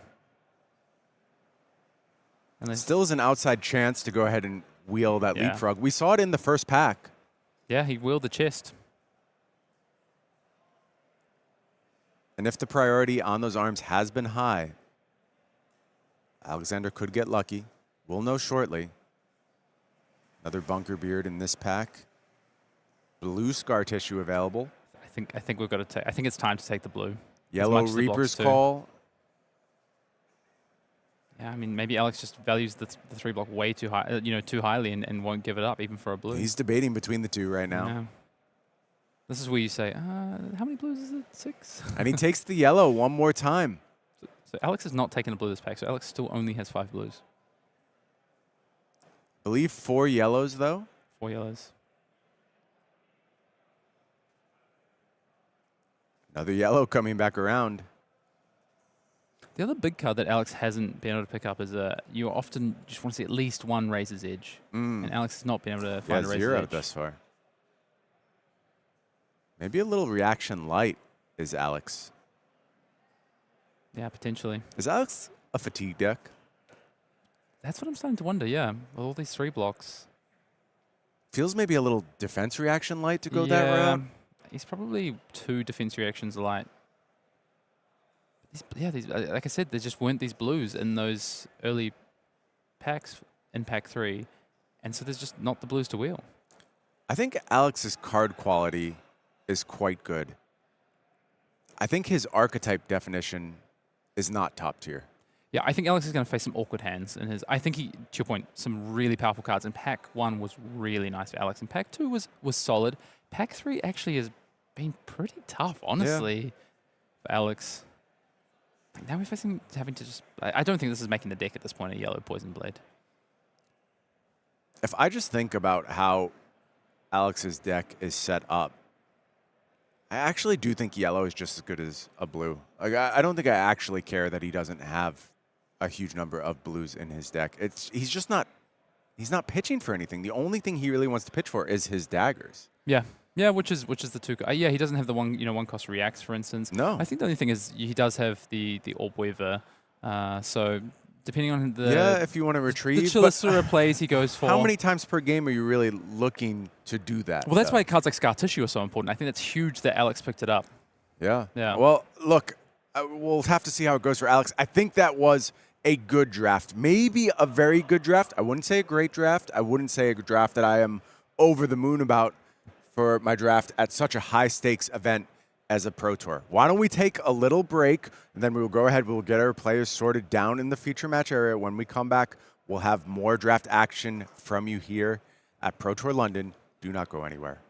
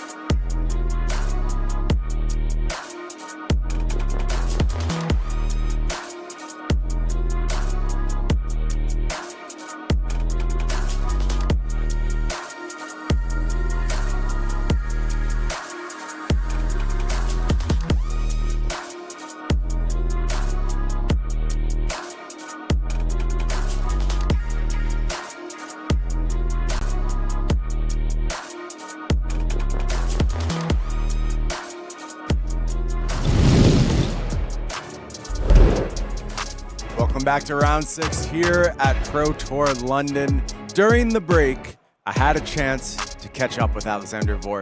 We talked a little bit about how his draft went. Why don't we hear from the man himself right now? Welcome back, folks. Brian Gottlieb here, and I'm joined by our feature drafter, Alexander Vor. Alexander, I think for a long time, you've been a secret limited master.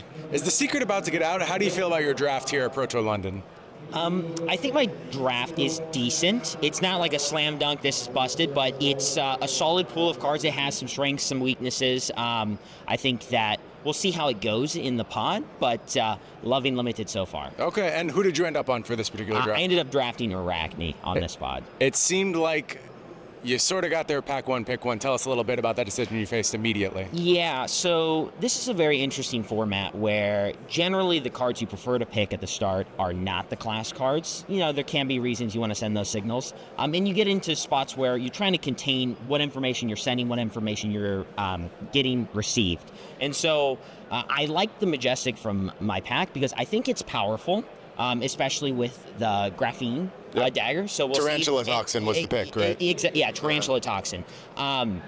And I liked that I was passing 2 yellow assassin class cards. So I was passing a lot of strong Draconic cards. So I was thinking to myself, okay, it's probably less likely that the players on my left are going to want to be Arachne. They're not going to be incentivized by powerful cards for Arachne, even though there's no signal that, you know, an Arachne card is missing. And then, you know, by passing red, you know, Fang reactions, red Draconic cards, that'll incentivize those people to not play Arachne. So I think I lost the 50-50 because a player on my right took an assassin class card, but I was still getting powerful cards, so I was like, okay, you know, my pack 2 will be stronger, and I know that I'm going to get cut a little bit on the right, but I never received information that Arachne was overdrafted to the point where I should have sacked it, so. Okay, so give us a rating out of 10. How are you feeling about this draft? And also, were you comfortable getting into Arachne? Do you have a preference in this format as far as what hero you're going to play?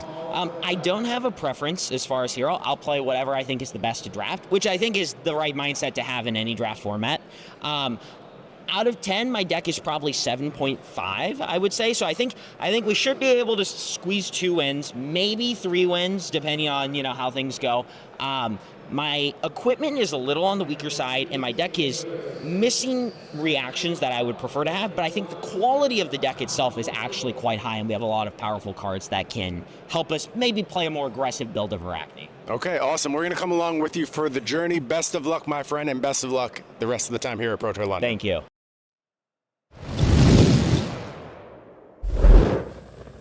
Good stuff there from Alexander Vor. I love his mindset when it comes to limited. He's focused on exactly those things that I think are so important to becoming a great limited player in Flesh and Blood. Yeah, fundamentals draft your seat is what Alex was just talking about right there, and I think it's no more true than in this set, The Hunted. Why don't we go ahead and take a look at the deck that Alexander put together, and there you see it.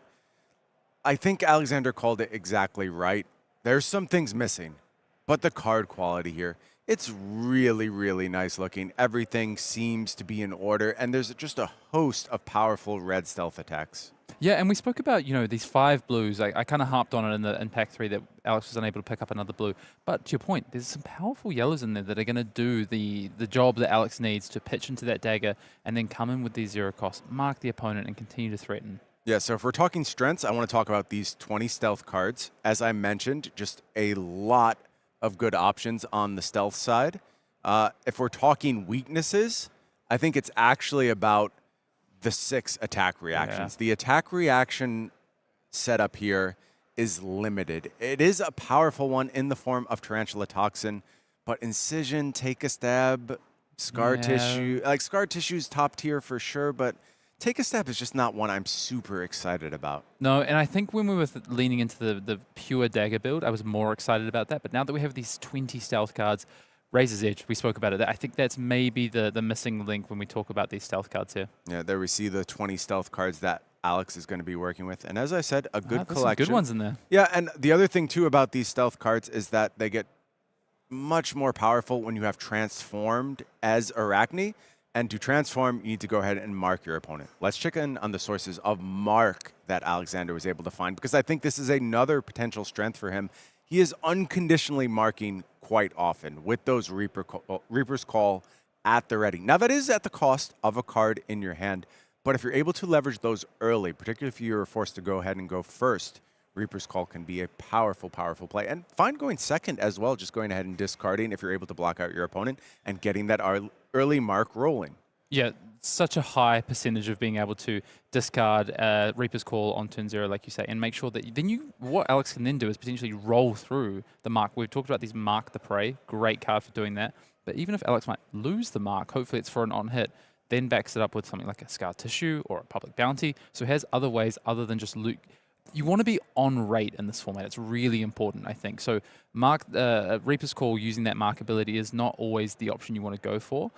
But when you can use things like Scar Tissue, when you can Mark the Prey, when you can Public Bounty, that is where you want to be in the middle of the game. One final point I do want to check in on, and I would consider it a weakness of this deck. It is the equipment suite. I think Alexander did well to get the equipment he got when he got it. He was very conservative about his equipment pickups, tabled things when appropriate. We saw a tabling of both the Leapfrog, Slime Skin, and the starting point. So very economical, I would say, in his approach to equipment, and did so well. But doesn't have top-tier pieces at all. No, and to be honest, Alex didn't have lots of shots at good equipment. You know, Fair. there was very minimal of the red alert. There was no danger digits like we spoke about. Definitely didn't see any of the double block equipment. You know, it was a bit few and far between for Alex. So like you say, I think Alex navigated the equipment situation really well. I think I'm just slightly lower on Alex's whole package than he is. I would say it's closer to a 6.5 for me than a 7.5. But Alexander has those 90 reps. He's been in this format, in the trenches, working hard to refine his limited understanding. Going to be taking on some tough competition. I want to go ahead and take a look at the pod and see who he's got to face. And we mentioned he is set up for that first round showdown with Max Schmidt, who has proven his prowess as an Enigma player. Max did pick up Fang in this draft. And when we look at the breakdown, 2 Fangs, 3 Syndras, 3 Arachne. In your experience, Hayden, is that the typical lean, or you see more of a split towards Fang being more represented? I've seen more typical of a 3, maybe the 2 being an Arachne, but I think it chops and changes. I see a lot of 3 Syndra. I think that's pretty consistent. I find that the 2 flips a little bit between the Fang and the Arachne in my experience. How do you feel about how the heroes were positioned in this draft? It's interesting. I started to speculate that maybe Alexander had an Arachne on his left. He was actually kind of surrounded. He's the middle Arachne on both sides. Now, granted, Jasha is a little bit further down, a couple heroes in between there, so the pass back is okay, but immediately passing to him is Paul Van Gisel on his right. Yeah, I think Max had the best seat, honestly. Like, if we're looking at this this breakdown, he's one of 2 Fang, and he is passing to another Fang 2 seats down, whereas when you look at the 3 heroes, they're a bit clumped, right? Like, you talked about Paul, you talked about Alex there, Jasha over on the other side, and then when you come to the Syndras, they're also kind of clumped a little bit as well. You could say maybe Inke is in the best spot, but it's tough. Well, we have set the stage. We have seen the draft, and the players are ready. Why don't we go ahead and check out Alexander Vor's quest to go ahead and defend this pod, walk away with the 3-0 record and the 8-0 record on day 1 of Pro Tour London. So much at stake for these players, and they're still relaxed. They're having the best time of their lives. They're enjoying their time down in the feature match area. Alex is a chatter. He loves a chat down in the feature match at his table, so... I actually got the ability to watch a bit of Max's draft as well. So while we just saw Alex's, I saw a bit of a peek at some of the decisions Max had and how he got into that Fang. Interestingly, Alex spoke about drafting your seat, right? Alex took that Majestic early. Max had quite an interesting sort of setup as well. Max did stay open more, so took an early Pursue to the depths, and then a red Alert Gloves. Okay. Piece of really important equipment. And then kind of stayed open. Had this decision of potentially going into Assassin with a class card in Pack 2, in Pack 1, Pack 2. Instead opted to stay open with the Red Alert Gloves and then just got passed into that Fang. So really stayed patient, got passed into that Fang seat and ended up as one of 2 Fangs. So you can see the difference there. Not to say that Alex, closed himself off immediately. Tarantula Toxin, I understand. Yep. But, Max, I think, doing that thing that Alex spoke about, drafting the seat, staying open as possible. I love that you can do that in this format, and you can also commit from Pack 1, Pick 1. And you can be equally as correct. You have to be flexible. And so often players want to put a format into a box, right? They want to say, no, just you commit pack 1 and you lock in. Or they go, no, this is a format where you stay open. Why can't it be both? Why can't both be valid options? And I think the modality of the best drafters is the thing that really defines them. The fact that they do not create rules from themselves. They do not force themselves to stay in boxes. They are adaptable. They are creative. On Max's side there, just immediately notice we've got a Heart of Vengeance, and a pretty important card in this matchup into Arachne.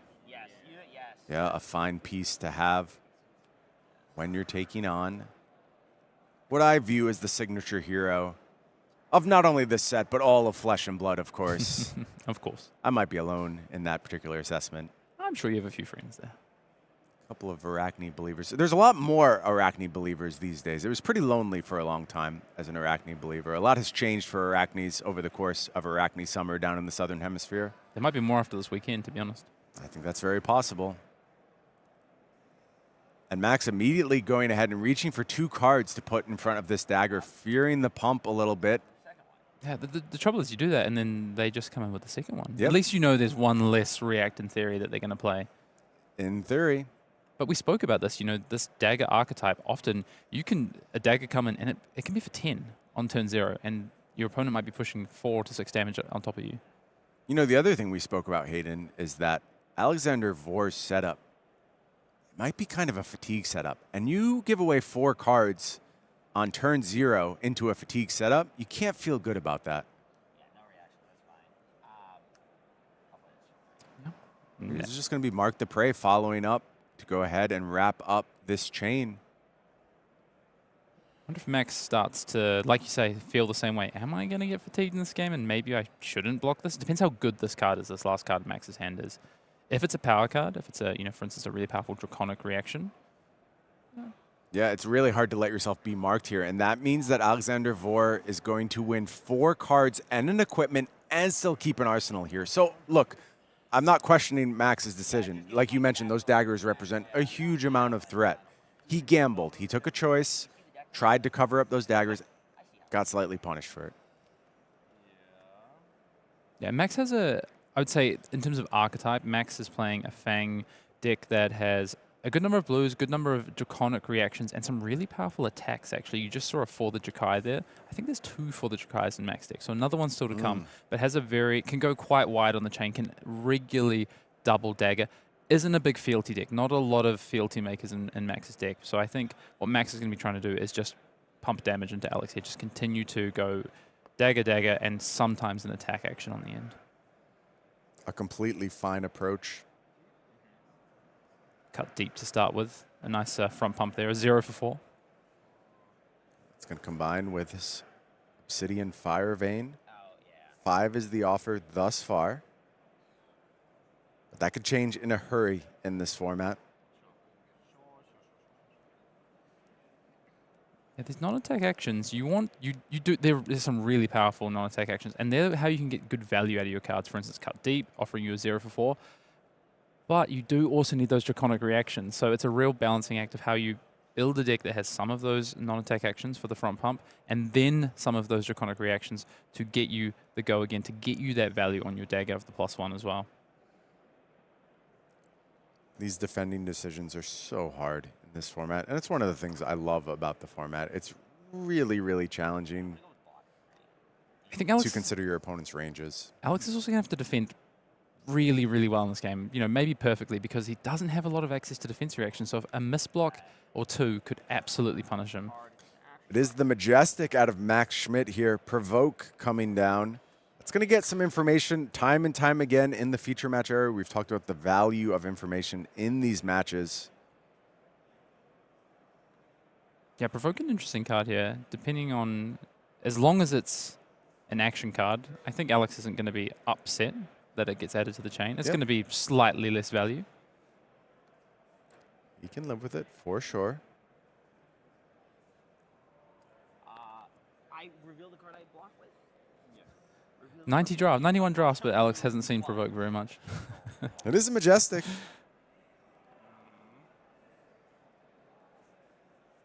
It's also not great, frankly. I think it's a powerful card in the CC context in this limited format.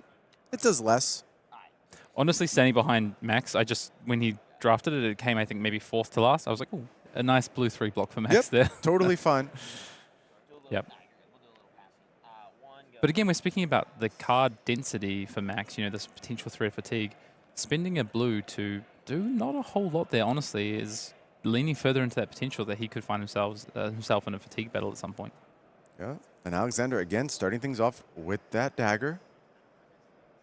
Yeah, so far finding enough blues to swing a dagger every turn. It's going to be keep the resource up. It's going to be a question. I mean, the yellow count got high. And like I said, I think in Alexander's deck, a yellow nearly as good as a blue.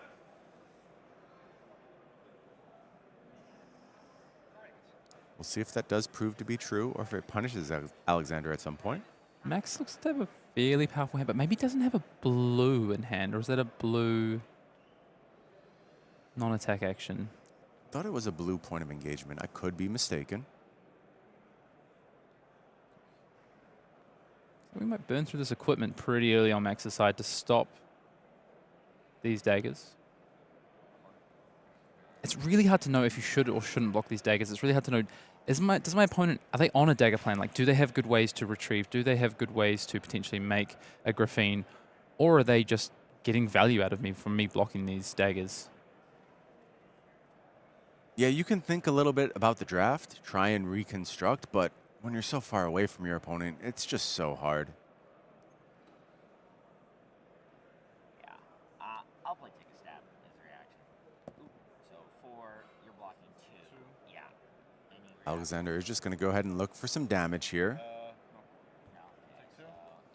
The one thing is when Alex pitches these blues to a dagger, if he doesn't have a 1 cost to follow it up, it's a 1 card 1. It's a 2 card 4 being represented here, unless he can really take advantage of the mark. That's why I think at some point Max is going to be forced into gambling and going ahead and just taking damage from these daggers. You can't give up card after card to them. Nice start here, though, from Alexander Vor. Finds the Orb Weaver Spinneret, is able to go ahead and throw that Mark of the Huntsman. Attacks for 5. Because Fang is marked here, would not shock me if Max wants to take a bit of damage here to go ahead and clear that mark, keep Alexander off a transformation. Yeah, I think this is a pretty clean block here for Max. Just give the yellow cut deep, 3 for 3, give you a trade, get rid of that mark. Max falls to 16 after the first offensive salvo from Alexander Vor. Come back with a cut deep. And Max is one of my favorite cards to have access to in Fang, which is that Tooth of the Dragon. I know. We got the 1 die. This is the one that's going to be very contested. Yeah, beautiful sidestep for the Fangs. I'll block 6. Yeah, but Alex navigates it well. I think it's a lot more impactful when you don't have a non-attack action on the front.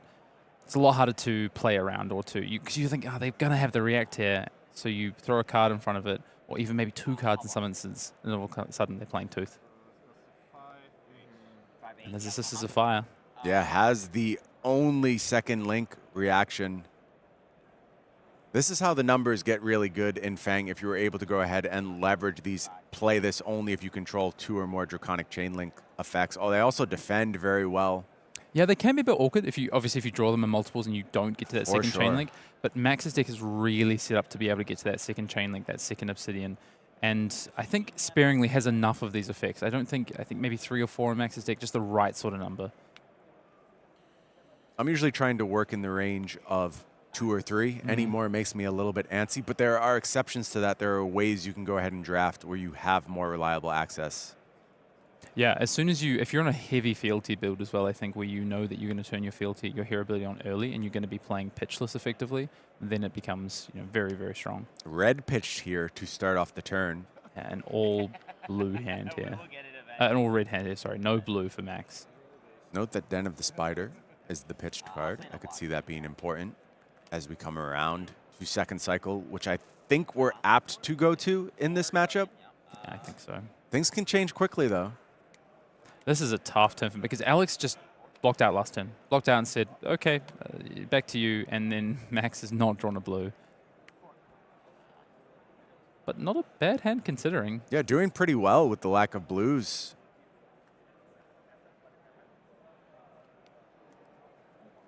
Had zeros at the perfect time, is able to keep an arsenal as well.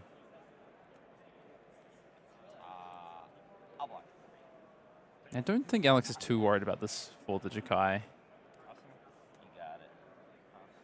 It's damage at this point. 16-10 life totals right now. Max Schmidt building a bit of a lead, but Alexander kept a sizable grip this go around. Back to once the well. again, yeah, mark of the huntsman. And this is the, I guess this is the point of the game right here. So Alex is just being whittled away on life, continues to come in with this dagger, pitching these yellows, but again, just these one card ones, like he has to make sure that he can present something off the back of this potential mark, or maybe at least get a piece of equipment from Max here. At some point, Max is just going to say, it's not worth it for me to give you cards in this instance. I can offer too much damage. Your life total is too low. I don't have to respect these daggers anymore. If that life gap gets too large, that's the position that he will find himself in. Alexander Vor needs to make sure he's keeping it tight, keeping it close. Yeah, what Max could do here is give this last piece of blocking equipment in the heart, and then do exactly what you say, try and open up a big chunk of life lead here. Because there's not another mark of the Huntsman coming with it. We've got a Graphene at this point, right? And that's what Max is going to do. Yeah, it is time to go ahead and commit that equipment. See if we can check in on potential follow-ups here from Alexander. Is going to go ahead and fire the take a stab.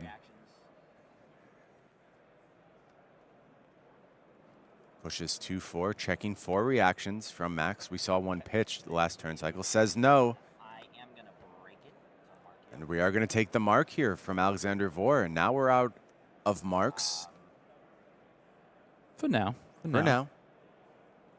Always change. I think that's a pick up the point in Alex's arsenal. Okay. Good time to have that. But again, the yellow pitch, if it was the blue pitch this turn, he could have done it all potentially. Not that he needs to, though. Not that he needs to. He can save that for next turn fairly easily and not be in a bad spot. Mark the prey. I think this scenario right here is exactly why you love this card, Hayden. It's not so much being the initial marker. It's keeping the mark, keeping the pressure up. 100%. Yeah, because what you'd like to do against these is often take the one and lose the mark, right? But Mark the prey says, well, I'm just going to present damage, take cards from you. A 0 for 4, go again. That's going to continue to keep the mark.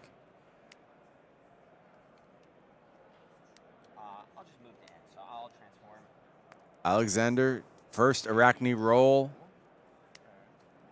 of the tournament, I believe, and finds Funnel Web. What's your favorite Agent of Chaos? Black Widow. Easy answer. There she is. Your Funnel Web. Yeah, I know. I'm so used to movies. So Max definitely now looking to probably not end with an arsenal, I would say, this turn. That is the goal, for sure. Hopefully the resources, cards in hand, line up to allow him to achieve that. I think on Alexander's side, it doesn't matter too much, honestly. You're just happy to go ahead and add more attack reactions to your deck virtually, especially with a Graphene Chelicerae in play. Yeah, this is the turn when you really want one of those powerful on-hit effects, Mark the Black Widow, for instance. And I think that's one in Alex's hand, but is that a blue? No, it's a red one. So that's kind of the perfect card, I think, here. Has what he's looking for sure. Also has that contract card. Going to be happy to have that in this matchup. I think Alexander Vor was starting to fall behind a little bit, but feels like he's recouped in these last couple turns. I will say, though, Max Schmidt, lots of cards in hand. 2 resources floating, 2 cards in hand, a card in arsenal. Things can get ugly really quickly from this Fang deck, and that's why you see Alexander go ahead and commit a card to the defense here. Sidestep here. Yeah, just like that Tooth of Dragon. In this case, it's Pidge the Field. He's not going to not quite as powerful because it's not going to push the damage, and we are in a bit of a back and forth damage race here, but it's going to give a fealty, which might be super important at some point in this game for Max. We'll see. We'll see what Max can do with that fealty. I don't think it's about getting to the threshold, getting 3 fealties. I think it's about finding the right spot to get an extra pump out of something like a hybrid pump, a non-draconic pump. Yeah. I think we're going to come back to that fealty at some point. I just have a feeling in this game it's going to have an important point. You know, that one fealty, often you get to the end game and you might brick on the draconic attack action, and it can save you. And that fealty can be the difference between the game. Yep. And because it might feel a bit weaker now. You know, it's a 0 for 1 go again, but that fealty could be huge down the road. Keep a close eye on it as the game goes on. I think we have quite a few more turns of this one. Alex has an interesting decision here, I think, because how do you try and set up this contract attack? You've got the starting point, potentially, but you don't have the danger digits, which is often what you pair with that to potentially give yourself that unconditional go again with the 2 equipment. Doesn't have that in this case, so would really need a react to go super wide and really threaten that contract effect. Going to defend yet another time. Reaper's Call committed to the defense here for Alex.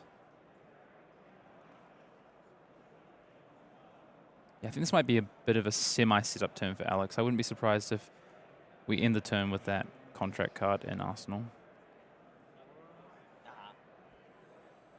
A firm loyalty is going to be the reaction here from Max Schmidt. We might get fealty turned on, actually. Yeah. Up to 2 fealties. Oh. And Searing Gaze comes down as well. Which is going to mark Alex and get closer to setting up that 3rd fealty. Yeah, we know there's no reactions here for Alexander Vor. Or there was the one reaction, correct? He's got the layoff.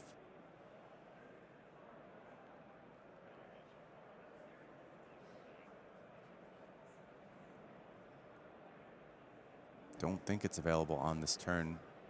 But you have to posture, right? Yeah.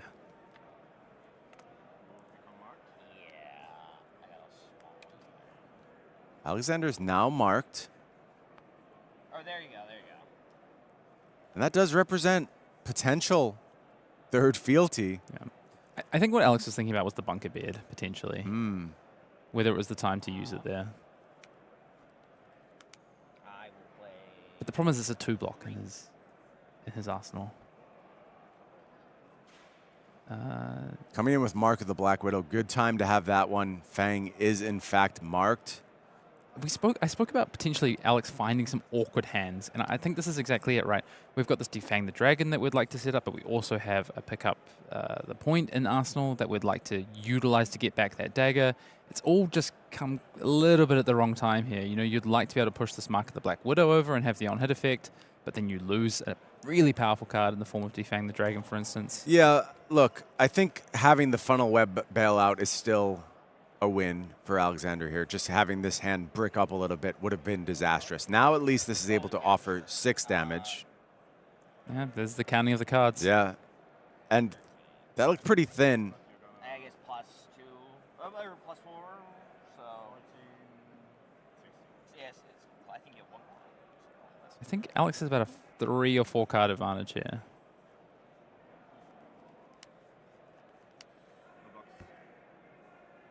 No blocks on this Mark of the Black Widow. I'll activate the Funnel Web. So I'll discard, so it is 6. Any reactions? Does take the pump here. You have 6, you banish a card, you're unmarked. Alright, and then we'll go back to base, correct? Yeah, so Max just, I think, thinking about how many cards left, and maybe that's why Alex was like, oh, how many cards left? You know, make a bit of a play there to see how many cards do you have left. Maybe you do need to take this because you have to come with some damage. The so mind you might games fatigue. are real. You have to have your opponent considering what you want them to be considering. It's actually interesting because manipulate the narrative. Yeah, and it's in my experience, I think Fang is often the one doing the fatiguing in this format. But because of just the sheer number of 3 blocks, because of that first turn or turn 0 for Alex, getting 4 cards plus a piece of equipment out of Max, it's just come to realization that actually Arachne might be the one fatiguing this time. I always thought it was in the range of possibility. It does feel we're maybe a defense reaction or two short of being optimally set up to achieve this goal. Yeah, Alex might be able to fatigue by damage here, though. Like, Max needs to set up a good... Either get that fealty and set up a good 3-card hand or a really solid 4-card hand, I think. And will Alex let him? Will he get the space to do it? I think it's going to depend on how this turn plays out. Feels like Alex really needs to find a blue. I talked a lot about the yellows being good enough. Yeah. But Alex has been a little hamstrung by not having access to that extra resource. He has actually opted to block with it or defend with a blue this turn as well. Imperial Intent is the buff here. That's going to push this dagger to 1 over. Alex is going to get value out of that leapfrog now, using the ability to go ahead and add it to the chain. I think a very good turn for the leapfrog. I think it's very clear that you're going to get the 2 value over here.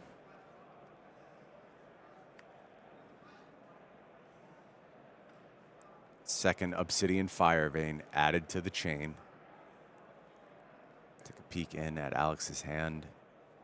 Plunge to the prospect, Blue Reaper's Call, and what looks to be a Public red Bounty. stealth card. Oh, okay, Public Bounty. Yeah, Public Bounty. So I think Alex probably has to keep that yellow as the stealth card of choice.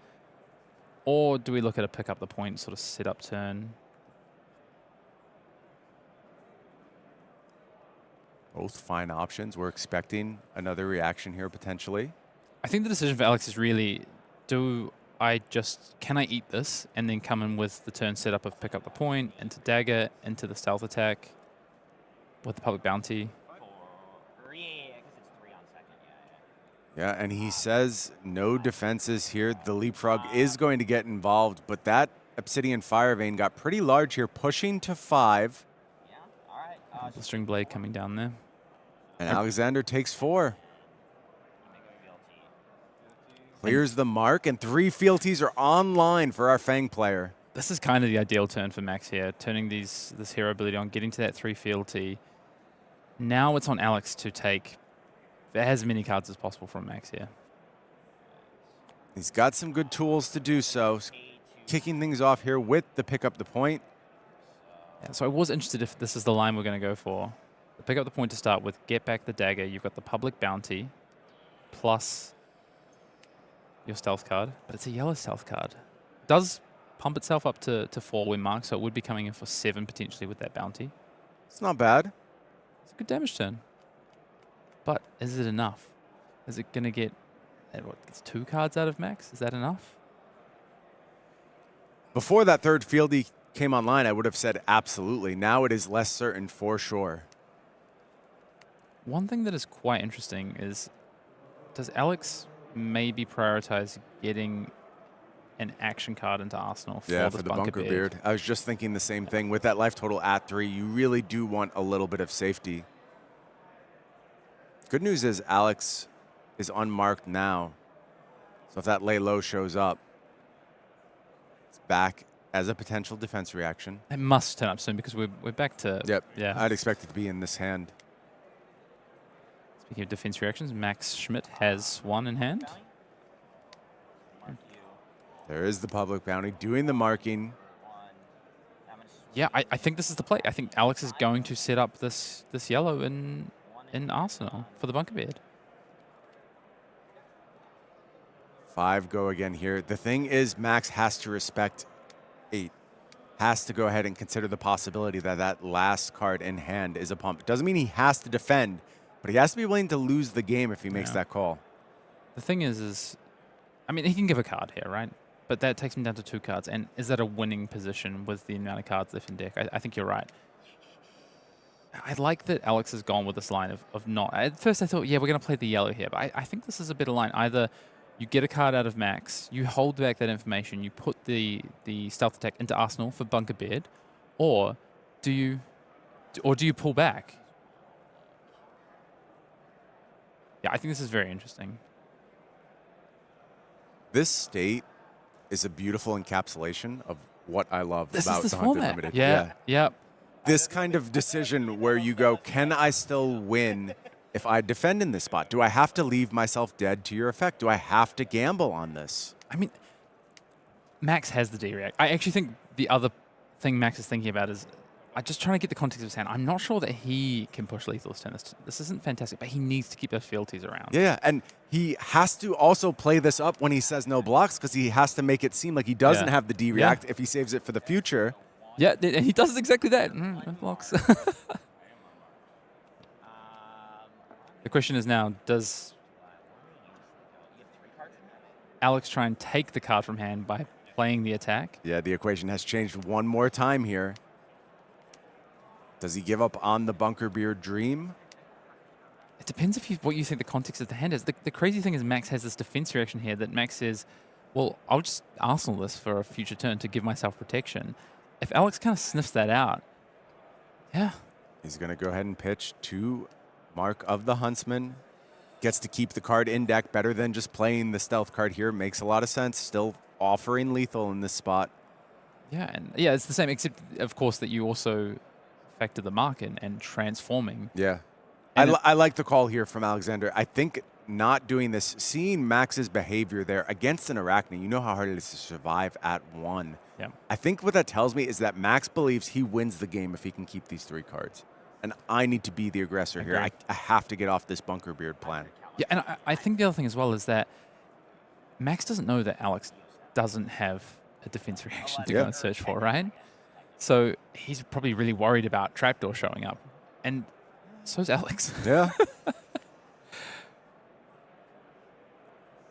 I think Max is now working out, do I give the defense reaction here and try and play the 2 cards off my pitch list, or do I give one of the reactions I have in hand, save that defense reaction for another turn, and just play 1 reaction on this turn? Max knows that the Bunker Beard is out for this turn. So is this a window? I think you've got to go for it. Right? I just can't see that. Can we get it? He's put his hand down. So can we get a look at Max's hand here? Try and get it next time he picks it up. So it's a Blue Sworn Vengeance and Den of the Spider. And Dynastic, right? It's Dynastic, I think. I think you're correct. Yeah, Dynastic Dedication is the last card in hand. Which is a +3, but it costs him 2. And he defends with the D-React. Goes ahead and gives it up.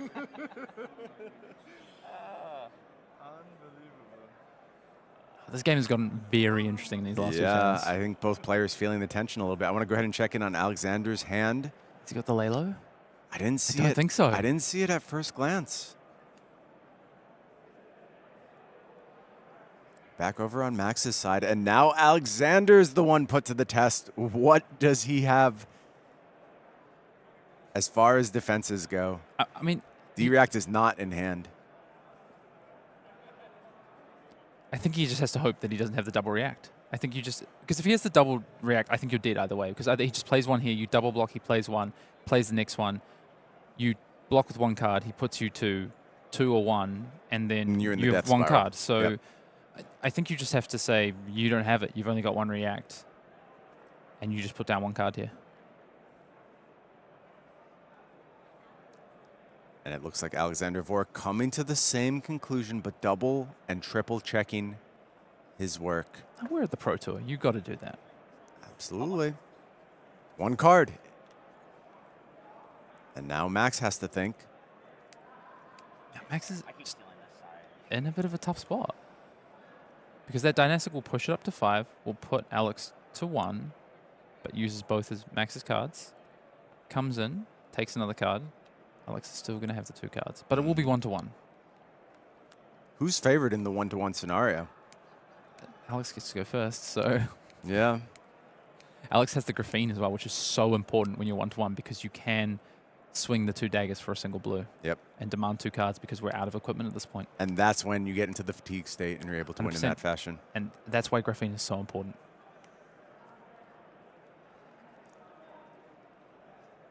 Yeah, I just think Max doesn't have a choice here. You have to play it. That makes sense to me. You can't leave Alex with 3 cards.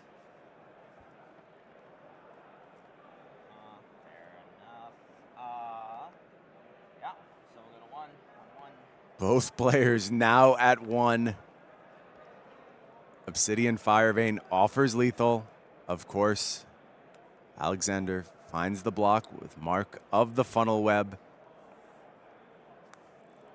Now players will play at 1-1. And as we expected, it feels like we're headed to that dagger endgame. It's Mark of the Huntsman into Graphene Chelicerae. You cannot overblock in this scenario. You have to be dead to it. Yeah. The challenge is that Max has got to give 3 cards here. The 2 daggers and then the attack. Oh. Has the scar tissue, does Alexander Vor. And you see the reaction, and that just gets the fist bump. But you can't fault Max for making that decision. You have to take gambles in these end states in the Hunted Limited. And what a perfect display of why I'm absolutely in love with this limited format. Yeah, what a game. And that scar tissue, we spoke about it, how important a pickup that was for Alex Vor, and that's what gets him there in the end. You know, we saw the 2 taker stabs, so on those, but just, yeah, we got to this end game, and that you saw the power of the graphene as well. You saw the power of setting up your blocks, setting up the turns, and we got to the fealty state, right? We got to the 3 fealties, but ultimately it was probably a turn too late, unfortunately. Dagger pumps can do so much for Arachne. They can have those explosive moments that can just blow an opponent up.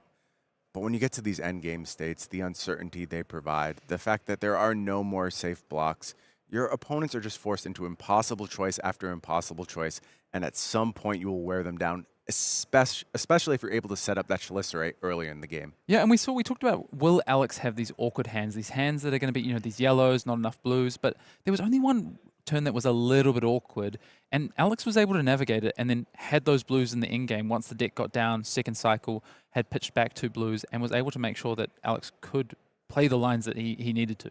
Did anything change for you over the course of that game, Hayden? Did you find something that makes you feel like Alexander's deck is a little bit better than you were giving it credit for? Or do you think it's going to be a slog as he attempts to continue to navigate this draft pod? I think it's about where we thought it is. I do think you saw the power of getting that graphene online early and then being able to use that push all the way through and then have those reactions, you know. I think he could have got exposed for not having those defense reactions, but the way that the game panned out, they got down to that 1-to-1 state, and it just so favored there, like you say. So Fang down, how do you like this setup against Syndras? Do you think this particular Arachne deck lines up well? Yeah, I'm not so sure. I think that it was better positioned against Fang. I think you had the leapfrog, you had the defang, even though it didn't get sharp in that game. I think in the 3 blocks in terms of this matchup. We'll see. I think it depends how many power cards the Syndra might have. You know, something like a Wrath of Retribution, for instance. That's going to be tougher to deal with potentially if they're going really wide. But if they're sort of doing the more of the 1-cost thing where they've got a lot of 4 attacks and you're able to just throw a 3 block, and then push them with your damage, mark them, hit your Mark of the Black Widow, for instance, you push through your on-hit effects. But some of these on-hit effects, the Syndra might not care about as much. Well, that is going to go ahead and wrap round 6 here from Pro Tour London. Of course, there is more Hunted Limited action coming up. Can Alexander Vor navigate the draft pod to go to 8-0? Come back and find out.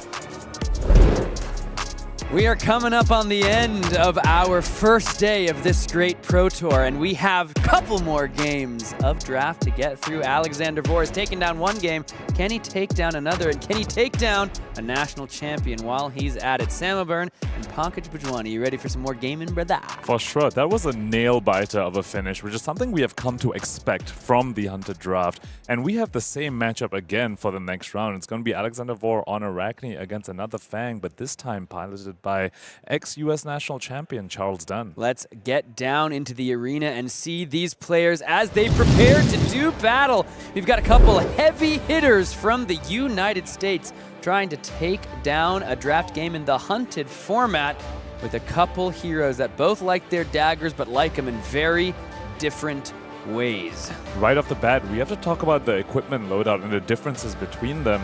Alexander Vor, we saw him in the previous matchup not even using the bunker beard or the starting point. Kind of goes to show those equipment pieces can be a little bit weak, and by contrast, Charles Dunn on the other side with a full 4 suite of equipment, 2 red alert pieces in the chest and the gloves, and 2 Arachne head pieces, if you will, in the headpiece and the leg slot. Looks like it's going to be Alexander Vor on the play here, starting off the Mark of the Huntsman, pitching away that yellow, Scuttle the Canal. This Arachne deck for Alexander, a lot of yellows and not a lot of blues. We're seeing one of them immediately into the pitch, not able to threaten those 1-cost reactions. Let's see what the follow-up is here from Alex. Going to be the Public Bounty, pitching away another blue, immediately getting that mark, giving the next attack +3. So here comes the Mark of the Huntsman. Gonna be coming in for 5 because of the text on that card, of course. It is attacking a marked hero. Should have 0 floating on Alexander Vor's side. Yep, walks good. I'll transform. Transform at the end of turn for Alexander. He's going to go ahead. Alex is going to move on. Number 5. Tarantula is the role for Alexander Vor. Very, very strong. A very bit of an underrated agent of chaos, if you will, but when you have both daggers, when both daggers are still there, Tarantula can end up representing quite a bit of damage.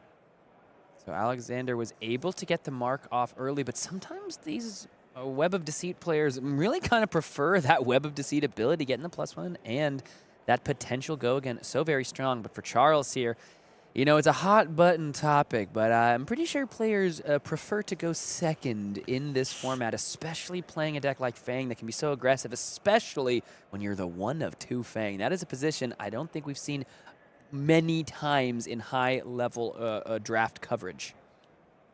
Generally, across the pods, I've been seeing a lot of 2-offs of either the Fangs or the Arachnes. Typically, 3 of Syndra seems to be a little more common. I think a lot of people have that uprising mindset of you just lean a little bit towards a Draconic Ninja if you can. And so it often ends up being that it's either the Fang or the Arachne that ends up being the 2-offs. And Charles Dunn definitely happy with being the 2-off Fang in this pod. Cut deep, heads to the pitch. Another yellow in the pitch for player on the other end of the table as the Sworn Vengeance is threatening that mark. And yellow resource cards in this format aren't that bad, to be honest. If you look at Fang, oftentimes if you have the 0-cost react, you can fund your turn with just a yellow. On Alexander Vor's side as well, pitch a yellow for the dagger. Doesn't always feel too bad. You may not even need the extra 1 resource had you pitched a blue. Scalding Pain is going to come in, give an additional +3 buff, which gets an additional buff from the Obsidian Fire Vein. And now the mark will come through from the Sworn Vengeance. No transform, however, for the Fang, given the opponent is marked. But that mark token kind of has a promise of 1 fealty at some point later down the game. You can't always block out the Fang. The numbers are just way too tricky. So Charles Dunn ostensibly at 1 out of the 3 fealty he needs to turn on the Fang hero ability. Here comes the mark of the Huntsman, now 2 with go again because Charles remains marked. And in a deck like we saw Alex draft, not that many attack reactions. One good thing about transforming in his deck, he automatically gets some either front pumps or attack reactions on these new Demi heroes. And here's where the Tarantula hero ability can be incredibly tricky for Charles Dunn's side. And we have a little bit of a sneak peek at his deck list. It doesn't have too many defense reactions, just 1 defense reaction in that deck. Should Alexander Vor activate Tarantula, it could be quite painful for Charles Dunn. For now, just swinging the 2nd mark of the Huntsman. Now, once again, 2 with go again. Of course, on hit, the dagger will cause Charles to lose an additional life, and there is the immediate and consistent threat of that final card in the hand for Alex being turned into a +3 hump. Alex, known in local circles, professional yapper. Just a dude was born to yap and loves to do it, but quietly, well, not quietly, but one of, honestly, Flesh and Blood's best minds. I will play Take a Stab. Take a Stab going to be the reaction here, coming in for an additional +3. Any reacting from Charles Dunn? The answer is no. And normally the on-hit of Take a Stab is not something that matters too much in Arachne specifically, because oftentimes it's too expensive to attack with a dagger again. But over here, especially given that he's Tarantula, this on-hit actually matters a lot. Gets to swing the Mark of the Huntsman again and threaten the Arachne Tarantula passive effect once again, and still has a card in hand to threaten a react on top of it. Yeah, so huge here from Alex. Gets to use those 2 floating resources. The Take a Stab, literally the most impressive I've seen it in any game of Hunted Draft. The Tarantula Toxin ability, the ability to attack again, and of course the stakes of this Pro Tour. It's just a block 1 with the Vow of Vengeance. Is Alex going to push it over the top with the hero ability on Tarantula? Listening in, hearing what Alex has to say. You know, I'll activate Tarantula for fun. You know, he says he'll activate it. Activating it for fun, he says, and looks like Charles Dunn did have the defense reaction. We'll go to end. I'll go back to base Arachne. And it was a Leylo, Sam. Had that second dagger not hit and removed the mark, that Leylo would have been unplayable, literally unplayable. So Charles Dunn, the mark getting removed, allowed him to play that defense reaction and cover up that dagger, which would have represented an extra piece of life loss because of Arachne Tarantula. Sidon Viravain now comes in for 1, 2 floating card in hand, card in arsenal here for Charles Dunn, 2023 U.S. National Champion, calling champion as well. I believe calling Amsterdam, did he take down after the Pro Tour out there? On Zen, I believe, yeah, I believe think it was so. that. And of course, friend to the coverage table, got to do some rounds with him during the coverage of World Tour Kobe. Excellent gentleman, excellent caster, and clearly, as we all know, excellent player, sitting at 6-0 at this Pro Tour in London. And Alexander Vor's list without the defense reactions, just a leapfrog slime skin there to go ahead and react defensively in the reaction step. Potentially gonna face a bit of problems against Charles Dunn's Fang list, especially when he's already marked. We saw in his earlier game, wasn't able to stop the Fang from going up to 3 fealty. Still managed to close out the game though. Let's see what the block is going to be. Maybe actually thinking about utilizing that Tarantula Toxin just for block. It's an all red hand and it's an awkward one. You need some pitch for those daggers. Maybe the lack of blues coming back to bite Alexander Vor here. All red hand with a whole bunch of dagger pumps, not where you want to be. And a bunch of those dagger pumps also block too in the form of that scar tissue. Charles Dunn reacting to the Tarantula Toxin block. Such a powerful card being committed to defense instead of offense. Probably could make the read here that Alexander Vor has a bit of an awkward hand. Alex, no stranger to sending signals. What information is he trying to send Charles's way with this block? Gonna get the go again here with the Path of Vengeance because it can give an attack go again that's targeting Arachne. And that's the sidestep that Fang can often do in these spots. Opponent committed a 3 block, you just give it go again with either the boots or, you know, something that doesn't pump the fire vein too much to punish your opponent to make them overblock effectively. And now Charles Dunn has a second Draconic Chain Link, which is incredibly strong for Fang. Tons of the Fang reaction cards care about the second Draconic Chain Link, and Charles Dunn has that live. And Alexander Vor just got an effective 1 block out of the 1 card he used on the first fire vein. This is going to take 5 block from Alex. Charles now seeing, oh, okay, it was a bunch of reds. Charles here still maybe looking like he's going to do some reacting to try to get over the top of this. Mark the Prey being used on defense here from Alex Vor. Typically a very strong card you want to send at your opponent. But with the Fang being not marked, you just send a Mark of the Prey at them. They just put a 3 block in front of it and call it a day. Sisters of Fire and Searing Gaze here can do a whole lot of work. This goes from an attack for 1 to an attack for 7. And that means that this damage would mark and make the fealty. And the slime skin in Alexander Vor's chest piece not going to be enough to cover this up. And we know he doesn't have any defense reactions in his deck. Remark and the first fealty for Charles as Fang begins to show the loyalty to the Emperor. as he tries to take on the hero, or the anti-hero, perhaps, that felled the Emperor so long ago. Promise of a second fealty as well, because Alexandros is currently marked. Full tempo on Charles Dunn's side. Now, I really like Alexandros' decision to just block out. Oftentimes in the Hunter draft, some heroes can't read, especially Fang and Arachne, can't really always convert their entire hand on offense. So you don't want to give them the option to go ahead and block 3 if you just send a Mark the Prey at them, for example. Alexandros committing that to block, saying, I'm going to give you full cards, and at some point you won't be able to convert all of them, and that's when I can pivot back. But for now, if you have a strong turn, just take my cards. My hand was really weak anyway. It was all reds. One of those many yellows Alex has to the block here. Mark of the Funnel Web going to be met by a Sizzling Steel. Let me think if I want to trigger the frog. Going 2 over Alexandros' blocks. Again, just out of range of that Leapfrog Slime Skin. Alexandros still going to go ahead and use it and still leak 1 over anyway. Just wants to conserve his life total. Charles here can just break the chain if he doesn't have cards that care about multiple Draconic Chain links. Alex kind of hoping he did like that or need those type of effects on this turn, because then the Leapfrog Slime Skin could actually just leap on over from one chain link to the next. Unfortunately for Alex, it's going to be the twist and turn pumping up the Obsidian Fire Vein. Attack now coming in for 5. Total of 3 block, total of 2 damage coming over. Down to 10 goes Alex. And that's 2 fealty tokens for Charles Dunn. Just 1 more, and these daggers will be completely free thanks to Fang's hero ability. Does Alexandros have something to say about it? Finally, he's going to have a little bit of an offensive turn on his side. I believe he has that Scar Tissue in Arsenal. 1 go again with the Mark of the Huntsman. On hit can be destroyed. Apply the mark. Unless he wants to deploy the Scar Tissue in his arsenal to mark without needing to destroy the Mark of the Huntsman. And follow up with what I believe is a Mark of the Funnel Web in his hand.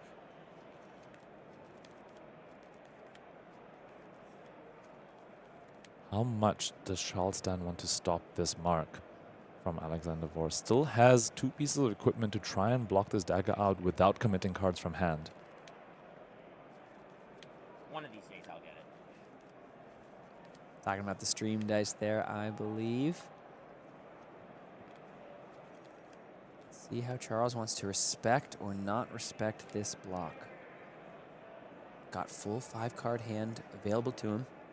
Check out the hand of what he's working with.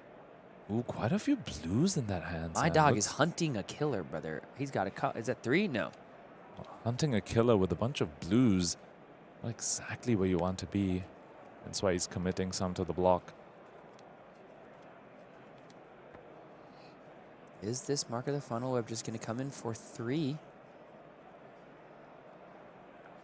It's like if it is the Scar Tissue in Alex's arsenal, deploy it here to try to get over the top. And here's where the lack of a blue pitch potentially punishing Alexandros. If that was a blue pitch and he had 1 floating, could pitch this Mark of the Funnel Web to just swing the other dagger.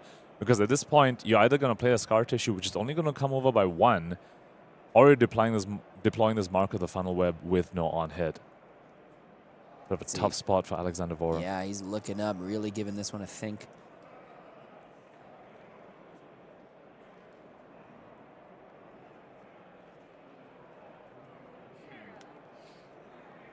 Deciding between deploying Scar Tissue right now or to try and get maximized value on his cards. Looks like he makes the call to send the Scar Tissue, potentially forcing a defense reaction out of Charles Dunn if he has it. If not, he will be marked by this Mark of the Huntsman without the card even being destroyed. No defense reaction to speak of. 1 damage will go through and Fang will be marked, meaning this Mark of the Funnel Web has an on-hit and is coming in for 4, which is yet another breakpoint. And if this one doesn't hit, once again, Alex will be transforming and get the attack reactions that he has trouble finding in the deck. With that Scar Tissue, he is nearly finished with them. No tricks up his sleeve, though, with no cards in hand and no cards in arsenal. So Charles Dunn can cleanly block this for 4. Has blues to spare anyway. No, but the Den of the Spider from the arsenal is going to go ahead and give the mark to Alex. The power being greater than its base here. And that is the perfect response, because not only do you mark your opponent, you also remove the mark on yourself without the on-hit of the mark of the funnel web mattering at all. And that's why mark of the funnel web can be a little bit awkward in the hunt-to-draft format. There's plenty of defense reactions. They're pretty highly picked, and they usually sit in the arsenal. So mark of the funnel web oftentimes doesn't really matter because it can empty the arsenal in the reaction step, unlike something like mark of the Black Widow, which is something opponents always have to respect. Yeah, just a huge response there from Charles Dunn. Had the D-React in the arsenal. Alex pushed that dagger over the top to try to make that mark of the funnel web, something that Charles had to think about. He thought about it all right, and he found the answer pretty quickly. Fealty being used here to make this hunter-killer a draconic action. Charles Dunn had no draconic cards in that hand, so forced to use a fealty to not lose both of those fealty tokens by not playing a draconic card this turn. 7 on hit mark, and refund the fealty that Charles had to spend. So small victories here from Alex. This thing's not going to have go again. Alex can really plan this turn out. 7 is such an awkward breakpoint, though, in this format. No 4 blocks to speak of, and Alexandros doesn't have any armor left. So either he's giving up 3 cards, which is a lot of tempo to give up, or he's giving up 2 cards and allowing Charles Dunn to refund that fealty that he used.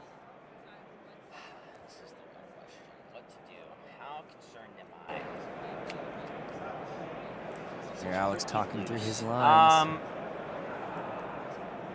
Ooh, representing the potential 3-card block over here is Alexandros. See what he's working with. Got to pick up the point. At the moment, won't be able to grab any daggers. Looks like a Mark the Prey. Some really nice cards there, and they're just being committed to defense.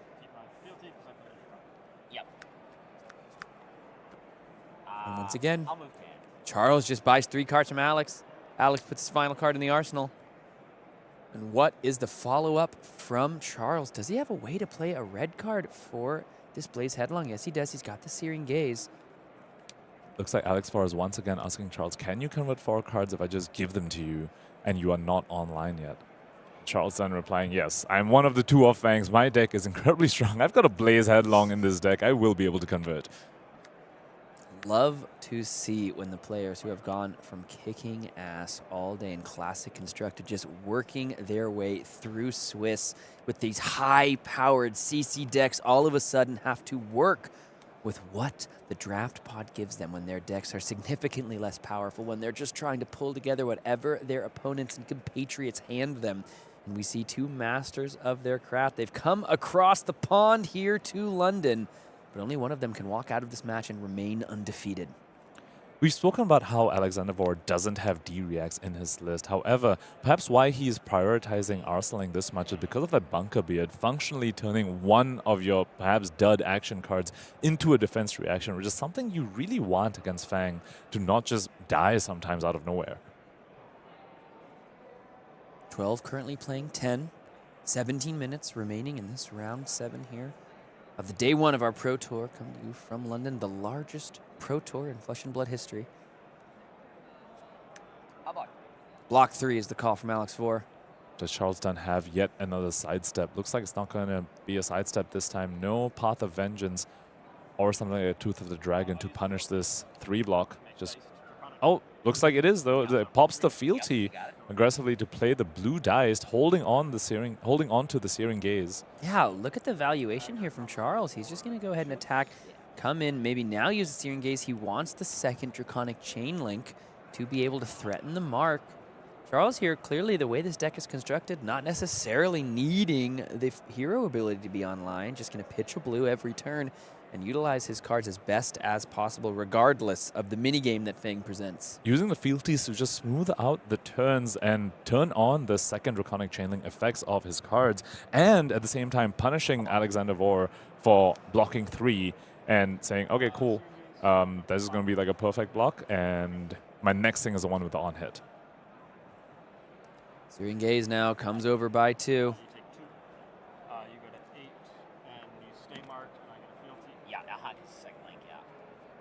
Second link, yep. Does Charles want to follow this up? Go again won't matter.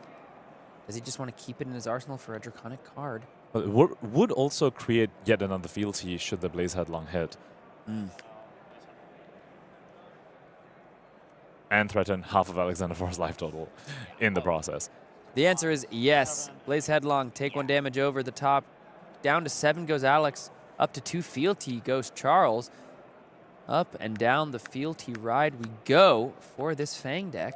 Charles has been bouncing up and down between 0 and 2 fealty this entire game. Will he get to 3? Does he need to get to 3? Seems to have enough blues to fund his turns without the Fang ability. And Alexander Vor had that Leyva in his hand the previous turn while he was marked from the beginning, and the remark as well from that Searing Gaze, stopping him from being able to deploy that card. Just sending 1 damage in his Mark of the Huntsman. And that's the awkward part about some of these cards, outed, Leyva, exposed even. Sometimes where you draw them at the wrong time and the opponent is marking and remarking you, and then those are just dead cards, forcing you to convert that entire full card for just 1 damage because you had nothing else you could do with it. And now because Fang is marked once again. The Tarantula is with us in this game as Alex calls out. Back comes the Spider. Back comes the Tarantula. Back comes the Fire Vein. Question is whether he can find his one-off Orb Weaver Spinneret, perhaps the best card to go with the Arachne Tarantula because your opponent's already marked and you can send the Graphene Calistro, which is just paying 1 resource and threatening the Tarantula on hit. Defang the Dragon here is a nice call, but unfortunately not able to find Go again without using something like a starting point. Block 3 is the call. There's the Tooth of the Dragon. This time, Charles Dunn did have the sidestep, putting the pump on the following chain link. This is one of the biggest punishes Fang can do in this format. It's going to break the chain here. Play the point of engagement. Now comes in for 7, plus 3 from the point of engagement, plus 3 from the Tooth of the Dragon. 7 points of damage, and that is all Alex is currently working with. And Alexander Vor's life total is currently 7. And I believe he's protecting an Upsticks and Run in his arsenal. I'll block 6. Block 6, there goes the Defang the Dragon, there goes the Mark of the Final Web. Down to 6 goes Alex. Charles is going to arsenal that last card, remaining marked. The Tarantula ability not going to be too impressive here, but here's the Upsticks and Run. Pay 1, get the dagger back, and now attack with it immediately. It's attacking the marked hero, so it gets +1. It's getting its +4 from Upsticks. And it threatens the Tarantula life loss should it hit. So about 7 points of damage being represented by Alexander Vor here, and bought back the dagger as well. Charles Dunn there saying, okay, it's coming in for 6. I'm marked. If I hit, it takes another damage. I'm at 11, you're at 6. Math is mathing. Again, high-level analysis from our game's brightest stars. From the player that won U.S. Nationals on Math, Briar, indeed. Math is mathing.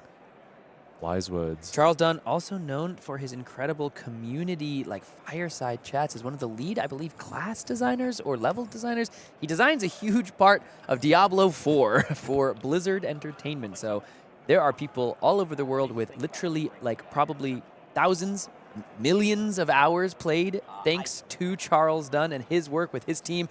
As he goes ahead and takes the full 7, heads down to 4, he might smell the proverbial blood in the water. The Tooth of the Dragon might be coming for Arachne here as the Obsidian Fire Vein comes out onto the combat chain. That is a terrifying call. If you are an Alexander Vor fan there, you must be shaking in your boots if you're in Alex's seat, because you also don't have an arsenal anymore, which means your Bunker Beard is just a completely dead piece of equipment, and Alexander Vor doesn't have any defense reactions. This is going to be a very, very difficult turn for him to block. Can he navigate his way out of this? If not, we might see the game end right here on this turn. These Fang daggers can sometimes go just incredibly tall. Block 3 on the Obsidian Fire Vein.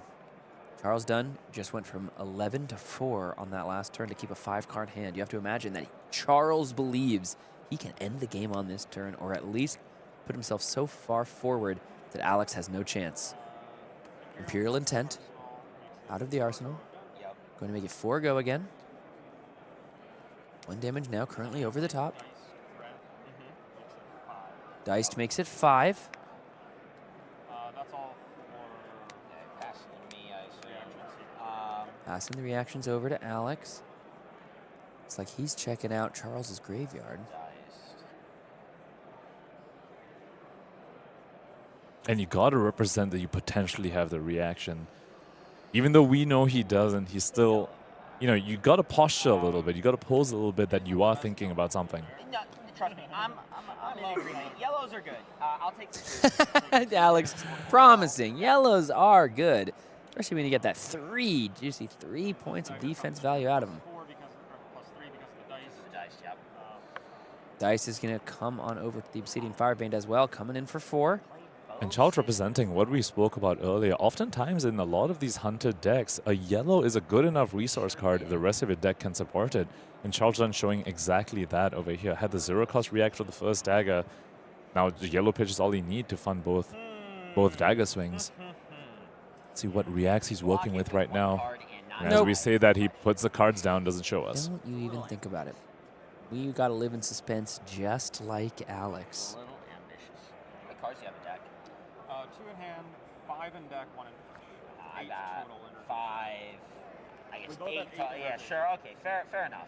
Both players with 8 cards left in deck. Alex saying, well, listen, maybe, you know, if I can't kill you, maybe I'll try to fatigue you. But Both players with 8 cards in deck. However, Charles Dunn is the one sending 4 right now. Yeah. 2 Alexander Vors, 4, and Charles Dunn still has 2 cards in hand. I think you heard Alex say, it's impossible to fatigue you. Ambitious. So this might just take 2 more cards out I will block 6. from Alex. Yep. And Dear Devotion now going to make the 3rd field. He comes up to 8. Not only is he leaking 2 more damage over Alexander Vors' blocks, he's also gone up to 3 fealty is Charles Dunn. Finally, he was dancing up and down between 1 and 2 fealty for most of the game. Now he is turned online, and the opponent is at 2. Alexander Vors is an incredibly tough spot, just has 1 card in his hand for some sort of offense. All right, let's see how Alex wants to try to get out of this one.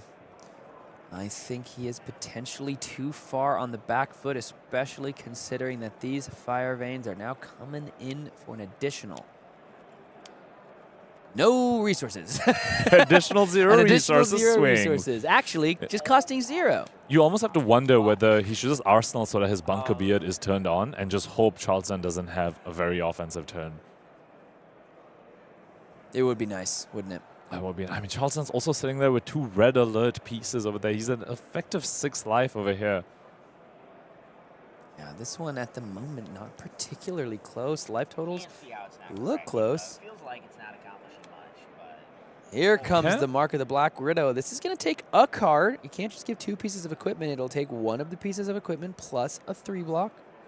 Putting Charles Dunn down to 3 cards, but once Fang is online, he's at effectively +1 intellect anyway, so you take a card from him, but it still feels like you're facing a 4-card hero. I was gonna say if we got Tarantula again, that would be funny. We got red. Turning into red back is Alexander Vors at the end of that turn. Probably not going to be very useful, Sam. You need an extra card to discard to it and an extra card to send afterwards. And you're facing down a Fire Vein for 1, but there's still 3 cards left in hand, and this thing is not costing anything anytime soon. Has come back to the Leylo though, Alexander Vors. The 1 defense reaction that he has in his deck, and he's not marked this time, has relevant text, giving the next attack -1 as well. But does Alex want to try to deploy it here? No blocks. Nope. Blocks is the call. Any reactions from Alex with a little bit of an interesting, purse of the lips. Here comes the Incision Blue with the fealty. It now comes up to 3. There's the Leylo to block it out. Does Charles have anything else to get over the top? You have to imagine Alex is thinking about what he's seen get pitched. And now down to 2 fealty. If Charles then passes and reacts here and goes to the next 5, and he will need to pitch for it. And there's a good chance both of these players are pretty aware of the cards in both players' hands as they've been watching the pitch stacks. So that's why Alex might have made that no blocks call, saying, I think I know you're going to have to make a pitch. And remember, the next attack does have -1 because the opponent is marked. So Leylo kind of a 0 for 4 defense reaction in this spot.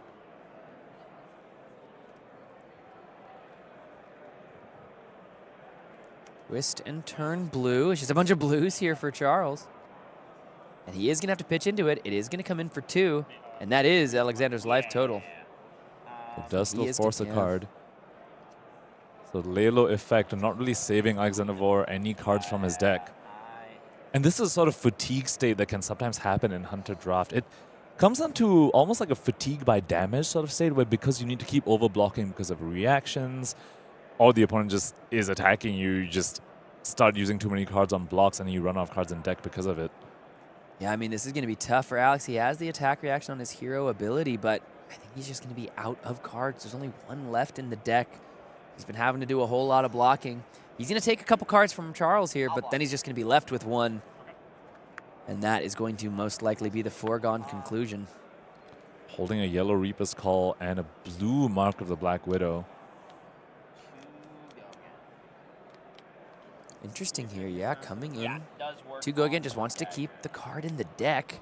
Also potentially representing an attack react, but as you pointed out, Sam, both players probably know the contents of each other's decks at this point. This high-level gameplay, Pro Tour London after all, and we're watching the 6-0 players. Charles Dunn probably knows there's no dagger reacting Alexandros' hand. Still representing a block, probably just wants to be a little bit efficient. 4 cards left for Charles, 3 total cards for Alex. This is bringing Charles now down to 3 cards. Looks like that's going to be the block for 3. Also remember, actually, you can activate Arachne Redback onto the dagger. It is an assassin attack after all. Oh, because it only gets it only cares. Target assassin attack gets +3. So Alexandros did have the attack react that Charles Dunn realizing that and just realizing lethal was being sent, just goes in and puts a block there. Yeah, Charles had to give that block or would just fall to the Redback ability. Let's see how Alexander wants to continue it. Will Alex just throw down that attack? Really just try to keep it in the hand. If he's just blocking from here, he is in a bad way. The amount of cards left in deck. Alex is going to Arsenal. Charles, 3 cards left in hand. Alex is 2. Here comes the Fire Vein. So defense reaction online in the form of the Bunker Beard. Bunker Beard can add this card to the chain, so block 5 to 6. Cover it up. And then the Cut Deep gets the next dagger +3. The final card out of the hand. And that is going to be the game. Charles Dunn takes it down. Moving on to 7-0 here from the Pro Tour in London. Our ex-US national champ has taken down our featured drafter and moves on, hopes to be the final undefeated in this pod. We'll have to wait and see if the other Fang is waiting for him or if it's one of these other decks. But that game, it came down to fatigue, but it was pretty much just a foregone conclusion. You really saw how close it was, though, at the end. Both players nearly out of cards and decks, but Charles had the literal 1 left to threaten the daggers every single turn. It came down to both fatigue and death by damage. Alexandros did go down to 0 over there and also 0 cards in deck, which is one of the fascinating things about this format. You do need to think on both axes, which isn't something that can be said about every limited format in the game. Yeah, well, we've got 1 more round left, and we're going to see if Charles Dunn can take it down. We do hope you'll stay with us. Thank you for hanging out with us all day long. We've got 1 more round from day 1 of the Pro Tour. Charles Dunn took down Alex Ford. The question is, will he take down this pod? It all comes down to this.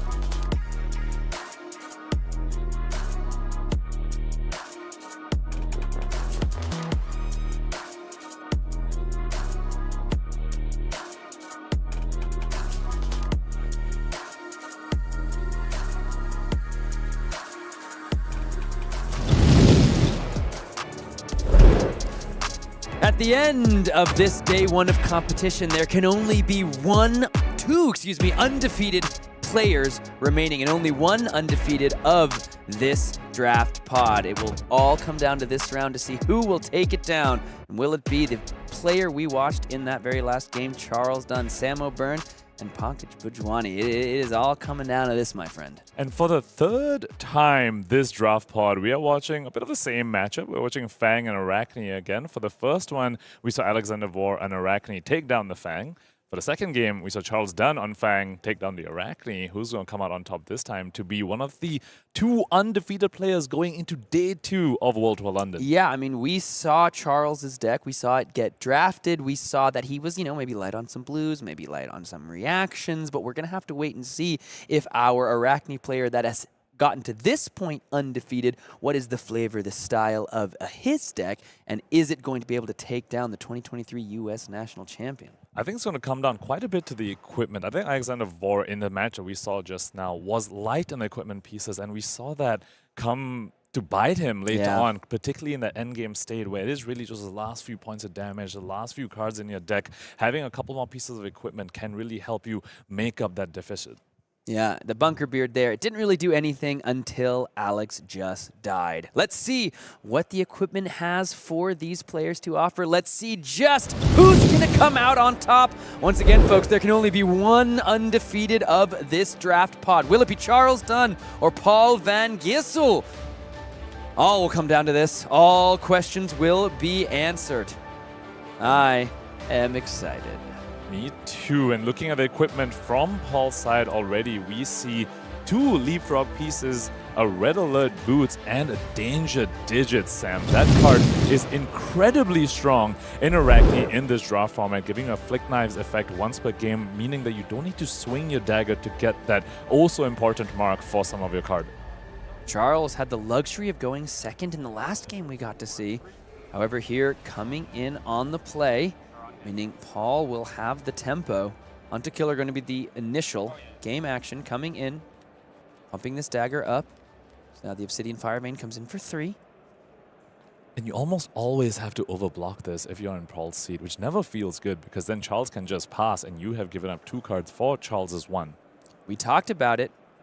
Talked about the equipment. Would it be different for Paul? The answer is yes. Significantly more equipment and significantly potentially more impactful equipment. The 2 pieces of the leapfrog and those all-encompassing and all-important danger digits. Block 6 is the call on the Firevein. As we said, you kind of just are forced to overblock this. And Charles can go ahead and say no reactions. And so in terms of deck damage, Charles is up 1 over there, which isn't irrelevant oftentimes in the endgame state because of all this overblocking that keeps happening throughout the game. Fatigue is absolutely a potential win condition for both these heroes. Turn passes over to Paul.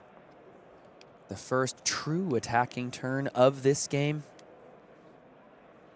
And let's see just how he wants to begin it. We're going to pitch away a throw yourself at them. We're going to come in with the Mark of the Huntsman as the Web of Deceit looks to spin the web for the first time this game and begin their journey towards dominance.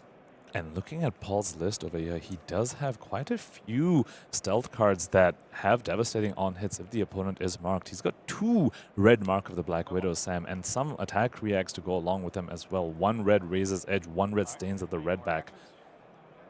No further reactions from Paul, so this incision is going to be the +3 up to 4, down to 16 goes Charles. Paul thinking on the on-hit trigger here. Does he want to mark and destroy this dagger? I believe he's holding a red Mark of the Funnel Web, so potentially could be rewarded if he marks the opponent. Will give +1 to the Mark of the Funnel Web as well, and turn on the Stains of the red back to be free. Not that that really matters so much while he has 1 floating, but the on-hit certainly does. Is it cashed in here simply to try to make this Mark of the Funnel Web more impactful? We saw last game that if it's D-React in the arsenal, it can certainly look anything but impressive. But now this comes in for 4, threatens that arsenal with the on-hit. But this time Charles just had 1 turn to find that 1 D-React in his list. Chances are low that he has it, and that's potentially why he's taking a bit of a moment to think about how he wants to block this. Still has plenty of equipment, and the Vow of Vengeance and the Path of Vengeance also just does some nasty extra work against these Arachne decks. Paul, however, still has that attack react. Wouldn't the go again on Stains of Redback probably not going to matter too much, but the +3 definitely will, depending on how Charles Dunn chooses to block this.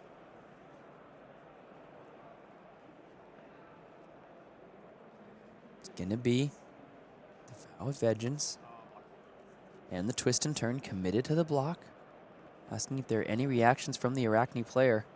We saw those attack reactions were maybe hard to come by, but the Stains of the Redback is going to come over and threaten that arsenal for an additional +3. And if you see a block like this from your opponent, you know the arsenal isn't a defense reaction. So Paul says, okay, I'm just going to go ahead and cash this in, get your arsenal. You clearly don't have a defense reaction there, otherwise you wouldn't have bothered blocking this. And that gets rid of the Sisters of Fire that was parked in there on turn 0. So Charles Dunn down to 13 and lost that card in the arsenal for nothing.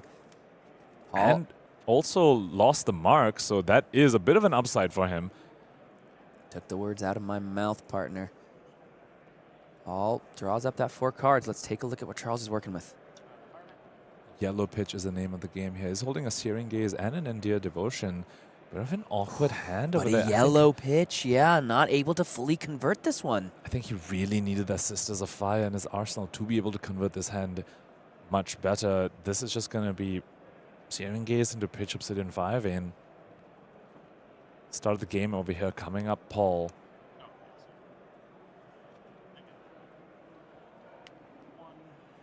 Here comes the dagger for 1.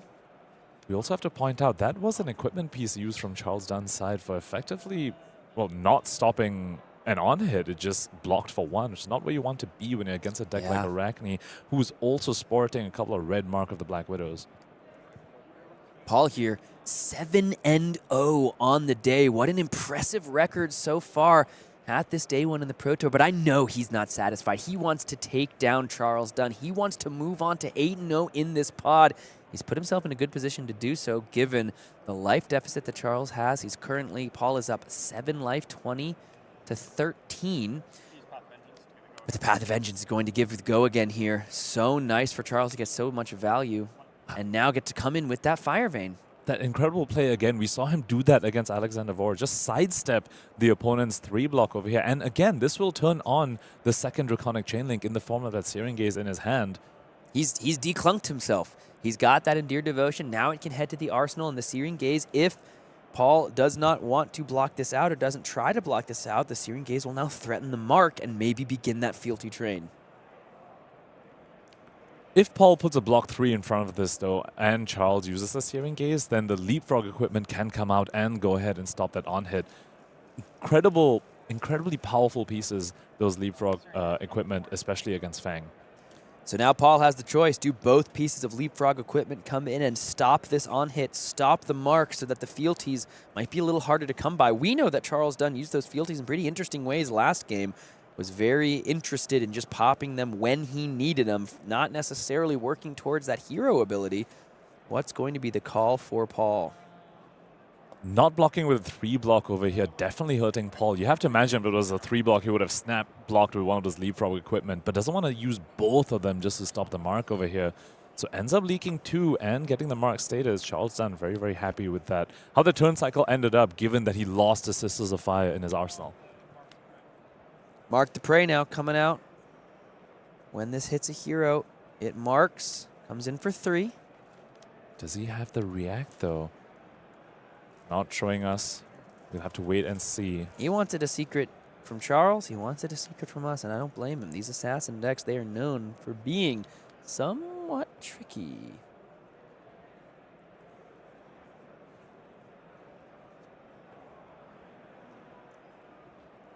Paul at 18, currently playing Charles is 13. Charles Dunn lining up a block on this. Mark of the Prey, one of those cards that in early reviews of the set before we got our hands on it seemed like a bit of an innocuous card, maybe not too high up. But as the draw format has evolved, it's a very, very strong card. You definitely want 1 to 2 copies of it in your Arachne decks. Obsidian Firevein comes in for 1, threatens that first fealty. Charles needs some fealty, even if he's not necessarily playing towards that game plan in this matchup. You know he wants to get some on the board. He's got the Endear Devotion in the arsenal, so he will be able to get one on the second chain link. He needs to find a way to get this dagger to have go again, but as we've seen, this deck is chock full of those draconic attack reactions. Ideally a 0-cost one as well, so that he can completely use the blue pitch and not need to pitch another card to swing with the other dagger and use the Endear Devotion in his arsenal. Paul reaching towards those red alert boots, expecting the attack reaction. But a bit of an exhale there. Maybe asking, do you have it? A Tooth of the Dragon would be an incredible blowout over here, dodging the red alert text and sneaking over 1 damage to get that fealty.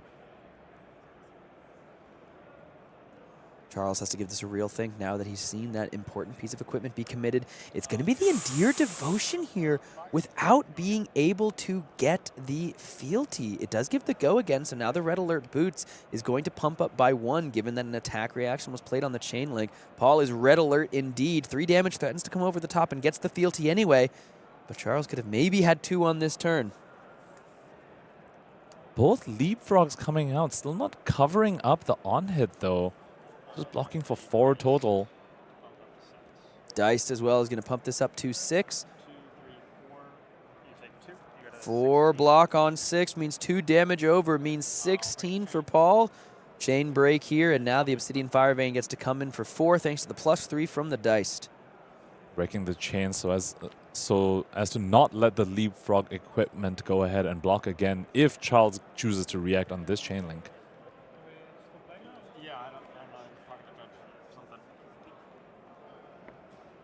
4 damage on the combat chain.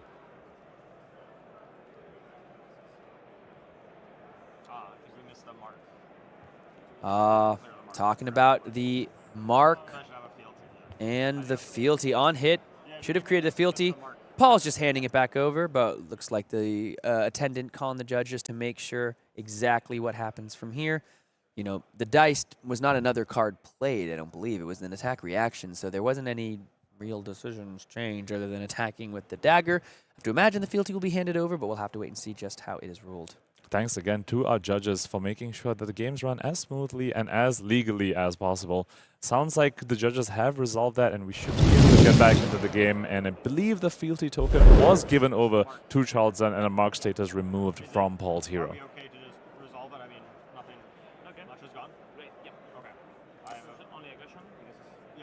Paul here just going to go ahead and, yep, you saw him just kind of like pass the fealty on over. A little bit of smile here from both players as the Obsidian Fire Vein comes in for 4 and threatens to take Paul below Charles's life total of 13.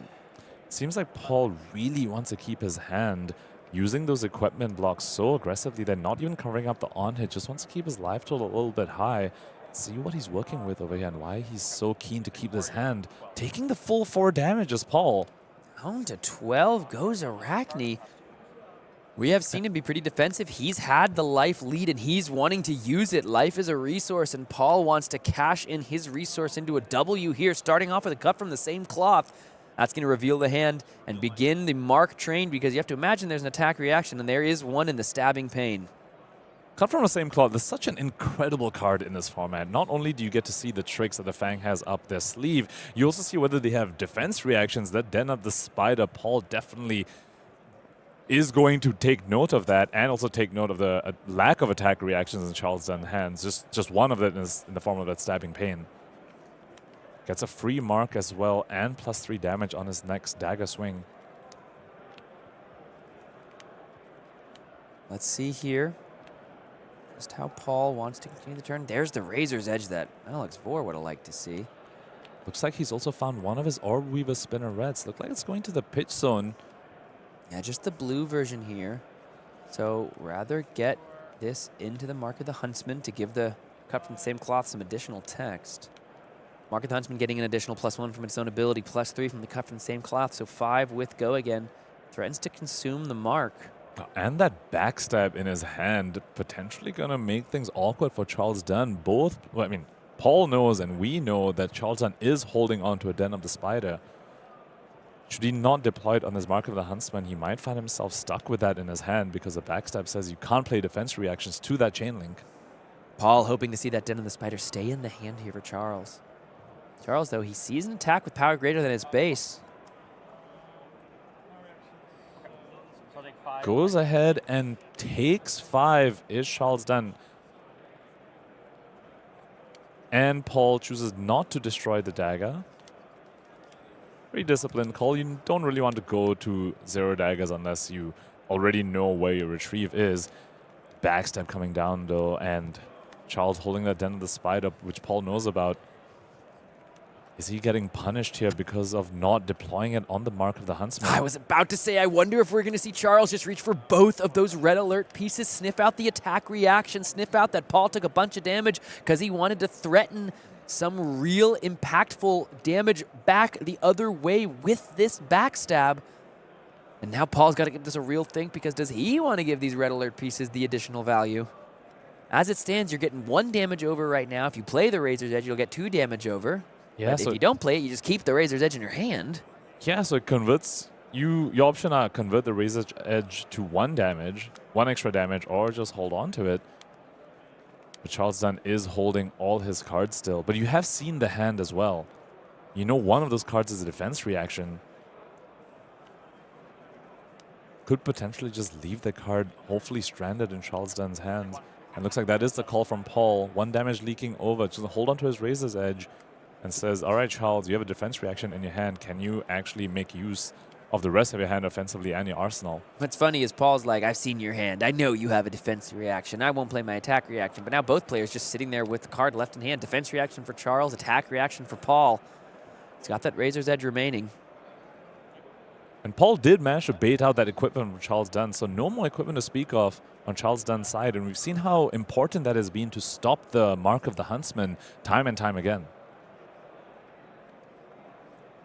Sitting Firevein now comes in for 4 with the Sworn Vengeance. On hit, threatens to mark. Paul up to 12. Charles down to 7. Charles needs to find some more fealty and fast if he wants these daggers to be free. Looks like Paul potentially lining up some blocks over here.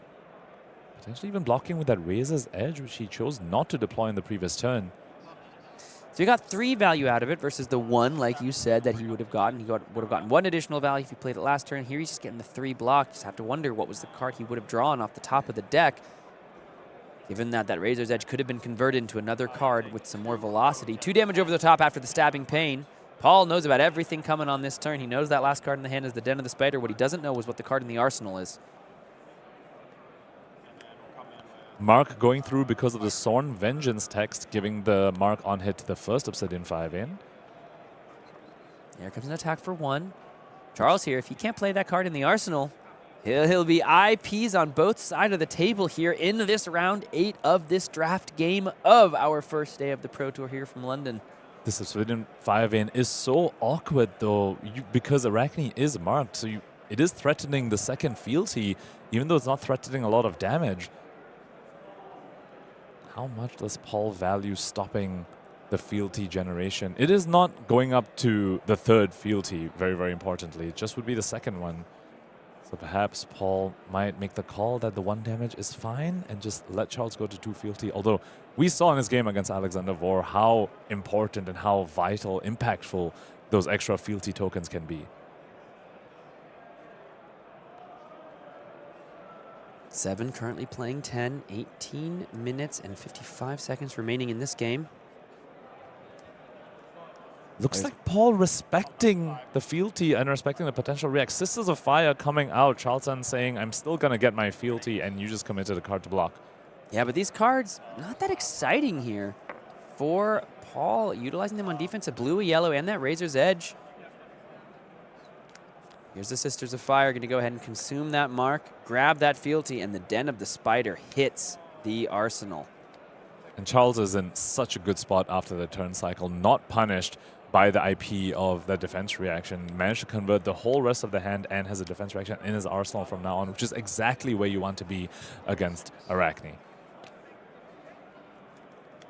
And that card in the hand for Paul just committed for 1 value pitched into the mark of the Huntsman. All of a sudden, Charles, he may be down to 6, he may be out of equipment, he may be down 2 life, but he's got 5 cards, he's got an Obsidian Fire Vein, and he has got his sights set on the undefeated final member of this draft pod here after day 1 of competition. Paul, all of a sudden on the back foot after such a commanding lead, getting that Arsenal banished, putting so much pressure on. Can he navigate this position and take down Charles Dunn? I think if he manages to get out of this, it's going to be on the back of those danger digits. That arm piece is so powerful in this format. Many say that if you see the arm piece, it's a very strong signal that you should be in Arachne. Paul does have that, hasn't used it yet. Perhaps that's how he can pivot. Imperial Intent going to pump this thing up to 4. Down to 7 goes Paul. Obsidian Fire Vein is the follow-up. 2 cards left in hand for Charles. There's a D-React in the arsenal both players know about. What are those final 2 cards? With 1 floating, it could be anything. Tricky thing for Paul is that he needs to somehow find a pivot that also gets past or plays around the defense reaction in Charles Dunn's arsenal. But here we see him block with the red backstab. He might not have the attack reactions to go with it. Take a stab here, so nice. It becomes 5 with go again, and I think I know why that final card in Charles Dunn's hand is. There is the put in context. It's going to go ahead and defend that out. And the Blaze Headlong now comes in for 4. Does Paul just want to block this one as well? Such a powerful turn cycle from Charles Dunn over here, showing us what he does with the extra fealty tokens. You pointed it out, Sam. Doesn't really care too much about getting to the 3rd fealty, just using it to make these take-a-stabs and other non-draconic warrior attack reactions into draconic ones. Paul there, once again, just like Alex last game, asked to count the cards in deck. Charles is 16, I believe, to Paul's 14. So Charles about to have the potential life parity or life lead and be ahead in the fatigue race pretty squarely. As he looks to, he's not trying to fatigue Paul, but he's just saying, dude, if you're just going to block me, if I put you in the position where all you can think to do is block, all your cards are better blocking because of this point in the game, like, I think you'll end up just fatiguing by damage. It's such a difficult position for Paul because he knows about the Den of the Spider in Charles Dunn's arsenal. Very difficult to take a pivot into that, and especially since you don't really want to give Charles Dunn the free mark off of the card either by playing an attack reaction and having an attack that has power greater than its base. Paul takes that 4 down to 3. He's got the mark of the Black Widow. He just goes ahead and just touches the danger digits just to remind Charles of what that could be. And now that Den of the Spider, if it comes out and blocks, Paul doesn't have to use the danger digits, but if Paul waits, or if Charles waits, makes Paul commit the danger digits, then it would get the mark. But the mark of the Black Widow would still be able to go over by 1, take a card out of Charles's hand. And Paul's also representing an attack react in his arsenal. Both players know that both of them know there's a Den of the Spider in the arsenal. If I know that you know that this is a Den of the Spider, then who's driving the plane?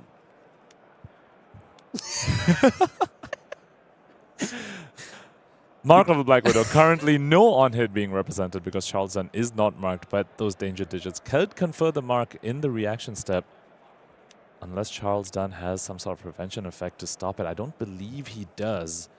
Yeah, Charles might have to give a couple of cards here. We talked about trying to find the pivot.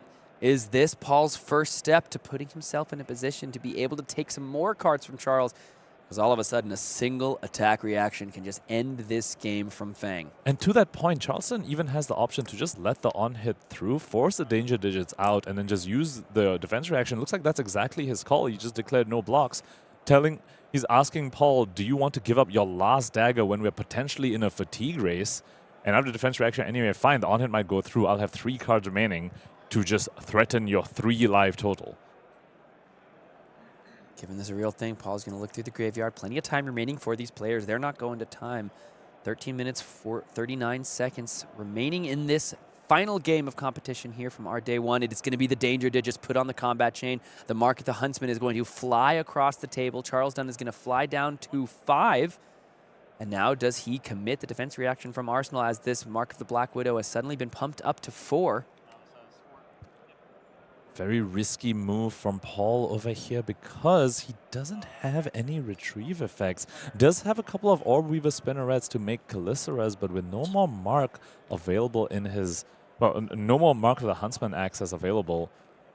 This could be pretty tough as we get down to a fatigue war, and Charles is going to lose the mark status over here. So that now still gets 1 damage over the top, so Charles heads down to 4. Charles does lose that card from hand. Also gets go again. But nothing out of the arsenal. So no go again utilization on this turn for Paul. Point of engagement is going to bump up the next dagger. Coming in for 4, it is lethal, and of course, there's always a promise of an attack reaction or an instant to come out, and you have to think about that if you are Paul. Because of the mark that the Den of the Spider was able to confer, the point of engagement is giving +1 to all attacks on this turn while Paul remains marked. Is that a chronic attack reaction or any attack reaction because of that fealty? Any attack reaction will do you here. To get this Obsidian Fire Vein, maybe just get over the top. And this is exactly why defense reactions are so important in this format. That's the only way you get out of these forks that heroes like Fang and heroes like Arachne put you into. Tooth of the Dragon here. Talk about the quote-unquote sidestep. This now goes up to an attack for 6. Is there a defense reaction here from Paul? It's lethal, and it's saying that the next dagger is also going to be lethal. This is an incredibly strong turn from Charles Dunn over here. And very, very importantly, Paul remains marked, which means the +1 from pointer engagement continues on to this Obsidian Fire Vein as well, coming in for 5. Or Beaver Spinneret here is a block. 4-3. Looks like Obsidian Fire Vein's going to come over for 2. Down to 1 goes Paul.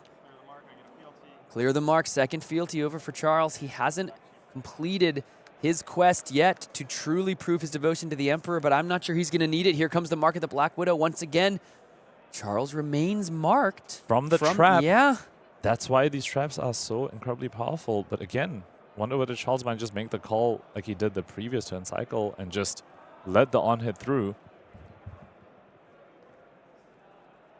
So now Charles has to give a couple cards. Paul didn't have the attack reaction last turn. He also didn't have the go again last turn. It's like he's potentially lining up a bit of an overblock. Well, he's not got many options if he doesn't want to lose another card, given that the on-hit effect would banish a card from hand. Yeah, and if you're Charles here, you have to be wondering, what is in Paul's arsenal? You haven't seen it being used in defense. You haven't seen it used when he had an action point, and you haven't seen it used in the reaction step. What could it be? Charles potentially playing around an attack reaction, saying he doesn't want to just get blown out to that. Can overblock this. If there's an attack react, at least you don't die. Sure, the on-hit goes through. Block is, I believe, for 5. No reactions, nothing over the top. So now Paul is going to transform into 6. Trapdoor. I don't think he has any traps left, Sam. He used that on that previous turn cycle. Might opt to just not banish as we get down to this fatigue war, because once you start searching a deck, you have to banish a card. So you have to just decline from the beginning. He's searching the deck. He's searching the deck. Let's see if he's got something in there. He does. There's a lair of the spider on top. And all of a sudden, Paul, we've talked about how can you find the way to pivot? How can you put yourself in a position? All of a sudden, Arachne Web of Deceit has transformed into the trapdoor, reached into the brood and pulled forth a trap from within the webbing. And maybe that extra card, that extra intellect, as they go ahead and count up the remaining cards left in deck, will that be enough for Paul? Charles is only down to 2 cards left on this turn. I think he's got way more cards in deck. Turns out drawing an extra card is a very, very good way to try and get back into a game where you're behind. And if you're Charles here and you see your opponent banish a card face down, you know that's a trap, because in this game state, the opponent just wouldn't go ahead and banish a card randomly unless they had a trap remaining. Charles can't expect that, but again, Paul is at 1. And the thing about Fang is that a lot of the numbers are really, really awkward. You put a 3 block in front of it and Fang makes it 4, so you need to commit another card. You need to commit the trap anyway just for 1 extra damage quite a lot of the time. Now this is a little bit of what we might call casual lethal coming in for 1. Paul here has that trap. The Den of the Spider has a 3 block in the banish zone face down. Charles might not be aware of just how many traps are in this deck.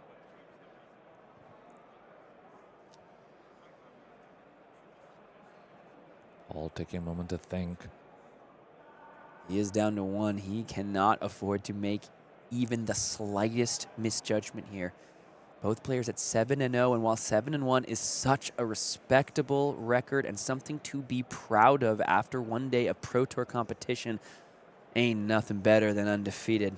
It's such a flex to go into day 2 saying you went undefeated on day 1 completely. Just a little bit of a spring in your step, a little bit of just clout. Yep, I'm one of the 2 players that went undefeated into day 2. And let's be clear, it just increases your chances of that prize payout and increases your chances of hitting the top 8 when all is said and done after our day of competition tomorrow. And the confidence boost you get as well, knowing that you 3-0'd your draft and went fully undefeated in CC as well. You get just a confidence boost in the fact that you know your draft strategy and you know your CC deck is good as well.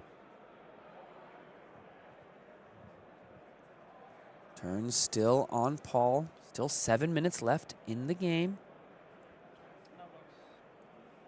No blocks is the call. No reactions, says Charles, because listen, if you don't do anything, you do just die. The attack comes in for 5 now with the sizzling steel. There is no further defense reaction, and Charles Dunn has done it. He has moved on to 8-0. He is one of your 2 undefeated players here from Pro Tour London after this day of competition, and he does so as one of the 2 Fangs in an absolutely stacked draft pod. What a gamble by Paul at the end over there, recognizing that his only way out was if Charles was bluffing, so he just bluffs it. He had the extra D react and says, all right, Charles, you show me if you have the pump. If you do, fine, I lose. But my only way to get back in this game is if you just don't have it. But Charles did have it to go ahead and move on to be one of our 2 undefeated players at World Tour London. What can we say? Dunn has done it. I think we can take a moment and check in with the draft pod and see how it all shook out, how it all went down. So all of these players were 5-0 coming into this pod. So you can look around and see how everybody did. Our featured drafter, Alexandros, we saw him win his first game, and then he did drop double games after that, going to 1-2 on the day. Still very much alive in the Pro Tour, but he's going to be looking for a much better finish in his second draft tomorrow. For sure, all these players still live for day 2, still potentially going to be able to make their way to top 8 tomorrow. But for some of those players that are not Charles, and they have a little bit of a harder road in front of them.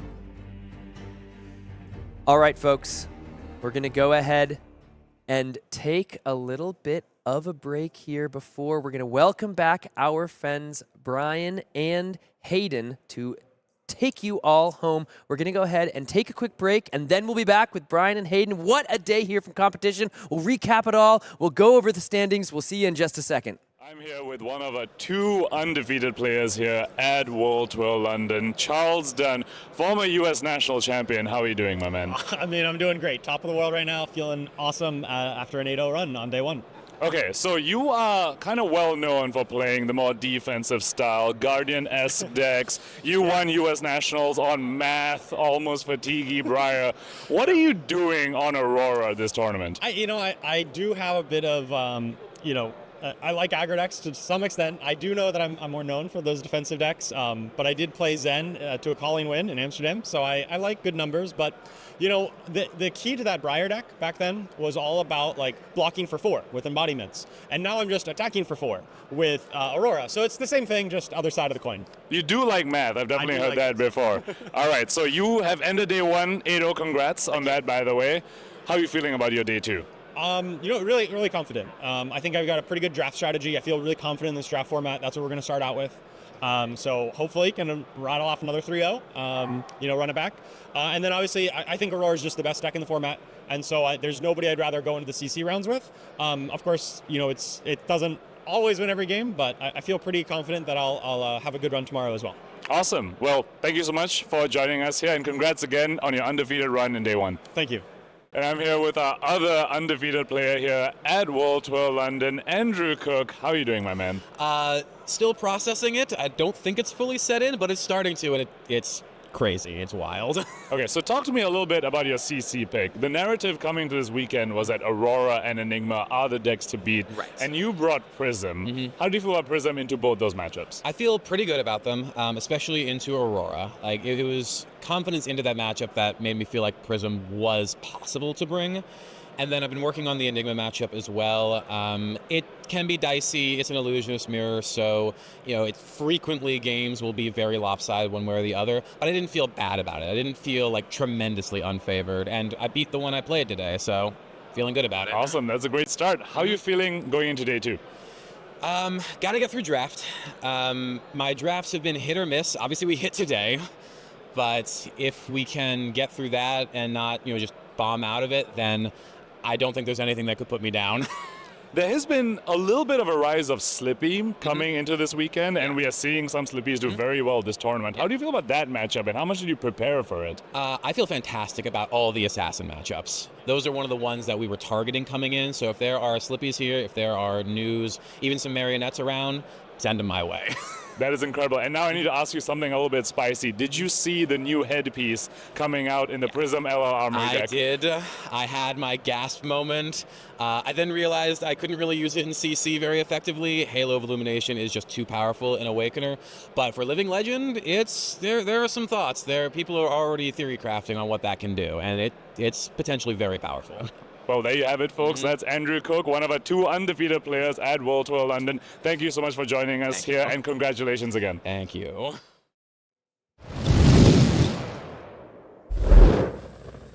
Welcome back to Pro Tour London. Hell of a day, Hayden. 2 undefeated players left. Charles Dunn played so beautifully in that draft. I think this is a guy who hasn't gotten his flowers yet. And it's weird to say that about somebody who's a national champion, a calling champion.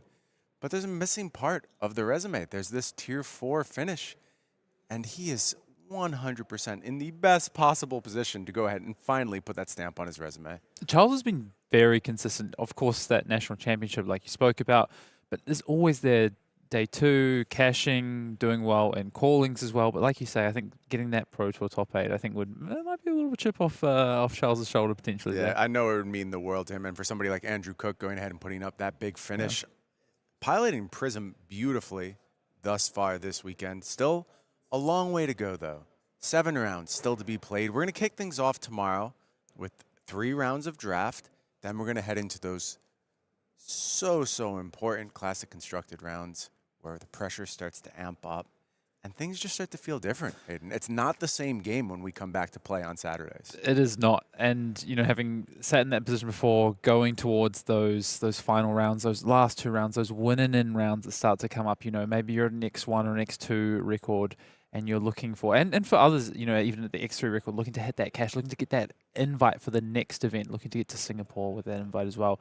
It starts to, it ramps up. It doesn't feel like it did yesterday on Friday. Those Saturday matches feel just a little bit more intense. Now, speaking of records, I think we need to go ahead and check out those standings before we wrap up on the day. And there, as we mentioned, are our 2 undefeated players. It is Andrew Cook piloting Prism, followed closely behind at 8-0 by Charles Dunn on Aurora. But wow, is there a murderer's row of talented Fab players just behind. In 3rd place, you see Aaron Shantz. Arachne slipped through the cracks, and you and I have talked a bunch about this potentially being the breakout hero for this tournament. Yeah, and Aaron again, a player who has a tier 4 top 8 and is looking for another one to add to the resume. And is honestly, having tested with Aaron for previous Pro Tours, is such his mind for the game and how he comes to these decks and how he approaches even limited as well. A very, very good limited player as well, as we saw in Barcelona. Yeah, after Aaron Shantz, we go ahead and head down to a mess of Enigmas and Auroras, all the way down to Enki Dupaquier. Those are a host of Enigma and Aurora players in that 5-man scrum. Things get a little bit more diverse as we go ahead and hit Kevin Murphy playing Prism. And then we round out that first page with a Vynnset in 10th place right now.